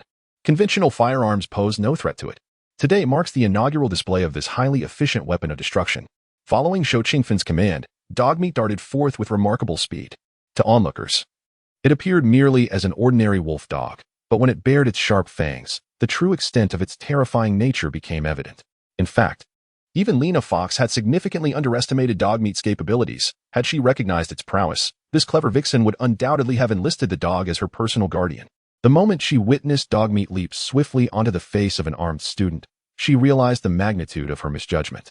In a single strike, dog meat's iron teeth demonstrated formidable biting power, severing half of the opponent's neck with one powerful gnash. Blood gushed forth, sending a wave of panic and screams through the crowd of thousands present. Successful in its attack, dog meat propelled itself off the lifeless body and executed another precise leap, its intelligent computer meticulously controlling the force and direction of its advance, allowing it to accurately pounce before another armed assailant. This time, dog meat refrained from utilizing its blood-stained maw. Instead, it deftly extended its foot to deliver a gentle kick to the target's neck. A sharp claw ejected a blade, effortlessly slicing through the adversary's throat. In an instant, dog meat darted swiftly among several armed students, its unparalleled speed rendering their defense utterly futile. Many of the armed students were left bewildered, having scarcely comprehended the unfolding chaos before their lives were extinguished. Around a dozen law students, armed and encircling the mobile command vehicle, found themselves under siege. The individuals in front were attacked, while those behind received no warning. They could only watch as their fellow students nearby screamed in terror and fled. Some were paralyzed by the gruesome scene, while others fainted on the spot. As the mayhem escalated, the remaining armed students instinctively recognized that their side was under assault. Witnessing their comrades fall, some, in a panic, recklessly fired their weapons forward. This reckless shooting not only failed to strike dog meat, but also inadvertently injured their own. The ensuing chaos intensified. As dog meat dispatched more than half of the armed students with bites and trampling, others abandoned their weapons and fled, while some knelt and surrendered. In total, 7 lives were claimed in a mere 12 seconds. Gazing at the ground soaked in a nauseating stench and the horrific corpses, Lena Fox's vision was engulfed in crimson. Her body trembling involuntarily, overwhelmed by an inescapable sense of dread and terror. Zhou Qifeng turned her around and whispered, "You must learn to adapt. Just as I did when I took my first life, I was so troubled I felt I might vomit. However, I assure you that in 2 or 3 days, the corpses you see will pile up like a mountain." Lena Fox not only turned around but also narrowed her eyes, suppressing the queasy discomfort she felt, and said, "Is this the reason you risked so much to acquire this dog? Indeed, dog meat may not wield firearms, but in close combat, none can rival its strength. Furthermore, it possesses enough intelligence to execute tasks such as laying explosives. With it by my side, my chances of survival have significantly increased." Zhou Qifeng was exceedingly pleased with dog meat's debut performance. As he watched dog meat return, tail wagging, he drew out a triangular bandage to clean the blood and flesh debris from its mouth, affectionately patting its head while teasingly saying, "Well done, silly dog."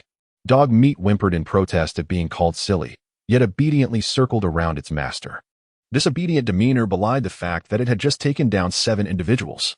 In David Lawrence's team, Tony Parker, a mere street thug, had always been a crucial combatant, primarily due to the fearless and utterly obedient dog meat by his side. In this regard, it was irreplaceable. To deal with dog meat, one had to either engage in close quarters with overwhelming firepower to block all its attack routes or strike it from a distance with high-caliber weaponry. This loyal canine endured all its injuries in the later stages due to Tony Parker assigning it nearly suicidal tasks. Now, employing dog meat to deal with a few ordinary university students who have never harmed a soul is akin to using a sledgehammer to crack a nut. However, this extravagant approach yields remarkable results, providing the students of Columbia University with an indelible demonstration. Victor Hugo and his fierce hound shall undoubtedly gain notoriety from this. In a desolate world, possessing a fearsome reputation can prove advantageous, averting numerous troubles. At that moment, A resounding crash echoed as a law student, who had been attempting to win over Zhou Qifeng from atop a vehicle, fell due to his trembling legs. Though he landed painfully, he dared not utter a sound, mustering only the strength to flee. As he beheld Zhou Qifeng striding towards him, the terrified youth cried out, "Wait, Mr. Hugo. I am an exemplary student from the law school. I can work for you. I have already obtained my legal license and can assist you in resolving any legal predicaments." Bang! Without hesitation, Zhou Qifeng dispatched the scoundrel, remarking disdainfully as he watched the body collapse. In a wasteland, the most useless beings are those lawyers who merely wield words. You only squander resources and incite discord. Observing Zhou Qifeng's merciless action, several previously prostrate students erupted into anguished cries, evidently on the brink of psychological collapse. "Get up. I require some temporary laborers. If you serve me well, I shall spare you," Zhou Qifeng commanded, kicking a few of the individuals on the ground to rouse them. He instructed them first to gather the discarded firearms littering the ground, and then to locate several trucks to commence the transportation of numerous personnel and equipment from the Babylon laboratory. The dog meat requires accessories, energy, and maintenance, all of which necessitate the expertise of professionals. Thus, the personnel from the Babylon Intelligent Laboratory must be taken away. Furthermore, Zhou Qifeng will need several experts in biopharmaceuticals to assist him in configuring and enhancing the INT-Z49. Fortunately, there are relevant personnel at Columbia University. Is there any resistance? Yes. However, it matters not. They can be subdued and taken away. These individuals will come to appreciate Zhou Qifeng in due time. Chapter 059. The emergence of chaos. I currently require vehicles, manpower, and a base. Zhou Qifeng summoned the virtual projection of his wrist computer and inquired of Lena Fox, "Where do you believe our base should be located? Do you have any alternatives?" Lena Fox responded, "Due to the bloodshed caused by dogmeat, this young lady was still in a daze, feeling her mind spinning, rendering her unable to think clearly. Two locations can serve as alternatives.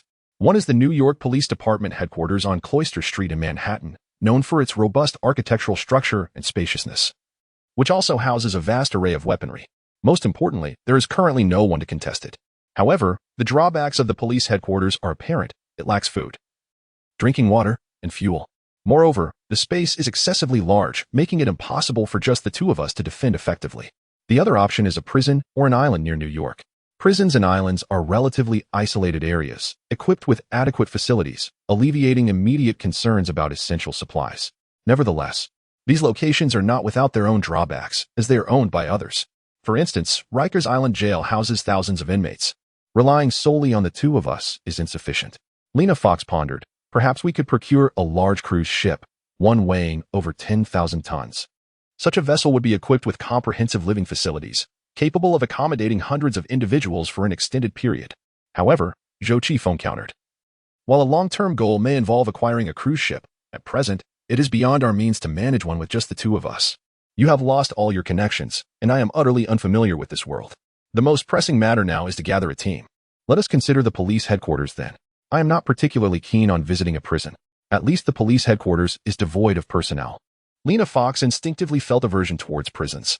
Zhou Qifeng sighed internally. He shared her distaste. Yet, it was undeniable that someone would venture into the prison to organize the inmates and establish a formidable gang. Just imagining a gang of thousands rampaging through New York is utterly terrifying. Very well, we shall proceed to the police headquarters. Zhou Qifeng nodded in agreement.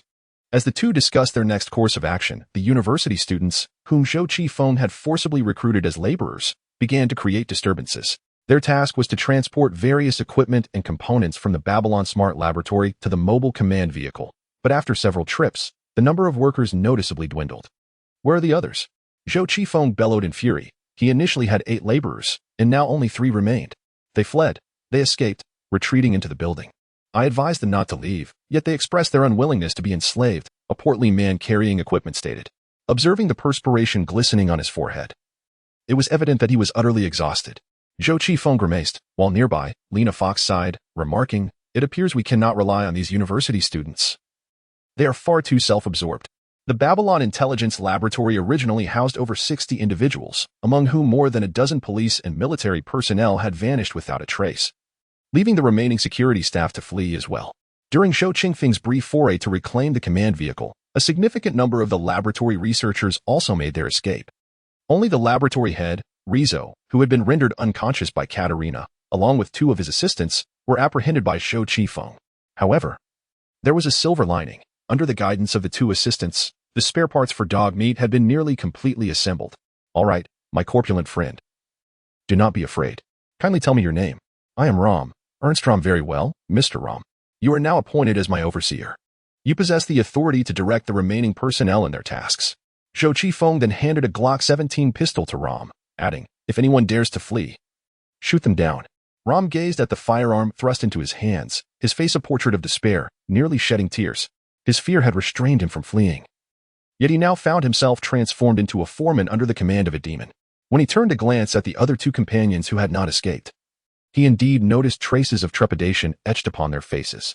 Come now, Mr. Rom, lift your spirits. Our future is bright. We shall proceed to the medical school, as the team requires experienced biopharmaceutical researchers. With that, Zhou Qifeng led his subordinates to the medical center at Columbia University. Lena Fox, as the matriarch of the Fox Consortium, possesses an intimate familiarity with personnel in New York's biopharmaceutical sector. Under her guidance, Zhou Qifeng successfully lured away the most renowned biopharmaceutical team from Columbia Medical Center. Due to the overwhelming number of individuals and resources, Lena Fox found herself compelled to drive a commandeered truck to transport the supplies. But where to next? Zhou Qifeng did not head directly to the police headquarters. Instead, he led his team back to the building of the Sacred Heart Fellowship.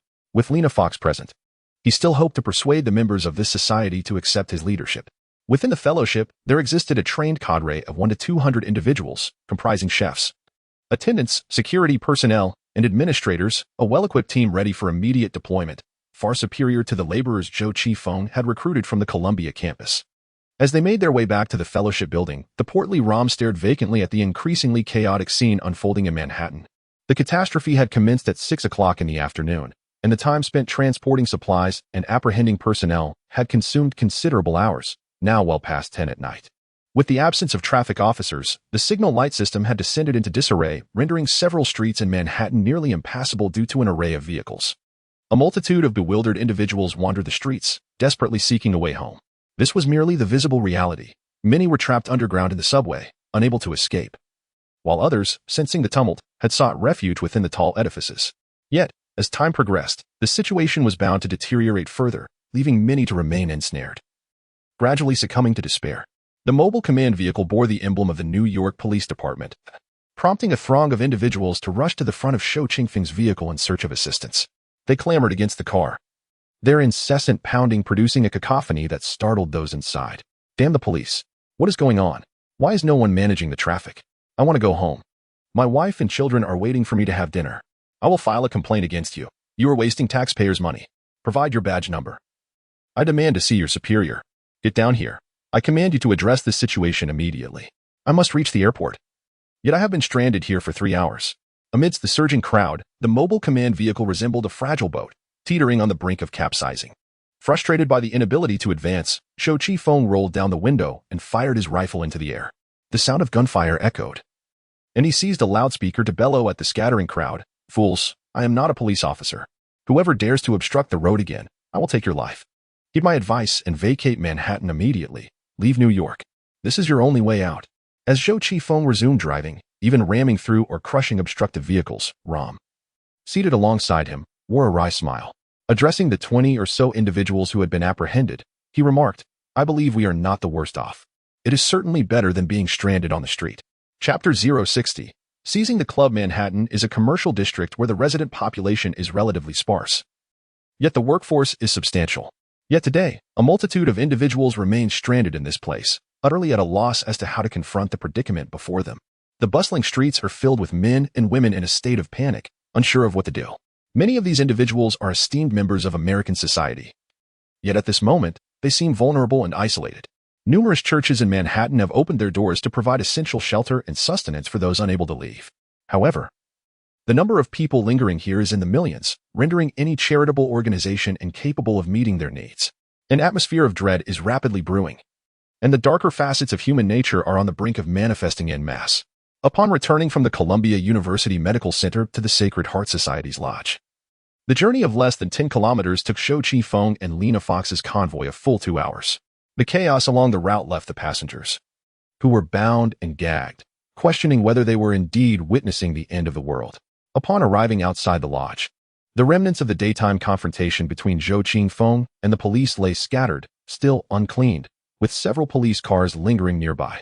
The entrance that had been breached by a police armored vehicle is now obstructed by a makeshift barricade made of furniture, behind which stand a few anxious attendants of the lodge. "I am Lena Fox, and I demand to see Mr. Patrick," she called out, wielding a police megaphone toward the interior of the lodge. Soon, an elderly man with silver hair emerged from behind the barricade. Patrick is the administrator of the Sacred Heart Society at this location. The usually affable and courteous elder did not warmly welcome the guests this time.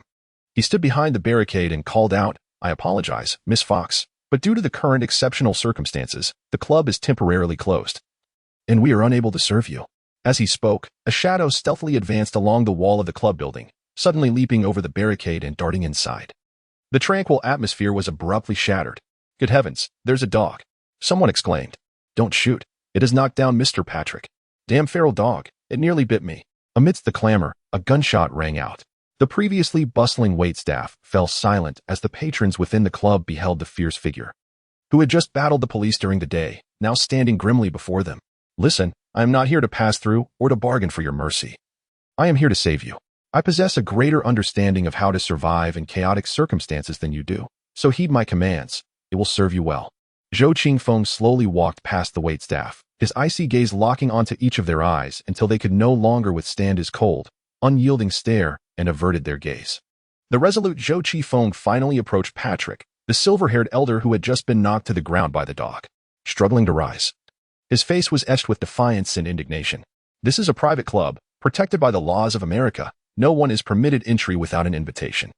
Zhou Qingfeng merely smirked in disdain, while Lena Fox, assuming a more conciliatory role, stepped forward at an opportune moment and spoke gently.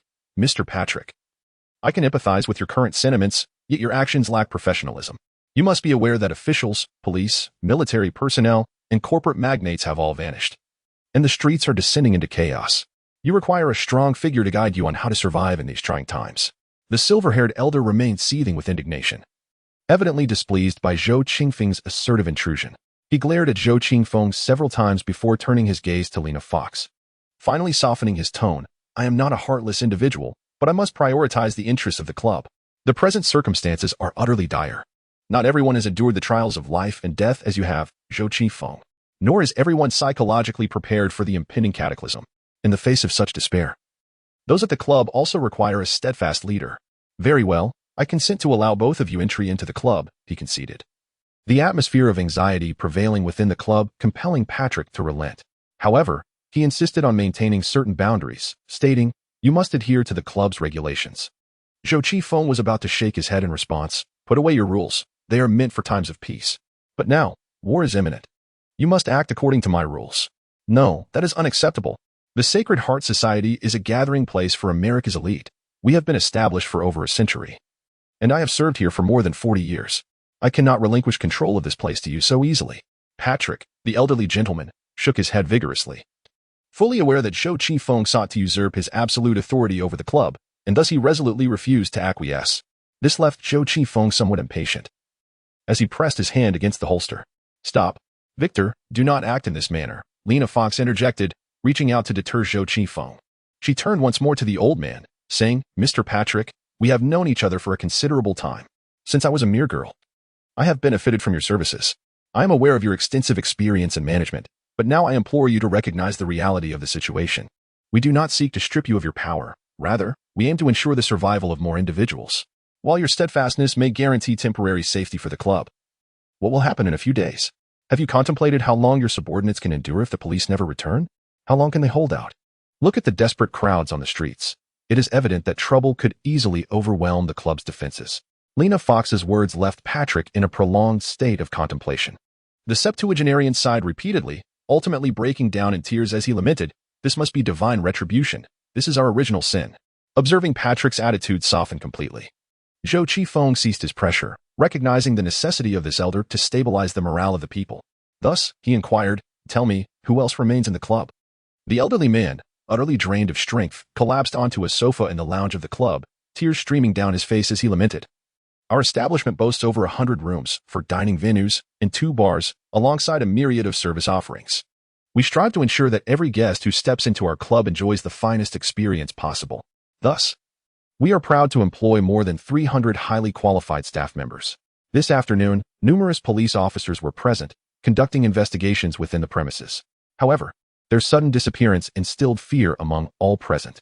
We quickly received news from various media outlets, revealing that law enforcement across the entire nation, and indeed the world, had vanished.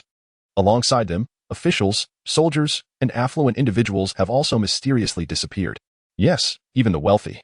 Initially, 30 esteemed guests were in our club, but they too have completely vanished. Faced with such an unimaginable predicament, we find ourselves at a loss as to whom to turn for assistance. The over 300 service personnel in our establishment began to worry for their families. Within just a few hours, the number of staff under my command dwindled to fewer than 30. I must summon them all to register their identities. For Zhou Qifeng needs to ascertain how many personnel he has at his disposal. 28 remaining staff members appeared before Zhou Qifeng. They were all unencumbered young individuals, comprising 18 women and 10 men. Among them were 5 chefs, 1 security guard, 3 general workers, and 19 personnel from the guest services and bar. It is worth mentioning that the women employed in this prestigious club are all exceptionally charming and youthful, each possessing her own unique allure. However, in times of great calamity, a woman's extraordinary beauty may only invite trouble. Chapter 061, The Scavenging Team. The conditions within the club are, in fact, quite dire, falling far short of Zhou Qifeng's expectations. The kitchen, in its pursuit of freshness, is devoid of any food reserves. The fuel is solely reliant on piped gas, with no backup supplies whatsoever. Crucially, there has been a significant loss of personnel. Among those who remain, only a handful are capable of work, while a multitude merely seeks comfort. Ladies and gentlemen, our situation is grave and will only deteriorate further. The club is not suitable for long-term habitation. We must leave at once. Lena, please arrange for the staff to pack our belongings. We will only take essential supplies and a few valuable items for trade. Everything else must be discarded. Mr. Patrick, I kindly ask you to oversee the 20 or so scholars and researchers accompanying me. Among them are several skilled doctors. Providing them with a few nurses will ensure the health of us all. Zogel, take a few individuals and accompany me to the police headquarters to assess the situation there. Additionally, procure several trucks. We will require considerable transport for our impending relocation. Now, everyone, let us spring into action. I cannot promise you a return to your previous stable lives, but trust me, following orders will afford you a better chance of survival in this wretched world than most. Though Zhou Qifeng's words may seem harsh and domineering, amidst the chaos and fear, they illuminate a clear path forward, instilling a profound sense of confidence. The sole security guard remaining at the club, Zogel, was a towering figure at 2 meters tall, reputed to have served in the military. However, his bulk seemed to suggest a lack of competence, despite his intimidating appearance. Mr. Hugo, we shall comply with your directives, Zogel said, gesturing for the few young men present to approach. Yet, none among them had ever taken a life. Nor did anyone possess a criminal record, rendering them potentially ineffective in a skirmish. His words implied a rather blunt sentiment. You go to face death. I shall bear the blame. Zhou Qifeng was tempted to voice his discontent, but refrained. He retrieved several handguns from the mobile command vehicle, distributing them among his temporary subordinates, and calmly stated, just adhere to my instructions. Equipped with weapons, Zhou Qifeng also took a police radio and agreed to maintain scheduled contact with Lena Fox before leading the team to commence their looting spree across Manhattan. The time was midnight, 6 hours since the cataclysm had begun. Basic societal order still prevailed, although sporadic incidents of robbery and violence occurred. However, Zhou Qifeng's meticulously planned and purpose-driven crew was the first to embark specifically on a spree of plunder. The distance from the Fifth Avenue Club building to the New York police headquarters was less than 5 kilometers. Shortly after setting off, Zhou Qifeng spotted a police motorcycle he had long intended to acquire. This robust motorcycle, with its substantial displacement and power, was ideally suited for the current congested environment. 2 individuals of African descent were joyfully cruising around in a vehicle. Hey, brother, nice ride. Zhou Qifeng waved at them. Indeed, this is a divine blessing. The police are nowhere to be seen, and there are cars everywhere. We can drive freely. This feels truly exhilarating. The driver, exuding a jovial spirit, even approached Zhou Qifeng with a broad grin upon noticing his greeting. However, as the motorcycle drew nearer, Zhou Qifeng's smile vanished as he swiftly drew his gun and fired. Bang, bang. 2 shots rang out. One struck the chest, the other the head. The driver collapsed instantly, while the passenger reached for his weapon, but dog meat had already lunged at him. Zhou Qifeng's scavenging team advanced on foot, with Zobel trailing behind along with 5 subordinates. They believed their leader was extending a friendly gesture, utterly unaware of the impending violence. In stark contrast to Zhou Qingfeng's gunfire, Dogmeat's method was far more gruesome and visually shocking. Each member of the scavenging team wielded a powerful flashlight. Upon merely catching a glimpse of the body savaged by Dogmeat, they were paralyzed with fear. "Follow me," Zhou Qingfeng bellowed. After the two individuals were slain, the police motorcycle toppled onto the ground. He tossed the corpse aside, righted the vehicle, and coldly commanded, "If anyone feels nauseous, please do so quickly. If anyone wishes to leave the ranks, I regret to inform you that I do not accept such actions." The 6 members of the scavenging team all retched. Their eyes filled with trepidation as they regarded Zhou Qifeng, while their gaze towards Dogmeat was purely one of terror. Zhou Qifeng rode his motorcycle, flanked by 6 subordinates. As they set off once more, before long, they acquired 6 motorcycles through various means, significantly increasing their speed. After more than half an hour, the scavenging team arrived at the headquarters of the police department. The New York City Police Department is situated on Park Row in downtown Manhattan, directly opposite City Hall. Surrounded by towering skyscrapers, each edifice here has its own legendary tale. For instance, the world-renowned Wall Street lies not far away, and the remnants of the World Trade Center, reduced to rubble by the 9/11 attacks, are also in close proximity. This locale is the epicenter of the American economy, where financial power is wielded by a myriad of conglomerates. The individuals who work here are invariably entwined with these financial entities. Should the conglomerates vanish, a significant number of these individuals would disappear as well. Thus, this center has met its demise. Nevertheless, a considerable number of inhabitants remain. Particularly, the vicinity of downtown Manhattan is in close proximity to the notoriously crime-ridden Brooklyn, merely a bridge away. Consequently, many gangsters from Brooklyn are now roaming the area. Just as Zhou Qingfeng and his scavenging team approached the police headquarters, a sudden eruption of gunfire pierced the air, the rapid gunshots resounding fiercely. Stray bullets whizzed perilously close overhead. He retrieved a police-issued night vision device and directed it toward the source of the commotion, only to witness a figure soaring into the air before crashing heavily to the ground. Few techniques could achieve such an effect without the use of explosives.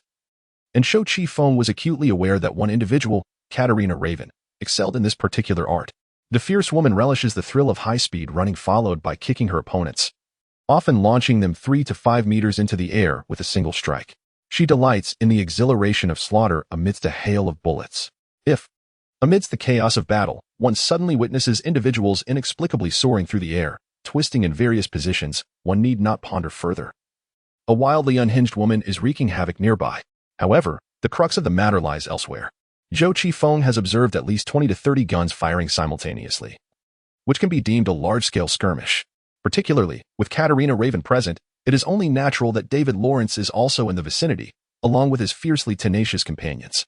It appears that someone shares Zhou Qingfeng's intent to seize control of the New York Police Department. Yet, his current relationship with David Lawrence is far from amicable. Should he still intervene in such circumstances? Chapter 062. Seizing control. The advantages of occupying the New York City Police Department are self-evident. Its robust structure can serve as a sanctuary, and its ample arsenal can equip a multitude of personnel. Moreover, its strategic location is of paramount importance. In the early stages of the cataclysm, rampant criminal activities chiefly consist of robberies, targeting the unguarded wealth left in disarray. The New York Police Department, situated in Lower Manhattan, is a nexus of wealth, not only from across the United States, but from around the globe. Merely in the vicinity of Wall Street, the New York Federal Reserve Bank's underground vault houses over thousands of tons of gold. Thousands of tons. This locale harbors the wealth of numerous nations, enough to leave anyone yearning for its riches. If one were to occupy the police headquarters as a base and plunder the surrounding buildings, it would be astonishingly easy for anyone to amass a fortune in just a few days. However, it appears that there are far too many clever individuals with the same audacious intent. Mere hours after the cataclysm, some have already taken the initiative. From behind a structure over 100 meters away on Broadway, Zhou Qifeng discreetly observed the battlefield of the gunfire, noting that the forces of Katerina Raven were significantly outnumbered, comprising only 4 or 5 individuals. Yet, this small contingent fought with remarkable discipline, skillfully maneuvering to inflict considerable casualties on their adversaries. In stark contrast, the opposing side boasted numbers several times greater. Zhou counted over 20 visible gun muzzles. These individuals exhibited a lack of combat proficiency, remaining stationary while desperately firing, often falling victim to precise shots after just a few rounds. The exchange of gunfire persisted relentlessly. The night vision revealed that the larger contingent was continuously replenishing its ranks, evidently streaming in from the nearby Brooklyn Bridge. Due to the intense skirmish, a substantial crowd that had been stranded in downtown Manhattan was now fleeing towards Brooklyn. The bridge's thoroughfare was already congested with vehicles, and while the flow of pedestrians continued unabated, their exodus was painfully slow. Zhou Qifeng strained to recall the wasteland films he had watched, but could not remember any instance where David Lawrence led a team into Manhattan during the early chaos, engaging in combat. One would expect such a hero to be at home, safeguarding his wife and children amidst the turmoil. That individual would only emerge 3 days later, when New York had descended into utter chaos and despair enveloped everyone. What an extraordinary turn of events.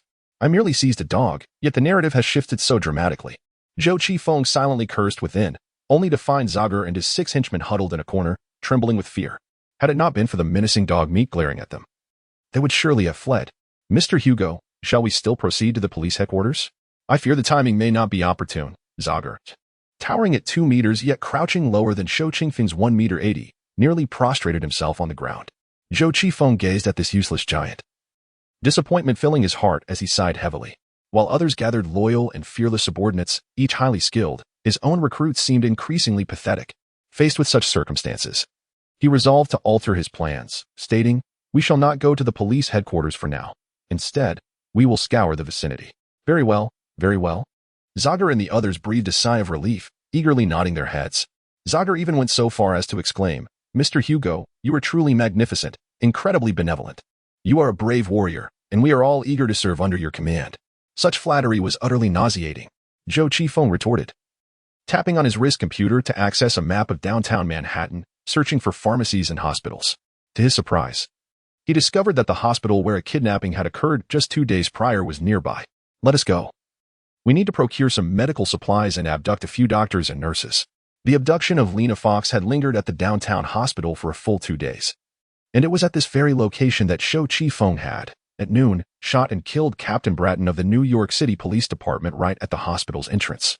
As the kidnapping incident had not yet surpassed 12 hours, a perimeter of caution tape and several police vehicles remained at the scene. When Zhou Qifeng ventured inside, he observed that the hospital was largely deserted. Upon locating the emergency room, he encountered a handful of nurses diligently attending to their tasks. "Sir, we are in the process of reorganization and will resume medical services shortly." One masked nurse approached Zhou Qifeng, requesting that he step outside to wait. "Could you please do that?" At the time of the kidnapping, nearly everyone in downtown hospital had managed to flee. However, it appeared that numerous medical personnel had recognized the impending catastrophe and returned to the hospital, striving to restore its operations. How admirable! I have a profound appreciation for those who remain steadfast in their duties, especially in this chaotic and brutal era. The compassion and diligence of healthcare workers are truly commendable. They shine like a beacon of hope amid the darkness. Zhou Qifeng noticed that a substantial array of surgical instruments and medications had been prepared in the emergency room, items that were more precious than gold in times of disaster. Yet, his intrusion into the emergency room clearly displeased the masked nurse. She confronted him, forcefully pushing against his chest, her voice laced with irritation. "This is a hospital. Armed personnel are not welcome here. If you intend to fight or kill, take it outside. We only treat the injured." "Is this all the staff you have?" Zhou Qifeng remained unfazed by the nurse's actions. He counted the individuals in the emergency room and found only 7 nurses, all of whom were women. "Do you have any surgeons? Or any other doctors, for that matter?" The masked nurse did not respond to Zhou Qingfeng's inquiry. Instead, she intensified her tone, nearly shouting, "Please leave. There is nothing here worth your plundering, you thugs. I shall reiterate, this is a hospital. It is a sacred place, and individuals like you are not welcome." Her fierce declaration drew the attention of all the nurses in the emergency room. One of her colleagues approached and gently tugged at the nurse who was blocking Zhou Qifeng, whispering, "Nancy, please do not provoke this man." Yet, the nurse named Nancy broke free from her companion's grasp and stood resolutely in front of Zhou Qifeng, exclaiming with nearly frantic anger, "I do not understand why the police have vanished, nor do I comprehend what has transpired. However, I refuse to believe that God has forsaken us. Therefore, our immediate task is to save ourselves. My duty is to assist those in need while thwarting the interference of such villains with our work. I am confident that my efforts will earn God's approval, and I shall not yield an inch." Nancy spoke with unwavering conviction and fervor, steadfastly adhering to her principles and limits. Yet, her colleagues behind her were nearly in tears, once again pulling at her arm, imploring, "Nancy, for the love of all that is sacred, do not provoke this man. His name is Victor Hugo. He is the one who killed Chief Bratton of the New York Police Department." "What?" Nurse Nancy was taken aback. Just as Westerners sometimes struggle to recognize Easterners, so too do Easterners with Westerners. Evidently, she had failed to recognize Zhou Qingfeng's identity. But upon hearing her colleague's warning, She finally grasped the gravity of the situation before her. The media has adorned Zhou Qifeng with a plethora of alarming epithets: a thug, a murderer, an executioner, a lawless criminal. Nancy took a step back but resolutely positioned herself once more before Zhou Qifeng. Although her tone softened somewhat, she stubbornly insisted, "Mr. Hugo, please leave. There's truly nothing here that warrants your attention." "No, no." Zhou Qifeng regarded the masked nurse before him with appreciative eyes. "Your courage in attempting to obstruct me renders your worth immeasurable. Thus, I have decided to take you with me." With that, Zhou Qifeng crouched down and hoisted the struggling nurse, Nancy, onto his shoulder, disregarding her frantic protests and cries. He swaggered away with her in tow. "You scoundrel! Put me down! Let go of me, let go! Help, help! Is anyone there to save me?" This desperate outcry, echoing through the emergency room, went unheeded, leaving the other nurses and the raiding team that had followed Zhou Qifeng utterly astonished. This was indeed abduction. Chapter 063. Persuasion enough. Zogel, stop daydreaming. Quickly take your team to the hospital and fetch several ambulances. Load every piece of medication and equipment from the emergency room onto the vehicles. If necessary, consult these nurses. They are professionals. And kindly request their assistance in accompanying us. As Zhou Qifeng carried the vociferous nurse Nancy towards the exit, the towering Zogel suddenly came to his senses and exclaimed, "Mr. Hugo, you are truly brilliant. You are indeed a symbol of wisdom. In this chaotic world, pharmaceuticals are perpetually scarce. The notion of raiding hospitals proves to be more pragmatic than robbing banks. What an ingenious idea." Zogel's sycophancy remains utterly devoid of sophistication, prompting Zhou Qifeng to roll his eyes in exasperation. Yet, this towering figure fervently bellowed to his subordinates, "Ladies and gentlemen, have you heard Mr. Hugo's orders? Quickly, fetch an ambulance. The perils of the outside world are evident to us all. Should anyone fail to exert themselves in this endeavor, I shall certainly dismiss them." Zogel's ability to wield authority was unmistakable. Under his command, 6 ambulances were swiftly located. A substantial quantity of pharmaceuticals and medical equipment began to be loaded, along with the nurses who were forcibly taken away. Meanwhile, Zhou Qifeng discovered a large truck in the hospital's underground garage, loading a total of 7 police motorcycles onto it. He also apprehended several robust caregivers from the hospital, compelling them to empty the kitchen. After more than an hour, the group triumphantly returned to the headquarters of the Sacred Heart Fellowship. During this time, Nancy, the nurse captured by Zhou Qifeng, incessantly attempted to flee, kicking and cursing at him in desperation. Thus, when Lena Fox, who remained at the fellowship, beheld Nancy bound and gagged, she could not help but chuckle and inquire, "Victor, what on earth are you doing?" "This is Ms. Nancy. She is quite an excellent nurse." Zhou Qifeng unceremoniously discarded the wailing angel of mercy onto the sofa in the hall, explaining, "A gunfight is currently unfolding at the police headquarters. So I opted to plunder the downtown hospital instead. A few ambulances have been acquired, along with a substantial supply of medications and several nurses." "Very well. I shall proceed to register these personnel and supplies." Lena Fox felt a profound satisfaction with the efficiency of her companions. The adage "with provisions in hand, one remains unperturbed" resonated within her. As long as there was an abundance of personnel and resources, the apocalypse held no terrors. As for Nancy's resistance and dissatisfaction, they were but ephemeral concerns. "By the way, you would do well to meet with Dr. Rizzo and Professor Kelvin." "Who?" Zhou Qifeng inquired, puzzled. "Dr. Rizzo is the head of the Babylon Intelligence Laboratory, while Professor Kelvin and his team constitute the premier medical research group at Columbia University Medical Center. They were all captured by you." Lena Fox shrugged. "I endeavored to soothe them, yet they insisted on meeting you." A trip to the police headquarters consumed nearly 4 hours. Zhou Qifeng, feeling somewhat fatigued, decided to engage in conversation with the 2 researchers, hoping to assuage their anxieties. First, he approached Rizzo, a stubborn individual in his 40s, who held dual doctorates in computer and life sciences. Upon seeing Zhou Qifeng, he erupted, shouting, "You are committing a crime. A crime. You are stealing property belonging to the United States military, and this is utterly intolerable." Dr. Rizzo's laboratory, once bustling with talent, now lay in disarray, with only 2 equally unfortunate assistants remaining amidst the chaos Zhou Qifeng had wrought. While he fully comprehended the depth of Rizzo's fury, he had no intention of indulging his temper. "Doctor, do you recall how you were rendered unconscious?" Zhou Qifeng inquired. Upon hearing the question, Dr. Rizzo felt a throbbing pain in his head. Previously, when Katerina had pressed him for the serial number of the dog meat biochemical brain, he had resolutely refused to divulge any information, resulting in him being unceremoniously struck and suffering a concussion. "Doctor, I wish for you to remain calm. The internet, television, and various media are still accessible. You must comprehend the state of the world outside. I hope you will accept my protection and work for me. Should you insist on opposing me, I must declare that I do not tolerate useless individuals." With that, Zhou Qingfeng departed with an air of nonchalance. Dr. Rizzo, filled with indignation, found himself momentarily stunned into silence, surprisingly losing his anger. In contrast to the irascible Dr. Rizzo, Professor Kelvin exhibited a much calmer demeanor. This esteemed professor, a recipient of the Nobel Prize in Medicine, stood at the pinnacle of the biopharmaceutical field. Upon their meeting, Professor Kelvin kindly invited Zhou Qingfeng to take a seat, saying, "Young man, I fail to understand why you would choose to abduct an old man like myself. I am not a physician, my work is in research, and I cannot be of assistance to you." Zhou Qingfeng wasted no time in idle chatter. He directly activated the armband computer, retrieving information on NTZ-49, and stated, "Are you familiar with this entity?" The virtual projection displayed the chemical composition of NTZ-49 along with a plethora of biological experiment reports. After a brief examination of the materials, Professor Kelvin immediately furrowed his brow, exclaiming, "Ah, so this is the work of Alonso. He was a genius, and I had been eagerly anticipating his success. However, to my knowledge, he passed away a few days ago." Zhou Qingfeng highlighted portions of the experiment report on NTZ-49 involving white mice and remarked, "During my confrontation with the police at the downtown hospital, I inadvertently stumbled into the Alonso Super Pharmaceutical Laboratory and ingested the raw essence of NTZ-49. As you can see, I have been enhanced.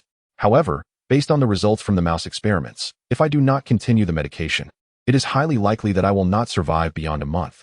I now require someone to reformulate the new NTZ-49 essence and refine its formula to achieve a harmless effect."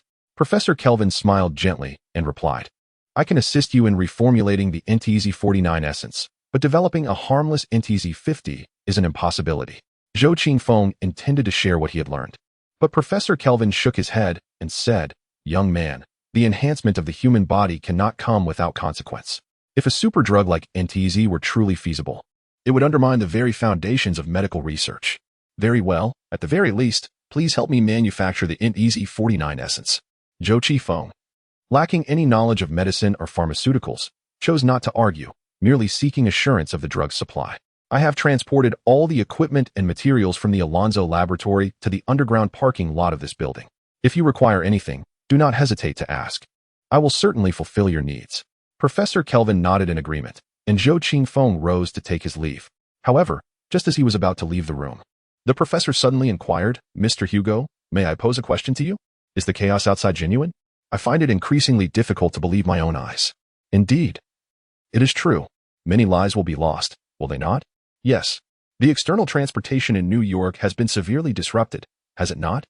It cannot be said to be entirely halted, but it is certainly not as convenient as it once was. If the need arises, may I request your assistance?" Professor Kelvin appeared somewhat troubled and hesitant, yet he still managed to articulate a query, "Of course." Zhou Qingfeng was indeed eager to assist this esteemed professor. "What do you require of me?" However, the professor did not immediately articulate his request. Instead, he shook his head, his expression laced with uncertainty. "I have yet to formulate my thoughts. Let us discuss it later." Chapter 064. The Butcher. After dealing with two eminent intellectuals, the dawn was fast approaching. Exhausted from a long day, Zhou Qingfeng arranged for someone to keep watch through the night before retreating to his room for rest. Yet, after approximately 3 hours of sleep, he was abruptly roused by a persistent knocking at the door.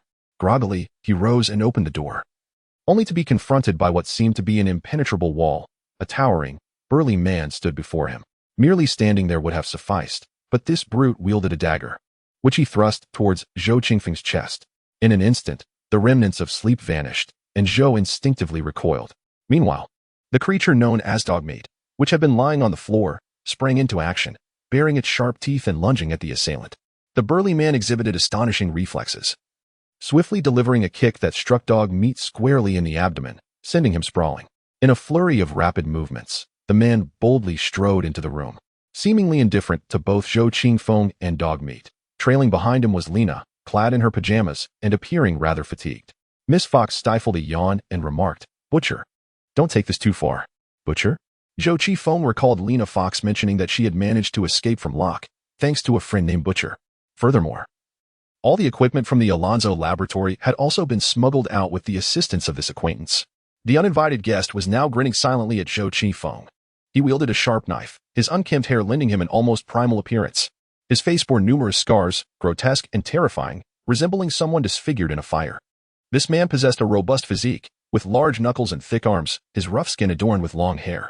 Although his suit was evidently a high-end bespoke creation, it gave the impression that a bear had been stuffed into it. Lena stepped forward, exuding a sense of resignation, and said, "This is the butcher. I just got in touch with him. I thought you two might make a good team, so I wanted to invite him to join. However, he insists on testing your skills first. You are Victor Hugo, aren't you?"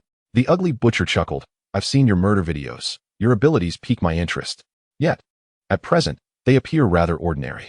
However, I find you unremarkable. Your attempt at a surprise attack involves stabbing someone in the chest?" Zhou Qingfeng was furious. "I should truly be grateful that you did not shoot me in the heart. After all, with murder now free of consequence, if your vigilance is so lacking, it would be fitting for you to meet your end." The butcher shrugged, still wearing a smile, and nonchalantly replied, "I have no desire to partner with a novice." His casual demeanor only fueled the unquenchable anger within Zhou Qingfeng. He had taken many lives himself, yet he had never resorted to senseless killing. Compared to this man, who killed at whim, he felt utterly outclassed. No wonder Lena Fox would rather take tremendous risks following Zhou Qingfeng than seek assistance from him. Such a character is indeed reprehensible. "So what was the outcome of your little trial?" Zhou Qingfeng inquired, his face cold. "You are undoubtedly a novice. Being with you is akin to carrying a burden." "Lena, I regret to inform you that I cannot accept your invitation." The butcher shook his head dismissively, clearly holding Zhou Qingfeng in low regard. What a pity. Lena could only let the butcher depart, as she had no means to compel him. Yet Zhou Qingfeng called out from behind, "Wait, you think you can attack me and simply walk away? Kid, what more do you want?" The butcher taunted. "Do you wish to ambush me again?" "You are correct." Zhou Qingfeng, already tense and with a cold gaze fixed on the inexplicably appearing brute before him, activated his remarkable ability, forcefully seizing a moment in time. The butcher turned his body sideways, glancing at Zhou Qingfeng with an expression rife with disdain, yet in that moment, his demeanor became frozen. Zhou Qingfeng propelled himself with a forceful kick, striking the butcher's side with such intensity that it could have shattered the spine of an ordinary person. A resounding thud echoed as Zhou's kick landed solidly. He could sense the formidable strength of his opponent, the well-developed muscles, and a weight that surely exceeded 120 kilograms.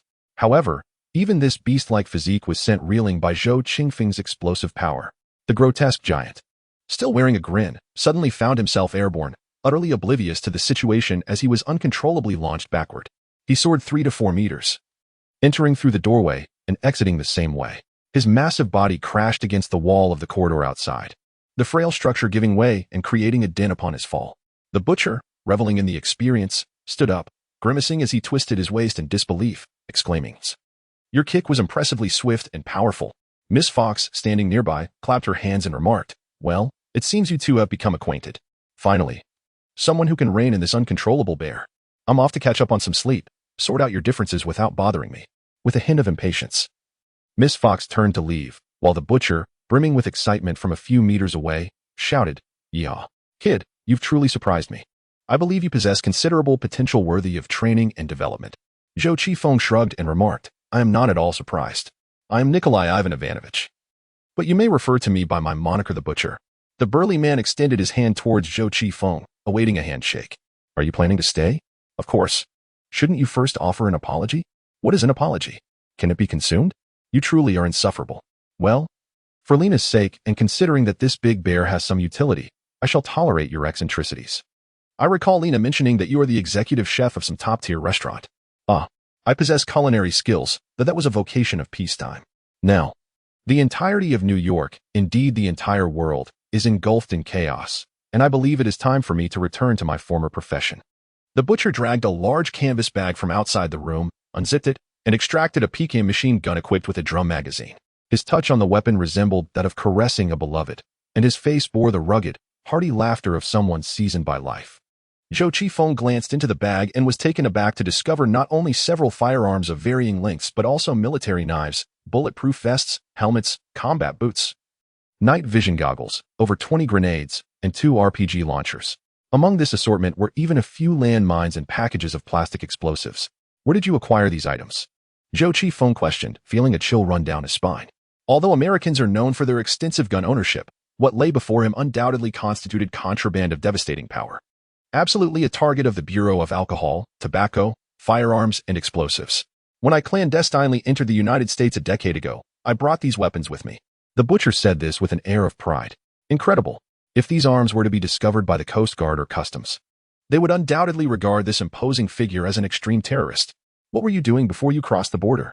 Zhou Qifeng inquired. Before? The butcher chuckled bitterly, stating, before coming to America, I was a traitor to my motherland. Chapter 65, Trust the Butcher, donned in a suit, still exhibited a semblance of civility, however. Once clad in urban camouflage, he transformed into a seasoned veteran of countless battles, towering at nearly 6 feet 3 inches and weighing around 260 pounds.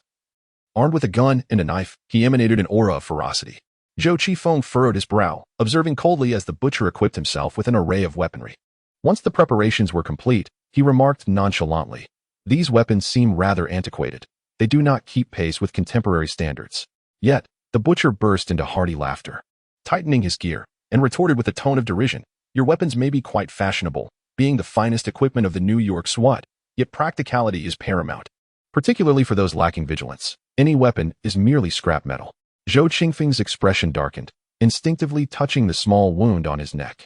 This unscrupulous individual had left a slight cut when he ambushed him upon entering the room. He had used a considerable amount of coagulant powder and an entire roll of bandages to tend to the injury. Your skills in first aid are utterly lacking.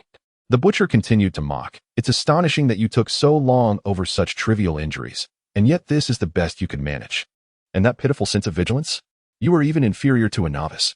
Why is it that those with a modicum of talent are always so venomous in their words? Zhou Qifeng felt quite displeased by these remarks. The fierce Katerina was one, and the butcher before him was no different. Even Lena Fox consistently maintained her haughty demeanor. Then why have you come to us? I am here to seek Lena. It is evident even to a fool that society is on the brink of collapse. I require companions to survive, and Lena possesses remarkable talents in organization and management. Thus I have resolved to collaborate with her. She holds you in high regard, which is why I have chosen to assess your capabilities. In terms of fundamental combat skills, you are utterly lacking. However, I fail to comprehend how you possess such astonishing agility and explosive power. It can only be said that your potential is formidable. In these times, finding a companion is exceedingly difficult, and I find myself reluctantly willing to accept you. The butcher's pride mirrors that of Lena Fox in her moments of self-adoration and extreme and unfounded confidence. Zhou Qifeng frowned and said, are you so certain I will become your companion? Can you truly place your trust in me? Yet, I do not trust you. Young man, it seems there is much for you to learn. On the battlefield, you do not have the privilege of choosing your companions. You must learn to adapt to one another. Trust is a precious commodity, and do not indulge in such fantasies. The butcher extended his palm, resembling a large fan, and patted Zhou Qifeng on the shoulder, saying, rookie, it seems I must impart some knowledge to you.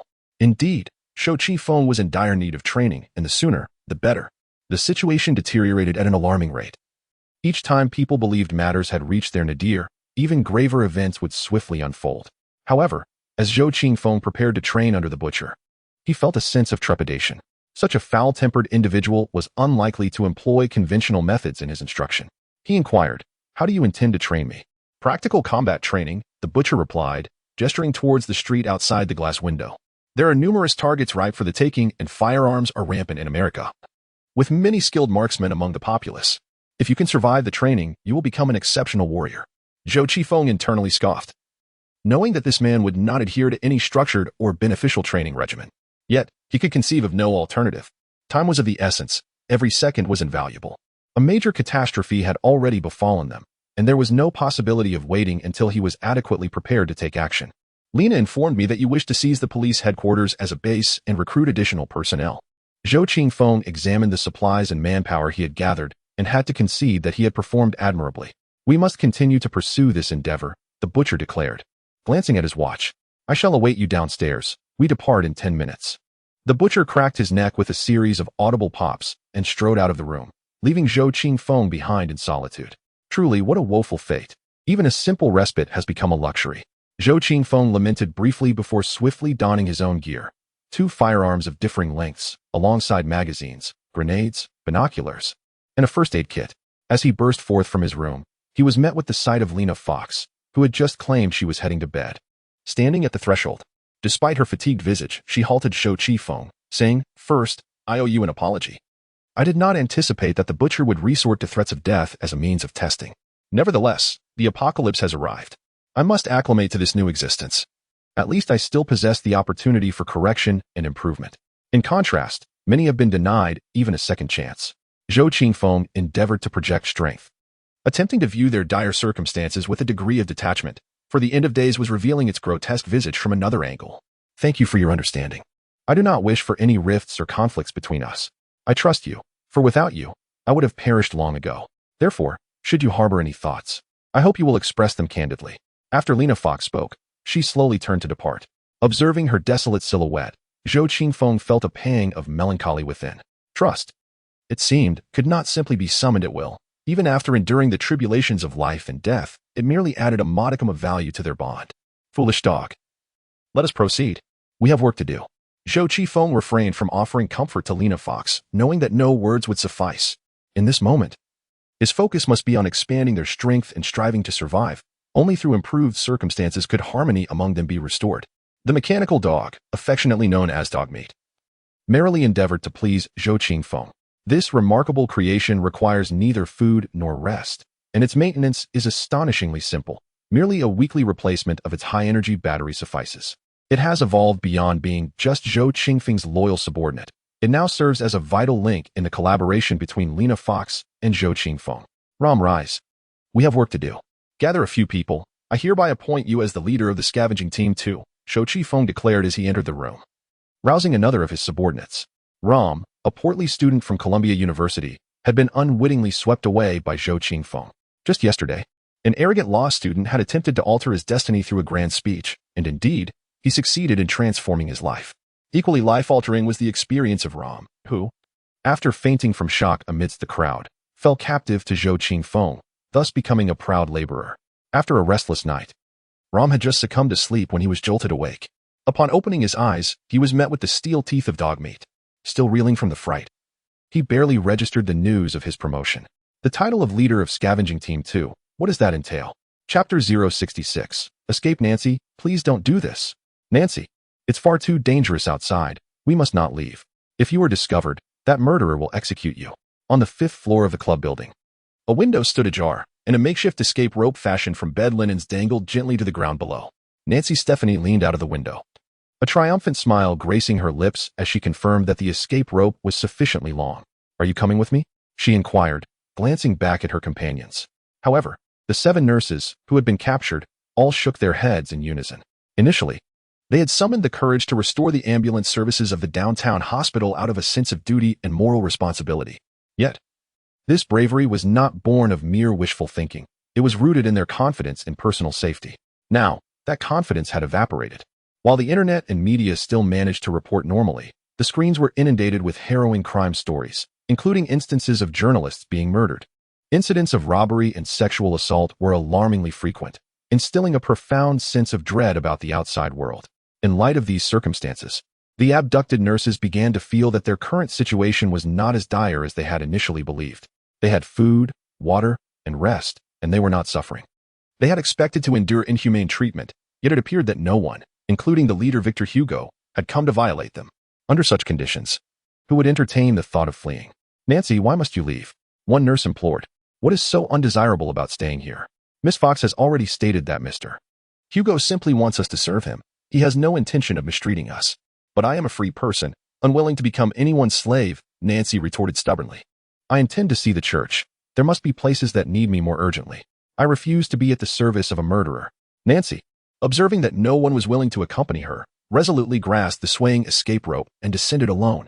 Upon reaching the ground, she raised her hand to her companions, her voice steady yet low, assuring them, do not worry, I shall find someone to rescue you. Several nurses peered out from the window, gazing at their most courageous comrade as she departed. One of them inquired, can Nancy truly find someone to save us? I would prefer not to be rescued. Another nurse retorted, in such circumstances, aligning oneself with a formidable individual is the wisest choice. A profound silence enveloped the group, as none could articulate whether their present situation was indeed favorable. Another nurse whispered, let us hope Nancy returns safely. Having escaped from the club building, Nancy felt exhilarated. As if she had accomplished a remarkable feat after a strenuous effort, she had finally eluded the clutches of the murderer, executioner, and dark overlord. Now, she inhaled the very air of freedom, each breath liberating. This was Fifth Avenue. Where should she go next? As she surveyed her surroundings, she exclaimed, "Oh, I see the Empire State Building. There should be a St. Bartholomew's Church nearby. Perhaps I shall pay a visit there. Surely, righteous souls will come forth to vanquish evil." After a night of chaos, the streets were nearly deserted, yet abandoned vehicles obstructed the thoroughfare entirely. Nancy strode briskly through the desolate streets, witnessing the once thriving Manhattan reduced to a dismal tableau. Occasionally, she glimpsed movement within buildings, but the inhabitants regarded her with wary and hostile glances. "We do not harbor anyone. Private property, no entry. Warning, no one is allowed to approach."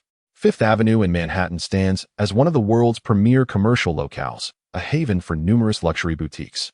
Yet, these establishments now bear the scars of varying degrees of vandalism, with most storefronts adorned with shattered glass. Some buildings have evidently been sealed off, displaying signs that exude an air of exclusion. These forbidding words weigh heavily on Nancy as she hurriedly passes by. Why is this happening? Why reject the opportunity to assist others? These individuals have seemingly lost their faith. As Nancy traverses several streets, she is suddenly jolted by a cacophony of curses nearby, accompanied by desperate cries for help. She rushes towards the commotion, only to witness a group assaulting a black man. "Hey, stop it," Nancy shouted. "Why are you doing this?" Among the crowd, both white and black individuals, men and women, expressed their outrage, declaring, "This man attempted to break into our shop to rob us. He injured one of our friends and nearly killed several others." No, ma'am. I did nothing wrong. I was merely passing through here. I swear to God, I was just walking by when I was attacked," pleaded the bloodied man lying on the ground, desperately clinging to Nancy's leg. "He is lying. He entered with a gun and injured one of my employees," an irate elderly white man accused, his voice rising in fervor. "He even shouted to burn the infidels, such as they are slandering me." The black man implores desperately, even kneeling pitifully before Nancy. This predicament leaves Nancy Stephanie at a loss, unable to discern the veracity of either party's claims. She can only mediate, stating, "Let this person leave, regardless of his actions. He has already faced punishment." The elderly white man curses vehemently, but ultimately orders the assaulted black man to depart. However, upon noticing Nancy's wrinkled nurse uniform, he implores, "Madam, could you assist me? My son is injured, yet the nearby hospitals and clinics are overrun with patients. My son cannot receive treatment." "Very well, I can help you," Nancy responds, ever eager to aid others. Following this man around a corner, she encounters a Tiffany jewelry store. The once elegant glass display has been shattered to pieces, yet the interior remains relatively intact. Tiffany is a world-renowned jewelry brand, and the items here are of considerable value. Over 30 individuals occupy the store, armed with more than 20 firearms and ample ammunition, with security presence quite robust. Nevertheless, misfortune can strike even the most fortified. The elderly white man, the store manager, curses loudly at Nancy, declaring, "That black man deceived you. He burst in, firing indiscriminately, injuring my employee." The staff nod in agreement, and a man reclining on the sofa corroborates this assertion. Sighing, Nancy disregards the matter of deceit and begins to administer first aid to the injured. Nancy's first aid techniques evidently surpassed those of the individuals within the establishment. With the aid of rudimentary medical supplies and instruments, she meticulously cleaned the wound and skillfully extracted the bullet from the injured man's arm, her proficiency in this regard being impeccable. However, the inadequacy of her supplies necessitated the involvement of a surgeon. She had reached the limits of her capabilities. Although Nancy aspired to suture the wound, it was beyond her skill set. Her thoughts drifted to the vast quantities of medical supplies and equipment that had been looted from the downtown hospital, intensifying her resentment towards the rampant pillaging led by Zhou Qifeng. Thank you very much." The elderly white man expressed his profound satisfaction with the current state of affairs. Observing the marked improvement in his employee's condition, he generously offered, "Madam, you are a kind soul. Please select any piece of jewelry from the shop as my gift to you." No, I merely did what I ought to do," Nancy promptly declined. "Please do not take it to heart. Jewelry has lost its value now." The elderly man smiled wryly. "I am acutely aware that the world is on the brink of destruction. Who cares about jewelry anymore? All we desire is to escape this place. Yet we find ourselves trapped." Nancy gasped in astonishment. Why? Why can't we escape? It is unsafe. There are armed robbers everywhere. Moreover, the situation appears to be deteriorating further. The elderly man advised, "Madam, it would be wise for you not to wander aimlessly. Since last night, gunfire has been frequently heard in this vicinity. But I wish to go to the nearby church." Nancy wished to elaborate on her noble aspirations and grand ideals of saving the world, but was abruptly interrupted by the deafening sound of gunfire erupting from outside the shop. Bullets ricocheted within, and the elderly white gentleman conversing with her was instantly struck down. Amidst the chaos, a terrified employee cried out, "We are under attack. There are many assailants. Oh God, who will save us?" Chapter 067, Training Day. As Zhou Qifeng and the butcher departed from the clubhouse building with the looting team, they remained oblivious to the fact that one of the nurses they had captured had escaped. According to Zhou Qingfeng's plan, they would advance towards downtown Manhattan, striving to procure as many supplies and useful individuals as possible. A fundamental premise was that the acquired resources must exceed the consumption, ideally by a considerable margin, so as not to incur losses. Furthermore, Zhou Qingfeng had an additional task: to refine his abysmal marksmanship. Consequently, he was instructed to engage solely with single-shot bursts during attacks. The Manhattan area boasted a skyline replete with towering edifices, with numerous buildings of several dozen to over 100 stories in proximity to the clubhouse. Zhou Qingfeng and the butcher commenced their raids from a nearby structure. Yet this time the focus was on securing drinking water, fuel, generators, charging devices, and high-performance batteries, as food within the clubhouse was currently not in short supply. Among these, the most critical resource was water. With New York's population exceeding 10 million, the daily consumption surpassed 6 billion liters, managed by a governmental supply system. However, now, the government personnel had vanished. New Yorkers have not experienced the taste of water scarcity for many years, yet they are now on the brink of enduring difficult times. While others are preoccupied with plundering the city's gold and jewels, Zhou Qifeng and Lena Fox are diligently preparing for their eventual exodus from New York, both independently deciding to stockpile an ample supply of water. Fortunately, the widespread use of bottled water in the city facilitates their scavenging efforts. The scavenging operation itself proceeds relatively smoothly, led by Ram and his team as they storm into a hotel named Ace. Meanwhile, Zhou Qingfeng begins practicing his shooting skills under the guidance of the butcher. Shooting involves various postures: standing, crouching, kneeling, sitting, and lying prone. Apologies, but these fundamental techniques must be mastered through personal exploration. What I must impart to you now is the most crucial skill on the battlefield: observation. Keen observation can determine how you will respond to potential dangers. You must discern what poses a threat, what can be exploited, and what should be avoided. Now tell me, is there anything unusual within 50 meters ahead of you? The butcher's inquiry momentarily stuns Zhou Qingfeng, as he sees nothing extraordinary: a nondescript building with a few dilapidated cars below. And then, nothing of note. Observing Zhou Qingfeng's bewildered expression, the butcher appears disheartened, muttering, "I truly do not understand how you managed to escape from the clutches of the New York police." Pay attention to the 11 o'clock direction 50 meters ahead. Around the 5th floor, there is an observation post. An observation post? Zhou Qingfeng then focused his gaze, noticing a figure behind a glass window, seemingly observing them. Evidently intrigued by the actions of his scavenging team. "Kill him," the butcher commanded coldly. "What?" Zhou Qifeng exclaimed, astonished. "I am quite serious," the butcher replied, drawing his handgun and pressing it against Zhou Qingfeng's side, his demeanor stern. "Or perhaps you would like to showcase once more your remarkable agility and explosive power."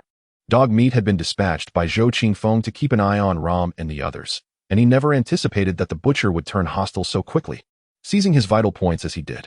"Why should I shoot at someone who poses no threat to me?" Zhou Qingfeng expressed his discontent with such a heartless course of action. Yet the butcher scoffed. "How can you be certain he is no threat? That fellow has been watching us for quite some time. Regardless of his intentions, be they benign or malevolent, I abhor such acts of espionage on the battlefield. Or would you prefer to relinquish your life for the sake of another's survival? But this is not a battlefield." Zhou Qingfeng protested fervently. The butcher shrugged, pressing the barrel of his gun harder into Zhou Qingfeng's ribs. "I declare it a battlefield. Therefore, it is one. Act swiftly. Do not dawdle." Zhou Qingfeng's breath became erratic as he glanced at the butcher's grotesque visage, then at the figure behind the window some 50 meters away, ultimately resigning to aim his weapon. "Steady your breath. Do not succumb to anxiety. Once a person becomes tense, their actions become distorted." The butcher continued to instruct him from the side. The man behind the window opposite clearly noticed Zhou Qifeng, who was aiming his gun. However, that fellow was far swifter and more decisive than Zhou Qifeng. He raised a rifle and opened fire. The sound of gunfire erupted, bullets shattering the glass, whizzing towards Zhou Qifeng. Upon seeing the enemy fire first, Zhou Qifeng hastily ducked for cover. Yet, the butcher grasped his hand tightly, shouting, "Either you kill him, or I kill you. You scoundrel! The enemy is shooting." Zhou Qifeng exclaimed, a mix of shock and fury surging within him as bullets zipped past them, kicking up dust from the ground nearby. Amidst the hail of gunfire, the butcher's robust hand clamped down on Zhou Qifeng, forcing him into a half-crouch. Ignoring the chaos of flying bullets, he bellowed at Zhou Qifeng, 1. Can't we take cover first? Zhou Qingfeng struggled to break free, but the butcher's strength was astonishingly equal to his own enhanced physique, rendering him unable to escape in this critical moment. Feel the thrill of the bullets whizzing by. You'll come to enjoy it. The butcher suddenly burst into laughter. 2. You've lost your mind, Zhou Qingfeng thought, knowing full well that there was no bulletproof vest shielding his side. And the butcher's gun was pressed against his liver. One shot would surely mean his end. At this moment, even his extraordinary agility was futile, for he was entirely at the butcher's mercy. Fuck you. As he watched the butcher prepare to call out 3, Zhou Qingfeng gritted his teeth, raising his gun once more, swiftly aiming at the target 50 meters away. 3. Bang. 50 meters away, the rain of bullets ceased, yet Zhou Qingfeng gasped for breath, his entire body feeling weak and weary, beads of sweat cascading down his forehead. His heart raced like a drum, his throat parched, and his temples throbbed with pain. Kid, I knew you had potential. Look at you, shooting rather well, aren't you? A direct hit. The butcher laughed boisterously. You scoundrel, I will kill you. Zhou Qingfeng aimed his gun at the butcher, even resorting to unleashing his ability, incredible agility. However, just as he gained a fleeting moment of advantage, the butcher moved first. This hulking figure, resembling a bear, maneuvered swiftly behind Zhou Qingfeng, effectively nullifying his 1-second lead. As the moment passed, he delivered a crushing blow to Zhou Qingfeng's lower back. The punch was as large as a sandbag, powerful and unyielding. Zhou Qingfeng doubled over, collapsing to the ground, feeling as though he had been cleaved in two, his lower body devoid of sensation, his entire form trembling uncontrollably. Meanwhile, the butcher flexed his limbs and stated solemnly, Kid, you truly lack skill. You have no fighting techniques whatsoever. Relying solely on your agility won't sustain you for long.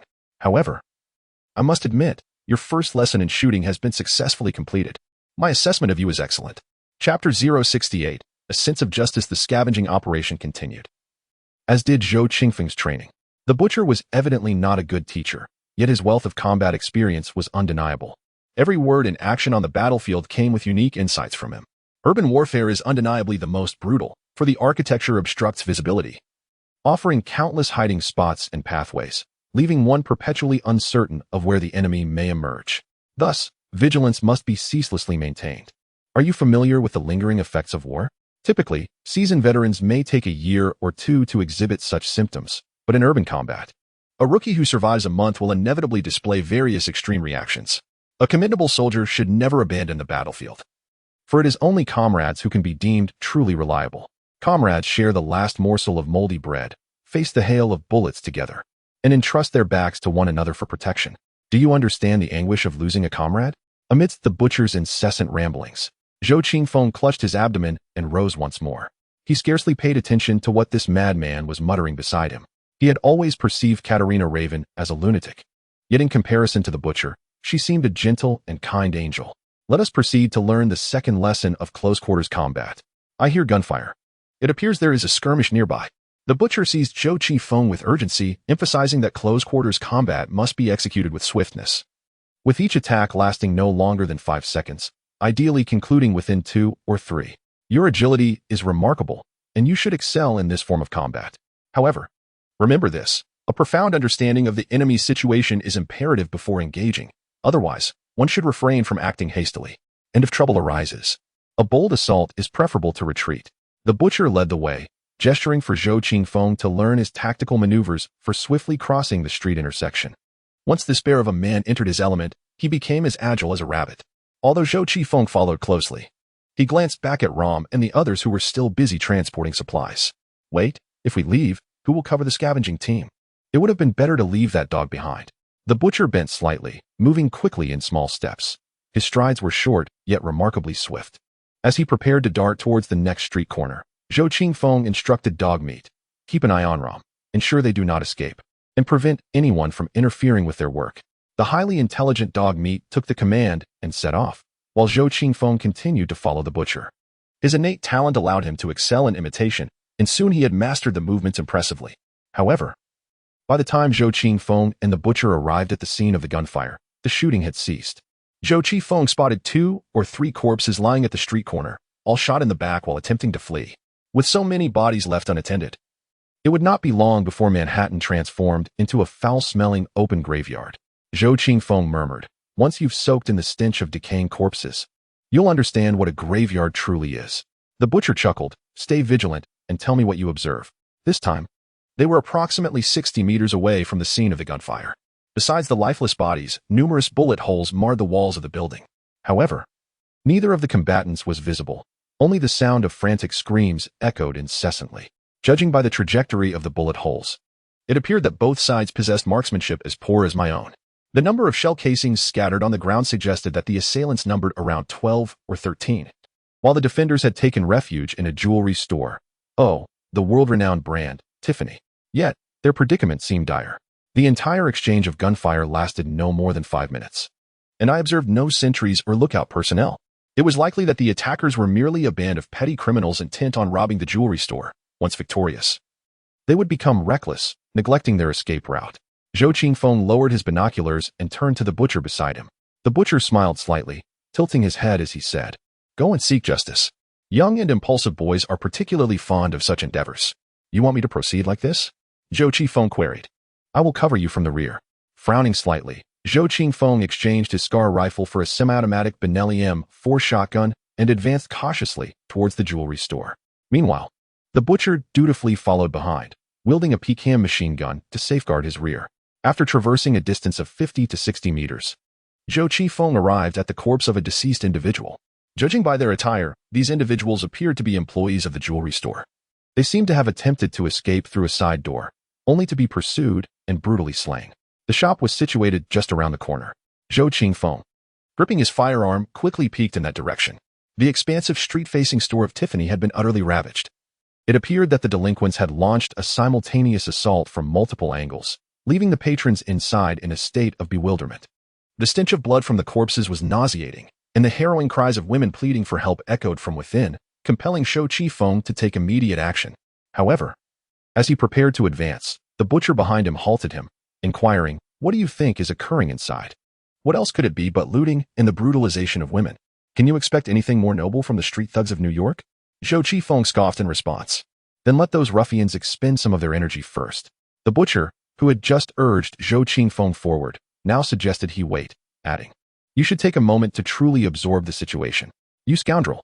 Zhou Qifeng finally understood the butcher's intention in summoning him. It was clear that this was not a call to justice, but rather an invitation to intimately witness the malevolence of the perpetrators and the anguish and helplessness of the victims. Am I to simply stand by and watch? At times, one is capable of aiding others, yet at other moments, assistance may not be possible. If one loses their composure upon witnessing the suffering of others, one may meet a swift demise. The butcher shrugged and remarked, "Only when you can confront such atrocities with a steady heartbeat, without breaking a sweat, feeling no dryness in your mouth, and harboring no indignation or anger in your heart, will you be prepared to go forth and rescue those in need." Zhou Qingfeng found the situation exceedingly difficult. He could fearlessly launch attacks against his adversaries, even momentarily disregarding the barrage of bullets as he aimed for their heads. However, the haunting cries of despair rendered his composure utterly unattainable. He cast an angry glare at the butcher's grotesque visage, striving to suppress the overwhelming urge to shoot and obliterate his opponent's skull. With a low growl, he exclaimed, "Do you not find your actions to be excessively cold-blooded? Listen to these cries. Someone is on the brink of succumbing. If we are to save lives, why not take action sooner?"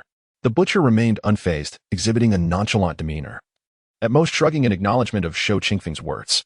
After enduring for 2 to 3 minutes, Zhou Qifeng could no longer restrain himself, clutching his gun as he sprinted towards the jewelry store.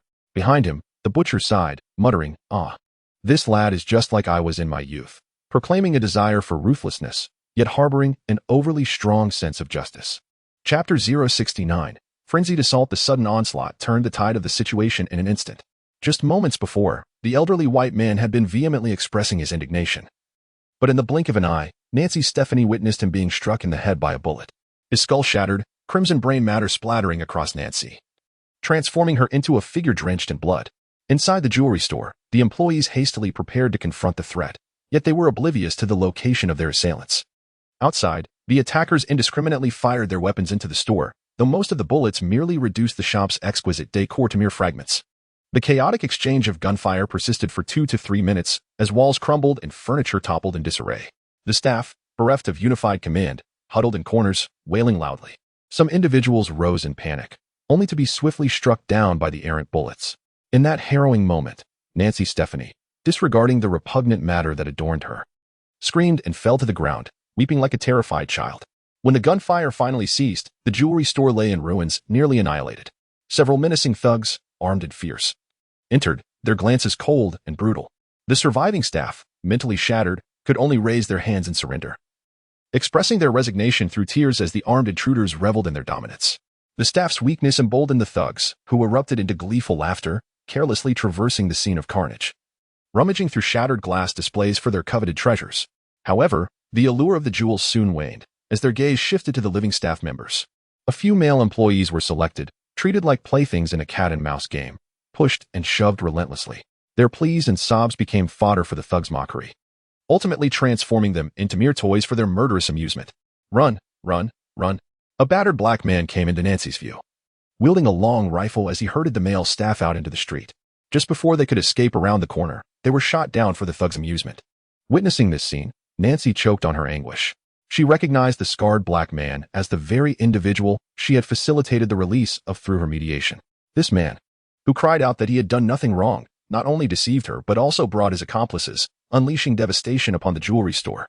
Subsequently, this band of villains began to drag the female employees from the shop, venting their primal urges. The air was filled with shrieks and wails as the establishment descended into chaos. Even Nancy was not spared. The very man she had set free seized her. "Why are you doing this? Why are you doing this?" Nancy struggled desperately, but the black man failed to recognize her. Instead, he pressed the gun against her head, viciously cursing, "Filthy whore, if you move again, I'll have no choice but to toy with your corpse." Oh God, why? Why? Nancy felt her sanity teetering on the edge, but her salvation did not come from divinity. It was the repulsive remnants of brain matter that had splattered upon her. "Filthy whore, you need a good wash." He yanked Nancy by her hair, dragging her to a water cooler, dousing her with an entire bucket of drinking water. However, this did little to cleanse her. After some time, losing patience, the black man shouted a few more curses and aimed the gun at Nancy's head, exclaiming, "Filthy whore, you're too disgusting.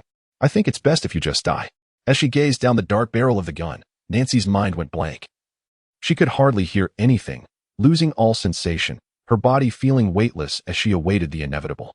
Bang! The sound of the gunshot echoed, with an expression of grim determination. Zhou Qingfeng, wielding a Benelli M4, sprinted from the side toward the entrance of the jewelry store.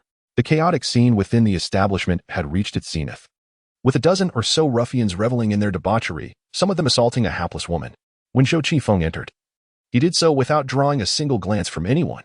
He refrained from immediately discharging his firearm. Instead, he deftly unsheathed his military knife and stealthily approached one of the miscreants engrossed in his vile acts. As he passed, the blade glided through the air, severing the carotid artery, and blood gushed forth like a torrent. The woman, subjected to the horrendous violation, gazed in horror as the man's neck splintered and blood sprayed, emitting a piercing scream that cut through the cacophony of the establishment. Nearby, two of the ruffians, engaged in their assault on another woman, instinctively turned towards the source of the shriek, only to be met by the ominous barrel of a firearm. Bang! Bang! The rapid fire of a semi-automatic shotgun echoed, unleashing a hail of lead that obliterated the grinning faces of the assailants, reducing them to mere remnants, as if their heads were made of cream, leaving only a trickle of blood in their wake. It was only after the gunfire subsided that the remaining thugs began to grasp the reality of their predicament. They were under attack. In their state of undress, they scrambled to retrieve their weapons, yet a few unfortunate souls near Zhou Qingfeng failed to escape in time. The gunfire continued to erupt, but after 2 rounds, Zhou Qingfeng prudently conserved the last 2 bullets in the chamber, retreating to clear the line of fire. The butcher had followed closely behind him, ready to finish them off. "I am more than willing to undertake this task." The jovial butcher, wielding his PK machine gun, held the weapon horizontally at his waist and unleashed a frenzied barrage towards the individuals still standing in front of the jewelry store. Mikhail Kalashnikov, renowned for his iconic AK-47 assault rifle series, also crafted the formidable PKM machine gun. Sturdy and reliable, this lethal weapon, loaded with a 200-round belt, weighs over 13 kilograms. Yet, in the hands of the burly butcher, it felt as light as a mere toothpick. The deafening rat-a-tat-tat of gunfire rained down upon the shop, already in disarray from the previous rampage of thugs. With the butcher's onslaught, the chaos intensified, rendering the scene even more fragmented. Before the 200 rounds could be fully expended, cries for surrender reverberated within the store. However, these desperate pleas were drowned out by the relentless gunfire. Unable to disturb the butcher's merciless slaughter, once he emptied a magazine, the agile Zhou Qingfeng swiftly reloaded and charged back into the store, where he was met with a nightmarish tableau. A line of bullet holes marred the walls, and any object, whether living or inanimate, that rose above this line had been severed in two. 3 or 4 corpses lay grotesquely bisected, their lifeless forms sprawled in various poses upon the floor. Intestines and other visceral organs spilled forth, mingling with the debris, evoking a wave of nausea in onlookers. What lay before him transcended the horrors of a slaughterhouse. The few survivors within the shop teetered on the brink of madness. The remaining thugs, flattened against the ground, gazed up at the armed Zhou Qifeng with terror in their eyes. For many, this grotesque scene was nothing short of a waking nightmare. Chapter 070. Combat. The combat boots crunched upon the mingled blood and shards of glass, producing a sinister rustling sound. This opulent Tiffany jewelry store had transformed into a scene of carnage, where a few trembling survivors huddled against the wall, their eyes vacant as they beheld the two fearsome figures before them. A total of 14 small-time thugs had entered the establishment. One fell victim to Zhou Qifeng's throat-slitting, while 4 others were either killed or injured. 4 more were ruthlessly eliminated by the butcher, leaving 5 who now stood obediently against the wall. Among the staff, only 2 male employees remained, along with 6 female employees, one of whom was Nancy, her body smeared with brain matter. Stephanie was the 9th person in the store. Just as she was about to meet her demise, Zhou Qifeng burst in, thus rescuing her from certain death. The female employees had all suffered indignities, their clothing in tatters. Grateful to be alive, they hastily donned their scattered garments and began to weep uncontrollably. For those accustomed to the bustle of life in New York City, the horrific scene before them surpassed the limits of their endurance. Murder, death, violence, and rape. The atmosphere felt more akin to a savage and primitive place like Somalia than to the land of freedom and democracy known as America. A woman, on the brink of madness, caught sight of Zhou Qifeng entering with a firearm and immediately lashed out, exclaiming, "Why didn't you come sooner to save us? Why did you allow us to endure such suffering? How could you permit this to happen?" The distraught woman even stepped forward, jabbing a finger at Zhou Qifeng in accusation, treating him as though he were a police officer upon whom she could unleash her pent-up anguish. "Get out! Get out! Get out! Step back!" Zhou Qifeng forcefully shoved the advancing woman away with the muzzle of his gun, asserting, "I am not a police officer. Yet she regards you as a mere constable." The butcher, having exchanged his magazine, sauntered in with a grin, initiating his mode of derision. "I have previously stated that some souls are not worth saving.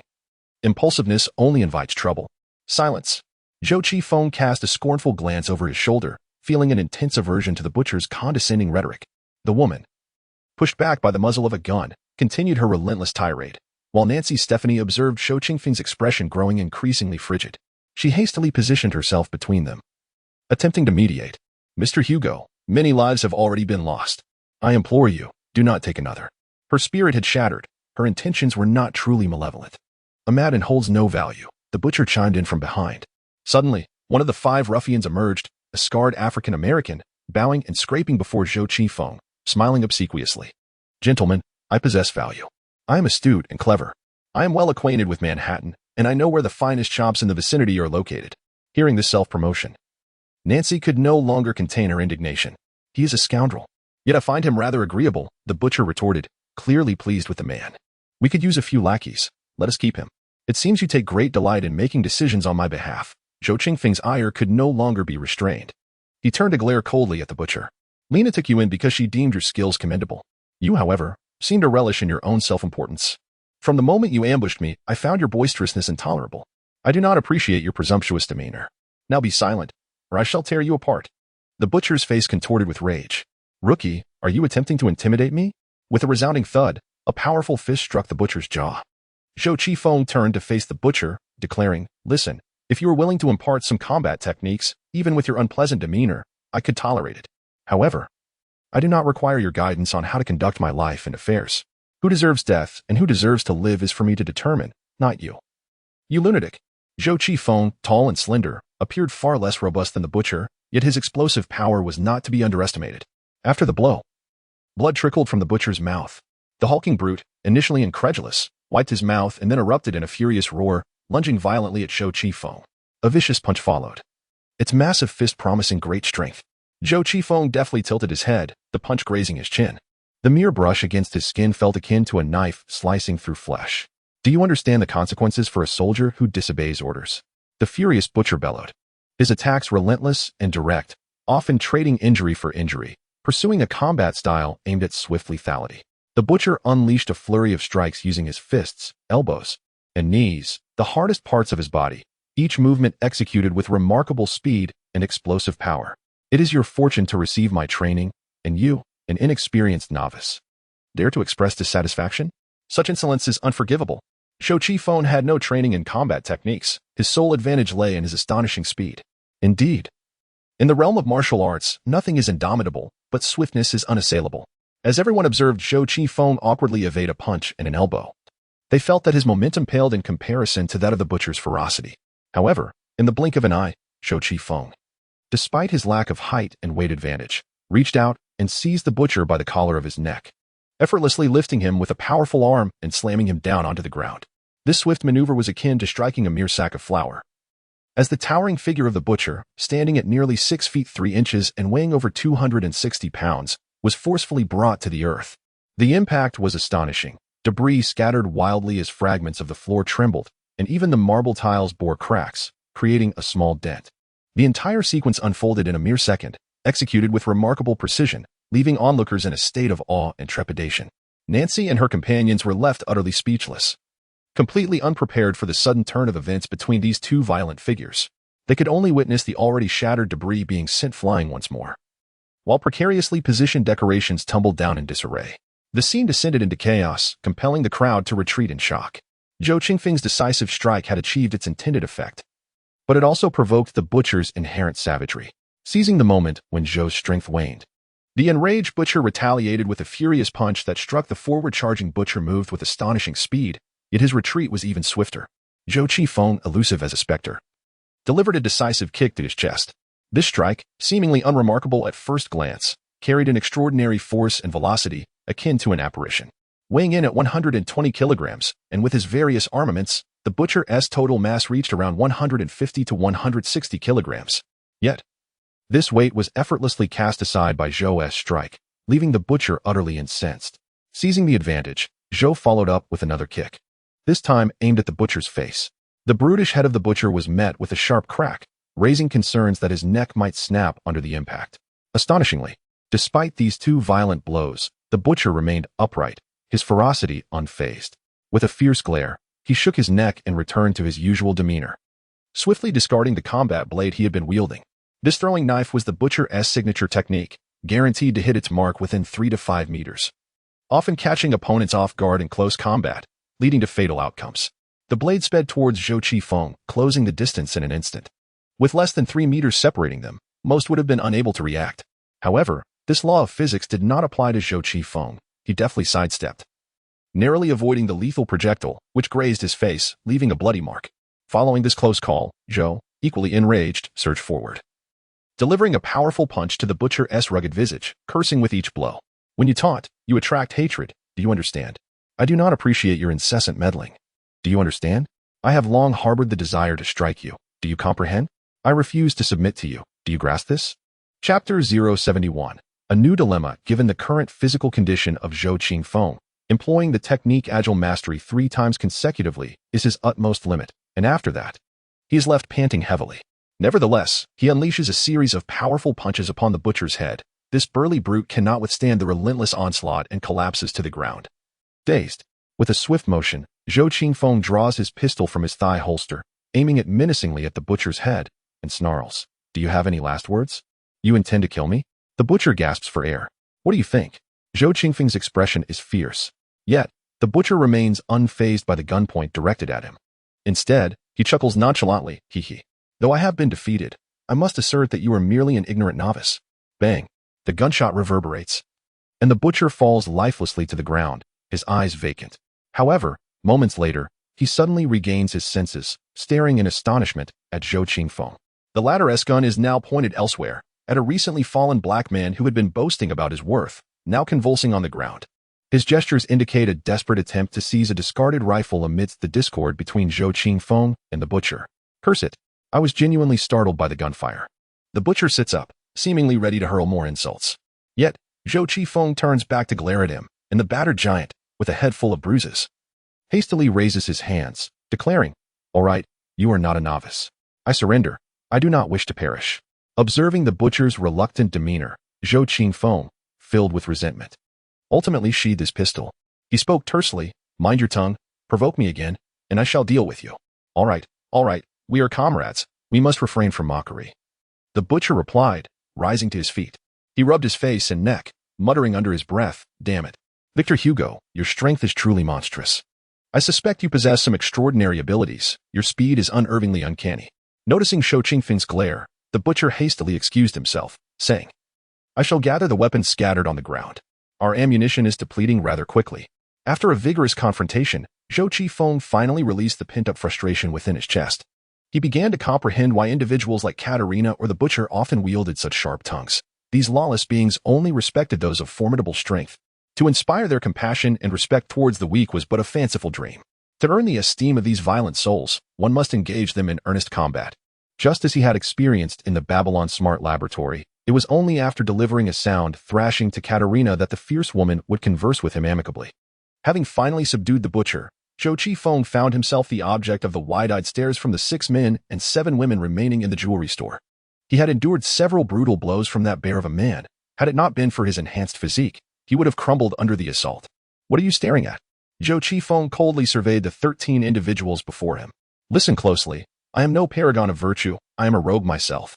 From this moment onward, you shall be my subordinates and work for me." Subordinates? Work?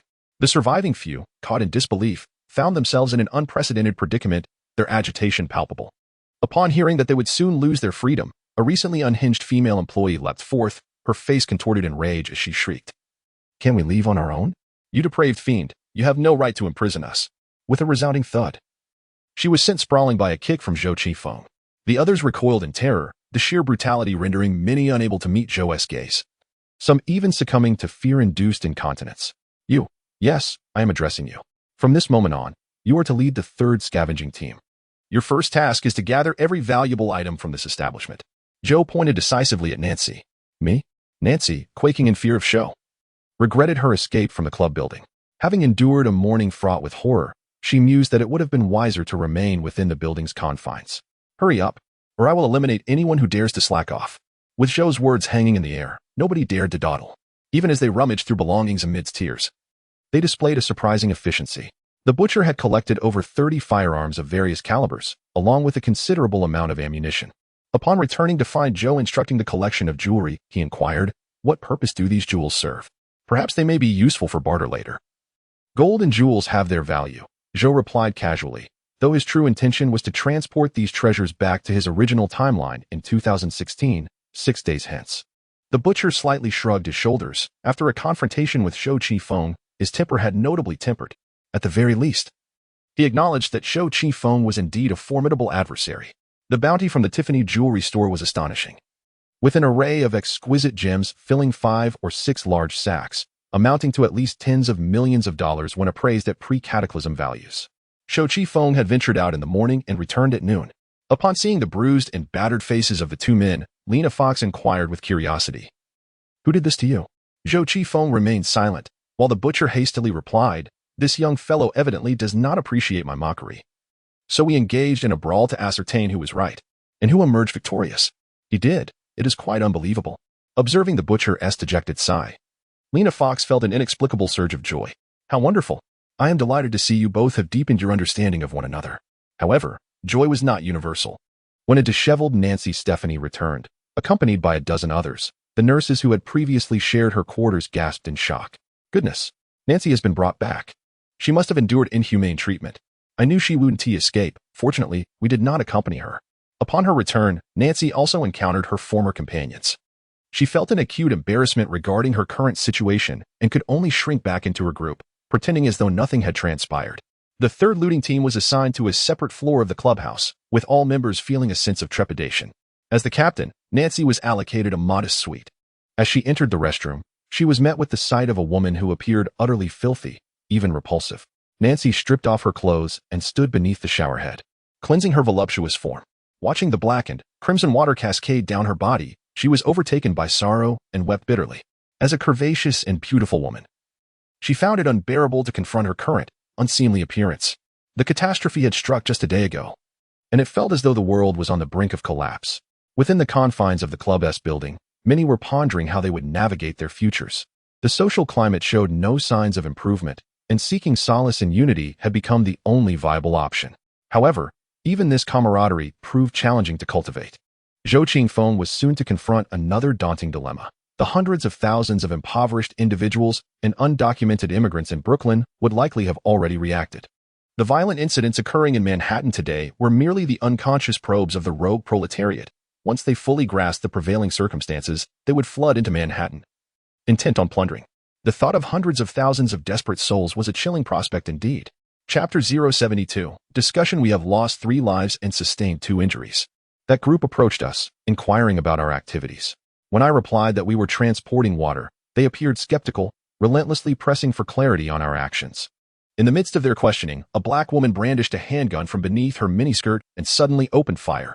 One of my men was killed instantly. Had it not been for dog meat, our losses would have been even greater. Shortly after Zhou Qifeng and his team returned, Ram's second scavenging crew also made their way back. However, the team suffered significant losses, with 3 dead and 2 injured. Ram was greatly shaken, occasionally twitching as he recounted the events. The assailants were a group of unknown illegal immigrants, 6 individuals who had come to the unregulated Manhattan in search of quick wealth. Although they ultimately met their demise at the hands of the dog meat, the repercussions of this incident were profoundly serious. Ram's second scavenging team, upon encountering the attack, scattered in disarray. Ram found himself isolated, with none of his subordinates returning, not even the injured. As news reached the clubhouse, the deteriorating security situation eroded the confidence of everyone in continuing to reside in Manhattan. The nearly 100 individuals that Zhou Qifeng had painstakingly gathered began to feel a sense of trepidation. Within the span of a single lunch, over 50 people fled through various means, their destinations unknown. Most of those who escaped were male. The women, paralyzed by fear and hesitation, comprised a smaller fraction. Originally, Zhou Qingfeng's group had a near-equal male-to-female ratio, but now only about 40 remained, with men outnumbered 2 to 1. The remaining men were either the elderly and frail Patrick or researchers like Professor Kelvin and Dr. Rizzo. Only 6 or 7 were capable of wielding firearms. And the only remaining fighters were Zhou Qifeng and the Butcher. In light of this unforeseen circumstance, Lena Fox felt compelled to summon the few leaders within the clubhouse to discuss potential strategies. First and foremost, we must assess the extent of the impending crisis. Lena Fox surveyed the room before finally resting her gaze on Zhou Qifeng. Her inquiry was specifically directed at Zhou Qifeng, for only he possessed the knowledge of how dire the situation might become. In the ensuing month, I speculate that the daily death toll in Manhattan could escalate to tens of thousands, with various acts of violent aggression wreaking havoc upon this financial metropolis.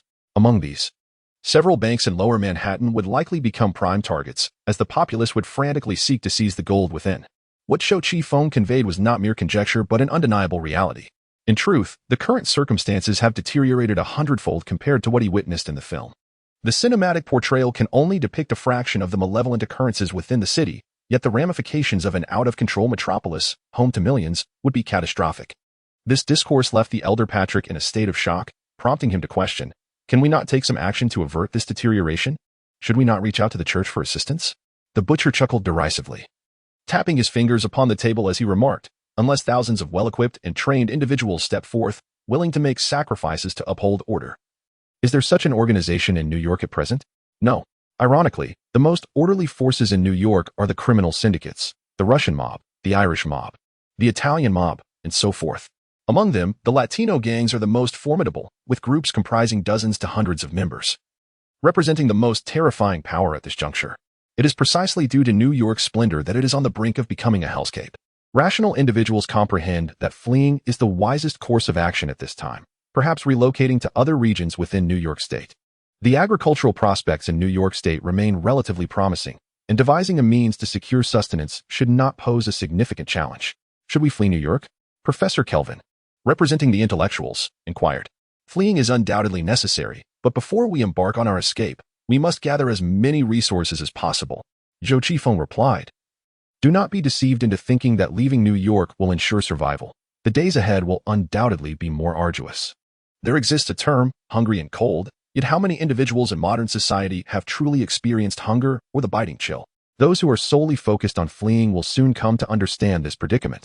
Without a month's worth of supplies, it is unwise to venture into desolate areas and endure suffering. As Zhou Qifeng mentioned resource accumulation, he turned his gaze to Lena Fox, who was responsible for the inventory. The young lady shrugged and offered a wry smile, stating, we are not lacking in vehicles, but we do lack heavy-duty transport and fuel. Our food reserves are somewhat adequate, yet they will only sustain us for about a week. We are also short on medicine, particularly doctors. Our sole surgeon has just fled. I must share some unfortunate news. Just 10 minutes before I gathered you all, we ran out of water. Our stored supply will last a maximum of 5 days. Upon hearing this, Zhou Qingfeng felt a wave of frustration. In films, the protagonist, David Lawrence, is depicted as tall and heroic. Although the Lawrence family faced some hardships, they never worried about fundamental issues such as food and water. Yet, these very problems had now manifested before him in an instant. Victor, Lena called out. Zhou Qifeng furrowed his brow. What is it? Our estimations were incorrect. Lena wore a serious expression, stating, we cannot assemble a team of 200 to 500 individuals. Our group lacks cohesion. We must lower our ambitions. 50 people will suffice. What can 50 people accomplish? We are nearly at 50 already, Zhou Qifeng retorted, visibly displeased. With just 50, we cannot even manage the simplest internal divisions of labor. A slight complication would overwhelm us. Thus, we must seek some allies, Lena continued. Let us maintain the most basic principles of mutual benefit, sharing resources, and assisting one another in the face of adversity. Allies? Where am I supposed to find allies? Zhou Qingfeng spread his hands, indicating that he was an outsider, with knowledge of New York far inferior to any present. Asking him to find allies seemed utterly ludicrous. Yet, Lena tilted her head slightly, locking eyes with Zhou Qingfeng. Do you know whom I am referring to? Who do you mean? Oh, no? Zhou Qingfeng groaned, clutching his head. I do not wish to meet that individual. I fear that if I do, we will end up in a fight immediately. Lena shrugged but maintained her unwavering gaze on Zhou Qifeng, while the others present looked on with curiosity at the cryptic exchange. The butcher, growing impatient, directly inquired. Who are you talking about? David Lawrence, Victor's former neighbor. He once attempted to pursue his daughter, but ended up taking clandestine photographs of his wife. Miss Fox interjected with evident amusement, unveiling Zhou Qingfeng's past misdeeds. Victor, I believe you need not worry excessively. The current situation is far from normal. As long as David Lawrence retains a modicum of rationality, he will not deny you. Indeed, we were proactive in stockpiling resources and gathering personnel. No one in all of New York has undertaken this endeavor earlier than us. For the time being, we are faring rather well, Zhou Qifeng remarked languidly. Upon the revelation of the so-called allies, the butcher cheerfully interjected, Ah, I know David Lawrence. He is quite the egotist. To speak candidly, I harbor a dislike for him as well. His family is a quintessential example of a troublesome household. What constitutes a troublesome household? Zhou Qingfeng inquired with interest. Chapter 073. Attempting contact regarding the definition of a troublesome household, the butcher began to delightfully gossip. David Lawrence's wife is named Rachel Connor, and there exists a Brazilian named Fernando Resno who is utterly infatuated with her. This Brazilian once served in the French Foreign Legion and, after retiring, became a wealthy playboy. He has been pursuing Rachel Connor ever since their paths crossed. Wait a moment. Fernando Resno? Is he not David Lawrence's indispensable companion in his quest to save the world? How has he transformed into Rachel Connor's suitor? Zhou Qingfeng was immediately perplexed. But upon further reflection, he recalled that, indeed, in the film, Fernando had shown attentiveness towards Rachel Connor, and his demeanor was rather ambiguous. The butcher continued, moreover, David Lawrence is also the sort of man who easily attracts women's affections. He, too, has a fervent admirer named Katerina Raven, a rather difficult woman to describe. Upon hearing this, Zhou Qifeng silently scoffed, deeming the butcher as an unpleasant character, difficult to describe. The butcher continued his gossip, asserting that Katerina Raven was an exceptionally unique woman, possessing an exceedingly extreme personality. She would unreservedly give everything to those she cherished, while disregarding those she despised, if displeased. She might even seek to eliminate them. However, a friend of mine named Minsk harbored a profound infatuation for Katerina Raven. In truth, Minsk is a decent individual. Yet he grapples with significant personal issues. He is excessively somber, akin to a stone. In the cinematic portrayal, Minsk indeed embodies a rather morose persona. Yet this was the first time Zhou Qingfeng had learned of Minsk's secret affection for Katerina. Their contrasting temperaments, one fiery and the other taciturn, seemed an improbable match. David Lawrence's godfather is Martin Barkins, a seasoned thief and con artist in his 60s, rumored to have collaborated with the FBI in his youth. He is said to possess some unsavory habits, rendering him anything but a simple character. David Lawrence has a godson named Tony Parker, the posthumous child of a comrade, who is an insufferable hippie. In summary, the Lawrence family is fraught with complications, each member seemingly destined to attract inexplicable troubles, which are often quite challenging to resolve. The butcher succinctly articulated the predicament of the Lawrence household, leaving an impression that they were indeed a troublesome lot. Nevertheless, Zhou Qifeng concluded by remarking that the daughter of the Lawrence family, Angelina Lawrence, is quite innocent. There is nothing particularly troublesome, is there? Lena immediately interjected. Isn't it quite troublesome for that little girl to provoke someone like you? Zhou Qifeng raised his hand to cover his face and, peering through his fingers, cast a reproachful glance at Miss Fox, seemingly expressing the sentiment of why speak such blatant truths. However, after the butcher finished speaking, he summarized. Although the Lawrence family is particularly prone to attracting various troubles, David Lawrence and his associates possess considerable abilities. If necessary, I can reach out to my friend Minsk to see if we can unite forces. Seeing the butcher's enthusiasm, Zhou Qifeng couldn't help but ask, Butcher, since you are quite familiar with Minsk, why not join David Lawrence's group instead of seeking me out? The butcher's expression turned momentarily blank, and after a long pause, he replied, I have already stated that I cannot stand that arrogant dreamer, David Lawrence. I would rather seek you as a companion than ally with him. But to join his ranks directly is out of the question. The butcher's disgruntled demeanor suggested he had suffered considerable setbacks at the hands of David Lawrence. However, Zhou Qifeng had no inclination to delve into the backstory, since Lena mentioned the need to find allies to strengthen their influence. Reaching out to David Lawrence was certainly an option. The question remained, how to establish contact, with mobile communications being intermittently unreliable. The butcher's attempts to call Minsk had been unsuccessful, and Zhou Qifeng was unable to reach Angie. After much contemplation, the only viable solution was to pay a visit in person. The Lawrence family resided in Queens, which was quite a distance away, leaving the butcher in a state of vexation. In the midst of a traffic standstill, making one's way to Queens proves to be quite a predicament. No, it is highly likely that the Lawrence family is not in Queens, Zhou Qifeng remarked. I visited the police headquarters last night to assess the situation and discovered that Catalina is in downtown Manhattan. I suspect they are not far from us. What could they possibly be doing in downtown Manhattan at this hour? David Lawrence is not one to covet gold, the butcher expressed with astonishment. Zhou Qifeng shook his head, indicating his uncertainty.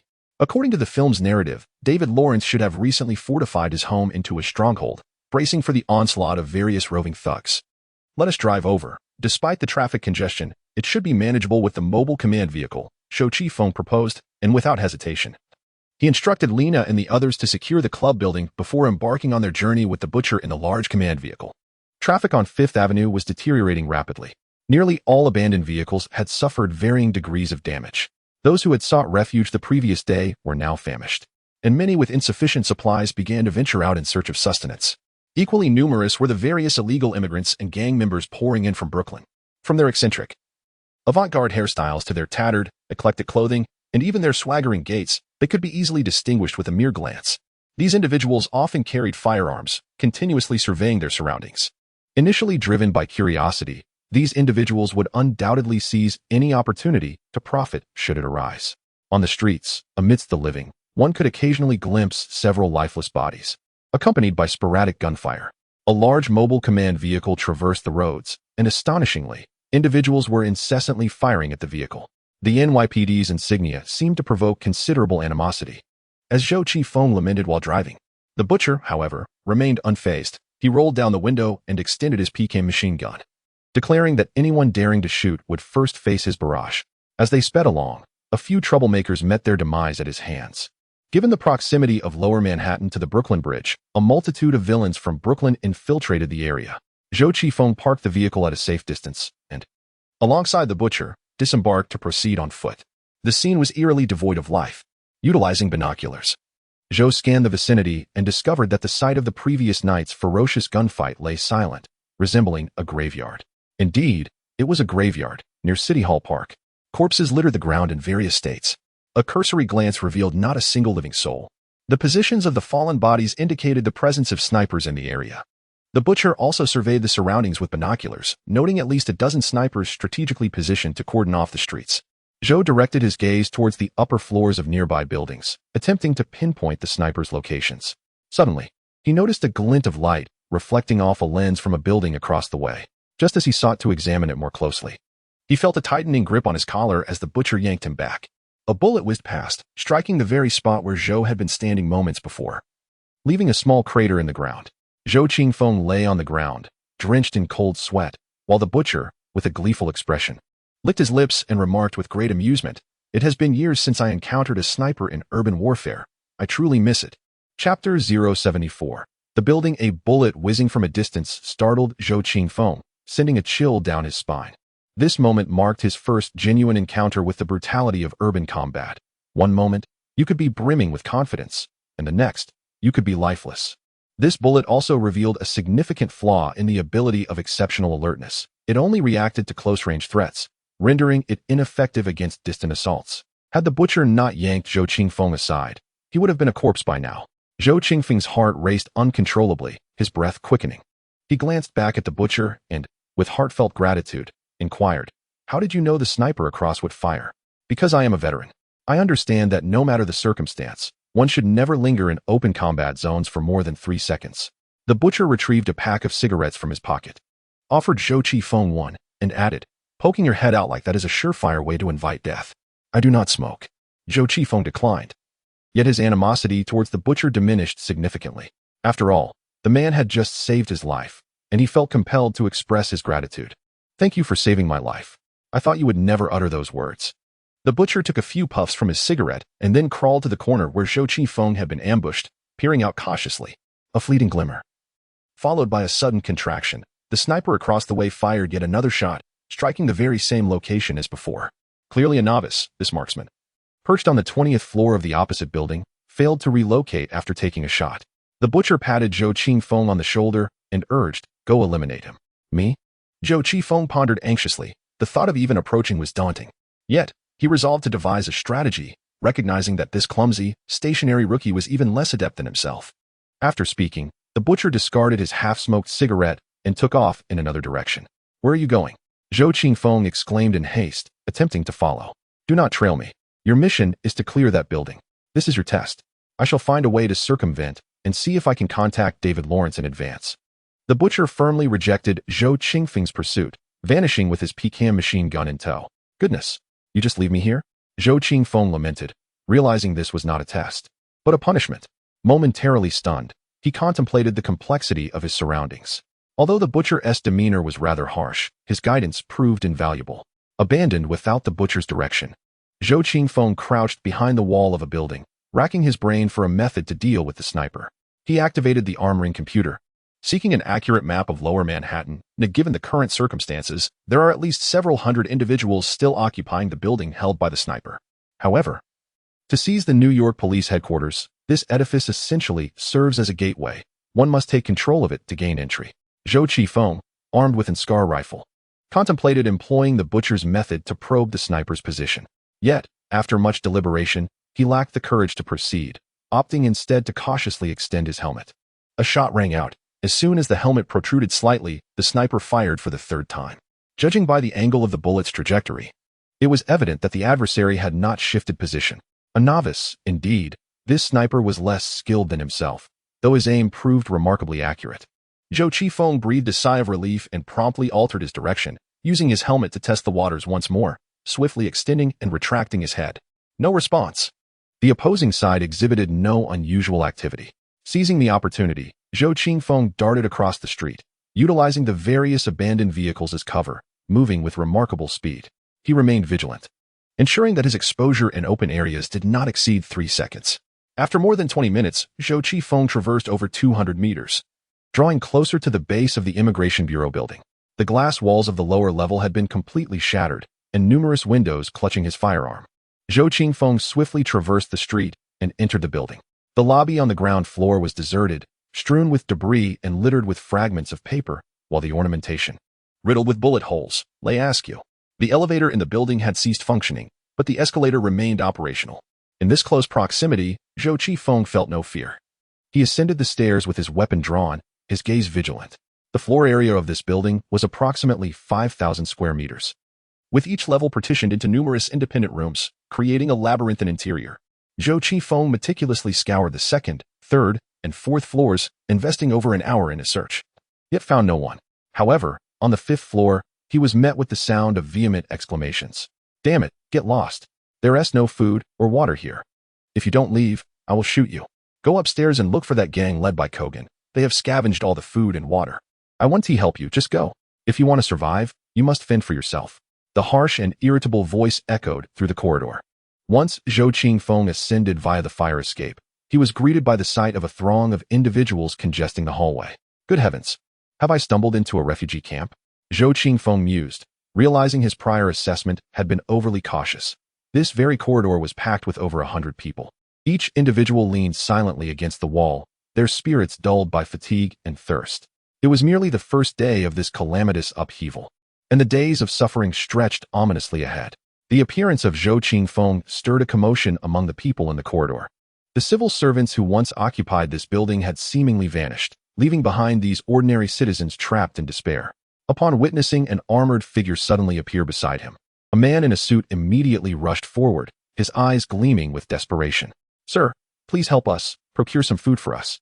"Step back," Zhou Qingfeng commanded, his weapon aimed forward, his tone icy. "Tell me, what transpired here?" The suited man, urgency etched upon his face, replied, "Sir, we are as bewildered as you. The police and civil servants have vanished, the roads are obstructed, the subway is no longer operational, and both water and power supplies have been severed. We wish to escape, yet the outside world is perilous. Last night, a violent clash occurred nearby, resulting in numerous fatalities. This morning, a band of marauders invaded this building, sealing off the upper 10 floors and confiscating all food and water within. The scant provisions that remain are hoarded by a few security guards who refuse to share. Even for the sake of the children, we are now at our wits' end and truly in need of assistance."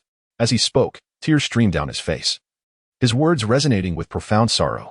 Yet, Zhou Qingfeng remained unmoved, merely inquiring, "Where are those security guards?" Chapter 075, Jenny Braun cautiously navigated the corridor, persistently seeking someone who could aid her. To enhance her chances of success, she felt compelled to alter her appearance. Her once neatly styled hair was let down, cascading over her shoulders. According to a certain social magazine, this transformation was said to augment a woman's allure, serving as a subtle suggestion of femininity. She adorned herself with a rather bold makeup using cosmetics she carried with her and had torn apart her expensive Chanel attire. The originally sleek black pencil skirt had transformed into a super short cheongsam with its sides ripped open, while her white blazer hung loosely, unbuttoned, and partially revealing her figure. The bodice beneath had been discarded, leaving a flesh-toned demi-cup bra to support her curves, accentuating the deep cleft.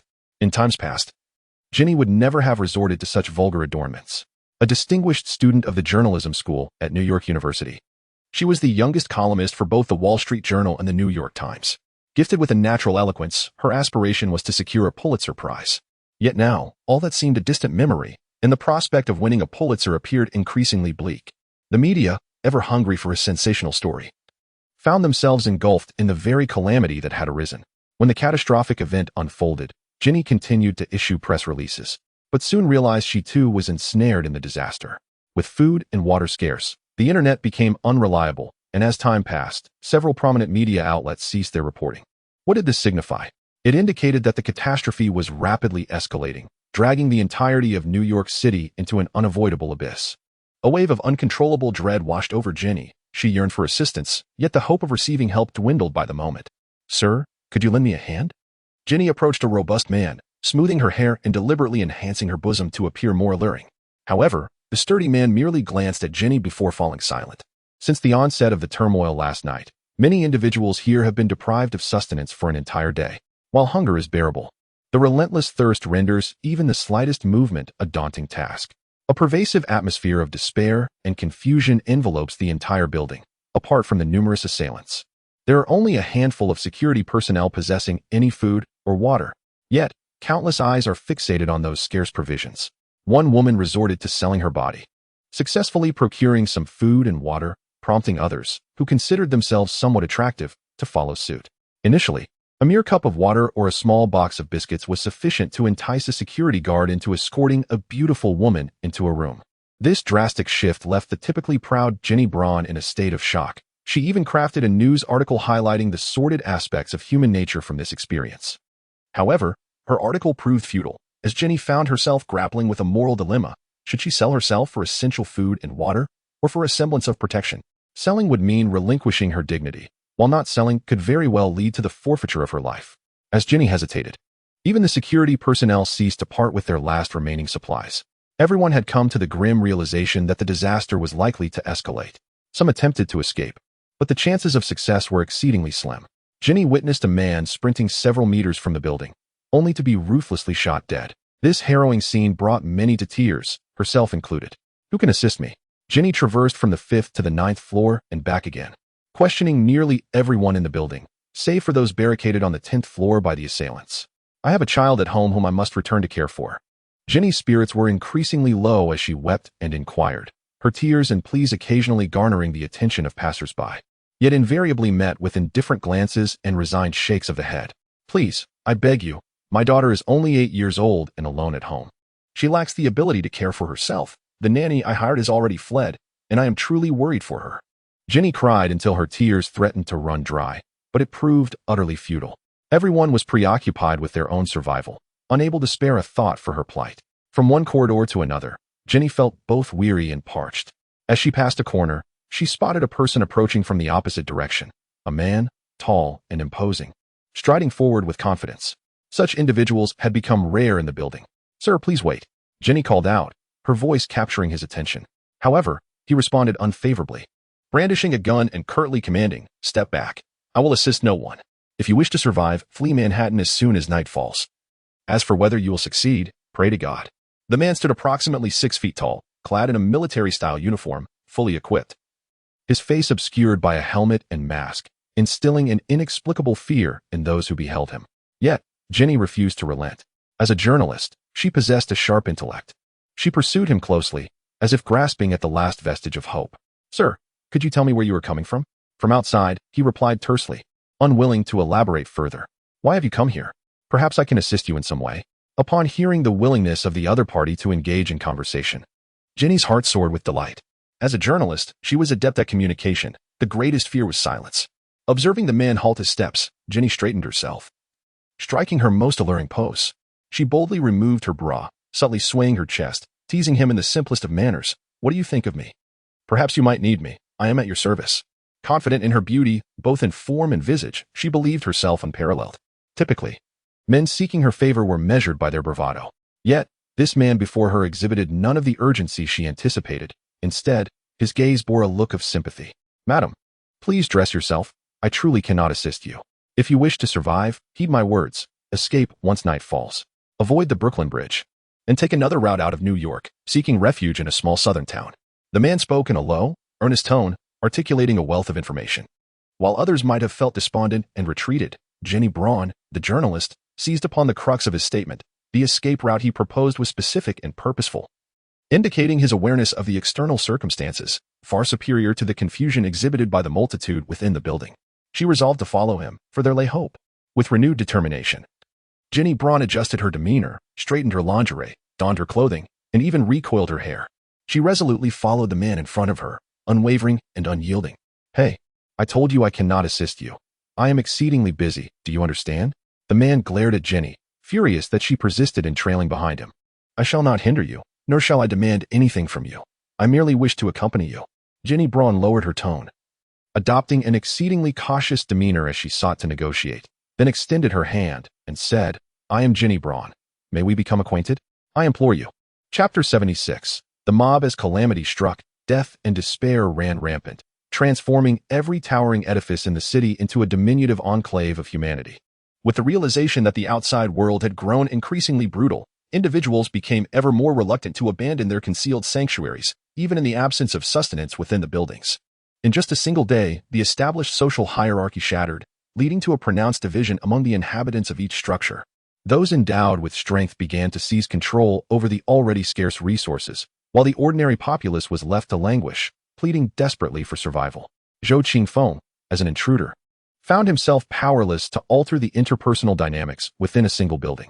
Although he desperately needed subordinates, the prior dispersal of the crowd in the club buildings served as a grave warning. Followers devoid of cohesion were of no use, merely squandering provisions. Thus, he had to resolutely decline Jenny Braun's entreaty. For at that moment, as Jenny pleaded with him, the entire corridor was observing. If he were to assist one, dozens, if not hundreds, would inevitably converge upon him, leaving him with little hope of escape. "I cannot save you, nor do I wish to become acquainted with you. Depart at once. Should you draw closer, I shall not hesitate to take your life. Do not presume I lack the resolve to act. I harbor no compassion whatsoever." Zhou Qingfeng declared fiercely, even removing his mask to reveal his true visage. "Behold, it is Victor Hugo, the notorious murderer. The very man who brazenly assassinated the chief of police in New York." Thanks to the media's recent coverage, Zhou Qingfeng's face has become widely recognized. The throng of onlookers, initially hoping that Ginny Braun might receive some assistance, now realized they were confronted by a genuine brute, promptly silencing themselves. In the face of Zhou Qingfeng's menacing demeanor, Ginny was rendered weak and trembling. The name Victor Hugo has been a focal point of recent news. As a journalist, she had no reason to be unfamiliar with it. She had even penned a dedicated commentary, and now she found herself in the presence of the man himself. Observing that he had effectively quelled the crowd, Zhou Qingfeng turned to leave once more, unwilling to be encumbered any further. His priority was to swiftly deal with the bandits occupying the building. The individuals most knowledgeable about the interior situation were undoubtedly those security guards possessing a limited stock of resources, perhaps driven by sheer self-preservation. They had fortified themselves within several secure rooms, refusing to emerge or assist anyone. "Hey, security inside, listen up. Step forward, one of you, and speak with me. I wish to ascertain some information." Zhou Qingfeng called out from outside the room occupied by the guards, utilizing the corner for cover. The guards within responded with extreme agitation, shouting back, "We will not share. Get lost at once."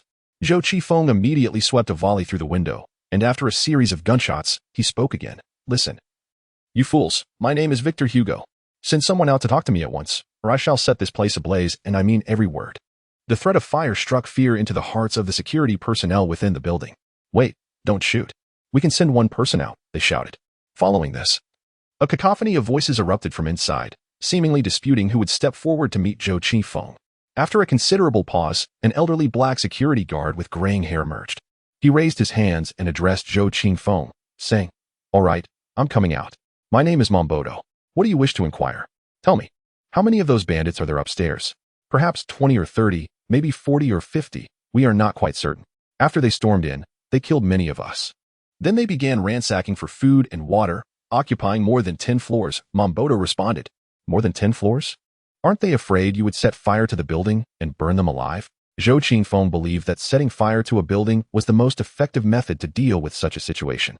The fire suppression system in high-rises operates independently and does not fail, unless one were to bring in a significant amount of gasoline for arson. Igniting a few rooms would not engulf the entire building. Mombodo replied, "There are still many hostages upstairs held by the bandits. If a fire were to be set, the hostages would perish as well. Moreover, the brigands descend every 2 hours to patrol, as they too are apprehensive about potential disturbances from us below. To placate those within the building, they have agreed to distribute a meager supply of food and water daily, and now the occupants await their provisions. This is not merely a smokescreen cast by the marauders to prevent an uprising. Perhaps it presents an opportunity." A timid voice emerged from behind Zhou Qingfeng. He turned, his face contorted with anger. "Did I not instruct you to stay away from me?" Ginny Braun appeared a few meters away, visibly shaken, her expression one of deep sorrow. "Mr. Hugo, I beg you. You must have come here to eliminate those brigands, and regardless of your motives, I can be of assistance. I can serve as bait, facilitating your ambush." Upon hearing this, Mombodo interjected, "If you intend to take action, I too wish to participate. I was once a soldier, and I refuse to survive by preying upon other innocent lives." Mombodo, tall and robust with formidable joints, appeared quite powerful and could indeed be considered a valuable asset. However, Zhou Qingfeng felt that their numbers were insufficient and inquired, "Can we enlist a few more individuals? I trust your food supplies are limited. Without a concerted effort, we cannot endure for long." Mombodo then entered the security room to convey Zhou Qingfeng's message, and a heated argument ensued within. Nevertheless, upon learning of Zhou Qingfeng's intent to assault the brigands, several famished and parched men emerged from the corridors, eager to join the cause. Within minutes, Zhou Qingfeng had temporarily recruited over 20 individuals, including 7 armed security personnel and a dozen unarmed civilians.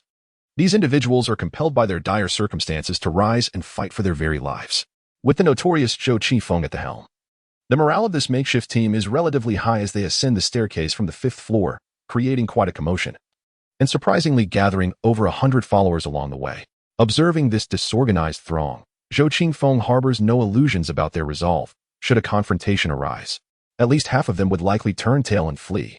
With the elevators out of service, the fire escape has become the sole means of ascent and descent. Meng Bachuo, a former soldier, attempts to organize the more than 100 people he has brought along, but the scene resembles a bustling marketplace, devoid of any semblance of order. In such a chaotic environment, the notion of ambushing the bandits is nothing short of a pipe dream. Zhou Qingfeng, resolute, decides to block the fire escape from the 9th to the 8th floor and erect barriers in the corridor of the 9th floor. "Ladies and gentlemen, We are now on the 9th floor, and the route to the 8th floor has been sealed. None of you can escape. Our only chance of survival lies in eliminating those bandits. Otherwise, death awaits us all. Upon hearing Zhou Qifeng's declaration, the previously raucous crowd of over 100 fell into an abrupt silence. Most of those following Zhou Qifeng are opportunists, and with their retreat cut off, they immediately express their discontent. One voice cries out, "Why won't you let us escape? What if we fail?" To which Zhou Qifeng replies, "If we fail, then we die?"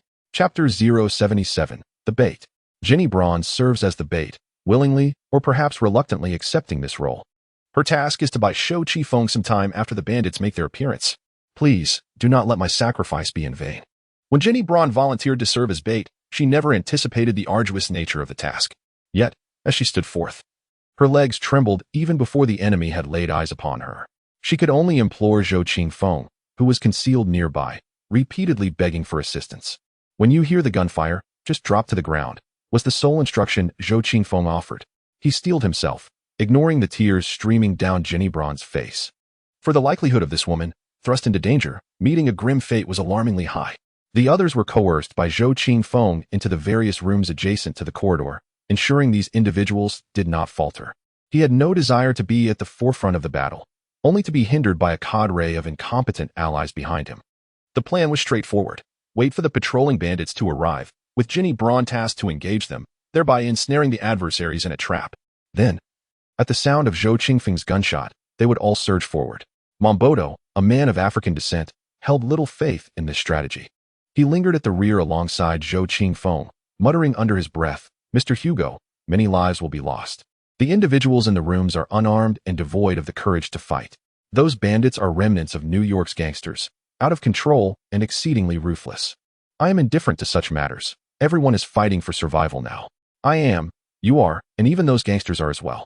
Zhou Qifeng conducted a final check of his weaponry, ensuring they would not fail him in a critical moment. "I can only strive to ensure my own survival." Mombodo remained silent, yet his demeanor suggested a lack of agreement with Zhou Qifeng's perspective.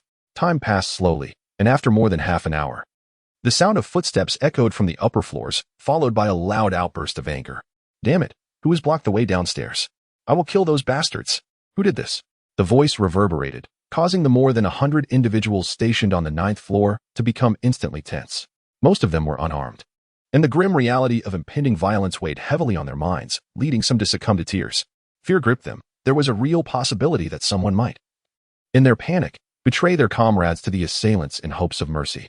Zhou Qifeng's alertness surged, and he urged Jenny, "Go and lure those bandits over." The thought of enticing the assailants terrified Jenny to her core. Upon hearing the command, she nearly fainted. "No, I can't do it. I can't move. Mr. Hugo, please don't pressure me like this. I'm just a woman. Please, don't. If you won't go, shall I?" Zhou Qifeng raised his firearm. "I don't want to die." Jenny, caught in a dilemma, began to cry inconsolably, her sobs loud enough to reach the bandits in the fire escape. Soon, the fire door of the staircase swung open, revealing a tall, menacing figure. With a mere glance, Zhou Qifeng recognized him. Ivan, the leader of the Pataski brothers, the very scoundrel who had nearly taken his life before. They were, in a sense, old acquaintances. What had transpired? Ivan held an AK rifle in his hands, his face a mask of confusion as he surveyed the corridor. His gaze first fell upon a pitiful blonde woman standing across from him, followed by a group of ordinary people trembling in fear within the rooms flanking the hallway, who had blocked off the corridor. Ivan inquired, towering at nearly 2 meters, broad-shouldered and heavy-set, his fierce eyes intimidating all who dared to meet his gaze. Within the ambushed rooms, someone, unable to contain their fear, wept and stammered. "A security guard named Victor ordered us to do this." Standing at the center of the corridor, Jenny spoke up hastily. "He forced us to block the corridor and left us here." "Sir, please, could you spare me some food? I can fulfill any request you have." Jenny Braun, at a loss for how to showcase her allure, could no longer contain her tears, presenting a picture of vulnerability that was painfully exquisite. An intriguing woman, indeed. "I find her appealing," Ivan mused, chuckling softly. He felt no threat from those around him. They were merely a collection of quivering, pitiful souls. He called out to his companions, and soon 7 or 8 thugs entered, crowding the corridor. "What is happening? What are these people doing here?" Ivan questioned. "This woman is quite remarkable. You've had your share. How about letting me have her?" As the heavy footsteps drew nearer, Zhou Qifeng took a deep breath, aware that the moment to strike was imminent. At that moment, Ivan suddenly spoke up, saying, "Wait, something feels amiss. The intruders had already dispersed, with two of them approaching Jenny with mischievous grins. However, Ivan's warning cast an air of silence over the corridor as he pointed at Jenny and remarked, "It seems this woman is here specifically waiting for us." Jenny maintained her pitiful demeanor, pleading, "I only wish to ask for some food. Then come over to me." Ivan replied, suspicion etched on his face. Upon hearing this, Jenny, who had lost her resolve, instinctively glanced back towards the direction where Zhou Qifeng was hiding. At that precise moment, Zhou Qifeng hurled a police stun grenade. The Pataski brothers, being elite adversaries, proved to be formidable opponents. Sensing their suspicion, Zhou Qifeng realized he had to strike first. In the otherwise tranquil corridor, the stun grenade arced through the air, clanging against the ceiling before bouncing onto the floor. Rolling erratically. "Be careful," Ivan shouted as he spotted the grenade, immediately retreating behind the fire exit door. With a resounding boom, the corridor erupted into chaos. Reverberating with blinding flashes and violent tremors that engulfed the intruders, the powerful sound assaulting their eardrums. The blinding light disoriented their vision. The overwhelming noise, exceeding 170 decibels, could unbalance a person, induce dizziness, and disrupt bodily functions, while the intense brightness could lead to temporary blindness, instilling fear and rendering any reaction nearly impossible. This was the effect Zhou Qifeng sought, transforming his enemies into a disoriented, sightless throng. As for those who lingered in the corridor rooms, they were all mere bait, much like Jenny, weeping profusely to attract the enemy's attention. The sound of indiscriminate gunfire erupted. "Get down." Zhou Qifeng leapt from his concealed position, pulling the startled Jenny Braun down to the ground. The unseen assailants commenced their retaliatory shooting, ensnared in their own terror, so much so that they disregarded even their comrades nearby. Only a few of the assailants who had fled to the fire escape retained any semblance of combat readiness, while Ivan, lurking within, wore a savage expression and exclaimed vehemently, "Damn it, how dare anyone employ such inept tactics before me? I shall slay that wretched woman. I will kill that bastard who set the trap." Chapter 078. Ivan's fury in everyone's imagination. This raucous ambush orchestrated by a rabble would devolve into utter chaos. Once the assailants fell into the trap, 100 individuals would surge forth like zombies, effortlessly dealing with a mere 7 or 8 adversaries. However, Zhou Qifeng held little faith in the valor of this motley crew. He feared that when he fired the signal, not a single soul would budge, rendering the situation absurdly amusing. These opportunists were undoubtedly waiting for others to charge first, intending to follow behind and reap the benefits. To avert such a self-destructive scenario, a stun grenade replaced the previously agreed-upon ammunition. The results were remarkably effective. When the explosion resonated, more than half of Ivan's group collapsed, and those hiding in the rooms along the corridor were thrown into disarray. Zhou Qifeng, after pulling the dazed Jenny back, shouted, "What are you staring at? Eliminate those ruffians." The 7 security guards, taking shelter a dozen meters away, were invigorated upon witnessing 4 or 5 of the assailants fall. They raised their handguns, emerging from their concealed positions, and unleashed a barrage of fire upon the targets lying on the ground. The corridor, now a war zone, erupted with the sound of gunfire. Not only were the security personnel firing, but even the fallen assailants were indiscriminately discharging their weapons. 5 of the assailants, disoriented and dazed, fired randomly, their bullets peppering the corridor walls with a series of holes. Occasionally, an unfortunate soul among them would be struck, eliciting cries of agony. In the face of overwhelming fear, humans often resort to unimaginable actions. From the rooms flanking the corridor, ordinary people, unaffected by the stun grenades, rushed heedlessly into the hail of bullets, seizing hold of the assailants at ground level and dragging them inside to seize their firearms. The exchange of gunfire lasted a mere 10 seconds before the corridor fell silent once more. The air was thick with the acrid scent of gunpowder mingled with the metallic tang of blood, and apart from the wounded's cries, the only evidence of the recent chaos lay in the bullet marks upon the walls and floor. The 7 security guards, armed solely with handguns, had expended all their ammunition in the recent skirmish. They stood there, bewildered, gazing at the carnage before them, as if struggling to comprehend the reality of their actions. "Fools. Reload your magazines," Zhou Qifeng reminded them, as he checked over the returned Jenny Braun. The blonde mare's body trembled awkwardly, her mind a blank slate. "Wake up." Zhou Qifeng gently patted Jenny's cheek. "You did well." I'm still alive?" Jenny quivered as she asked. "Just a minor injury." "Where?" "On your face." Jenny hastily reached to touch her face, finally sensing a sharp pain at her left temple. "How severe is my injury? Am I bleeding? You will save me, right? I have completed the tasks you set for me. You will surely protect me, won't you?" "I will do my best," Zhou Qifeng replied noncommittally, patting Jenny's shoulder. "Step aside. Our battle is not yet over." No sooner had Zhou Qingfeng's words left his lips than Jenny attempted to rise and crawl to the side. At that moment, several bandits emerged from behind the fire doors, rushing down from the 10th floor, exuberantly exclaiming, "Boss Ivan, the items you requested have arrived." What they brought was a large, wheeled grenade launcher, typically employed by the New York police to disperse protesting crowds, equipped with tear gas ammunition. This was the spoils of the Petoskey brothers after robbing a police precinct. Fuck. Ivan cursed vehemently. He donned a gas mask and confidently took hold of the large grenade launcher, declaring, "I will make these bastards scream and beg for my mercy." A tear gas round bounced into the corridor, followed by another, and then another, and yet another. The security guards, who had just been buoyed with morale, instantly turned pale and exclaimed in horror, "Tear gas." The moment one opened their mouth, a substantial amount of gas was inhaled, causing a sharp sting across everyone's faces, followed by violent coughing. The 7 security guards, initially on high alert, were soon overwhelmed by the gas, resembling cockroaches sprayed with insecticide, scurrying in all directions. Upon sighting the hissing, smoke-emitting ammunition, Zhou Qingfeng hastily removed his gas mask from his waist and donned it. However, he was the only civilian equipped with complete protective gear. The others were in disarray. "Retreat. Leave this place," Zhou Qingfeng shouted, but his voice, muffled by the mask, was barely discernible. He had no choice but to physically assist several guards in their escape. At that moment, Ivan and his subordinates, also masked, made their appearance. Before them stood a group of individuals, tormented by the gas, coughing violently and writhing in agony. Each one desperately clawed at their throats in a futile attempt to alleviate their suffering, even to the extent of tearing their own skin.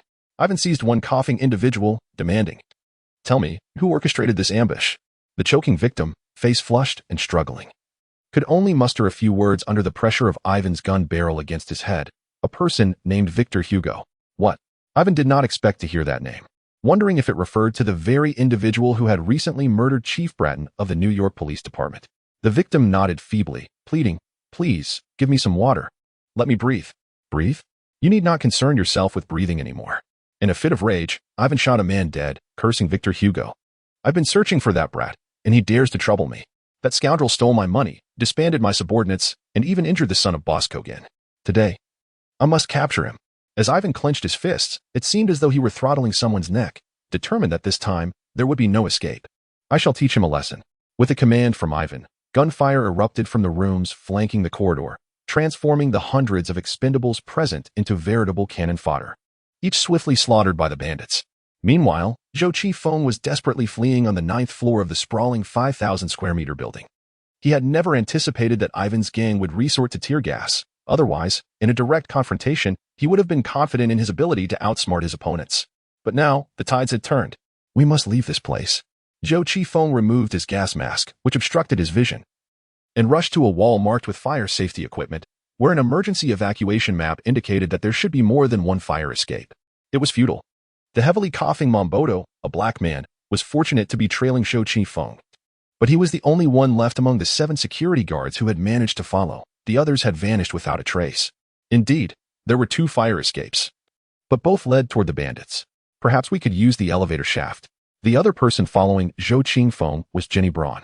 The woman possessed an incredible tenacity, enduring the suffocating effects of tear gas and suffering from a gunshot wound to her left temple, leaving half her face drenched in blood. Yet, she steadfastly followed Zhou Qingfeng. Zhou Qingfeng paused, contemplating the elevator shaft. It was undeniably a perilous choice. Chapter 079. Jenny's plea. The expansive 5,000 square meter building provided ample space, allowing Ivan and his cohorts some time to conduct their search. Zhou Qingfeng knew he had to escape swiftly before the enemy reinforcements arrived. There was no choice but to flee. He had initially hoped to leverage a surprise attack with their numerical advantage to overpower the bandits. But now it seemed they were the ones in jeopardy. The ruthless Ivan, leading the bandits, had summoned additional support and was scouring the area for Zhou Qingfeng and the remaining forces. Following Jenny Braun's suggestion, accessing the elevator shaft was straightforward. One could simply wedge a military knife into the seam of the elevator door and pry it open. However, a disagreement arose between Zhou Qingfeng and the other 2 regarding whether to ascend or descend. "We should go down," Jenny Braun suggested weakly, still contemplating how to persuade Zhou Qingfeng to accompany her in rescuing her daughter. Yet Zhou Qingfeng shook his head, asserting, "We must go up. I intend to eliminate the bandits here. They want to find us. They will instinctively assume we fled down the building.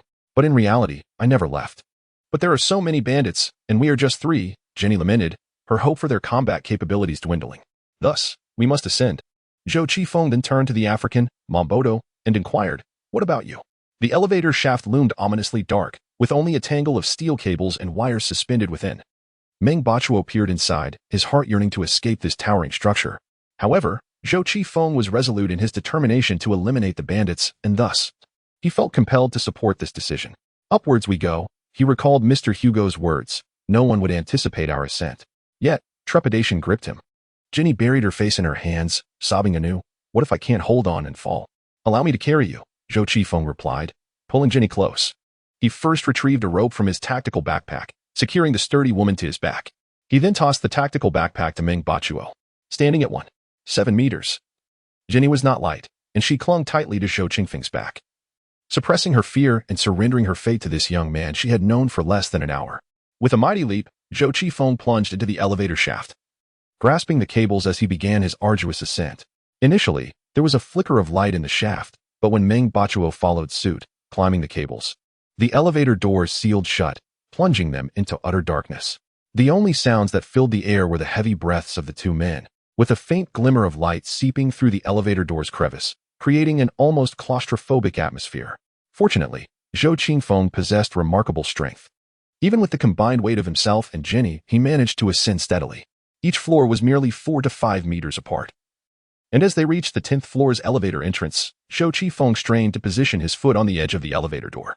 At that moment, Jenny was gripped by sheer anxiety, for a single misstep could spell doom for both her and Zhou Qifeng. Zhou Qifeng's strength, twice that of an ordinary man, was no mere illusion. With a deft push of his toes, he forcefully pried open the elevator doors and swiftly propelled himself forward. Beyond the threshold lay a long corridor, where the distant murmur of bandits conversing could be discerned. Zhou quickly set down Jenny and turned to pull Mombodo along. The trio, akin to thieves, hastily sought a suitable refuge. "Follow me. I know of a place on this floor where we can hide," he urged. Mombodo, the building's security guard, proved to be invaluable at this moment. He led them to the personal lounge of the floor's boss, nestled within an ordinary compartment. This lounge was a modest suite, comprising 2 rooms, a living area, a bathroom, and a balcony, all furnished with considerable amenities. It was evident that the previous occupant had a penchant for comfort. Mombodo selected a room and entered. The weary black man, having endured a day of trepidation, finally allowed himself to relax, his body heavy with exhaustion. In the small living room, Zhou discovered a refrigerator and a wine cabinet, from which he procured some food and beverages, laying them out on a table.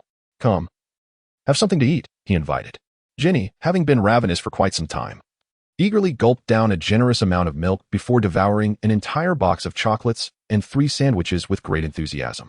In contrast, Zhou feasted even more voraciously, nearly emptying half the refrigerator's contents and finishing off an entire bottle of wine. The wine, surprisingly pleasant, deviated entirely from his preconceived notion of a sour taste. Only after he had drained the bottle did he think to check the label for its brand. This should be a product of South Africa, occasionally. There are exquisite wines of considerable value. Jenny Brown possesses an extraordinary understanding of the lives of the upper class. South Africa? I was under the impression that only France produced wine. Zhou Qifeng glanced back at the other bottles in the wine cabinet, shaking his head as he remarked, "I can only recognize the words on the labels, yet I cannot discern their quality." Jenny stepped forward for a closer look, eagerly offering, "I can assist you. I am an expert in wine appraisal and have extensively studied wine culture. No, I do not require knowledge of the culture or appraisal methods," Zhou Qifeng said as he casually closed the cabinet. After taking a brief tour of the suite, he ultimately entered the bathroom. Wow, the people downstairs are desperately searching for water, yet here lies a full tub. Jenny followed him into the bathroom and observed Zhou Qifeng playfully splashing the water in the bathtub. It seemed the previous owner intended to enjoy a good rest after work, having prepared the bathwater, only to have vanished. "Perhaps we could take a bath," Jenny suggested as she began to unfasten her blazer, revealing her alluring form beneath. She approached Zhou Qifeng and leaned in closer, her hand reaching towards his thigh. "No, this is not the appropriate time for bathing," Zhou Qifeng calmly declined. "Then may I wash alone?" Jenny was not one to easily concede. "Of course, you may," Zhou Qifeng replied without objection. Jenny stepped into the bathroom, the sound of running water echoing for a while before she emerged, clad only in her undergarments, and sat beside Zhou Qifeng. She concocted a clumsy excuse, stating, "My coat is unwearable, so I have no choice." The voluptuous blonde, with her ample curves, was enough to ignite a surge of blood. Even though Zhou Qifeng was acutely aware that she harbored ulterior motives to entice him, he couldn't help but steal a few more glances. "I think we can," Jenny began to utter, but Shou Qifeng immediately rose and retreated into the room. I'll find you a suitable outfit. There should be something here. The previous occupant of the room had left behind several sets of sportswear, which appeared particularly oversized on a woman. In an effort to gather the loose fabric, Jenny tied a knot at her waist, inadvertently accentuating her impressive bosom. Have I been disfigured? Is that why you? Jenny let her long hair cascade down the left side of her face, concealing the scar inflicted by a stray bullet. While changing clothes, Shou Qifeng had provided her with basic care to prevent the wound from becoming infected. Fortunately, it was not a disfigurement. Find a good plastic surgeon, and you will return to your former self, Shou Qifeng reassured her. Then why do you despise me and reject me? Jenny grasped Shou Qifeng's arm, her tone almost pleading as she inquired, or is it that I'm not beautiful enough for you to like at all? Now is not the opportune moment for such discussions. Shou Qifeng replied, packing away his first aid kit. I see you're tired. You should go into the room and rest properly. Yet Jenny remained still, contemplating for a considerable time before softly asking, Victor, could you assist me with another favor? Please refrain from making excessive demands. Could you ensure my safe passage to Upper Manhattan? My daughter is home alone. As Jenny spoke, tears welled up in her eyes. She is merely 8 years old, and without my care, it is exceedingly difficult for her to survive. I implore you, please save my daughter, will you? This is an excessive demand. No. In a moment, Jenny was overwhelmed with tears. Chapter 080, The Dream of Boss Kogen Ivan, his countenance dark, surveyed the floor, ultimately halting before the elevator shaft. The elevator doors had been pried open by his subordinates, and he peered into the shadowy abyss, seething as he muttered, that rascal has escaped? Yakov, the second brother of the Petaski clan, trailed closely behind his elder sibling, his voice dripping with malice. I will descend with my men and retrieve that wretched boy. Bring more men. I have a nagging suspicion that Victor Hugo is rather peculiar, Ivan replied somberly. Media reports indicate he killed several kidnappers during the abduction incident at the downtown hospital, and even took the life of the chief of the New York Police Department during his escape. This defies all logic. I will exercise caution, Yakov assured, resembling his brother in stature and menacing demeanor. With a wave of his hand, a dozen armed thugs followed him down the fire escape. As time passed, dusk approached. The thugs could not locate Shou Qifeng but expelled the hundreds who had been on the lower floors, sealing the building's entrances to prevent any unauthorized personnel from entering. Meanwhile, in the suite where Shou Qifeng was concealed, Mabodo awoke after several hours of rest. Starved, he stepped out of the room in search of sustenance. It's me. Don't shoot. As Meng Bachuo opened the door, he discovered Shou Qifeng reclining on the sofa in the small living room, feigning slumber. Immediately, a USP-45 handgun was aimed at him. There are provisions and water in the refrigerator, Shou Qifeng remarked, retracting his weapon. This woman is quite remarkable. Meng Bachuo rummaged through the refrigerator for food, his jest specifically aimed at the blonde beauty, Jenny Braun, who lay nestled in Shou Qifeng's embrace. The weeping mare had succumbed to a deep sleep, her limbs entwined tightly with Shou Qifeng's. Shou Qifeng, however, offered no retort and instead lifted Jenny, making his way towards his own room. Meng Bachuo initially presumed this ruthless youth intended to indulge in some frivolity. Yet, within mere minutes, Shou Qifeng re-emerged alone, stating, Hurry and eat. Night is falling. We must venture out. What further activities do you propose? Meng Bachuo exclaimed in astonishment. Having just enjoyed a restful slumber and unprepared to plunge into the harsh realities of a post-apocalyptic existence. To kill, of course. How else does one survive? In this room, the only food remaining is what lies before you. As for water, aside from the dozen bottles of liquor in the cabinet, we have but a single tub of water in the bathroom. If you are inclined to drink Jenny's bathwater, I would not object to leaving you behind. Upon hearing Shou Qifeng's words, Meng Bachuo, who had just been brimming with energy, was instantly plunged into despondency. He ate while glancing around, his gaze eventually settling on the small balcony of the suite. Through the floor-to-ceiling windows, the towering edifices of downtown Manhattan were visible, normally a bustling hub of activity. It now lay shrouded in eerie silence. Bored with merely satiating his hunger, Meng Bachuo took a moment to inspect his pistol. He possessed only a single firearm accompanied by 3 magazines, one of which was already empty. In stark contrast, the fully armed Shou Qifeng exuded an air of invulnerability. Could you spare me a gun? I see you're also carrying a shotgun, Meng Bachuo inquired. Shou Qifeng shook his head. We must kill quietly later. A shotgun would be of no use to you. If you're in need of a weapon, scavenge from the corpses of the bandits. To be specific, I will handle the assault while you provide cover. What does it mean to kill quietly? Meng Bachuo questioned. Use a knife as much as possible, and minimize the use of firearms. Meng Bachuo was not entirely convinced by Shou Qifeng's strategy, He had been severely shaken by the disastrous defeat earlier that day. He had received no news from his former companions, and knowing the inevitable outcome made this uncertain venture seem all the more futile. "We will all meet our end eventually, won't we?" he lamented, trailing behind Zhou Qifeng as they stealthily traversed the 10th floor of the building. "Silence," Zhou Qifeng hissed. "Do you wish to alert the enemy?" Just as Zhou Qifeng commenced his operation on the 10th floor, at the 18th floor, the bandit leader Ko Jin was grappling with his own concerns. "How many days can our food and water last?" "Perhaps 3 or 4 days," Ivan, a core member of the gang with extensive experience in extortion and robbery, replied. Yet he was deeply troubled by the challenge of sustaining the team's needs. He spoke of 3 to 4 days as an optimistic estimate. Perhaps in just a day or two, the outlaws would also find themselves famished. New York, the foremost metropolis of America, boasts an exceptionally developed financial, design, manufacturing, and service industry. Yet, all its essential supplies depend on external sources. With the onset of a great calamity, transportation has ceased and communication falters. The resources within New York City itself cannot withstand several days of consumption. Any reasonably intelligent individual would desperately flee this city rife with murder and violence. However, as a member of the New York underworld, Ko Jin harbored a grander ambition. An opportunity has arisen. I shall become a pioneer, a great figure, and establish my own realm. Upon realizing that the police had vanished entirely, Ko Jin exuberantly rallied his entire crew and charged towards Manhattan. He resolved to seize Manhattan, the epicenter of America, to command the multitude. Of course, this endeavor was partly motivated by a connection to Zhou Qifeng, who, on his first night in New York, had shot Ko Jin's son, Cooper, inflicting severe injuries. On the night of the catastrophe, Cooper was receiving treatment in a Manhattan hospital. Ko Jin's occupation of Manhattan was also aimed at rescuing his son. Had Zhou Qifeng been aware of this, he would undoubtedly exclaim, "It's chaos." According to the original narrative, Ko Jin's pursuit of his dream was intended for Queens, not Manhattan. However, aspirations can be overly grandiose, while reality often proves starkly challenging. In this great upheaval, it is not only ordinary citizens who encounter difficulties. Even living as a criminal has become a formidable task. Ko Jin aspired to seize control of the New York Police Department, intending to harness the vast array of weaponry stored within to recruit soldiers and expand his influence. However, he was not alone in this ambition. Numerous factions, each with similar intentions, converged upon the vicinity of the police headquarters, engaging in relentless skirmishes throughout the night, with neither side gaining the upper hand.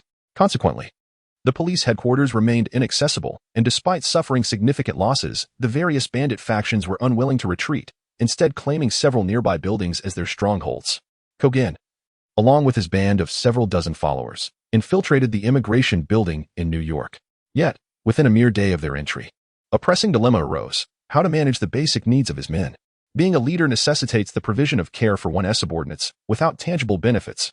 Who would choose to follow him? Unfortunately, such mundane tasks were not Ko Jin's forte. Indeed, within his entire gang, each member was valiant and fierce, skilled in combat. But when it came to addressing the issues of sustenance and hydration, their only recourse was theft. Ironically, even this option had been stripped away, as shops were shuttered. Markets were dormant, and the populace had scattered, leaving New York to gradually descend into a state of desolation. Chapter 081. The Silent Death for Ko Jin. The current predicament extended beyond mere food shortages. It encompassed a significant decline in morale. After all, the calamity they faced was unprecedented. The previous night had ended in failure, and today they had been outwitted by a mere child. Thus, Ko Jin resolved to deliver a rousing speech. "You fools, lift your spirits. The government has collapsed. The police have vanished, and the law has lost its grip. Is there a better time than this? In the past, you were all impoverished, yet now, the wealth of New York is ripe for the taking. You were once scorned, but now, who would dare to look down upon you? If they do, let them meet their demise. What is there for you to be discontented about? I am aware of your concerns. A certain Victor Hugo, an 18-year-old boy, has been lauded by the media as the most terrifying figure since 9/11. Such claims are mere nonsense. I know Victor Hugo. He is nothing more than a child. In my presence, he is insignificant. Look at me. I am Ko Jin, the most formidable gang leader in Queens, destined to become the most powerful in New York. If I command Victor Hugo to bow, he shall bow. If I desire his death, he will perish. Do you understand why Victor Hugo fled? It is because he knows I am here. He was frightened away by me. What terror can a man possess if he cannot even meet my gaze? Therefore, do not fret. Continue to scour this building for food and water. Soon, we shall grow stronger, powerful enough to seize all of New York. As for Victor Hugo, If he does not die by my hand, he will scurry away like a rat. The criminals reveled in such grandiloquent rhetoric. Kogan's words stirred them into a fervor, and they responded with enthusiastic shouts. Kogan himself waved his arms, invigorating the morale of his followers. However, as he leaped down from the podium, he turned to Ivan beside him and inquired, "Are you certain that boy has escaped? He should have fled down a few floors along the elevator shaft. I have dispatched my brother to hunt him down. However, it is highly probable that he has already escaped from the building." Ivan exuded confidence in his judgment. Kogan replied affirmatively. "If possible, it would be best to procure his corpse. I intend to make it known to all that those who oppose me, Kogan, will meet a dire fate." Just as Kogan uttered such grandiose declarations, Zhou Qingfeng's nocturnal rampage on the 10th floor of the building was only beginning. Though darkness enveloped the surroundings, the floors were not devoid of sound.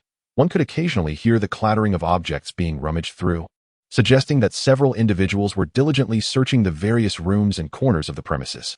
The immigration office was replete with independent offices and workspaces, each area furnished with an array of desks and cabinets where the marauding bandits, armed with flashlights, incessantly sought valuable items. With a knife in his left hand and a gun in his right, Zhou Qingfeng entered an office area to find the ground strewn with overturned furniture and debris, nearly everything scattered about. Not far off, a figure was busily engaged in the chaos. Upon seeing the intruders, Meng Bodo felt a surge of anxiety.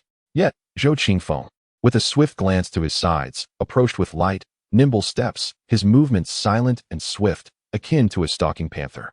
As he neared the back of the bandit, he lunged forward with remarkable speed, plunging the blade into his adversary's back. The knife pierced through the gaps between the ribs, directly penetrating the heart and lungs. During the assassination, he tightly covered the victim's mouth, allowing blood to spew forth while rendering him voiceless. This is a silent death, both cruel and hauntingly beautiful. Mongbodo's original task was to guard Zhou Qingfeng's back, observing the movements in other directions. Yet, when Mongbodo witnessed the ease with which Zhou took a life, a chill coursed through him, leaving him utterly shaken. The slain bandit fell awkwardly to the ground, still clinging to life, his body twitching intermittently as blood spurted from his mouth, a testament to his heart's feeble struggle to continue beating. Zhou Qingfeng slowly withdrew his military knife and picked up the flashlight that had fallen to the ground, simultaneously opening several large garbage bags beside the bandit. These bags contained the spoils the bandit had collected throughout the day, neatly categorized for convenience. Inside were provisions, beverages, tools, and supplies. One bag even held several firearms, magazines, and ammunition, all presumably scavenged from the building. Zhou Qingfeng returned to Mongboto's side with these items and, waving his hand, whispered, "Let's move on to the next target." Mongbodo remained in a state of shock, his mouth parched and his heart racing tumultuously. He instinctively asked, "Mr. Hugo, I remember the media reported you are only 18 years old. Is that true?" "Indeed, theoretically, I am just 18, Zhou Qingfeng replied. "So, have you been undergoing rigorous training since childhood?" Mongbodo inquired again. Zhou Qingfeng, noticing Mongboto's trembling demeanor, immediately understood that his swift execution had terrified him. He simply fabricated a response. "Yes, we Chinese all practice martial arts. We begin training in our youth. This is indeed a manifestation of Zhou Qingfeng's extraordinary talent. He possesses an exceptional intuition in all endeavors, progressing at an astonishing pace. Even his previously woeful marksmanship is undergoing significant improvement. It is only a matter of time before he transforms into a relentless killing machine in this chaotic apocalypse." In the entire 10-story building, only 4 bandits are active. When Zhou Qingfeng captures the last of them, he refrains from executing him on the spot. Instead, he presses a knife against the man's throat and begins his interrogation. "I ask a question, you provide an answer. Should I discover any deliberate concealment on your part, I will plunge this knife into you. Do you comprehend?" In the darkness, Zhou Qingfeng's voice resonates like that of a terrifying specter. He mimics the dialogue of villains from crime films, achieving an effective interrogation result. "Who is your leader?" "Kogan." "Boss Kogan." "Who are his associates?" "The Pataski brothers," and, after posing several questions to which he already knows the answers, Zhou Qingfeng delves deeper. "How many of you are there?" "I'm not entirely sure. Some were killed last night, but there should still be around 70 or 80. "Who were you engaged in gunfire with last night?" "I don't know. It seemed to be another gang from a different area. It was all chaotic. Anyone who wasn't from our side was fired upon. So you didn't encounter many familiar faces? For instance, did you come across someone named David Lawrence?" "No, I didn't see David Lawrence." Zhou Qingfeng furrowed his brow and ultimately ended the man's life with a single thrust.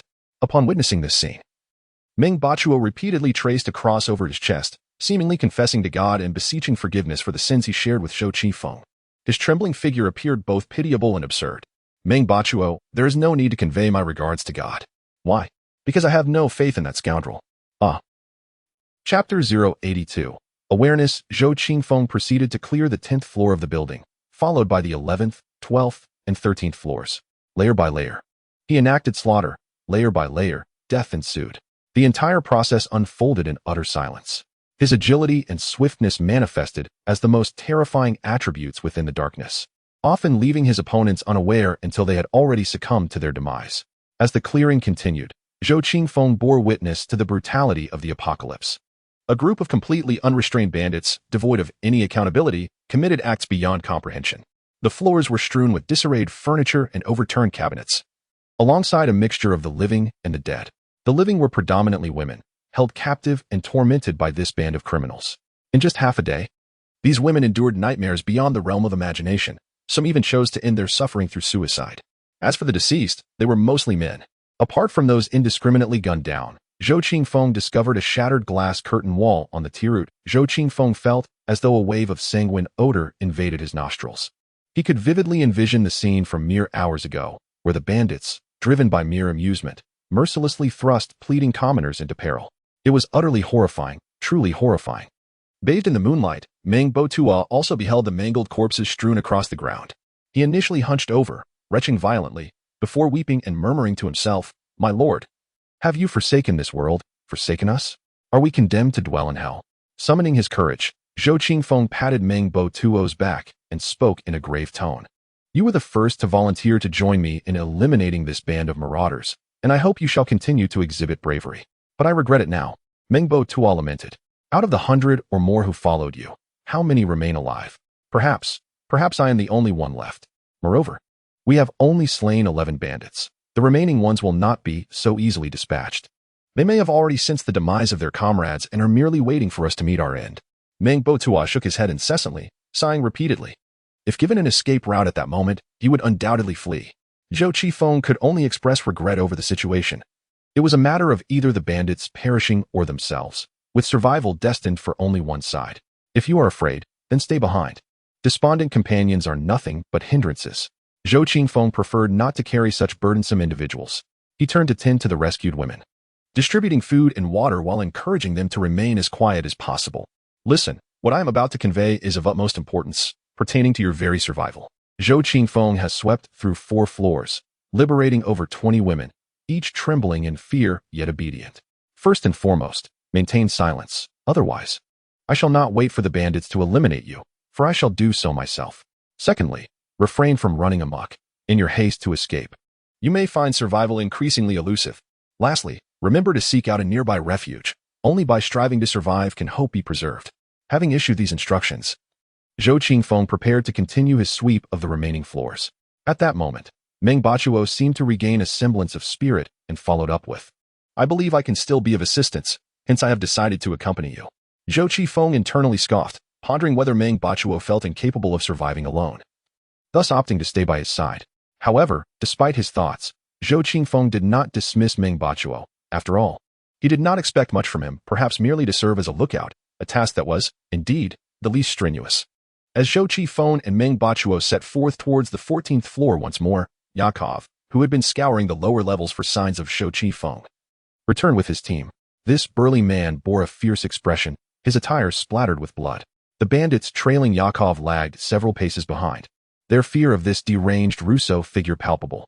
Moments as Yakov ascended the 10 floors, he suddenly recalled that these levels might harbor a number of women who had been abducted and could be in need of solace.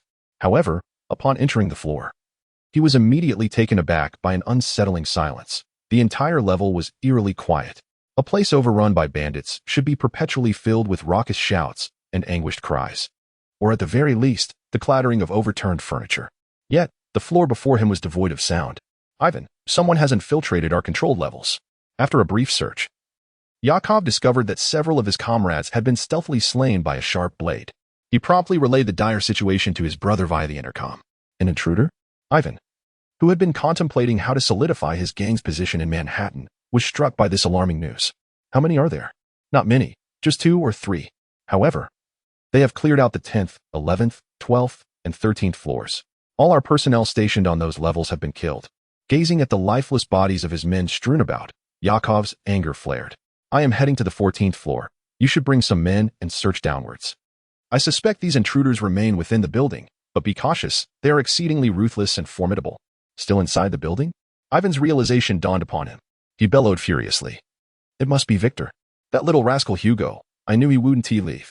I will immediately gather my men and search below. This time, we must capture him. Upon receiving the news, not only did the Pataski brothers fly into a rage, but even the notorious leader Kogan was thoroughly incensed, directly mobilizing all his subordinates to commence a search from the 18th floor downward. A throng of dozens surged into action. As the foremost enforcer of the gang, Ivan brandished an M4A1 equipped with night vision, taking the lead.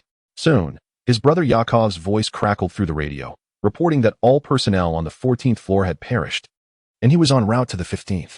Damn it! Ivan cursed, promptly issuing commands to his men, split into 3 groups immediately.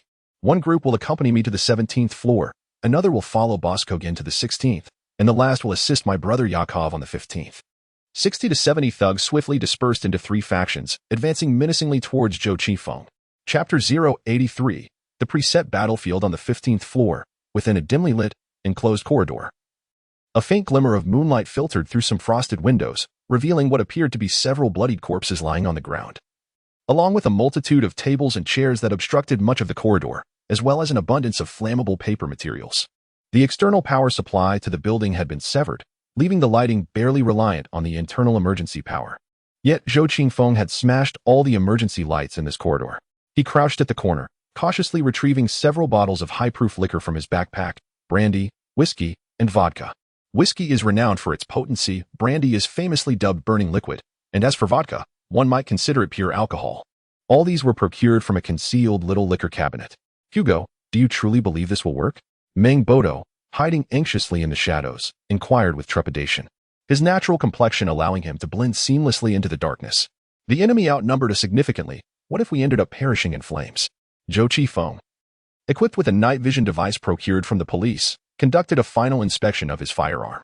He then turned to Meng Bodo and said, Listen, I understand your desire to escape, to distance yourself as far as possible from these scoundrels.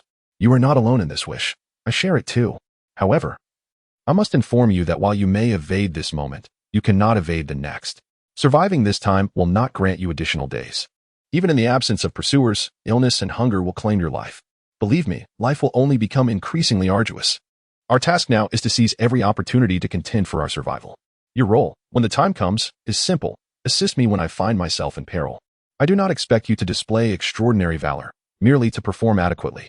With that, Zhou Qifeng gave Meng Bodo a gentle push, instructing, Go hide at the back. I will call for you if needed. Meng Bodo departed silently, and through the night vision device, Zhou Qifeng could discern his stooped figure, revealing that the young man possessed little morale. In truth, Zhou Qifeng's own spirits were not particularly high either. He was merely driven by desperation. The Uneasy 49 had enhanced Zhou Qifeng's physical attributes in various aspects, even marginally elevating his intelligence and analytical abilities. Yet, nothing could augment his courage. All relied on his self-encouragement. Heavenly Lord, I beseech you to grant me a steadier aim and a more refined sense of shooting, for my ammunition is not infinite. Zhou Qifeng, cradling and scar rifle, silently leaned against the wall. The number of assailants was overwhelmingly in their favor, and after clearing the 15th floor, he realized that he could not advance to the 16th. The enemies above were far too numerous and exceedingly active. To ascend would be tantamount to courting death. In an effort to tackle this predicament, Zhou Qifeng set the stage on the 15th floor, seeking to create a tactical advantage while awaiting the assailants' approach. Whether this passive strategy would bear fruit remained a mystery only the heavens could unveil. Meanwhile, as Zhou Qifeng awaited in silence, the alert bandits were methodically sweeping through the floors they had commandeered. The sound of hurried footsteps echoed from the direction of the fire escape, prompting him to tighten his grip on the weapon, for it sounded as though the enemy was indeed plentiful. With a resounding crash, the fire door on the 15th floor was forcefully kicked open, and a hapless bandit, propelled by Yakov, stumbled inside. The unfortunate scout fell to the ground upon entry, quickly rolling over and, emboldened, began to spray bullets in all directions. Bang, bang, bang. After exhausting half a magazine, this unfortunate soul took refuge behind a wall, panting and swallowing nervously. The source of his anxiety was the sight of the numerous corpses he had encountered ascending from the 10th floor. Bandits are not inherently brave, Their audacity only flourishes when they are in overwhelming numbers, enjoying an absolute advantage, while in quieter moments, their courage may well be less than that of an ordinary man. At present, Zhou Qingfeng's ruthless methods have indeed instilled fear into this group of bandits, for life is singular and precious, and none can afford to disregard it. What is the situation inside? Yakov called out loudly from outside the fire door. The scouting bandit, panting heavily, replied, It seems there is nothing amiss. Thus, one by one, Yakov compelled the bandits to charge into the 15th floor. Only when their numbers surpassed 20 did they feel a slight sense of relief, albeit just a fraction. Outside the fire door on the 15th floor, there were 4 or 5 corridors, now enveloped in an eerie silence. Yakov, armed with an M4A1 carbine, stood at the rear directing the operation, commanding his subordinates to search the entire floor thoroughly. They must find him, or none of them would enjoy a moment's peace. Having raided a precinct police station in Queens, Kogin's men were generally equipped with M4A1s.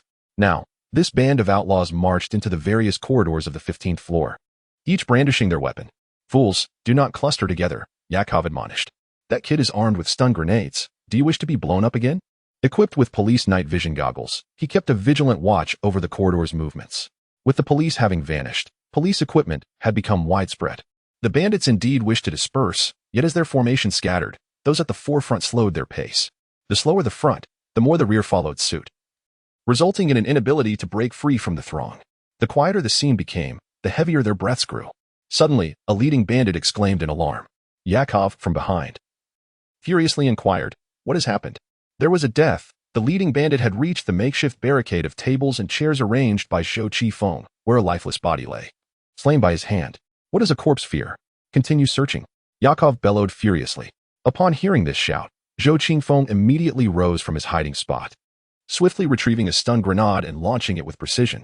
The sound of the throw immediately captured the attention of the bandits. The 2 foremost assailants opened fire vehemently, while those behind scattered in disarray.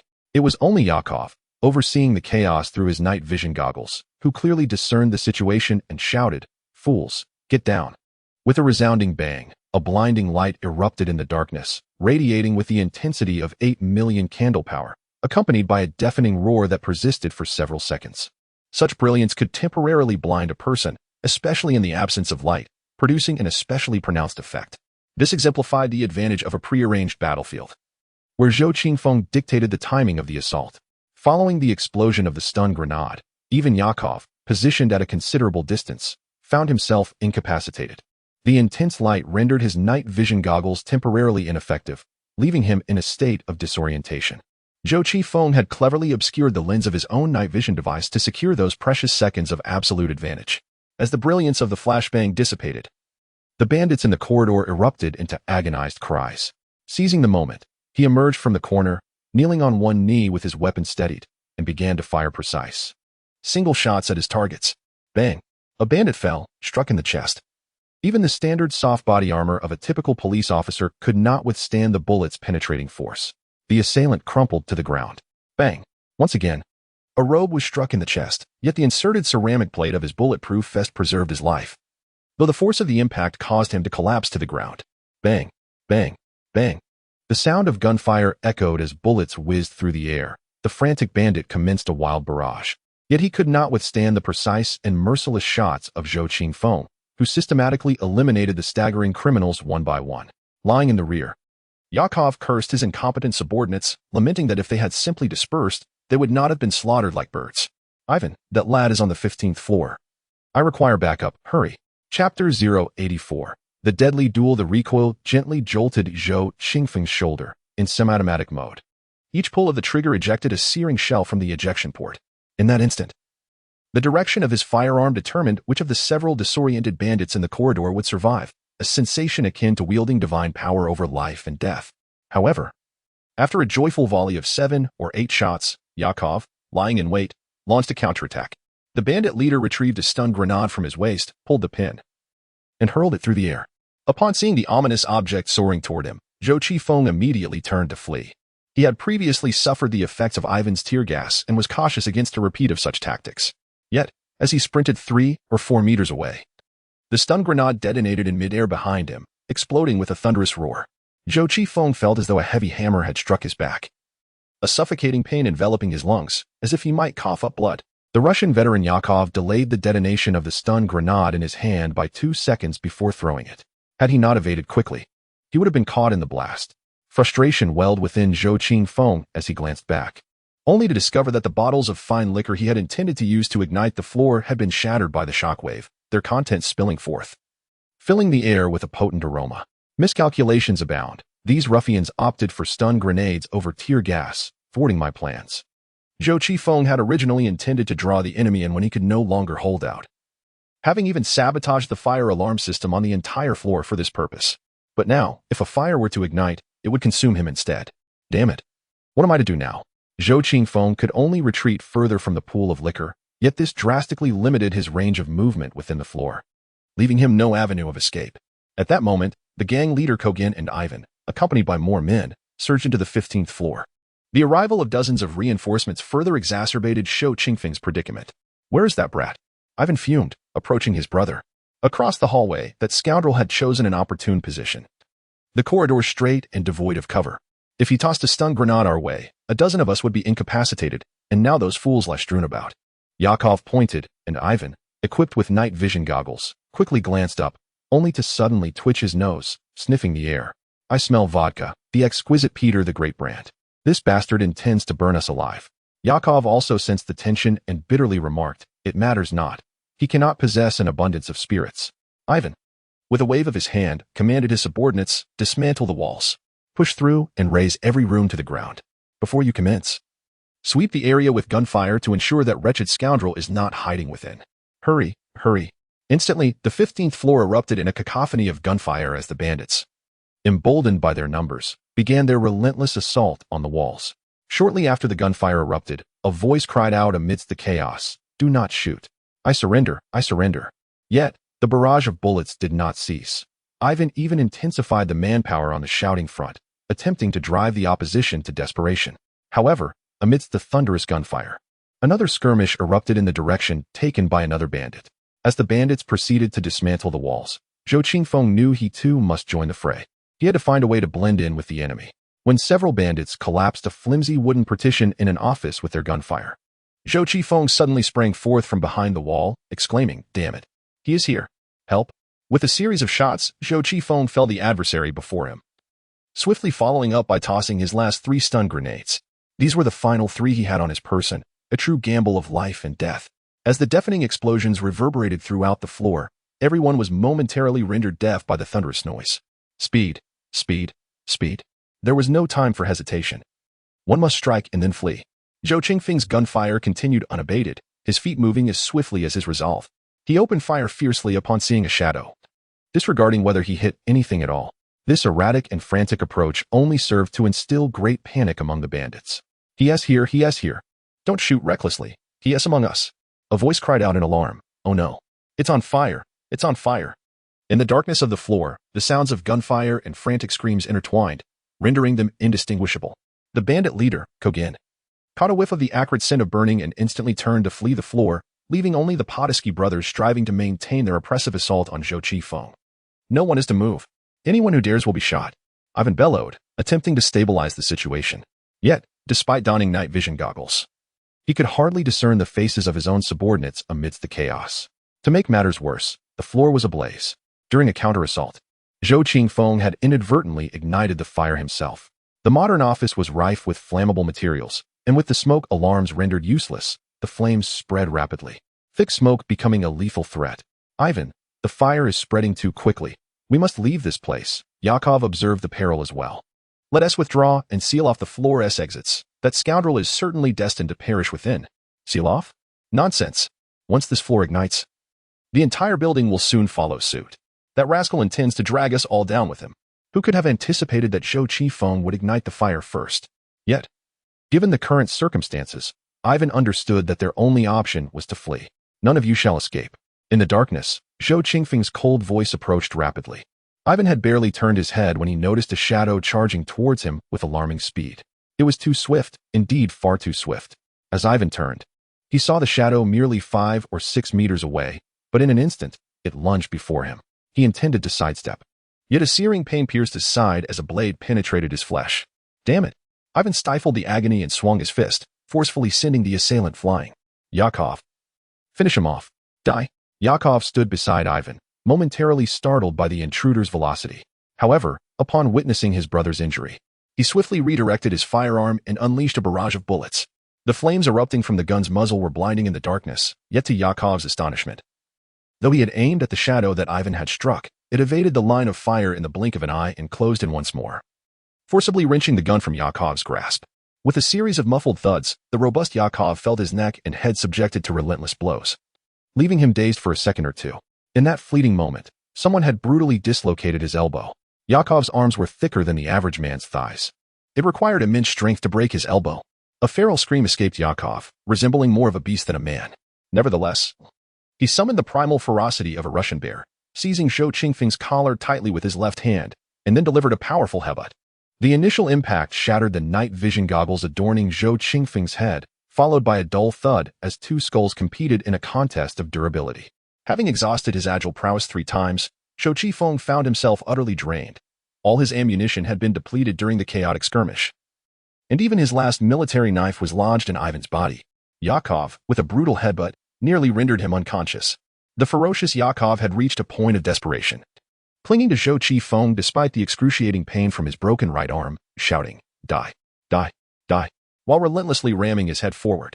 This unleashed, bloodthirsty beast was indeed formidable. Chapter 085. Finally alive in a bid to create chaos and break free.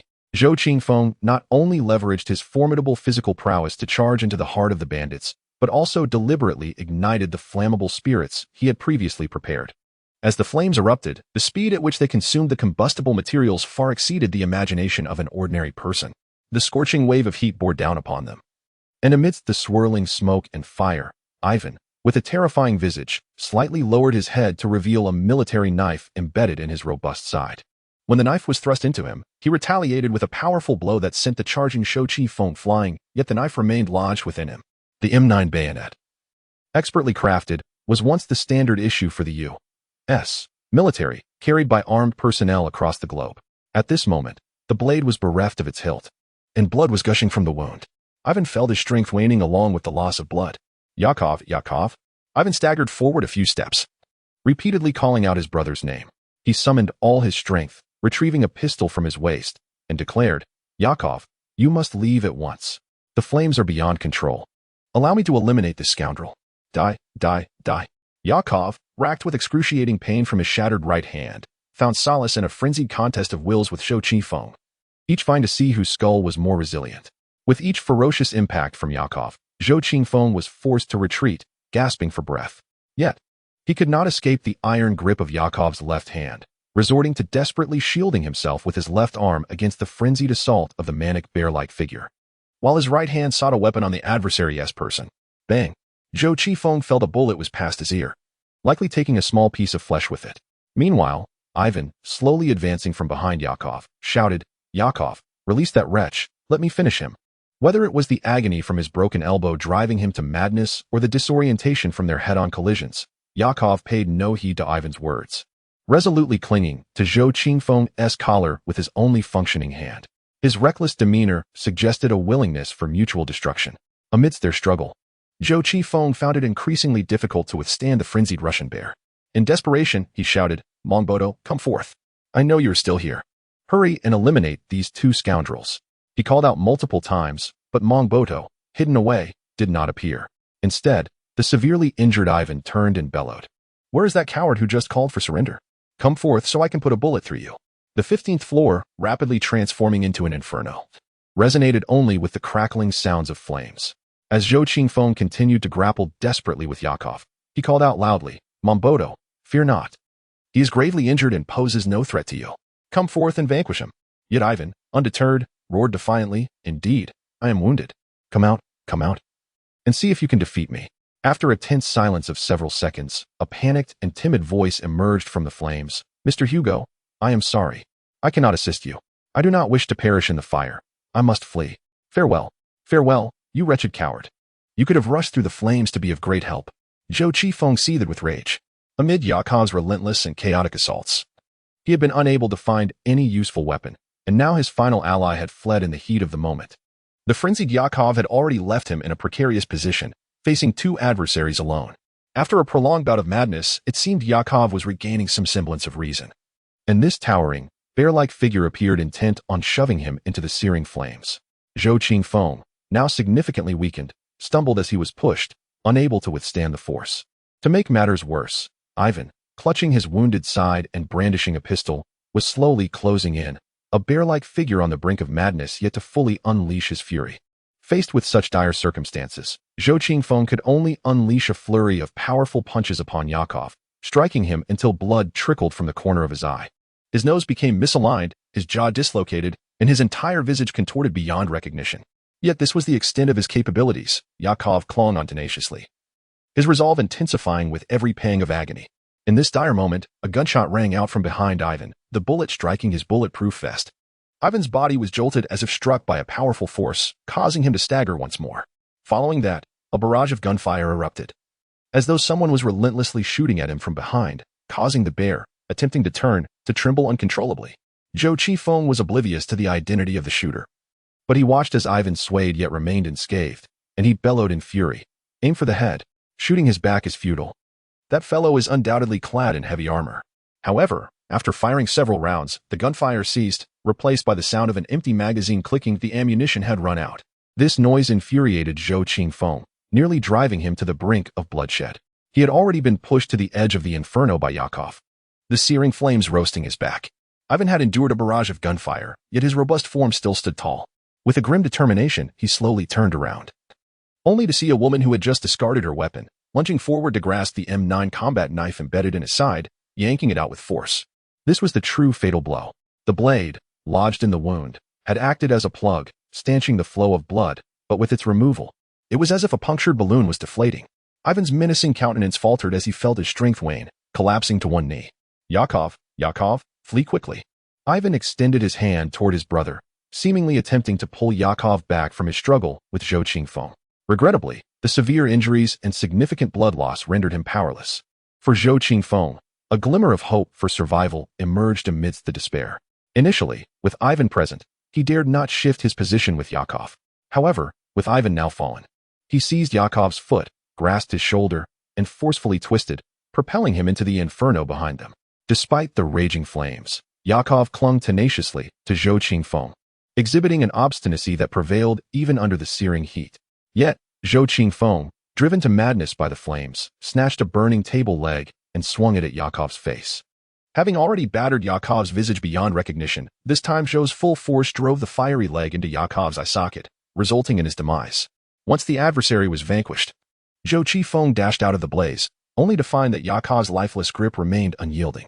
Ignoring the singeing flames that curled his hair and beard, he called out to the woman who had come to assist. Knife! Knife! The woman who rushed forward was none other than Jenny Braun, who hastily handed him a bloodied M9 combat knife. Zhou Qingfeng took the knife and swiftly cut away the fabric that ensnared him, finally freeing himself from Yakov's grasp. At that moment, the 15th floor was engulfed in flames, and Jenny Braun, her face pale and distressed, grasped Zhou Qingfeng's hand and wept. I thought you had abandoned me. I only came after hearing the gunfire. You are truly reckless. Zhou Qingfeng, unwilling to engage in further conversation, grasped the woman's hand and hurriedly sought the exit to the fire escape. The escape route through the corridor has been completely sealed by flames, rendering it impassable. What shall we do? Jennifer Braun continued to weep uncontrollably. Zhou Qingfeng turned once more, pulling the woman to a spot where the fire was less intense. He used his military knife to carve a long, slender carpet from the ground, then shattered a glass curtain wall, fastening one end of the carpet to the metal frame of the wall. Hold on to me. Zhou Qingfeng extended his arms toward Jennifer, who promptly leaped into his embrace, wrapping her arms tightly around him. With the carpet's rope in hand, Zhou Qingfeng leaped from the 15th floor of the building. Upon landing on the 14th floor, he kicked through the lower window and tumbled inside. As he hit the ground, a surge of joy welled up within him, and he thought, at last, I am still alive. Chapter 086, Mother and Daughter, August 6, 2030, morning. The sun continued to rise as usual, yet the world had transformed beyond recognition. Beneath the sunlight, the immigration building in Lower Manhattan, New York, still emitted wisps of smoke. Before the independently operating fire suppression system within the building could extinguish the flames, 4 floors, 15th, 16th, 17th, and 18th, had been completely consumed by fire. The blaze served as a wake-up call to other gangs entrenched in the surrounding buildings. signaling that the apocalypse had arrived and caution was paramount. Fire hazards were to be feared, for there would be no firefighters to respond. Those fortunate enough to escape the inferno scattered in various directions, and Zhou Qingfeng and Jennifer Braun evaded any threats as they made their way from the building. At last, as dawn broke, exhausted and fraught with anxiety, the two found refuge in a nearby mobile command vehicle, where they collapsed into a deep slumber. After sleeping for approximately 2 to 3 hours, Zhou Qifeng was awakened by the enticing aroma of food. Upon opening his eyes, he beheld Jenny busily tending to a coffee pot in one corner of the rest cabin, while the microwave appeared to be heating milk. "You're awake?" Jenny exclaimed with delight upon noticing the commotion. She approached him, carrying a plate of bread generously spread with jam, and cheerfully announced, "I found some food in the pantry, so I prepared breakfast for you." In the aftermath of the cataclysm, indulging in a warm breakfast had become a rare luxury. Zhou Qingfeng rose from his bed, first heading to the restroom to relieve himself and wash his face.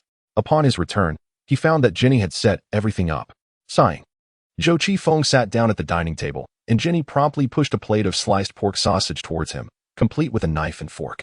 He sighed and remarked, "Do you still want me to rescue your daughter?" Immediately, Jenny clasped her hands over her heart, her expression pleading as she softly implored, "I beg you. I cannot abandon my daughter. If anything were to happen to her, I would be unable to survive." Last night, Zhou Qingfeng's escape had been made possible by this resilient woman, who had endured her own fears and bore various wounds of differing severity. "Very well. I shall make an attempt," he replied. "I cannot go myself, but perhaps I can enlist others to assist." Zhou Qingfeng, no longer in a rush to eat breakfast, stood up and made his way to the communication chamber of the command vehicle. Observing his departure, Jenny was overwhelmed with gratitude, nearly rushing to him while repeatedly expressing her thanks. The large mobile command vehicle utilized by the police is equipped with highly advanced communication and command apparatus. Zhou Qingfeng first contacted Lena Fox, who was inside the clubhouse building, via radio to inquire about the situation within. He received the reassuring news that all was well. "Lena, how is dog meat?" Zhou Qifeng asked. "Anyone here could encounter issues, but your well-behaved dog will certainly be fine," Lena Fox replied, somewhat puzzled by Zhou's inquiry. "I would like dog meat to make a trip to Upper Manhattan. Is that permissible?" Zhou continued. "Upper Manhattan? How long will it need to be out?" Lena queried. "The distance from the clubhouse to Upper Manhattan is approximately 10 kilometers. Dog meat is capable of reaching speeds of 120 kilometers per hour, and the currently congested traffic presents no challenge for its agility." After making an estimation, Zhou stated, "It should take about an hour, or half an hour if all goes smoothly." The security at the clubhouse was considerably weakened after Zhou and the butcher had departed, leaving dog meat as the sole remaining force. Even a brief withdrawal of dog meat poses significant risks. However, after careful consideration, Lena Fox consented to Zhou's request, though she limited the duration to half an hour, insisting that dog meat return swiftly, as they could not afford to be without it. "Thank you. I assure you the entire affair will not take long." Zhou Qifeng concluded his conversation with Lena Fox and proceeded to contact dog meat directly. The mechanical dog, equipped with a radio communication device, swiftly responded to the directive transmitted to it. "Proceed to a specific address in Upper Manhattan and seek out an 8-year-old girl named Anna." Upon receiving the command, the mechanical dog immediately departed from the clubhouse, racing towards the Upper Manhattan location 10 kilometers away. During this time, the mother, Jenny Brown, found herself beset by a mixture of hope and anxiety. While she was elated that Zhou Qingfeng had finally agreed to rescue her daughter, the fact remained that the one undertaking the mission was a mechanical dog. Despite Zhou Qingfeng's assurances that the dog was extraordinarily capable, her concerns lingered. She was particularly troubled by the possibility that the dog might return empty-handed or, worse yet, with grim news. "Trust me, as long as your daughter is alive and still at home, the mechanical dog will undoubtedly bring her back," Zhou Qifeng gently reassured her, wrapping his arm around her shoulder. Overcome with emotion, Jenny collapsed into Zhou Qingfeng's embrace, sobbing.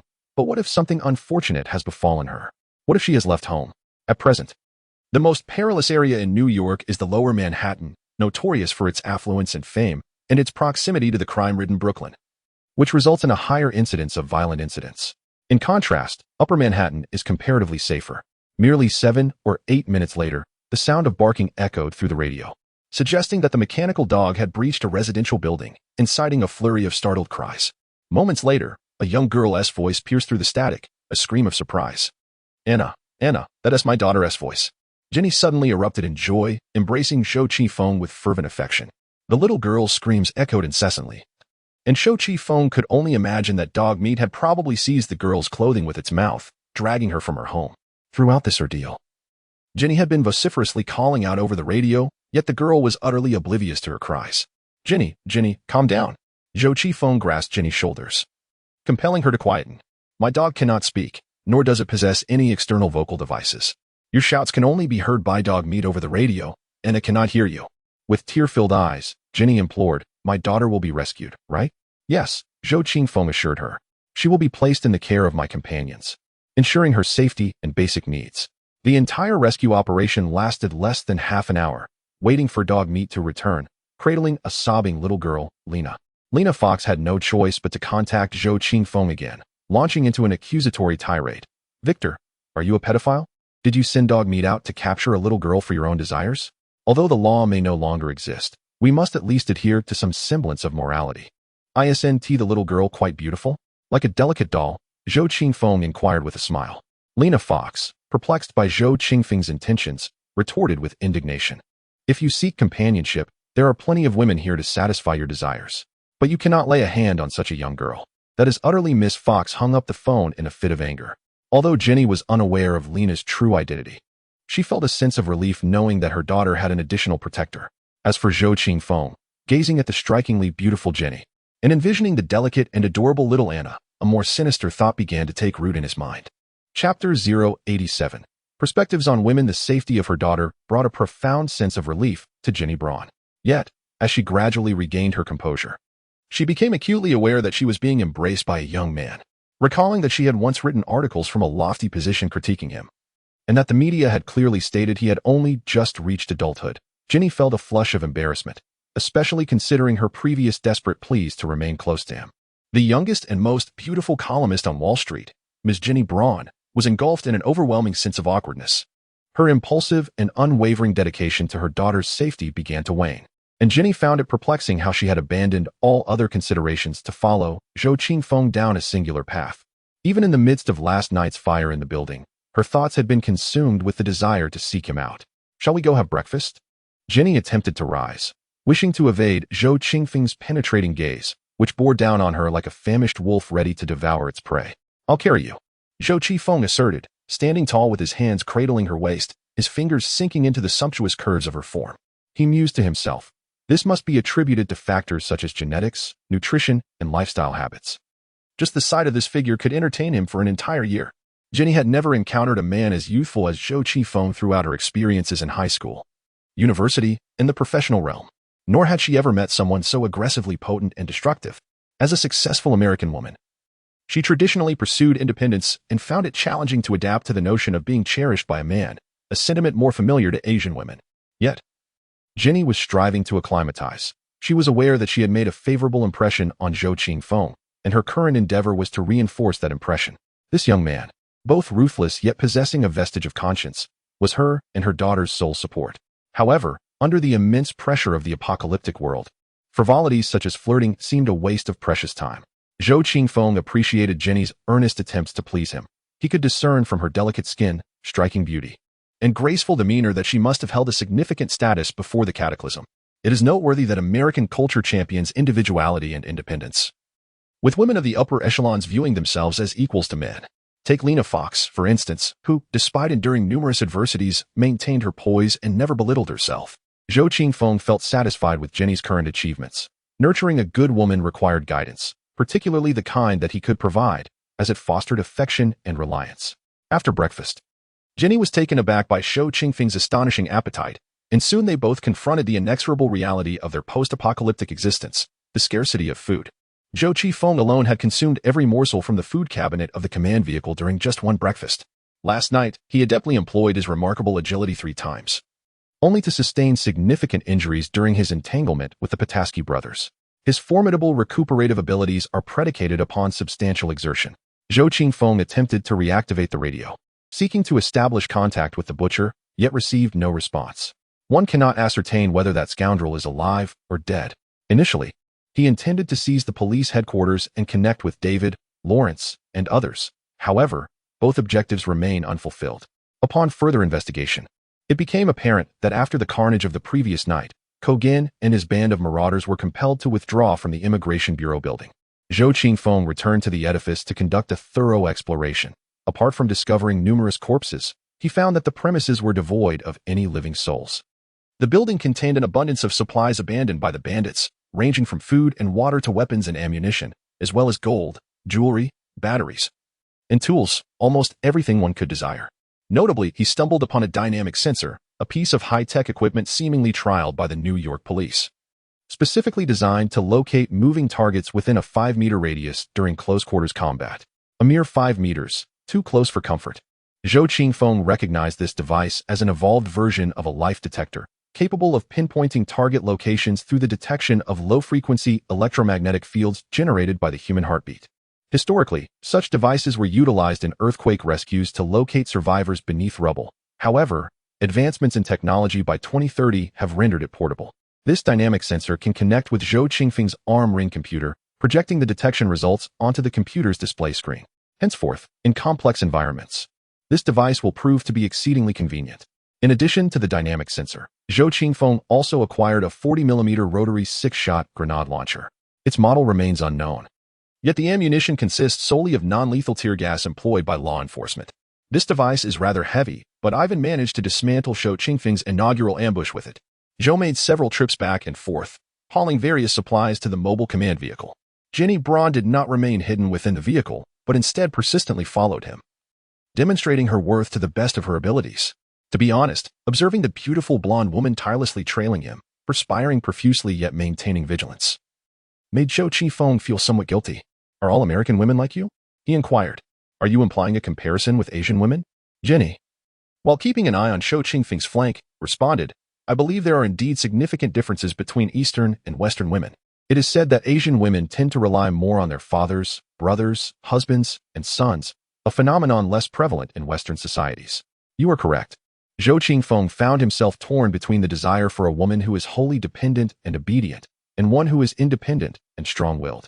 Ultimately, he concluded that during times of peace, a delicate woman is preferable. However, amidst the blood-soaked apocalypse, a capable woman is far more advantageous.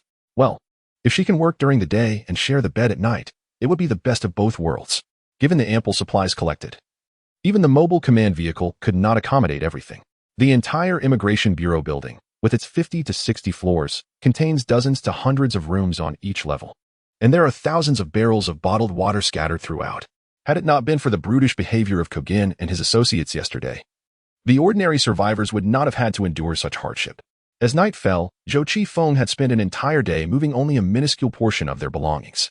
Exhausted, grimy, and reeking, he sought refuge in a room equipped with a bathtub, shedding his clothes to indulge in a refreshing bath. "May I join you?" In the dimness, Jenny approached the doorway.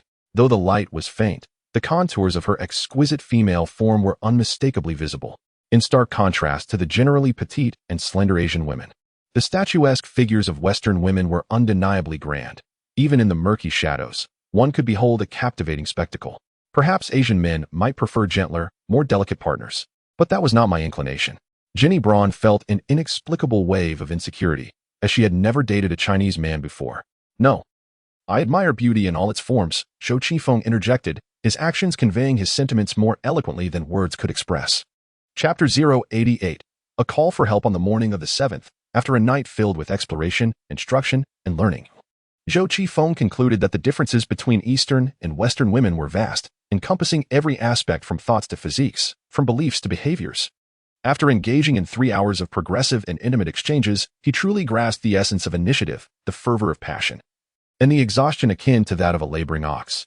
Had he not possessed remarkable stamina, he would have found it exceedingly challenging to manage the striking blonde before him. Indeed, experience breeds wisdom. This adage holds true. As dawn broke, Zhou Qingfeng awoke. He occupied an abandoned house near Chinatown in Lower Manhattan, which served as both a refuge for his mobile command vehicle and a place furnished with relative comforts. The previous night, the streets of Lower Manhattan had echoed with gunfire, as an increasing number of illegal immigrants from Brooklyn surged into Manhattan like a relentless tide, forming various gangs that plundered building after building. However, the vicinity of the New York Police Department remained a no-go zone, where several towering structures had long been overtaken by formidable gangs, ruthlessly executing anyone who dared to approach. Zhou Qingfeng sat up in bed and turned his head to gaze out of the window. The streets nearby bore the marks of looting, with his own dwelling riddled with bullet holes. The corpses outside were those he had shot while they attempted to invade. A few clergymen were traversing the streets, waving white flags, diligently clearing away the dead, sheltering the homeless, and urging others to refrain from further acts of violence, all while striving to reconstruct the fabric of societal law and order. America, steeped in a profound religious ethos, is predominantly Christian, and thus far, there had been no assaults on religious figures. Yet, the efforts of the clergy merely slowed the inevitable descent into chaos. For New York City could no longer sustain its millions of inhabitants. The quandary of survival could not be resolved through mere goodwill and responsibility. In due course, the entire city was destined to transform into a hellish landscape. As Zhou Qifeng was about to rise, Jenny Braun awoke as well.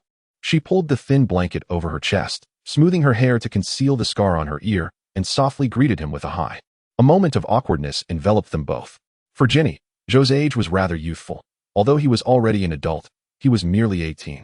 Had this occurred before the Great Catastrophe, a 30-year-old woman like herself engaging with a boy of 18 could have been considered a scandal in high society. Conversely, Zhou approached the situation with a sense of nationalistic duty, believing that once they had shared a bed, he must thoroughly conquer this alluring woman before him.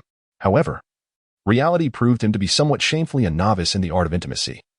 While the poised and sophisticated Jenny could easily assume the role of his mentor in such matters, yet both were profoundly satisfied with one another. He was physically robust, handsome, amiable, charismatic, and well-endowed, while she possessed an exquisite figure, striking beauty, ample patience, refined taste, vast experience, and exceptional skill.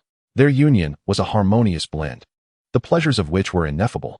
Jenny, feeling the heat rise to her cheeks under Zhou's gaze, typically a candid and cheerful journalist, found herself at a loss in the current situation. I should make breakfast, she finally decided. With that, she gracefully slipped out of bed, grabbed her clothes strewn nearby, and headed to the bathroom. Zhou, seated at the bedside, felt his pulse quicken at the sight of her moving form and decided to follow her into the bathroom, where amidst her exclamations of surprise, they engaged in a delightful morning exercise. Merely 10 minutes into the event, the solitary radio station by the table suddenly crackled to life. Leaning against the wall for support, Jenny turned and whispered imploringly, "Victor, it seems someone is calling for you. Can we return later tonight?" Zhou Qifeng had initially intended to embrace Jenny and answer the radio, but she wriggled free from his grasp, donned her attire, and hastened to the kitchen to prepare breakfast. Meanwhile, the butcher's boisterous voice echoed through the receiver, repeatedly shouting, "Hey, Victor. Victor. Hugo, are you still alive? Even if you were dead, I would not perish." Grasping the petite radio, Zhou Qifeng replied, "I am quite well stocked with supplies now. It is a luxury to brush my teeth, wash my face, and change my clothes, all while tending to the remnants of my wounds and watching Jenny in her apron." Braun was bustling about in the kitchen, and in a mere moment, the dining table was adorned with toasted bread and pork sausages. Just the other night, I witnessed the immigration office ablaze and worried that you might have perished within, the butcher inquired. "So, have you dealt with those people in the building?" "Long taken care of. I have already returned to the mobile command unit, gathered a substantial amount of supplies, and am presently enjoying breakfast." Zhou Qifeng leaned toward Jenny, planted a kiss on her cheek, and seized a piece of bread from the table to devour. However, the butcher's call reminded Zhou Qifeng of a troubling thought. The Pataski brothers, who had met their demise at his hands the previous night, were indeed unfortunate. A peculiar sensation washed over him, as, according to the original narrative, the elite duo was meant to perish at the hands of David Lawrence approximately 2 weeks hence. At that time, David Lawrence was nothing short of a deity, dispatching those two wretches with the ease of child's play. Yet now, on the second day of the cataclysm, these two villains met their demise at the hands of Zhou Qifeng, who himself endured a brutal ordeal, leaving him with a myriad of injuries. Were it not for his extraordinary recovery speed, he would likely be lying in some corner, suffering in silence. Contemplating this, Zhou Qifeng found himself overwhelmed with sorrow. Lacking the prowess or influence of a true protagonist, yet still shouldering the burdens of one, he felt genuinely exhausted. However, the more unfortunate fate belonged to the butcher, who, upon hearing Zhou Qifeng chew on a pork sausage, cursed aloud, "I thought you were either dead or trapped somewhere. Yet here you are, enjoying breakfast. Hurry and come help me." Yesterday, Zhou Qifeng had attempted to reach out to the butcher, but to no avail, suspecting that the hulking Russian had encountered trouble. Now, hearing the butcher's frustration confirmed his suspicions. "If you cannot manage the situation, how could I possibly do so? It is through contrast that one finds a sense of happiness." Zhou Qifeng took another sip of warm milk, feeling an immediate lift in his spirits. To enjoy a hot meal in the apocalypse is indeed a rare blessing. As Jenny quietly remarked while bringing over the milk, our pantry is stocked only with these meager provisions, lacking fresh ingredients. Otherwise, I could certainly do better. The butcher, overhearing Jenny's voice, grew even more incensed, exclaiming, "Damn it! Had I known this would be the case, I would never have parted ways with you. My situation here is utterly dire. Death, death, death, there are corpses everywhere. How dire is your situation?" Zhou Qifeng initially perceived the butcher's robust voice as a jest. However, the voice on the radio soon shifted, replaced by a fierce and resolute female voice that interjected, "Victor Hugo, where are you now? We are in urgent need of your assistance." "Katerina?" Zhou Qifeng was taken aback, his smile fading. The fierce woman had always been proud and headstrong. For her to request help indicated that the situation was indeed grave. "Yes, it is I," Katerina Raven confirmed. "We are trapped in the City Hall subway station, along with several thousand others. Our predicament is dire. You must find a way to rescue us, or everyone here will perish." Chapter 089. Companions early in the morning. While savoring a delightful breakfast, Zhou Qifeng was startled to hear the butcher and others seeking assistance. Munching on his bread, he found it peculiar that they had become ensnared in the subway. "How could you all be so foolish?" The butcher, with his boisterous demeanor, exuded a rough and uncouth aura. Yet, as a seasoned veteran, he possessed an innate sensitivity to danger, instinctively steering clear of perilous situations. Katerina Raven, with her remarkably powerful legs, surpassed Zhou Qifeng in terms of strength and speed. Her habitual actions involved darting about with agility, always putting others in peril, making it exceedingly difficult for anyone to ensnare her. The butcher and Katerina were both formidable individuals. How could they have unwittingly ventured into the subway? To comprehend the current state of the New York subway is to recognize it as a veritable graveyard, a consequence of the catastrophic events that led to numerous derailments, rendering it largely impassable. Upon posing this inquiry, it was evident that the individuals opposite me were brimming with indignation, each reluctant to address this embarrassing predicament. After a considerable pause, a smooth voice emerged. "Ah, Hugo, my friend, it's Parker, Tony Parker. In truth, this is merely a minor predicament of my own making." Upon hearing Tony Parker's voice, Zhou Qifeng was struck with a sudden realization, inwardly exclaiming, "You troublemaker. The issues you instigate are never trivial, they are always monumental." Tony Parker continued, 3 days ago, did you not acquire that mechanical dog? I must say, such intelligent machinery is quite impressive. It suddenly occurred to me that New York University in Lower Manhattan possesses a similar device. While it may not rival dog meat, it is still commendable. Did you manage to procure it? Zhou Qifeng inquired. Ha ha ha, how did you know? Tony Parker chuckled triumphantly. Indeed, I have successfully obtained a machine dubbed Walker. At the time, several other groups were vying for the same prize, and I had almost resigned myself to defeat, yet unexpectedly, it ultimately became my companion. Hearing this, Zhou Qifeng couldn't help but roll his eyes. This rascal Tony Parker seemed to possess an aura of luck, effortlessly succeeding in his endeavors. While Zhou had managed to secure dog meat, Parker, with little effort, had effortlessly acquired his so-called Walker. And what then? Had he stirred up more trouble? Those individuals you have usurped from the Walkers are indeed pursuing you, are they not? Moreover, they must be experiencing considerable misfortune, encountering various calamities in their relentless chase. Zhou Qifeng could easily surmise the general circumstances. Ha ha ha, you are indeed correct. Tony Parker maintained an air of pride, yet his tone swiftly shifted to one of dejection as he lamented. However, we have been incessantly pursued, enduring this fray. The butcher also joined the fray. Ultimately, we were compelled to seek refuge in the subway station at City Hall, only for that infuriated mob to obliterate the exit, leaving us trapped.